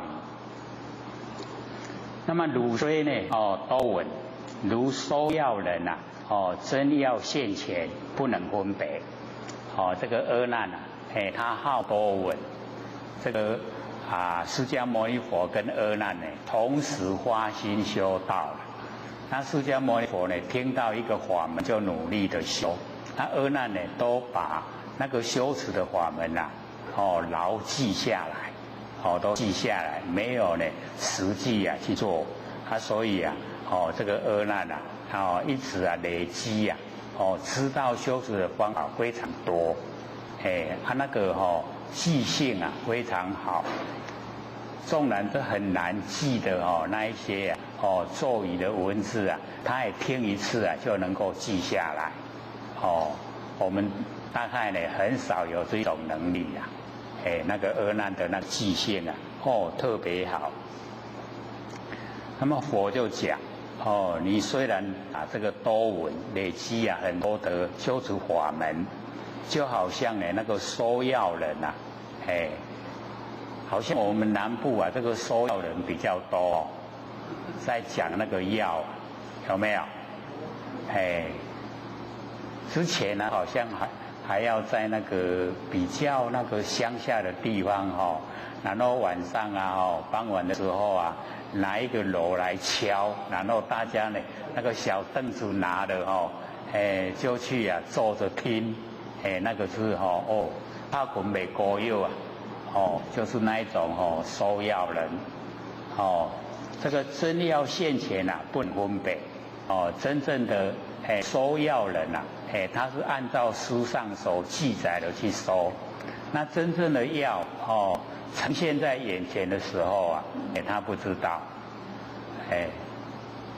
就想啊，或许这个之前啊讲过嘛，有个那个中药房啊，中药房去买那个肉桂啊，然后啊用机车这个载，然后回到他家里的时候啊，不见了啦。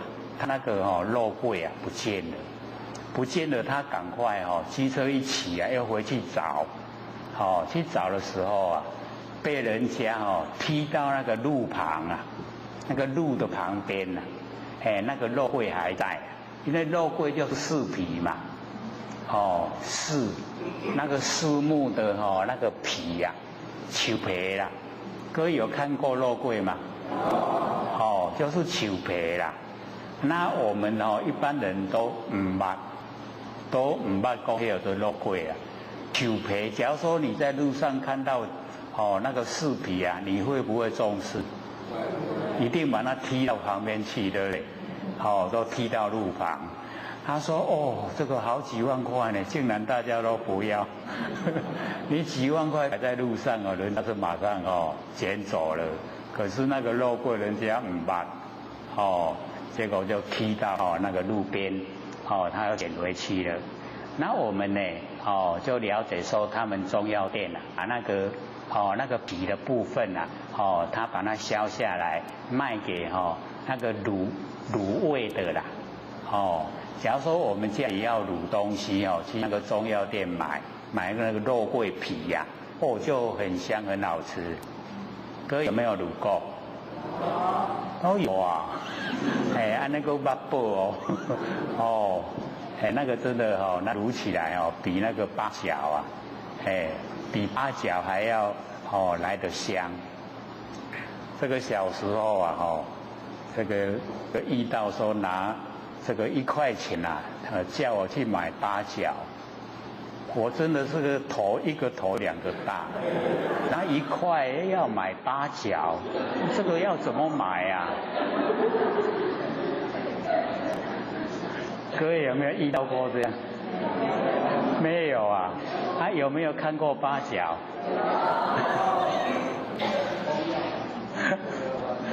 那个8角假如说要卤豆干没有那个肉桂皮的话用8角。8角我们先用那个油把那个香味逼出来，然后才卤。那个卤出来的很好吃因为或许在那个跟老千在一起生活的时候老千都要或学的什么都要学，然后要会，而且还要教人。所以那个时候都会吃可是会做的倒不多了。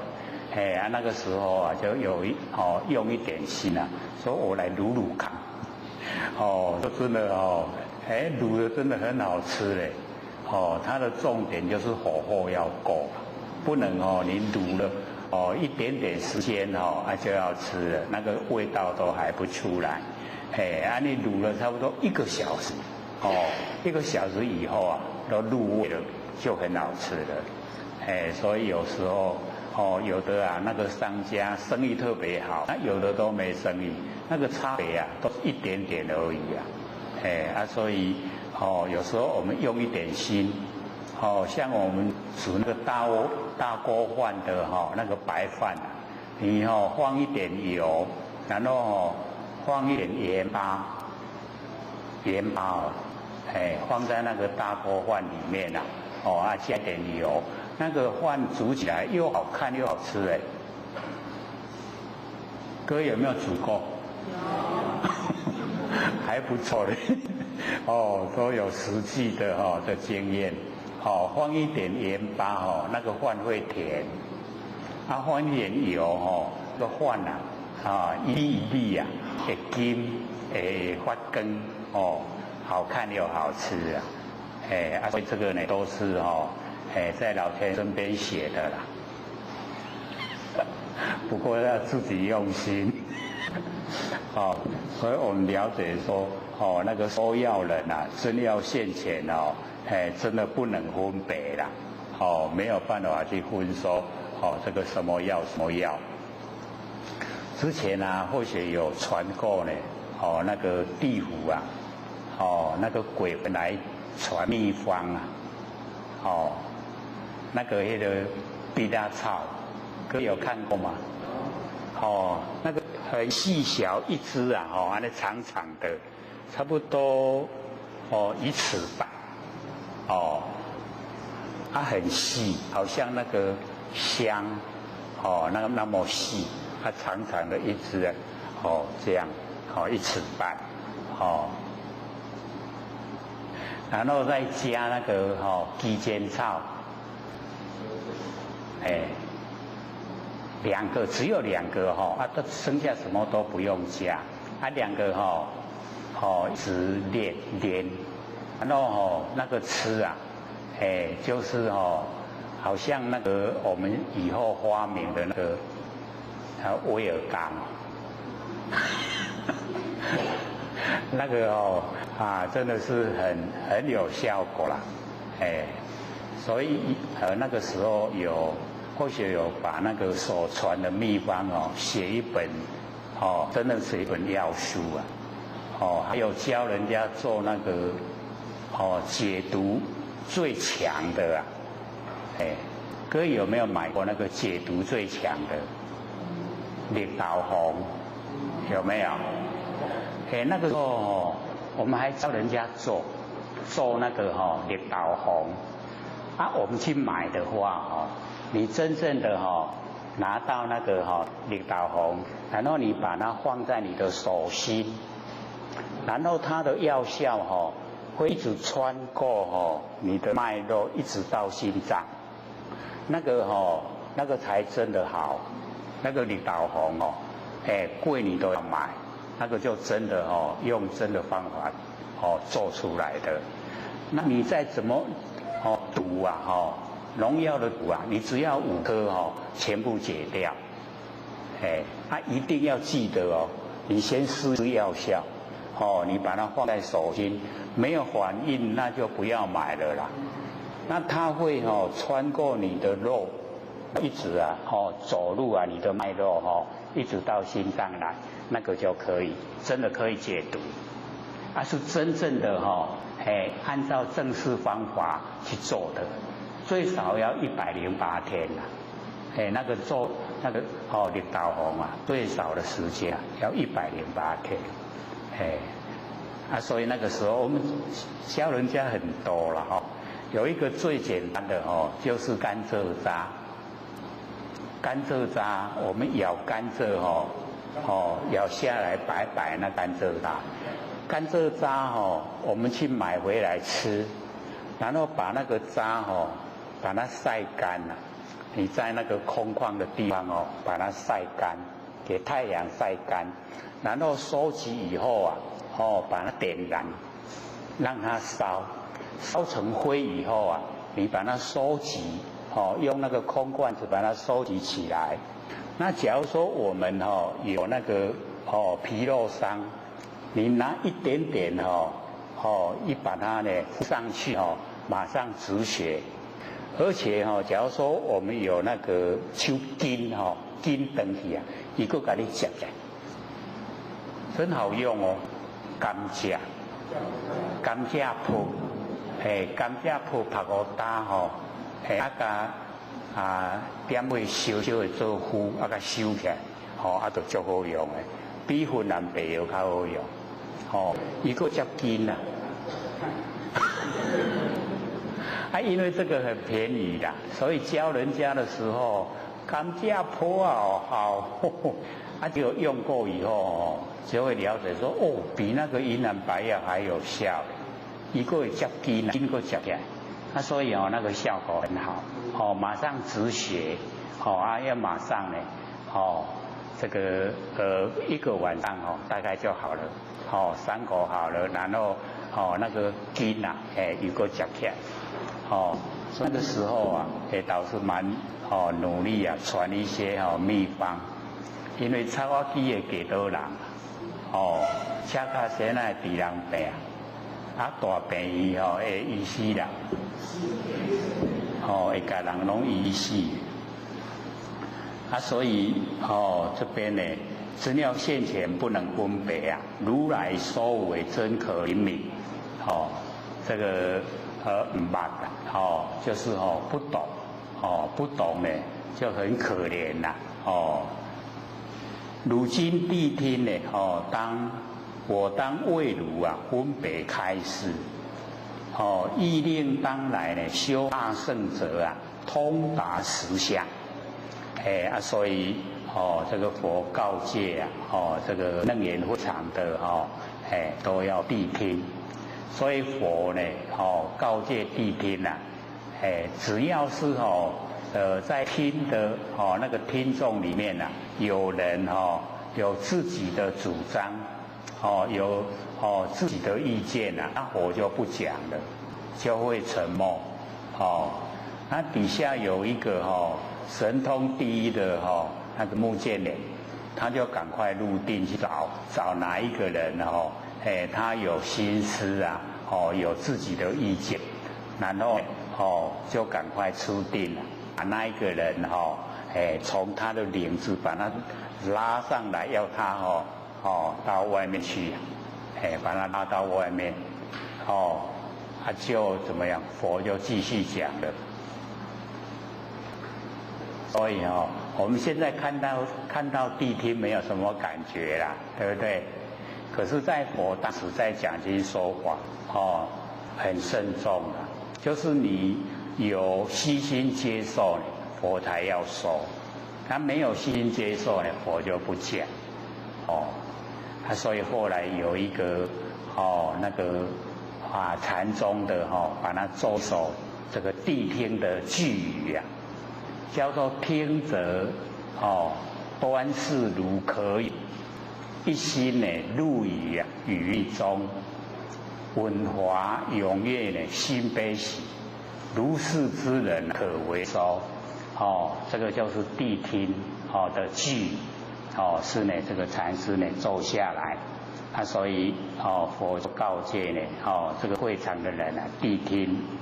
那么我当为汝呢分别开示，就是能够呢把那个内容详细呢跟各位讲。那么意令当然就是不是只有利益现在，也利益呢那个未来当来修大圣者啊通达实相，修大圣佛就是要这个成道要成佛，那个呢就是修大圣，要呢自觉又能够觉他觉醒圆满那个修大圣，能够呢通达。能够能够到达实相，所以我们呢，要明心见性呢，那个都是要通达实相，我们也都是呢，修大圣，所以呢，我们研究这个是最适合啊，各位了解这个实相吗？了不了解？哦，那个实啊，就是不会变化，哦，实实在在，实相，所以呢，我们就是呢，要知道，不生不灭的，我们那个真心佛性啊，那个本体啊，叫做实相，那我们呢，就是要通达实相，就是要了解到我们不生不灭的，那个佛性本体。各位都了解了吗？这么久了听嘛听个熟啊有没有？你都还没有这个实践，还没有实行啊，光听都很熟了，拢听个真熟，所以我们了解我们呢一定要对自己不生不灭的那个佛性本体呢，一定呢要把握那个是实相，我通达实相。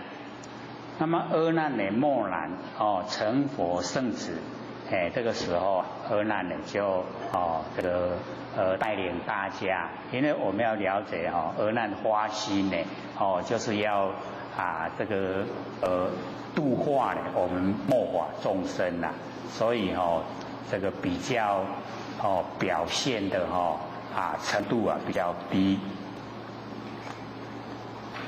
那么佛就讲阿难如所言，四大和合发明世间种种变化，就按照呢阿难所讲的那个四大和合，所有风土和合，然后发明世间呢种种变化。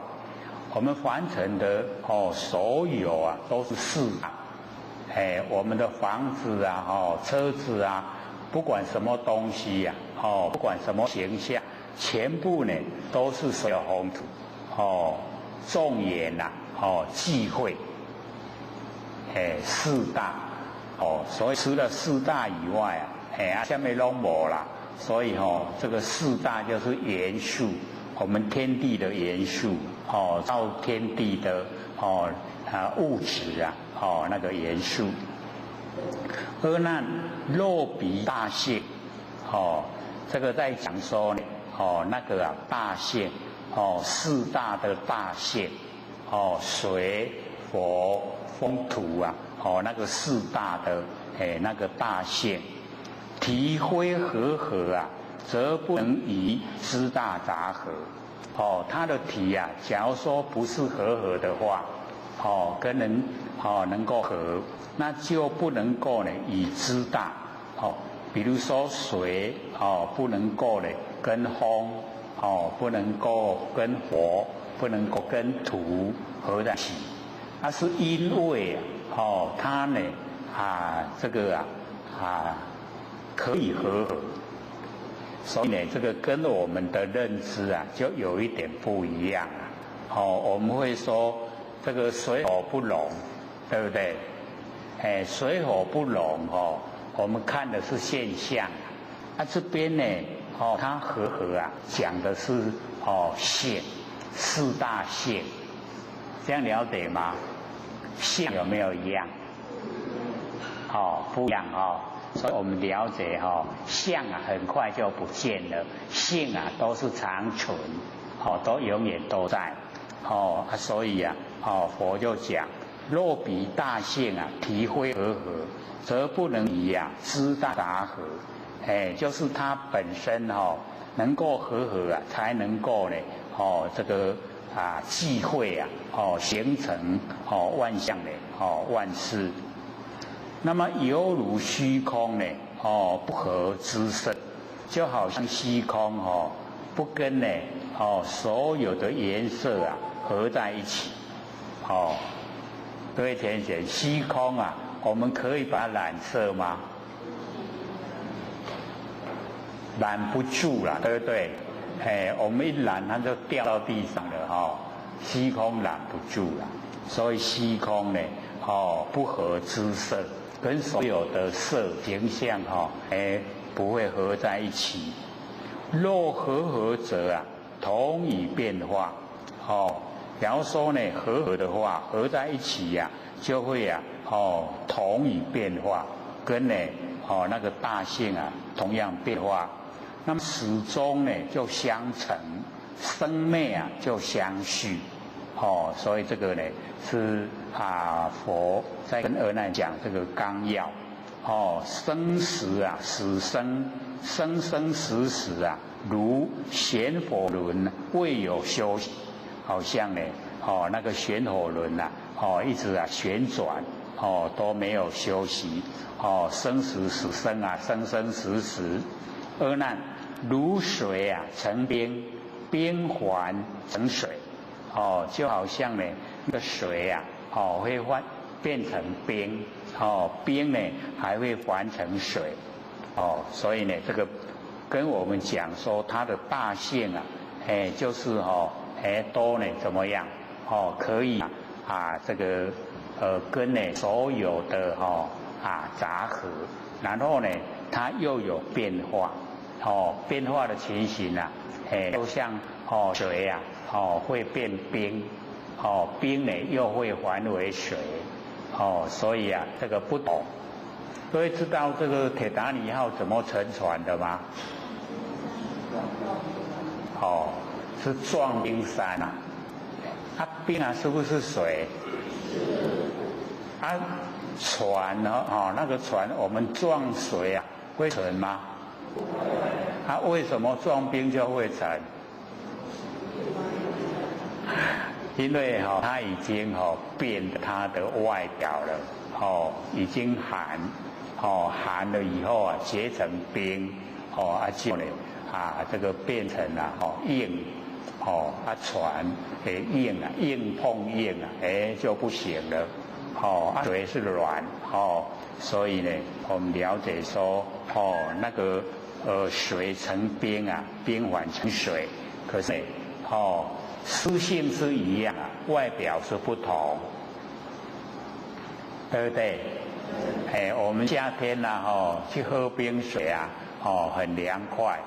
假如说他这个拿这个普通的水给你喝，你要喝吗？你要买吗？要不要？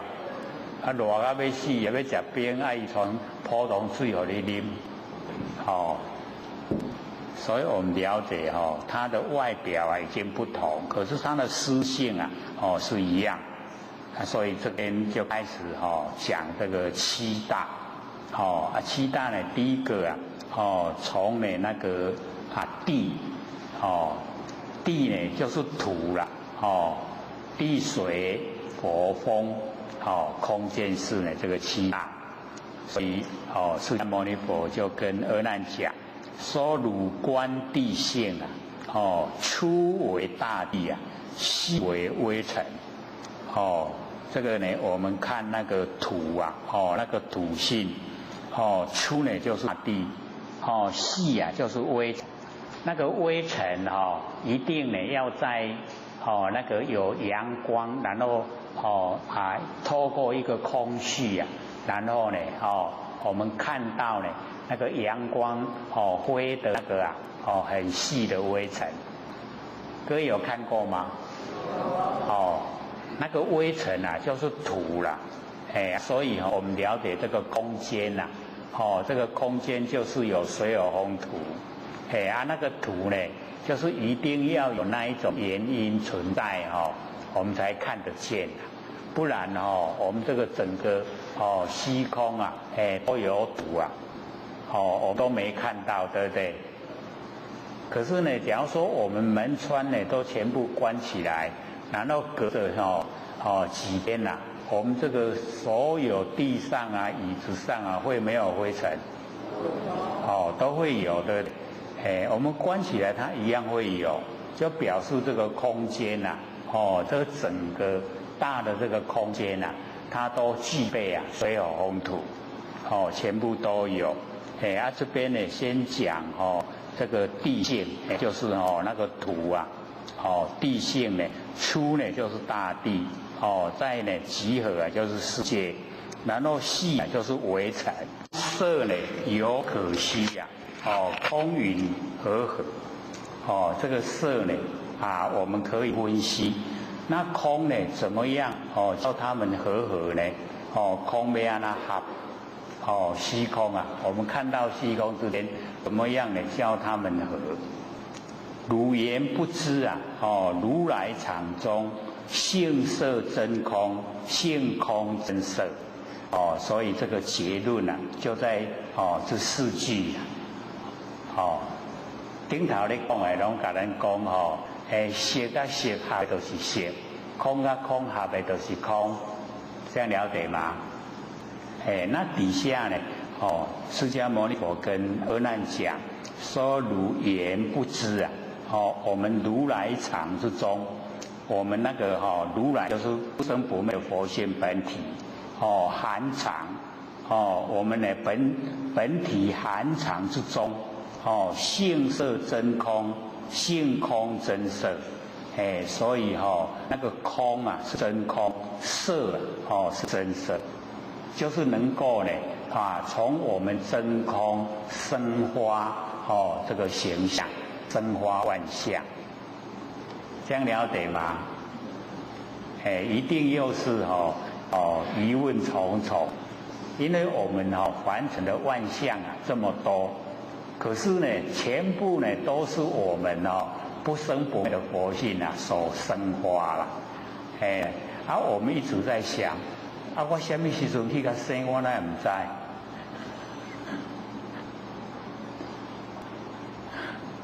所以我们对这个浅显上浅的来了解，我们看到以后，各位前人看到万象。我们知不知道？知道万象，对不对？那个知道的是谁？就是佛性啦。所以我们了解说，我们佛性它很奥妙，有不可思议的这个地方所在。那我们的那个呢，如来藏中啊，清净本然，周遍法界。它呢清净本然，就是呢，这所有的凡尘的万象，它的来源都是清净本然，从清净本然呢，然后呢，生花。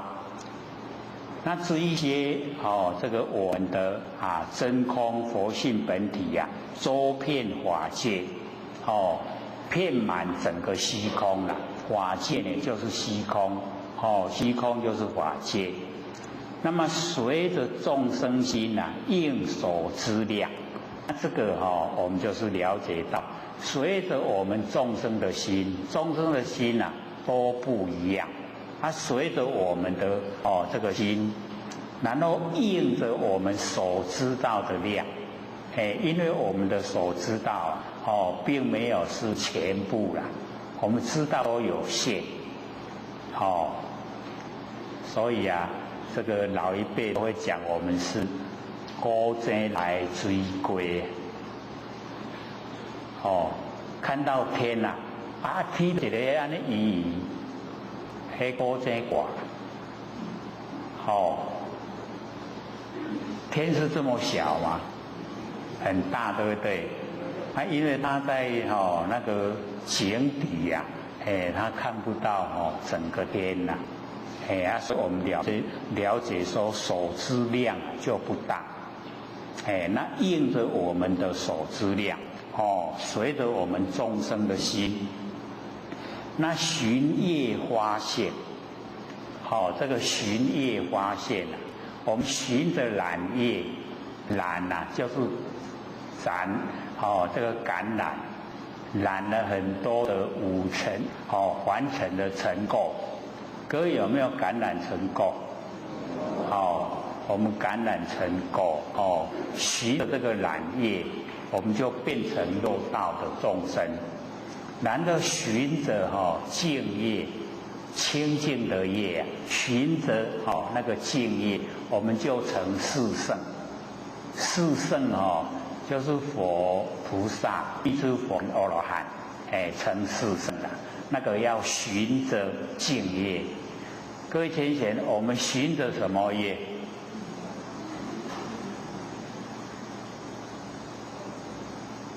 应该还好，不定业。我们还没固定还可以改变的，所以我们了解那个寻月啊发现，敬业的话呢，你就能够见到佛的境界、菩萨的境界、一诸佛境界跟阿罗汉的境界。那循着这个揽月啊，我们就会看到那个畜生、地狱啊、恶鬼，这样知道吗？所以呢，我们了解说，我们可以，我们这个佛性啊，可以随缘之用。那我们要随着净缘还是随着染缘？要随着净缘。所以呢，那个善的一面要去努力，然后要接近；那个染的那一方面就拼除掉，不要。去接近近墨则黑嘛，对不对？我们就会被它染黑了，染黑了还不知道黑嘞，所以呢，我们要自己呀，循着自己的心，然后朝着善的方向努力，那个寻猎发现就很理想，就会呈现很理想的境界出来。那世间无知后为因缘，这我们世间都不知道，迷惑呢是因为因缘及自然性，有没有讲得很详细？佛讲得很详细说呢我们那个不生不灭的佛性本体那个如来含藏之中呢。它呢清净本然周遍法界，那我们落入现象以后因为它有随缘之用，那看我们是要随净缘呢，还是随染缘？所以我们呢要了解说，它不是因缘，也不是自然性是超出因缘，超出自然性。各位浅显，安尼咱分得清楚呗。凡世间咧讲的因缘跟自然，凡尘所讲的因缘，所讲的自然，那个是我们在生活上面对这个万象万事的时候的应对应用。那我们研究呢，我们那个佛性本体的时候都已经超越这一些现象，超越凡尘的所有因缘自然。这样了解吗？讲佛性本体的时候才超越因缘，超越自然。那讲我们遇到凡尘的所有事都是因缘然后产生然后有一些它是自然像我们轨道铺好了车火车就可以走，对不对？那个自然自然有自然的轨道因缘有因缘，我们呢这个和合的地方像这个适婚年龄一到了看对眼了就结婚了是不是那个就不在这个这个里面的啦，这样了解吗？咱就该分得清楚分得详细，说呢它是讲这个在现象界之内的事呢，还是在讲我们佛性方面的事讲佛性方面它不属于因缘，也不属于自然。那么讲现象它既属于因缘，也属于自然。这样了解了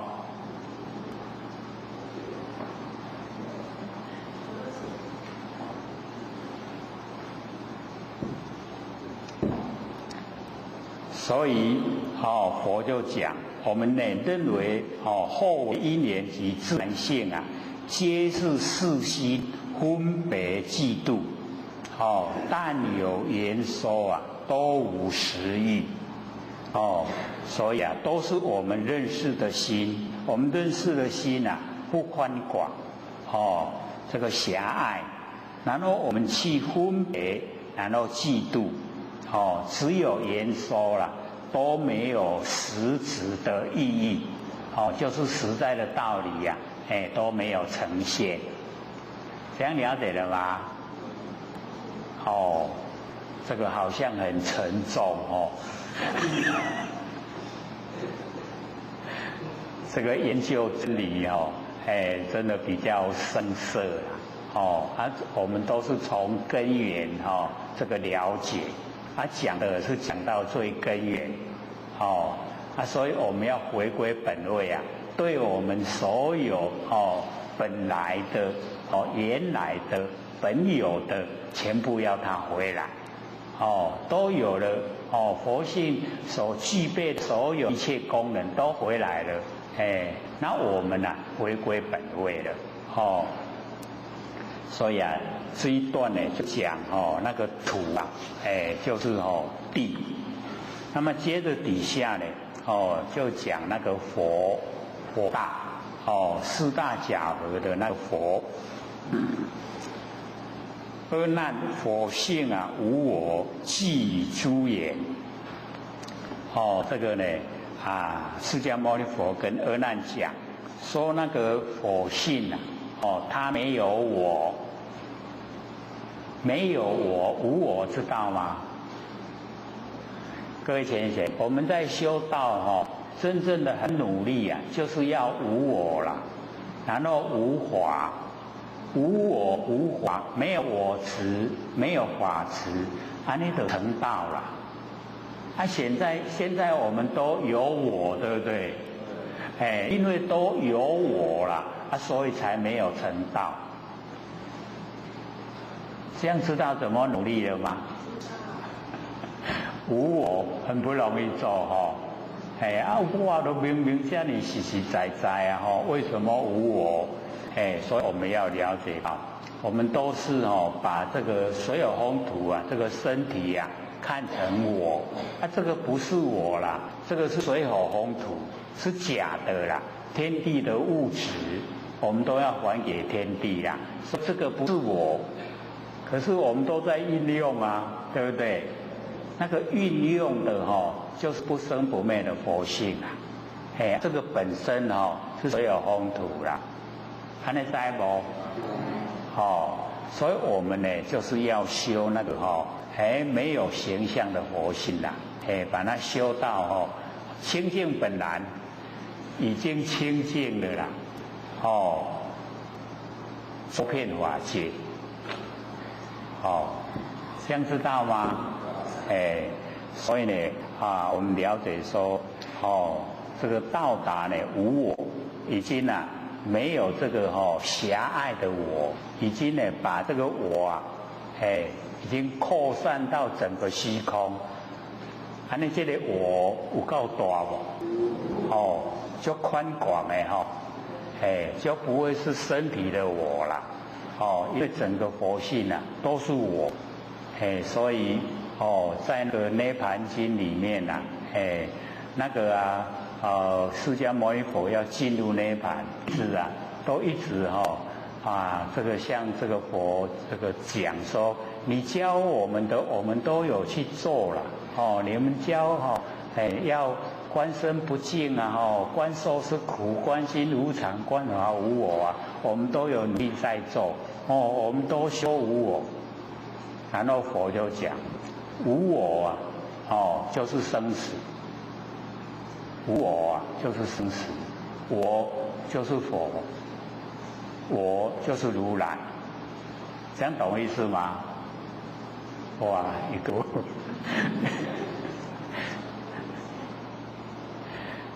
因为那个弟子们都会执着这个身体在修了，那佛要引导他们进入大乘佛法，所以跟他们讲那个无我你们修看重身体就进入六道轮回了，所以就是生死。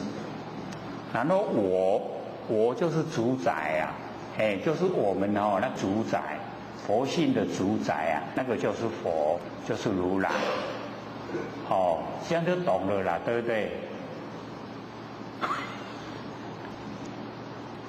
还真的要用心不然都听无不过大家拢袂歹呢吼，我也在想，假如说有一个在讲啊，我一定硬着要坐在那边啊，我又听不懂，我一定会眼睛闭起来，然后听他催眠。不过或许看各位都没有啊，吼，我眼睛睁大大的，虽然不是听得懂哦，可是还是很努力在听，很可爱。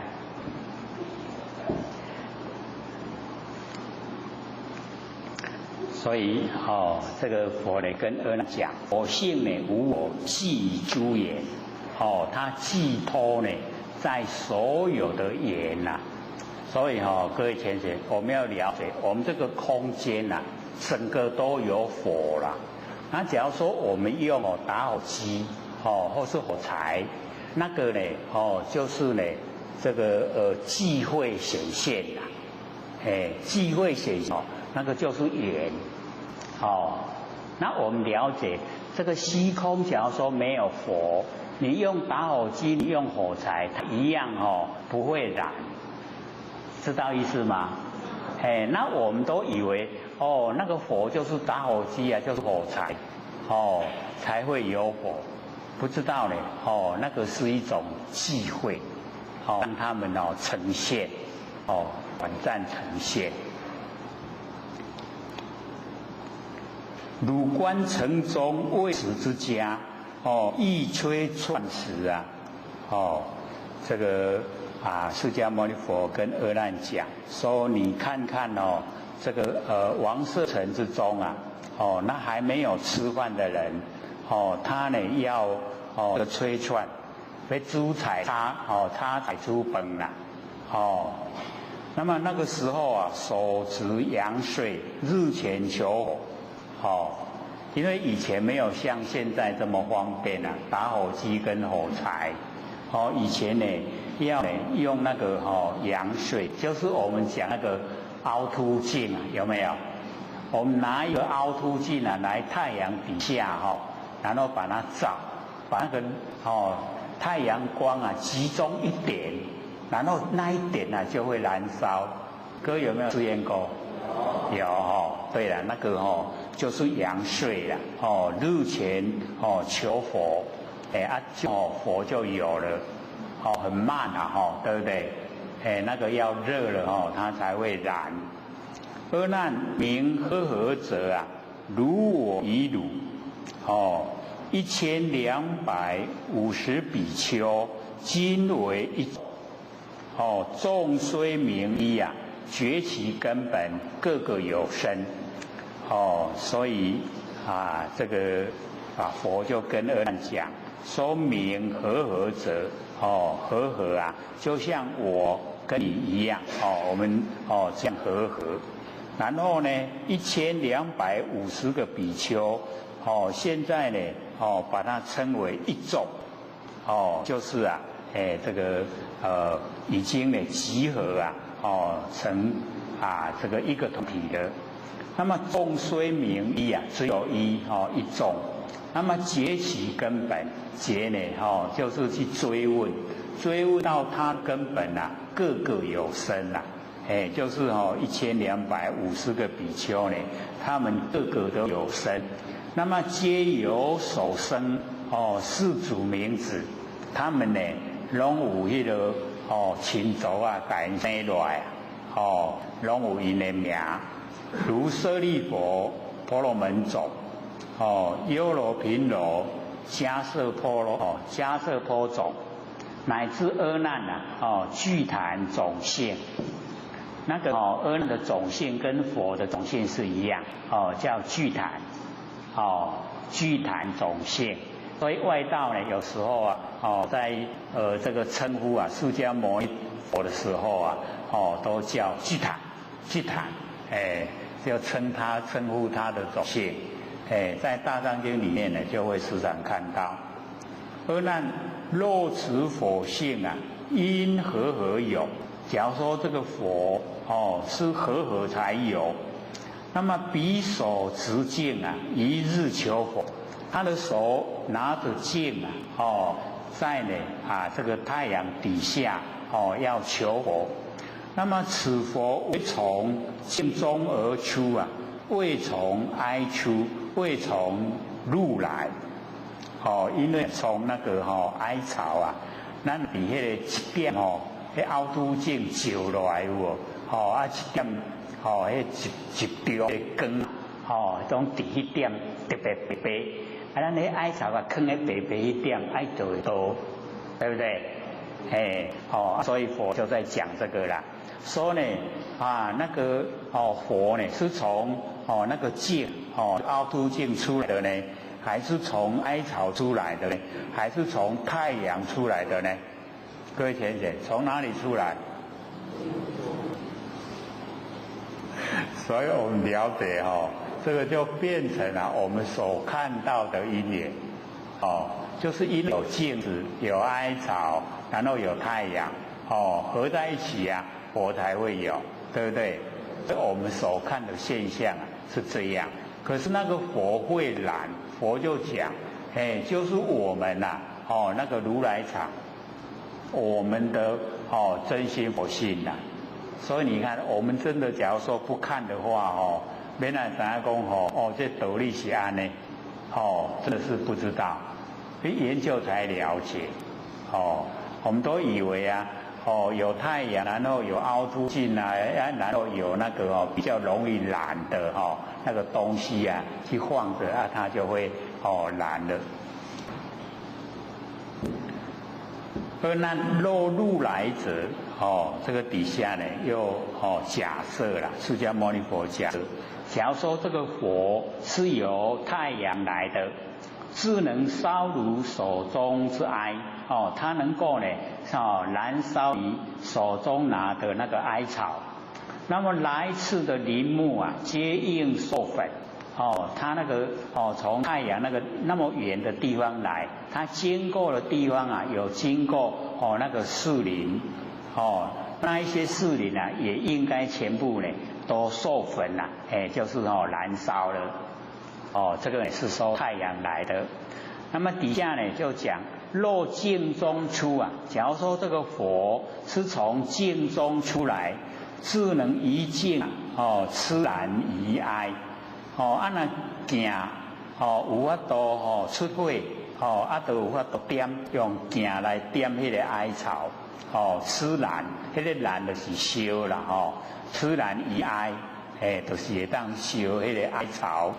那么镜何不融迄个行哪会烧全拢规个融化去？这样了解意思吗？了不了解？所以这个于如所执尚无乐相，讲你手摕咧手都无感觉烧若生于哀。假如说呢这个火是从那个哀巢呢出来，那么何借入镜？为什么还要借着太阳，还要借着那个凹凸镜就不用。那么光明相接然后火生这个光相接以后借着路径光明相接，然后佛就生了就产生。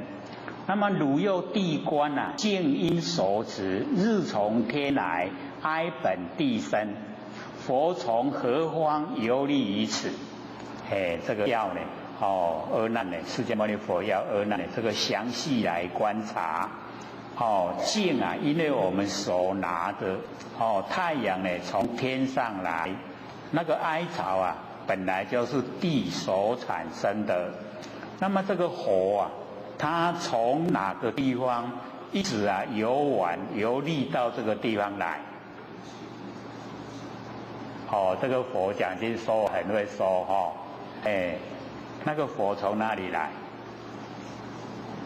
所以我们就是了解到整个虚空之间全部呢都是水有宏土所以自大充塞整个宇宙虚空。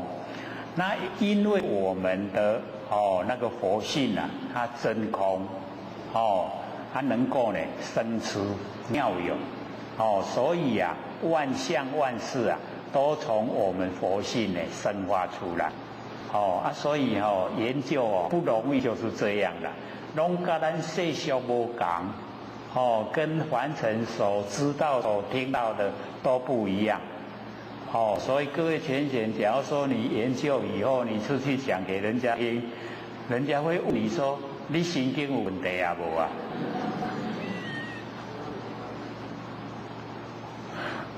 所以要研究透彻，要讲得详细，让他呢这个能够心服口服。那么路径啊，相远。那个太阳呢，跟我们手拿的镜凹凸镜呢，相差很远。它灰合，没有因缘呐，不是和合，不应火光呢无从而有，不应该呢那个火光呢，没有原因自然呢跑出来。那么汝犹不知呢，如来藏中啊。性佛真空，性空真佛，所以啊，整个都从我们如来藏之中呢，生发出来。这样知道了吗？我们如来藏，难怪大家火气拢真大，很容易生气。原来都是有我。我们那个啊，如来藏之中呢，性佛真空啊，性空真佛，都是从我们呢不生不灭佛性这个生发，清净本然呐，周遍法界非常宽广，整个宇宙虚空全部呢都有。那么随着众生的心呐，应所知的量，也是一样这个随着我们众生的心。应所知的量，我们呢这个打火机了，就知道打火机的火有多大；用火柴的知道火有多大，对不对？可是啊，你在加油站的人他会知道你在这边加油，你一点点火来的话，那整个加油站都会爆炸了，对不对？所以你看那个所知就很重要。那个地方完全都不能有一点点火，一点点火啊，它有油气，油气也多，爱爆炸，整个加油站嘛，拢会火烧，厉不厉害？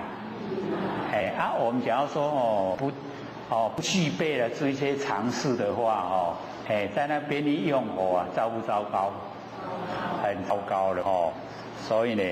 我们这个随众生心呐，应所知量所以我们所知啊，要宽广一点。阿难当知世人一次直径啊，一次佛身，遍法界啊，满世间起遍世间啊，另有方手。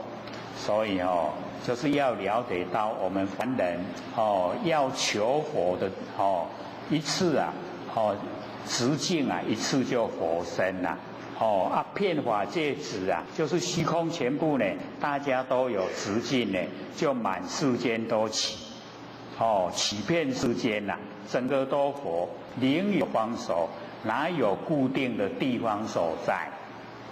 就是全部虚空都有，它没有说固定都一样加无都一样佛，这样了解吗？那么接着翻过来，寻业发现世间无知，后为因缘及自然性，皆是世心分别嫉妒，但有言说都无实意所以有时候我们在凡尘跟人家在争执安尼字甲袂煞对不？你若来看这经文就免钱啦。然后你可以讲世间无知，因为世间无知才得爱钱，那世间都知道的，拢唔免钱真理一了解，都不用争执了，争执都是多余的。那么底下呢就讲那个水大，我们讲那个土啊。再讲佛，现在讲水。而那水性啊不定，哦，流习无恒，哦，这个水啊，哦，它没有固定，哦，水啊那个水性啊，它不固定，哦，流习无恒，哦，它在流，哦，都不会休息，哦，啊，它也不会有那个恒心呐，你那个哦分流一少呀，哦，啊，你那个截断，哦，它就无去啊，哦，它都没有哦，它自己的那个主张，如是罗尘，哦，迦毗罗仙，哦，周迦罗仙及波托摩，哦啊，这个摩萨多等啊，这个就是哦大梵师的名，他们的名字啊，哦，求太阴经，太阴经啊就是水，用呢合幻药啊，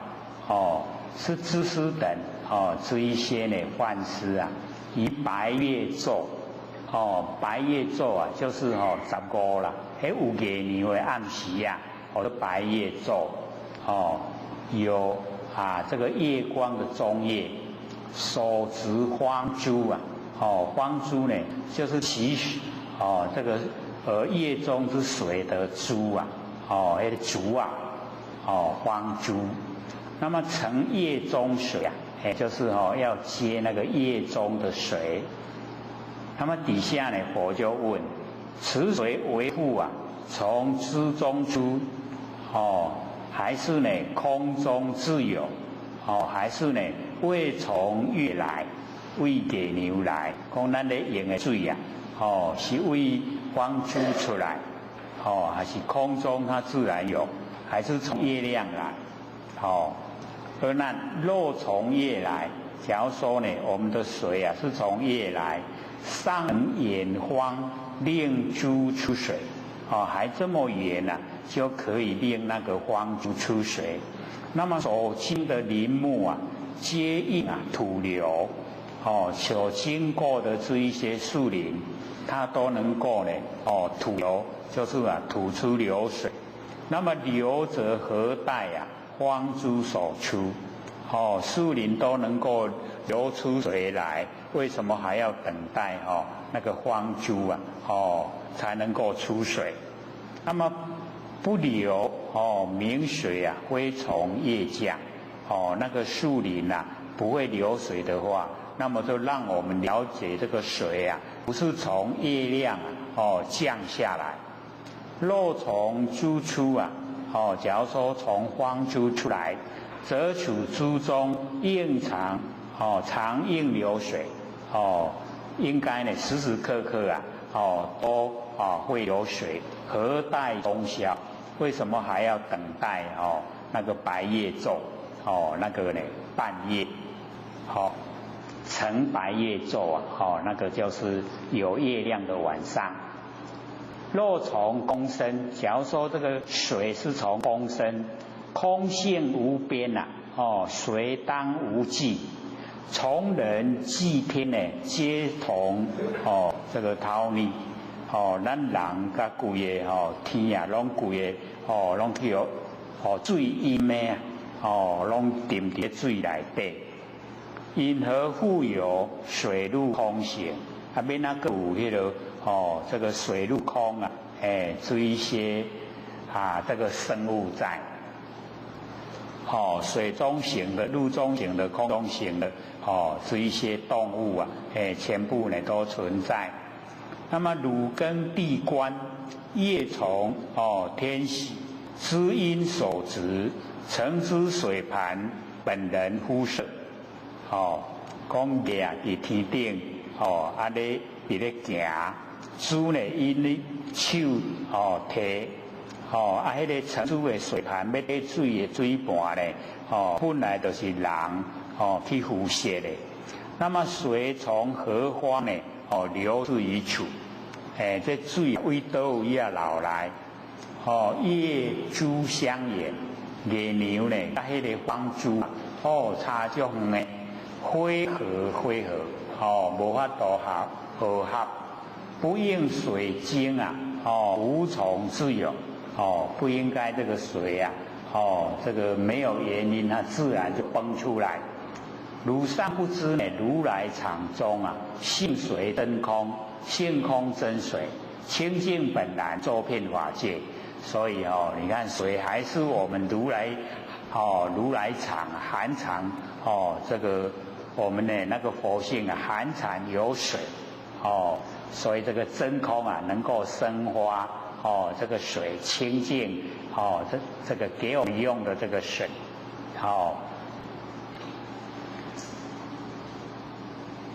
随众生心应手之量这个水是随着我们的众生的心应呢所知道的量，一次直出一次呢随出，遍法界子啊，满法界身所以呢，一位的所在，你摕到迄个方珠，一个所在就水出来。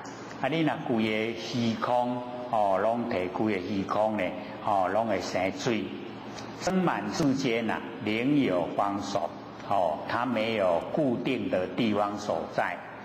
寻业发现就是要寻业发现。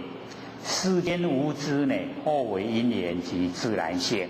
我们世间呢不知道这个真理所在认为它是因缘以及自然性，皆是啊世心分别嫉妒，但有言说呢都无实义这个呢后面的大概都是相同的这个意思。那么再接着就讲那个风大水火风土风阿难风性无体呀风性没有体，动静啊不常那个动跟静啊它都不一定不常。汝常整衣啊，不于大众这个释迦牟尼佛跟阿难讲说呢，你整理这个衣服啊，要进入大众的时候那个切里就是杂翠衣呀又名福田衣就是大衣呀那个生切里角，动起旁人啊，则有微风就是整衣的时候稍微有一点点风拂鼻人面风会去安尼吹到人的面。那么此风为复出袈裟角这个风是从袈裟角出来的呢，还是呢发于虚空，还是呢从虚空发出这个风生彼人面还是从那个人面生出风。阿难，此风若复出袈裟角这个风角是从袈裟角出来，如乃披风你都拢身躯拢披风你拢大风。所以这个佛在讲经说法，我们一看了有人身体会披风的吗？会不会？不会有啦所以就告诉我们就是我们日常在用的时候我们知道有风有风，可是那个感觉是要吹到身体以后才感受了。那我们假如说要用呢比较快是知道的就一手不动一手动，风就有了嘛，对不对？马上就呈现怎么来的？这风怎么来的？所以我们要了解说这个四大水火风土怎么来的，怎么有都是如来场，如来含藏所以我们了解这个佛呢慢慢详细讲，很有耐心这个完全我们完成呢都不了解的状态。那么其余灰氧灰爻如应应如离体应该离开你的身体。我今说法会中垂衣释迦牟尼佛说自己在说法会中呢楞严会中那个衣就垂下来。汝看呢，我衣呀，风何所在？你看看我的那个衣服啊，风在哪里？不应衣中呢有藏风地呀，不应该呢衣服里面啊，它有藏风的地方所在。那么肉生虚空，假如说这个风啊是从虚空产生，汝衣不动呢，何因无佛？从虚空产生，你的衣服不要动，不是你衣服动了才有风出来。现在你的衣服不要动，那么为什么它不会啊？吹到我们的面来？何因无佛？那就是无一到啦。那么空性啊，常住，风应常生。这个空性啊，它常住。那假如说从虚空的话，这个风呢，应该常常都这个生花有这个风。若无风时啊，虚空当灭。假如说没有风的时候啊，虚空呢当灭。虚空会不会灭？不会啦。所以这边讲无风都会灭，那个是跟我们讲说无一条道理啦。灭风可见啦，灭空何状？这个消灭风啊，我们可以看见。那消灭空呢，是什么样的形状？要消灭风啊，我们可以看见啦。我们这边只要有风啊，看一看风从哪里来？从电扇来，电扇关掉。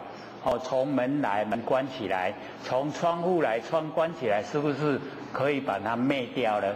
灭风，灭风可见，对不对？灭空呢，变成什么样的形状，就无一条道理啦。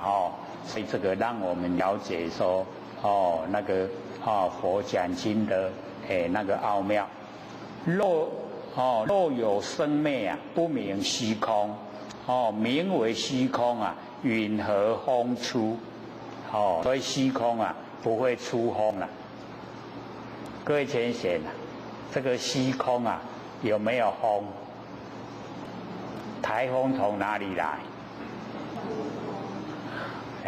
又是一大门学问啦所以这个我们要了解啊，这个台风从我们的心中来。我们的心心的意呀，变化很快，所以形成那个风啊，它也一样变化很快，心变化大，风也一样大，所以都强烈强烈台风。若风自生啊，假如说风呢是自己生的，被伏之面啊，从彼面生。应当俘虏，假如说风呢，它自己产生，去有风呢，一掉迄个面，咱的面，从彼面生。假如说呢，迄个风是为咱的面生出来，那么应当俘虏，应该呢，是去压到你的面，唔是去压到别人的面。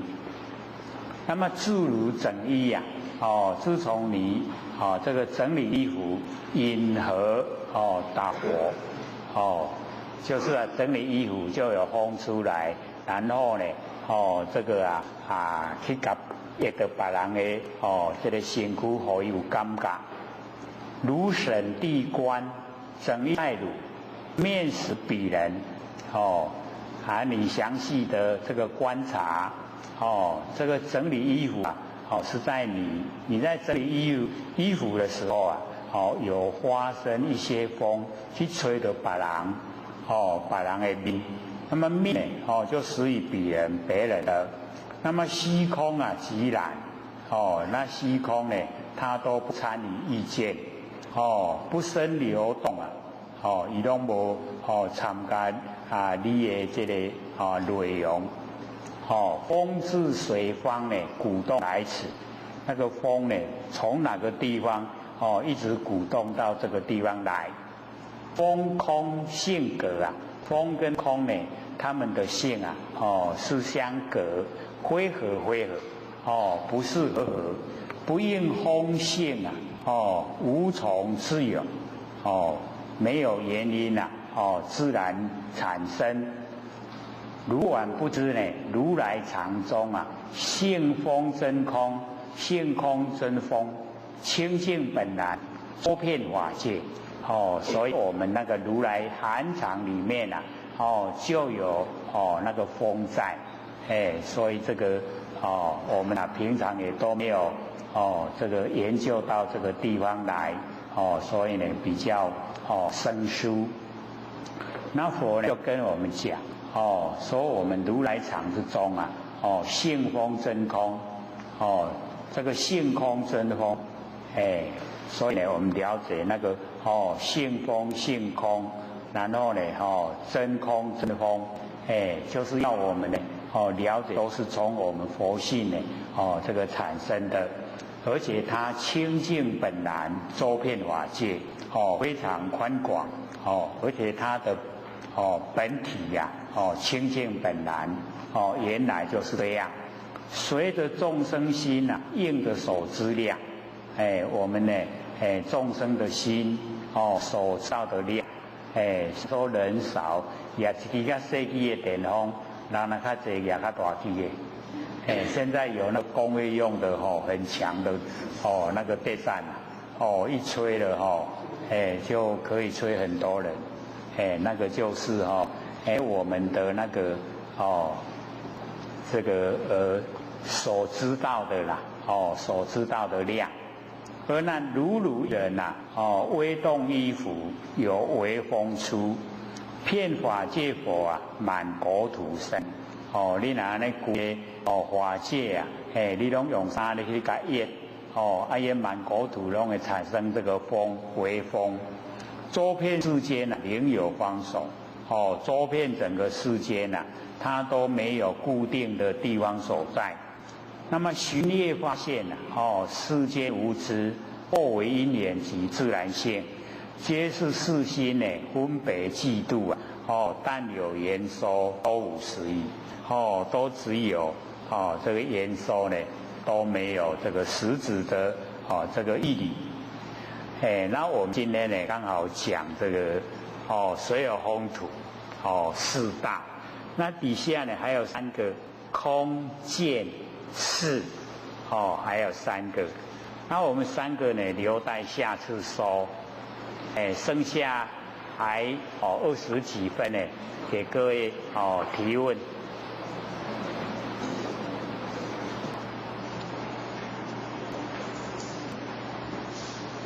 有没有人要问这边有同学要问，这个讲师对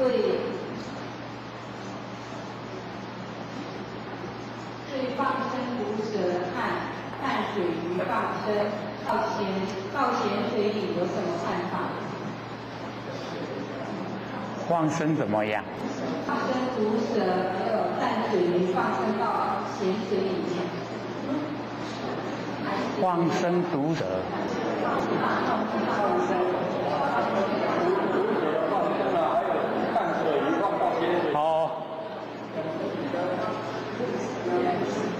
我以为说毒蛇放生，你是不是海西人？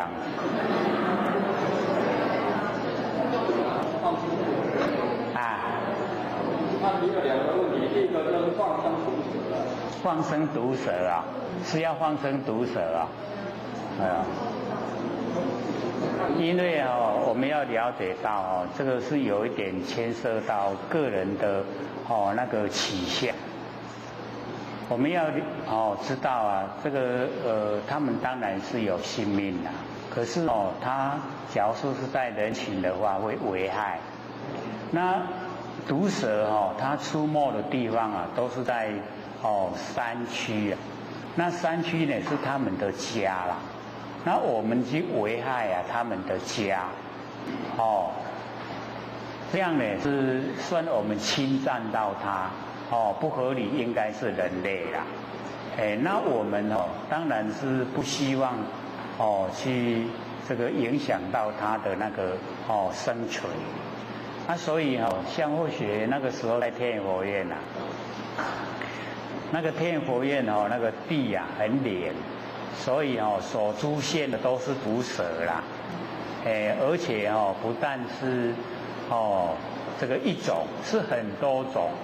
它不但哦是有毒蛇，而且还很大，很大的哦那个毒蛇，大到或者用2只手拿那个我们那个网啊，钓鱼的时候不是有人鱼钓上来就放在网上面吗？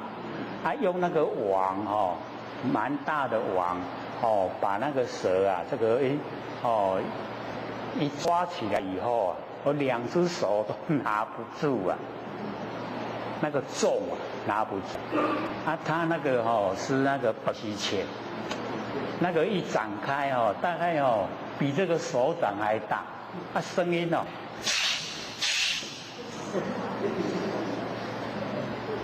这么大那很吓人。那所有在这个天佛院看到的人啊，都一定叫后学去处理的。为什么？你是主管。那怎么办？很怕还要处理啊，不然要怎么办？所以或者就有平常啊，就有去买那个那个网，钓鱼在那个钓到鱼的时候，在网鱼的那个网。有小的，有中的，有大的，有超大的啦，就很多了。也放了蛮多地方，因为毒蛇就是很多啊，不能说你等下我来提，等下你提来无去啊，唔知收去倒去啊，所以就放的到处都有那个网子啦，然后啊就有这个网到。那么大的啦，不敢拿到那个众人看得到的地方经过了，就是往那个山边比较偏僻的地方，然后呢就放他呢这个走，所以还要跟他讲，不要来啊，你也就怕戏，他还会听话，以后就没看到他了时常都会看到小的就刚出生没多久，火线斩，然后那个本溪潜，都是很毒蛇啦，都很多，所以或者在那个天佛院一处理，也从来没有打死过一条蛇，都因为那边就是山呐，本来就是他们的家，那我们去霸占他们住家嘛。所以应该我们是没有道理呀，所以把他们赶到归山林就好了，你要去山林就要小心，看看地下有没有，它不会很凶啦，可是你不要去踩到它，你踩到它，它就会转过来咬你呀，你被毒蛇一咬了，那就糟糕了，又不好处理了，所以那个那放毒蛇的话呢，一定是在人烟稀少的地方，不要人人都像我们这个都会区，我说你要放毒蛇，你要害死人呐，那个我们不打死别人打死。第2条什么？把淡水放到咸水里面。淡水鱼放在哪里啊？你个海死的，那都水淹死呀！那个淡水鱼呀，放到那个咸水里面它生活不了，它没办法生存啦。所以淡水呢，一定是淡水。怎么问这个呢？工程功德这个谈不上了，那个谈不上是可以这个叫什么？叫入行一善，安得好啊？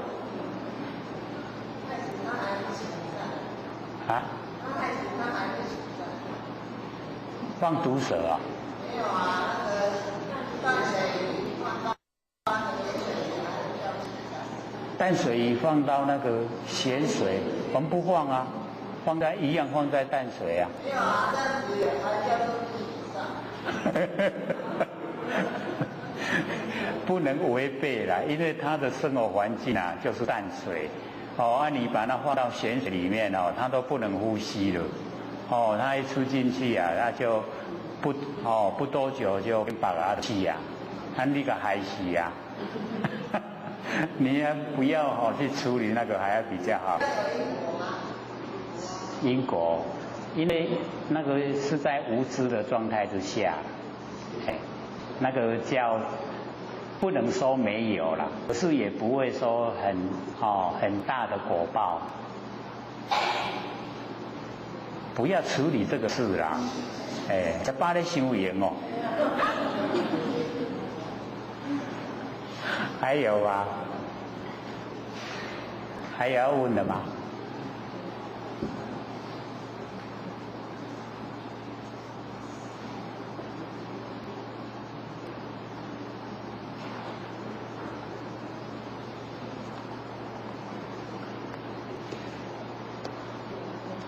好，请说。我想请教一下，那个水那边像风那边我们抓那个有一角有面，然后有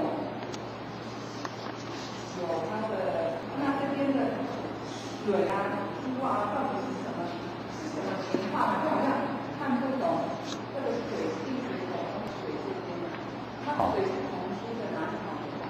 这到底什么东西？水啊。水的这一面吗？在讲水这一边吗？那水上面那个都是那个大梵师啊，就是那个魔术的那一些啊，在他们那个印度比较有名的那个大梵师，然后他们都会做法，然后求呢那个月亮的水。上面是讲那样的，那个是属于比较那个印度大家都知道的那个事，所以我们这边看呢，只是一些那些大梵师的那个名字，然后底下那个才重要我在问那个水是从月亮来呢，还是从我们手中的那个光珠啊出来那个才是在讲意思啦。它主要还是告诉我们那个如来藏之中性水，就是我们那个真空性水就是从如来藏含藏里面出来的水一样是从我们呢那个佛性出来。所以或者有讲你把它呢这个它重要的那一些法药比如在讲说那个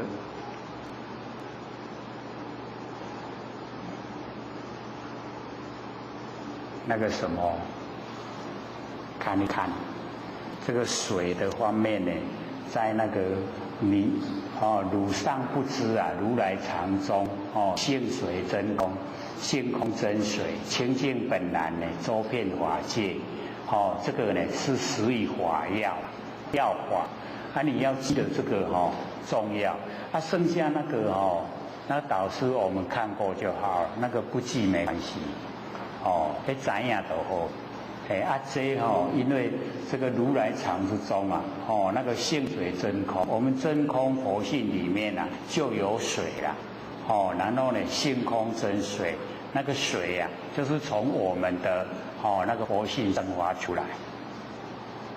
这个导师我们比较欠缺，知道的比较欠缺啦就是看这一些，然后底下它还会有那个清净本然周遍法界然后随着众生心应所知量，所以我们在努力的那个求知就是这个所知量要给它扩大，因为我们所知都不多了所以能够处理的范围也不宽广，那所知的越多啊，处理的范围就越宽广，佛性的功能作用就越大，所以大用都整个呈现，那才叫做正悟本性。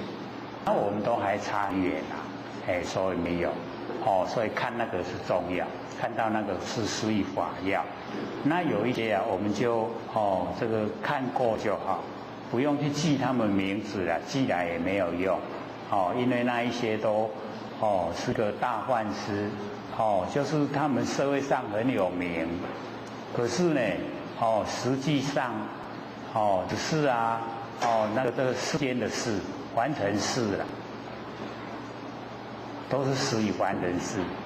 还有吗？还有10分钟。我想是这个你讲到这个第一页跟第二页，第二页是接近第一页，它是虚幻的呢还是真实？这个佛在比喻的第二月啊，就是已经到尽第一月了，它不是月影，月影就表示说水中啊。水中那个月亮啊，都有影现叠水中，水中的月都全部假的了。那个第二月它有半真半假，第一月啊就全部真了。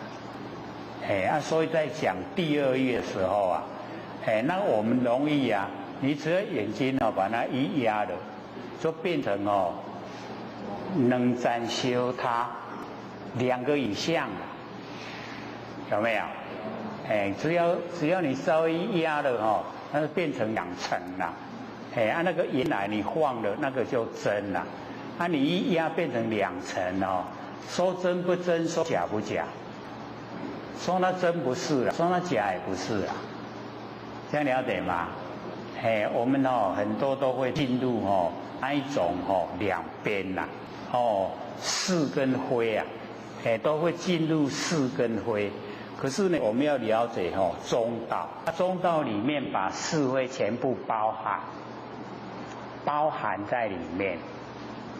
那水为什么会从月亮出来，还是从地出来？那个都是不合理的啦，不合理，那个都是有文字啊，没有实在的事情，那种假的啦。这你讲拢都不真，都是假的啦。可是我们佛要讲那个凡尘发生的现象凡尘发生的现象佛一定要在会场之中啊，能够看得到的、想得到的就讲。那个现象就是不合真理，那不合真理，佛要把它说出来。让我们凡人都了解说，这个都不合真理啦，所以那个中间的部分都不合真理。我们一看了就知道看那个文字就知道，可是有一些啦，我们呢这个不很确定，说这个风从虚空生花。假如说有这个问题的话，那我们都不敢肯定对啊，为虚空生花。可是佛就讲不是，是从我们佛性生花。假如说我们没有看到佛确实这样讲，我们也不敢说对不对？按照佛讲那个所有风土全部呢都是我们如来含藏。都是我们佛性里面呢生化出来的。那么跟那个空道、方道、心道有没有一样？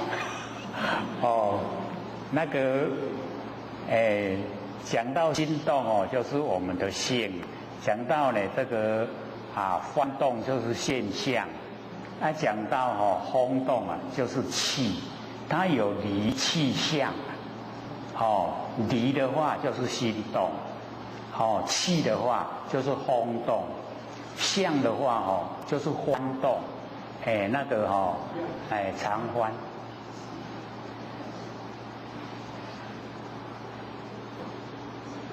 这样了解吗？它有理气相， 3个啦。啊，你在现象那个观懂观那个相它是最粗浅，然后风呢是中间，然后到离那就深了。所以离气相。那我们也是啊，活性啊，是离，然后呢，我们呼吸呀，就是气，然后我们身体呀，就是相，也是一样理气相，具备啊，理气相我们都具备。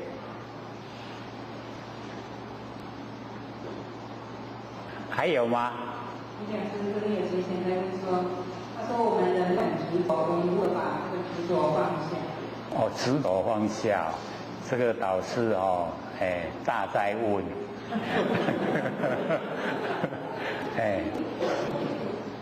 最重要啊，就是了解到说，我们的这个身体呀，是天地的物质，水有风土，身体不是我。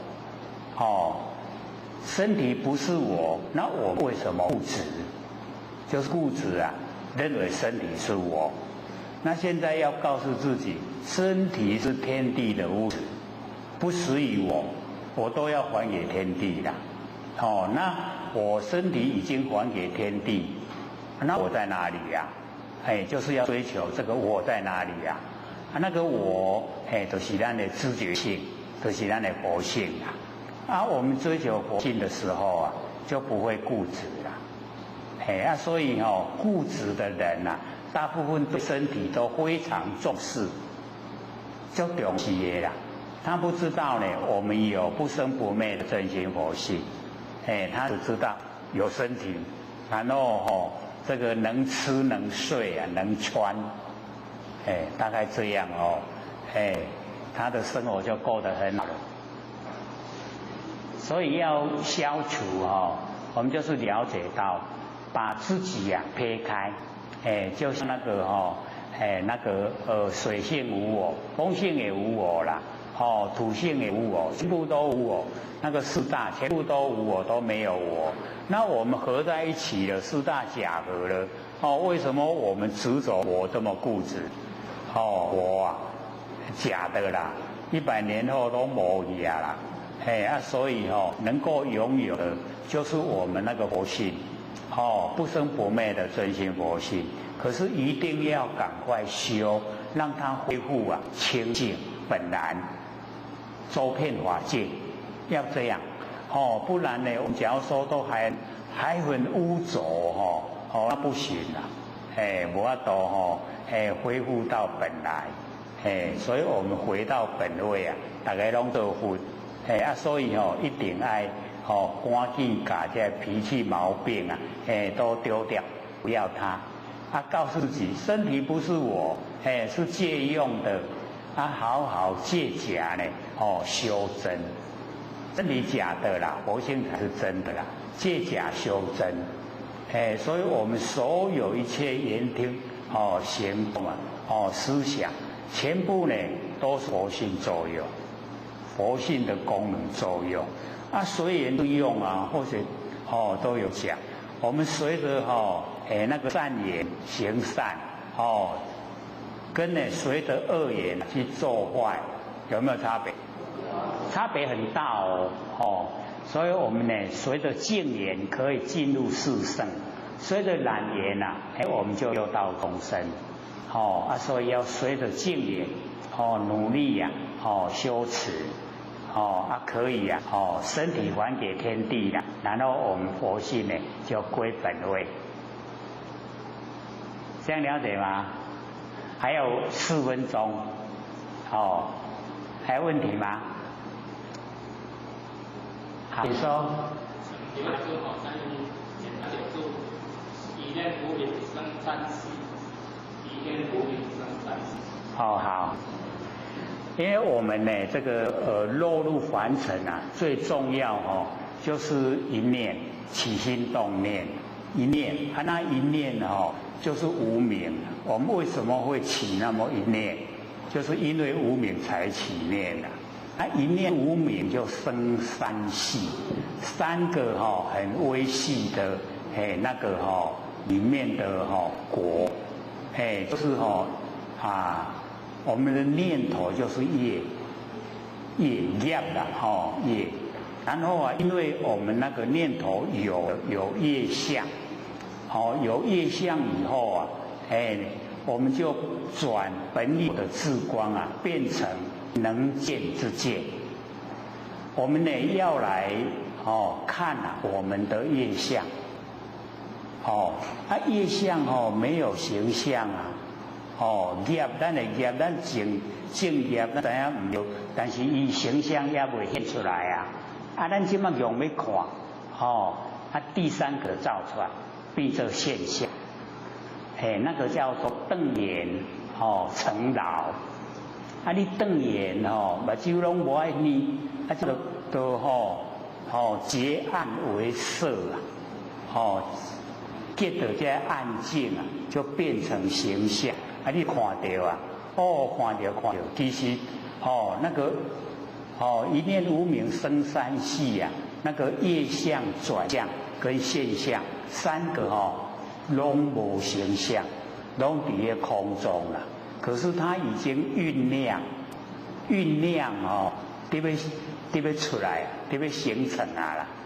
即马我们要了解到这个因已经种了以后就变成境界为眼，有境界已经结暗为色，结暗为色的时候，把暗的境把变成形象所以我们就了解我们就是因为这个结暗为色以后才真的呈现水有风土这个三河大地。这么三河大地形成我们这个众生居住的世界就一个一个具备了。这么说来去已经有这现象咱众生就出世个正业就继续搁直直轮回就无煞所以因一点尔一念无明起一个念头即马搁结来的所有效果有山河大地，有众生，有业迄个业果搁继续直直咧轮咧等就是这样来的所以我们要回归呢，就是要先把那个妄想杂念去掉，没有了那个声音才会断。咱一直咩拢孤孤单单拢无起心动念，安尼咱的声相就尽就会当个回归本位。下课，谢谢大家好。不学占道天师得劳谦谦大德，也感谢各位前贤给或学机会学讲。我们呢讲到这个四科七大。四科讲完了，七大呢讲水有风土，今天呢要从那个空大里开始。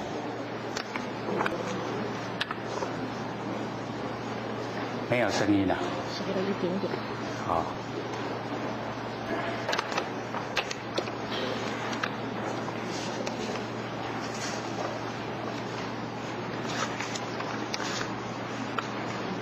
在63页的反面，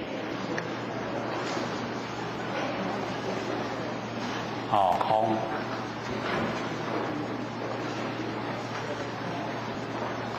这个四科七大，四科呢就是五阴六路12处18界，七大呢水风土空见识，总共呢是25门修行方法。那全部25都是本如来藏，妙真如性。那后面呢都是本非因缘，非自然性。所以我们呢这个知道前跟知道后，如来就是我们不生不灭的佛性，藏就是含藏。我们佛性里面含藏非常多的东西所以我们了解到那个阿难呢，以为说那个色相可以这个从空而生花，可是佛说色相再怎么生都是色，空再怎么合都是空，那个没有办法，而是从我们的不生不灭的佛性那个真空，然后生花妙有。那这方面呢，我们也很少研究了，所以不知道呢，我们那个不生不灭的佛性可以生花万象。各位以前有听过吗？没有所以我们了解，我们真空就是空中不空，叫真空。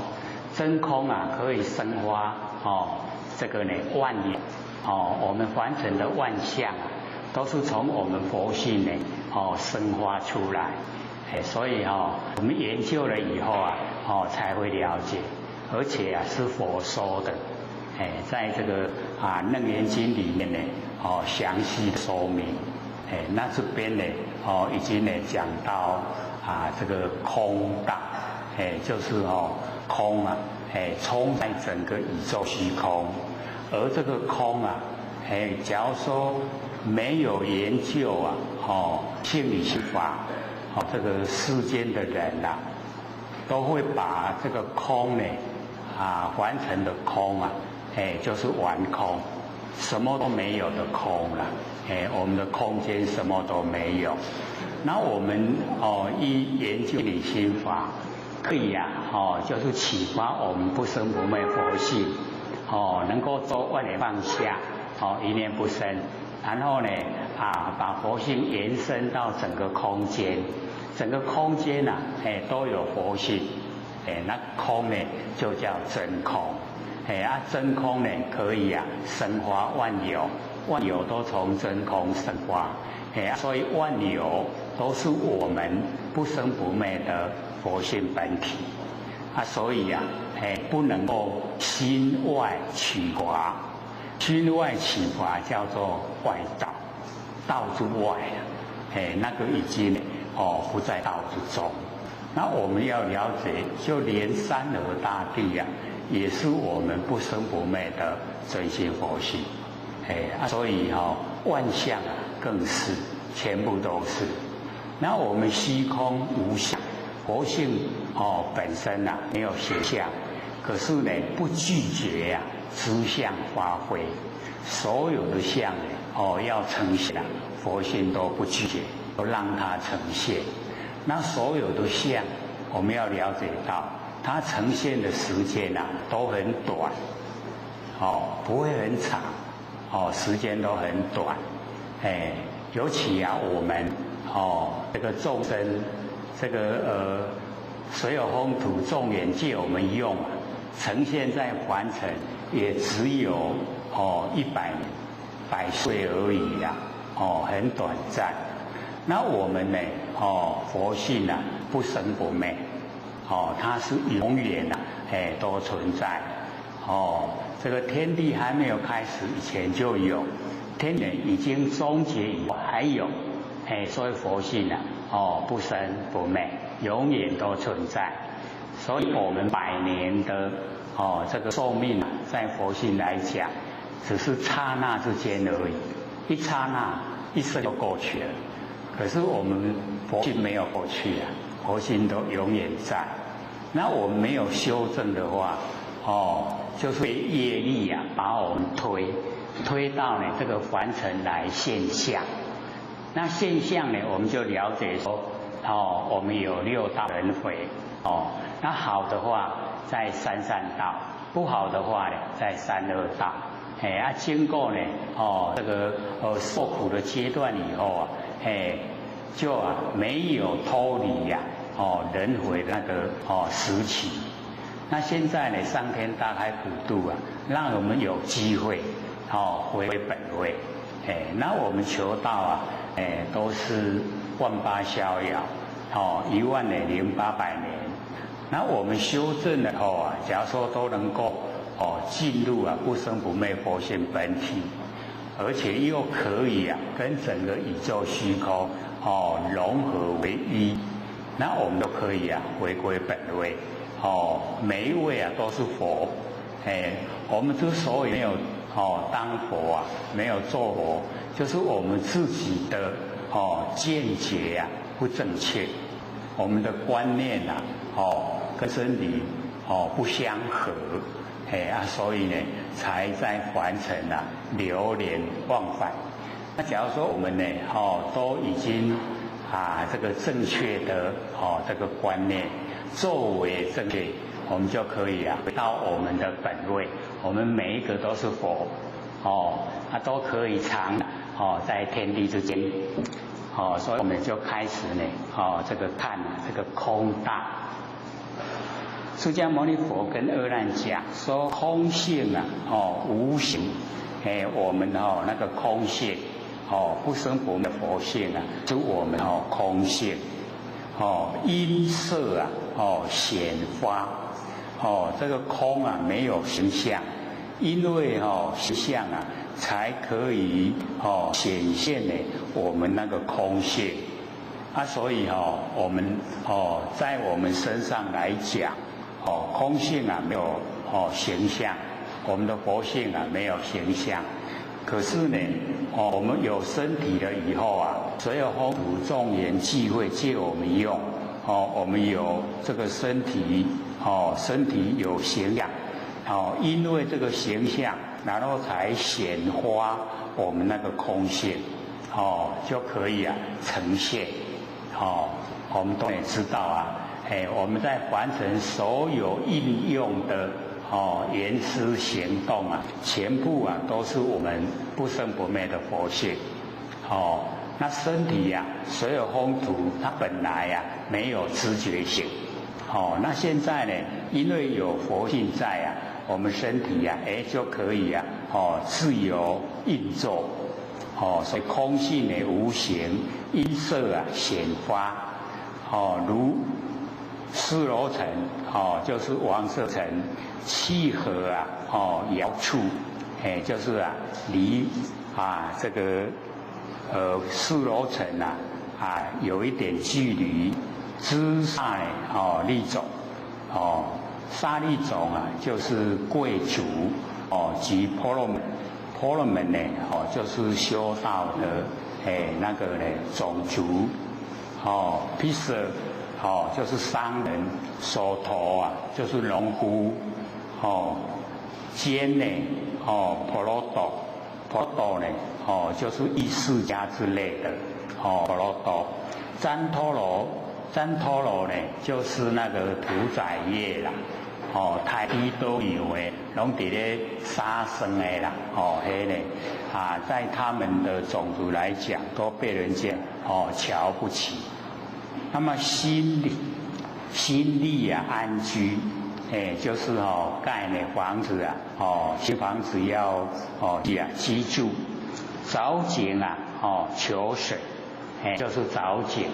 以前这个生活上呢，我们古时候都是凿井，井就有水凿井呢这个求水，然后吃土一尺，夷中则有一尺的虚空，就是把土挖出来，然后挖到深的地方呢，就会有水各位有看过那个古井吗？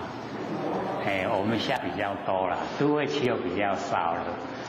乡下呢都有这个古井，井水那个井水呢很有意思啦。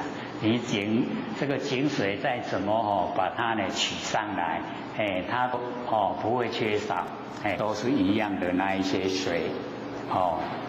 那么这边呢佛在讲说凿井这个出土一尺以其这个中间则有一尺的虚空，如是乃至呢出土一丈这个2、3、4、5、6、7、8、9那个都没讲，就讲到一丈一尺这个一丈10倍了。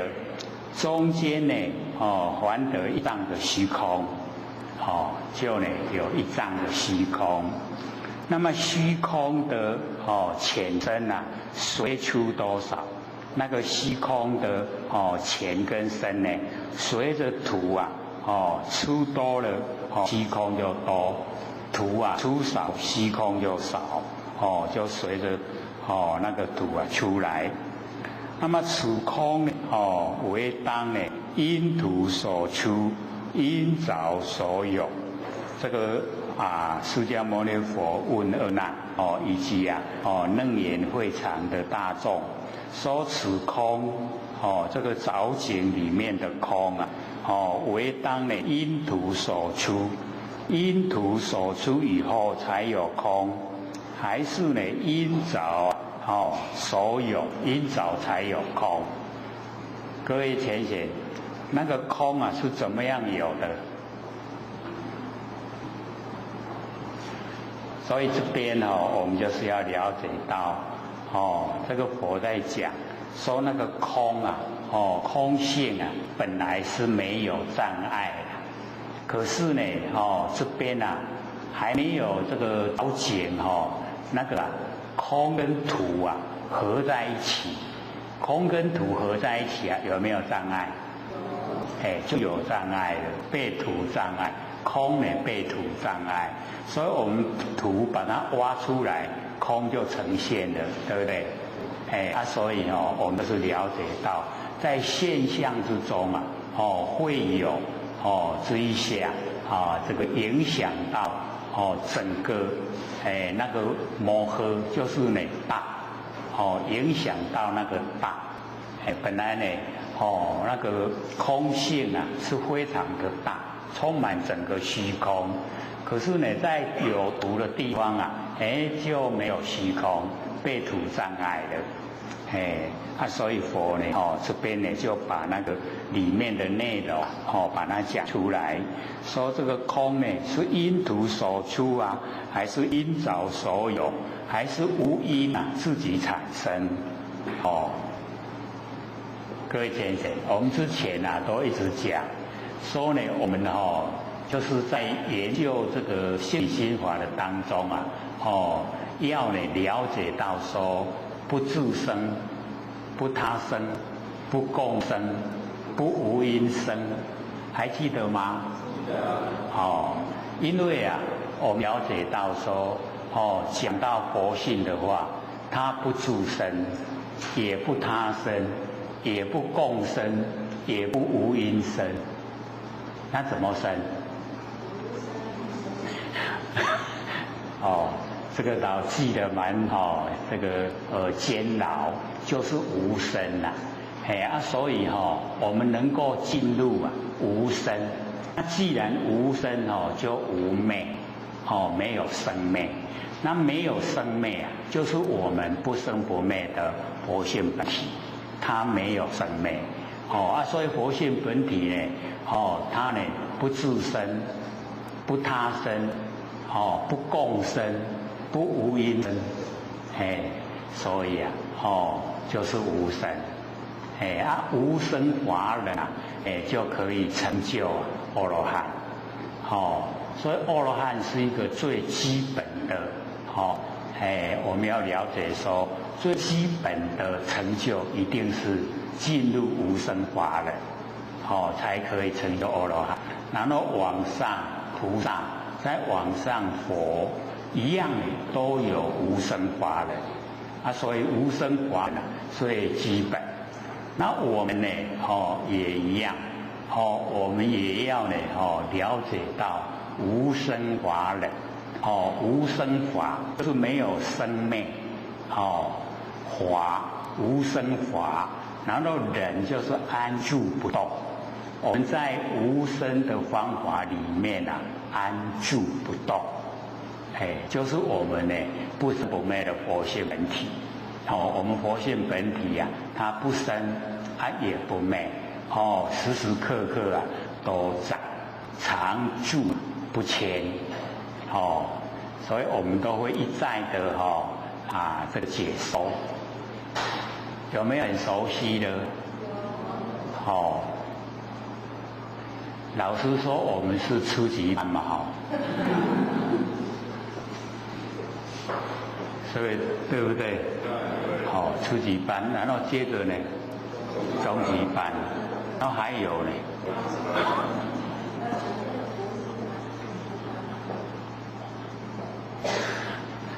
那假如说以这样算的话，哦，你看初级班就3年，然后中级班再3年，高级班3年，哇，命唔知有较长啊无？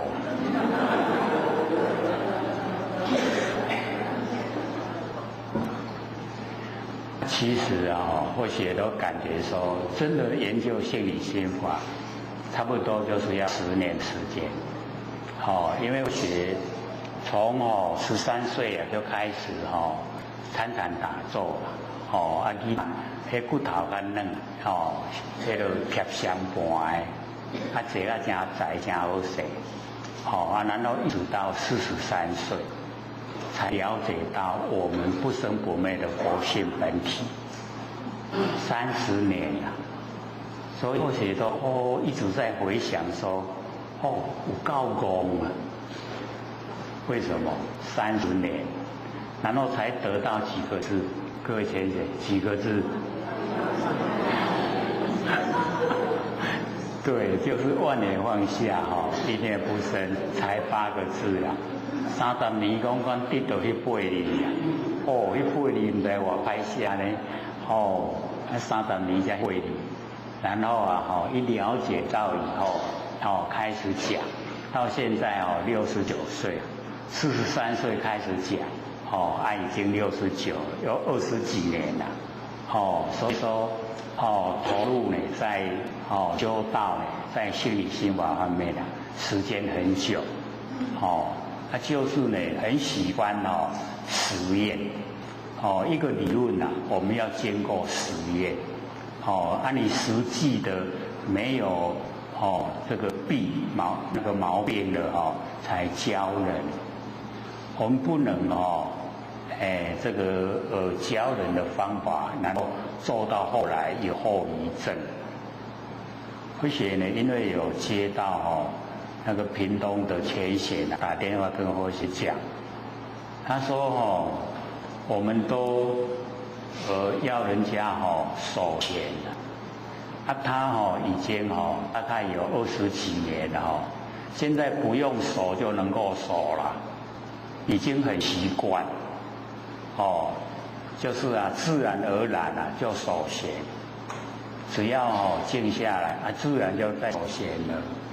可是他跟或许讲，他不喜当当，他问或许说要怎么办？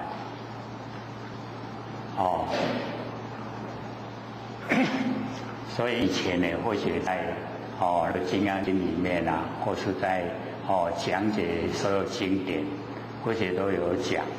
我说我们求道的时候，首先很需要，那个妄想杂念一守闲就去掉了，这个很需要你守闲。可是我们已经没有妄想杂念了，我们就要让我们的血液回归正常运转。这个时候，假如说我们一直又把所有的血液集中在脑部，微血管都积血，这个时候最怕突如其来很大的声响，我们微血管会断。那微血管断了就叫中风了。那小的话就是这个颜面神经有问题了，或是手一脚已经不那么自然了。那严重的话会死掉了。所以那个守闲守住玄妙的关键。那玄妙的关键就是我们不生不灭的佛性本体，是守住我们佛性本体，不是说守在那个我们那个点完是点的地方。老师也发会跟我们讲这个啊守着玄关跟人走，忘了玄关已成佛。所以跟我们讲哦，这个哦，利害关系。那我都讲说，我们假如说哦没有守的那么专注啊，那还好。你守的专注哦，一定中风。那我们修是想要好啊，对不对？不希望说出毛病啊，所以就有浅显说已经出毛病，所以规个头壳拢安尼动啦，即马拢无咧做手些，不过伫咧手啊，那已经变习惯性了。那或许跟他讲说你现在用万年下，要强过你的守闲观念，万言放下的观念啊，要强过守闲观念，这样你那个神经跟血液啊会回归正常。不要用它现在是用一种拿咧读甲当都想别项代志来改演替啊。我讲那个不究竟你不时都想别项代志来改替你的迄个读甲当啊，安尼唔是办法你得爱做一项做万言放下，你万言放下这个观念要强过你的守闲观念。所以我们要了解到要教人真的很好那有的还甚至教人守闲以后还要从闲观进去，从闲观进去呀。那我问说要进去哪里呀？所以那个自己想的自己就来教人这很危险的，会出毛病，还真的还出毛病。怎么样？眼睛瞎了，做到眼睛瞎，10年了，10年的功夫啊，眼睛就瞎了。所以我们一定要了解到没有毛病了才教人。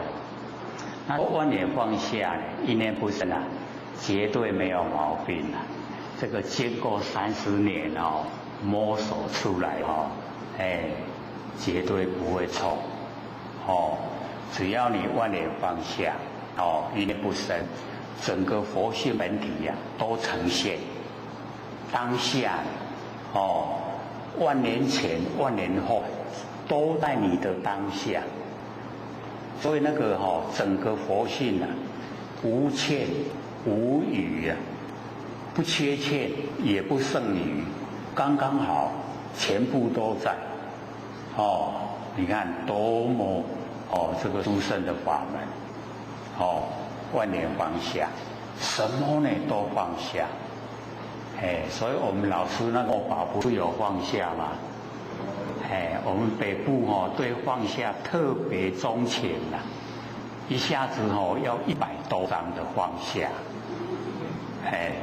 那个表背一张600块，已经呢要100多张放下，那个表起来很庄严很好看所以呢就是要放下。那各位在日常生活也要放下，放下就没有烦恼了啦，对不对？烦恼一来放下，放下。我们就是了解这个天下本无事我们庸人自扰，对不对？放下就不扰了啦，不自扰，放下。凡尘事都是过眼云烟一下子就过去了不要计较，放下所以放下是最好的方法，放下。以后这个跟人家一闲聊你就跟他讲放下放下，会变成习惯了。烦恼一来了，放下，就没烦恼了所以隔了一段时间一看到以后，整个我们脸相都改变了，满面春风，很好看那个气色也很好。为什么？因为万年的放下，所以我们就是了解到这个无生法忍就是不生不灭的真心佛性本体那我们呢时时刻刻安住不动那个首先就是守住心妙的关键，不生不灭的佛性本体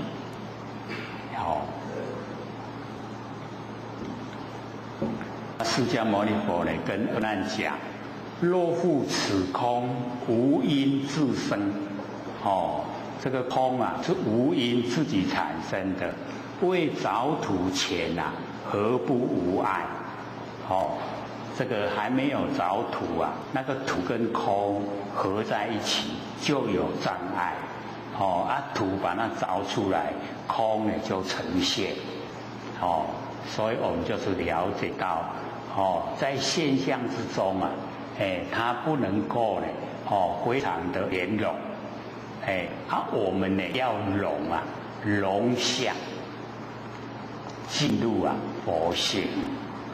我们开始的时候是不是先破相不住相，对不对？可是呢到我们研究到后来相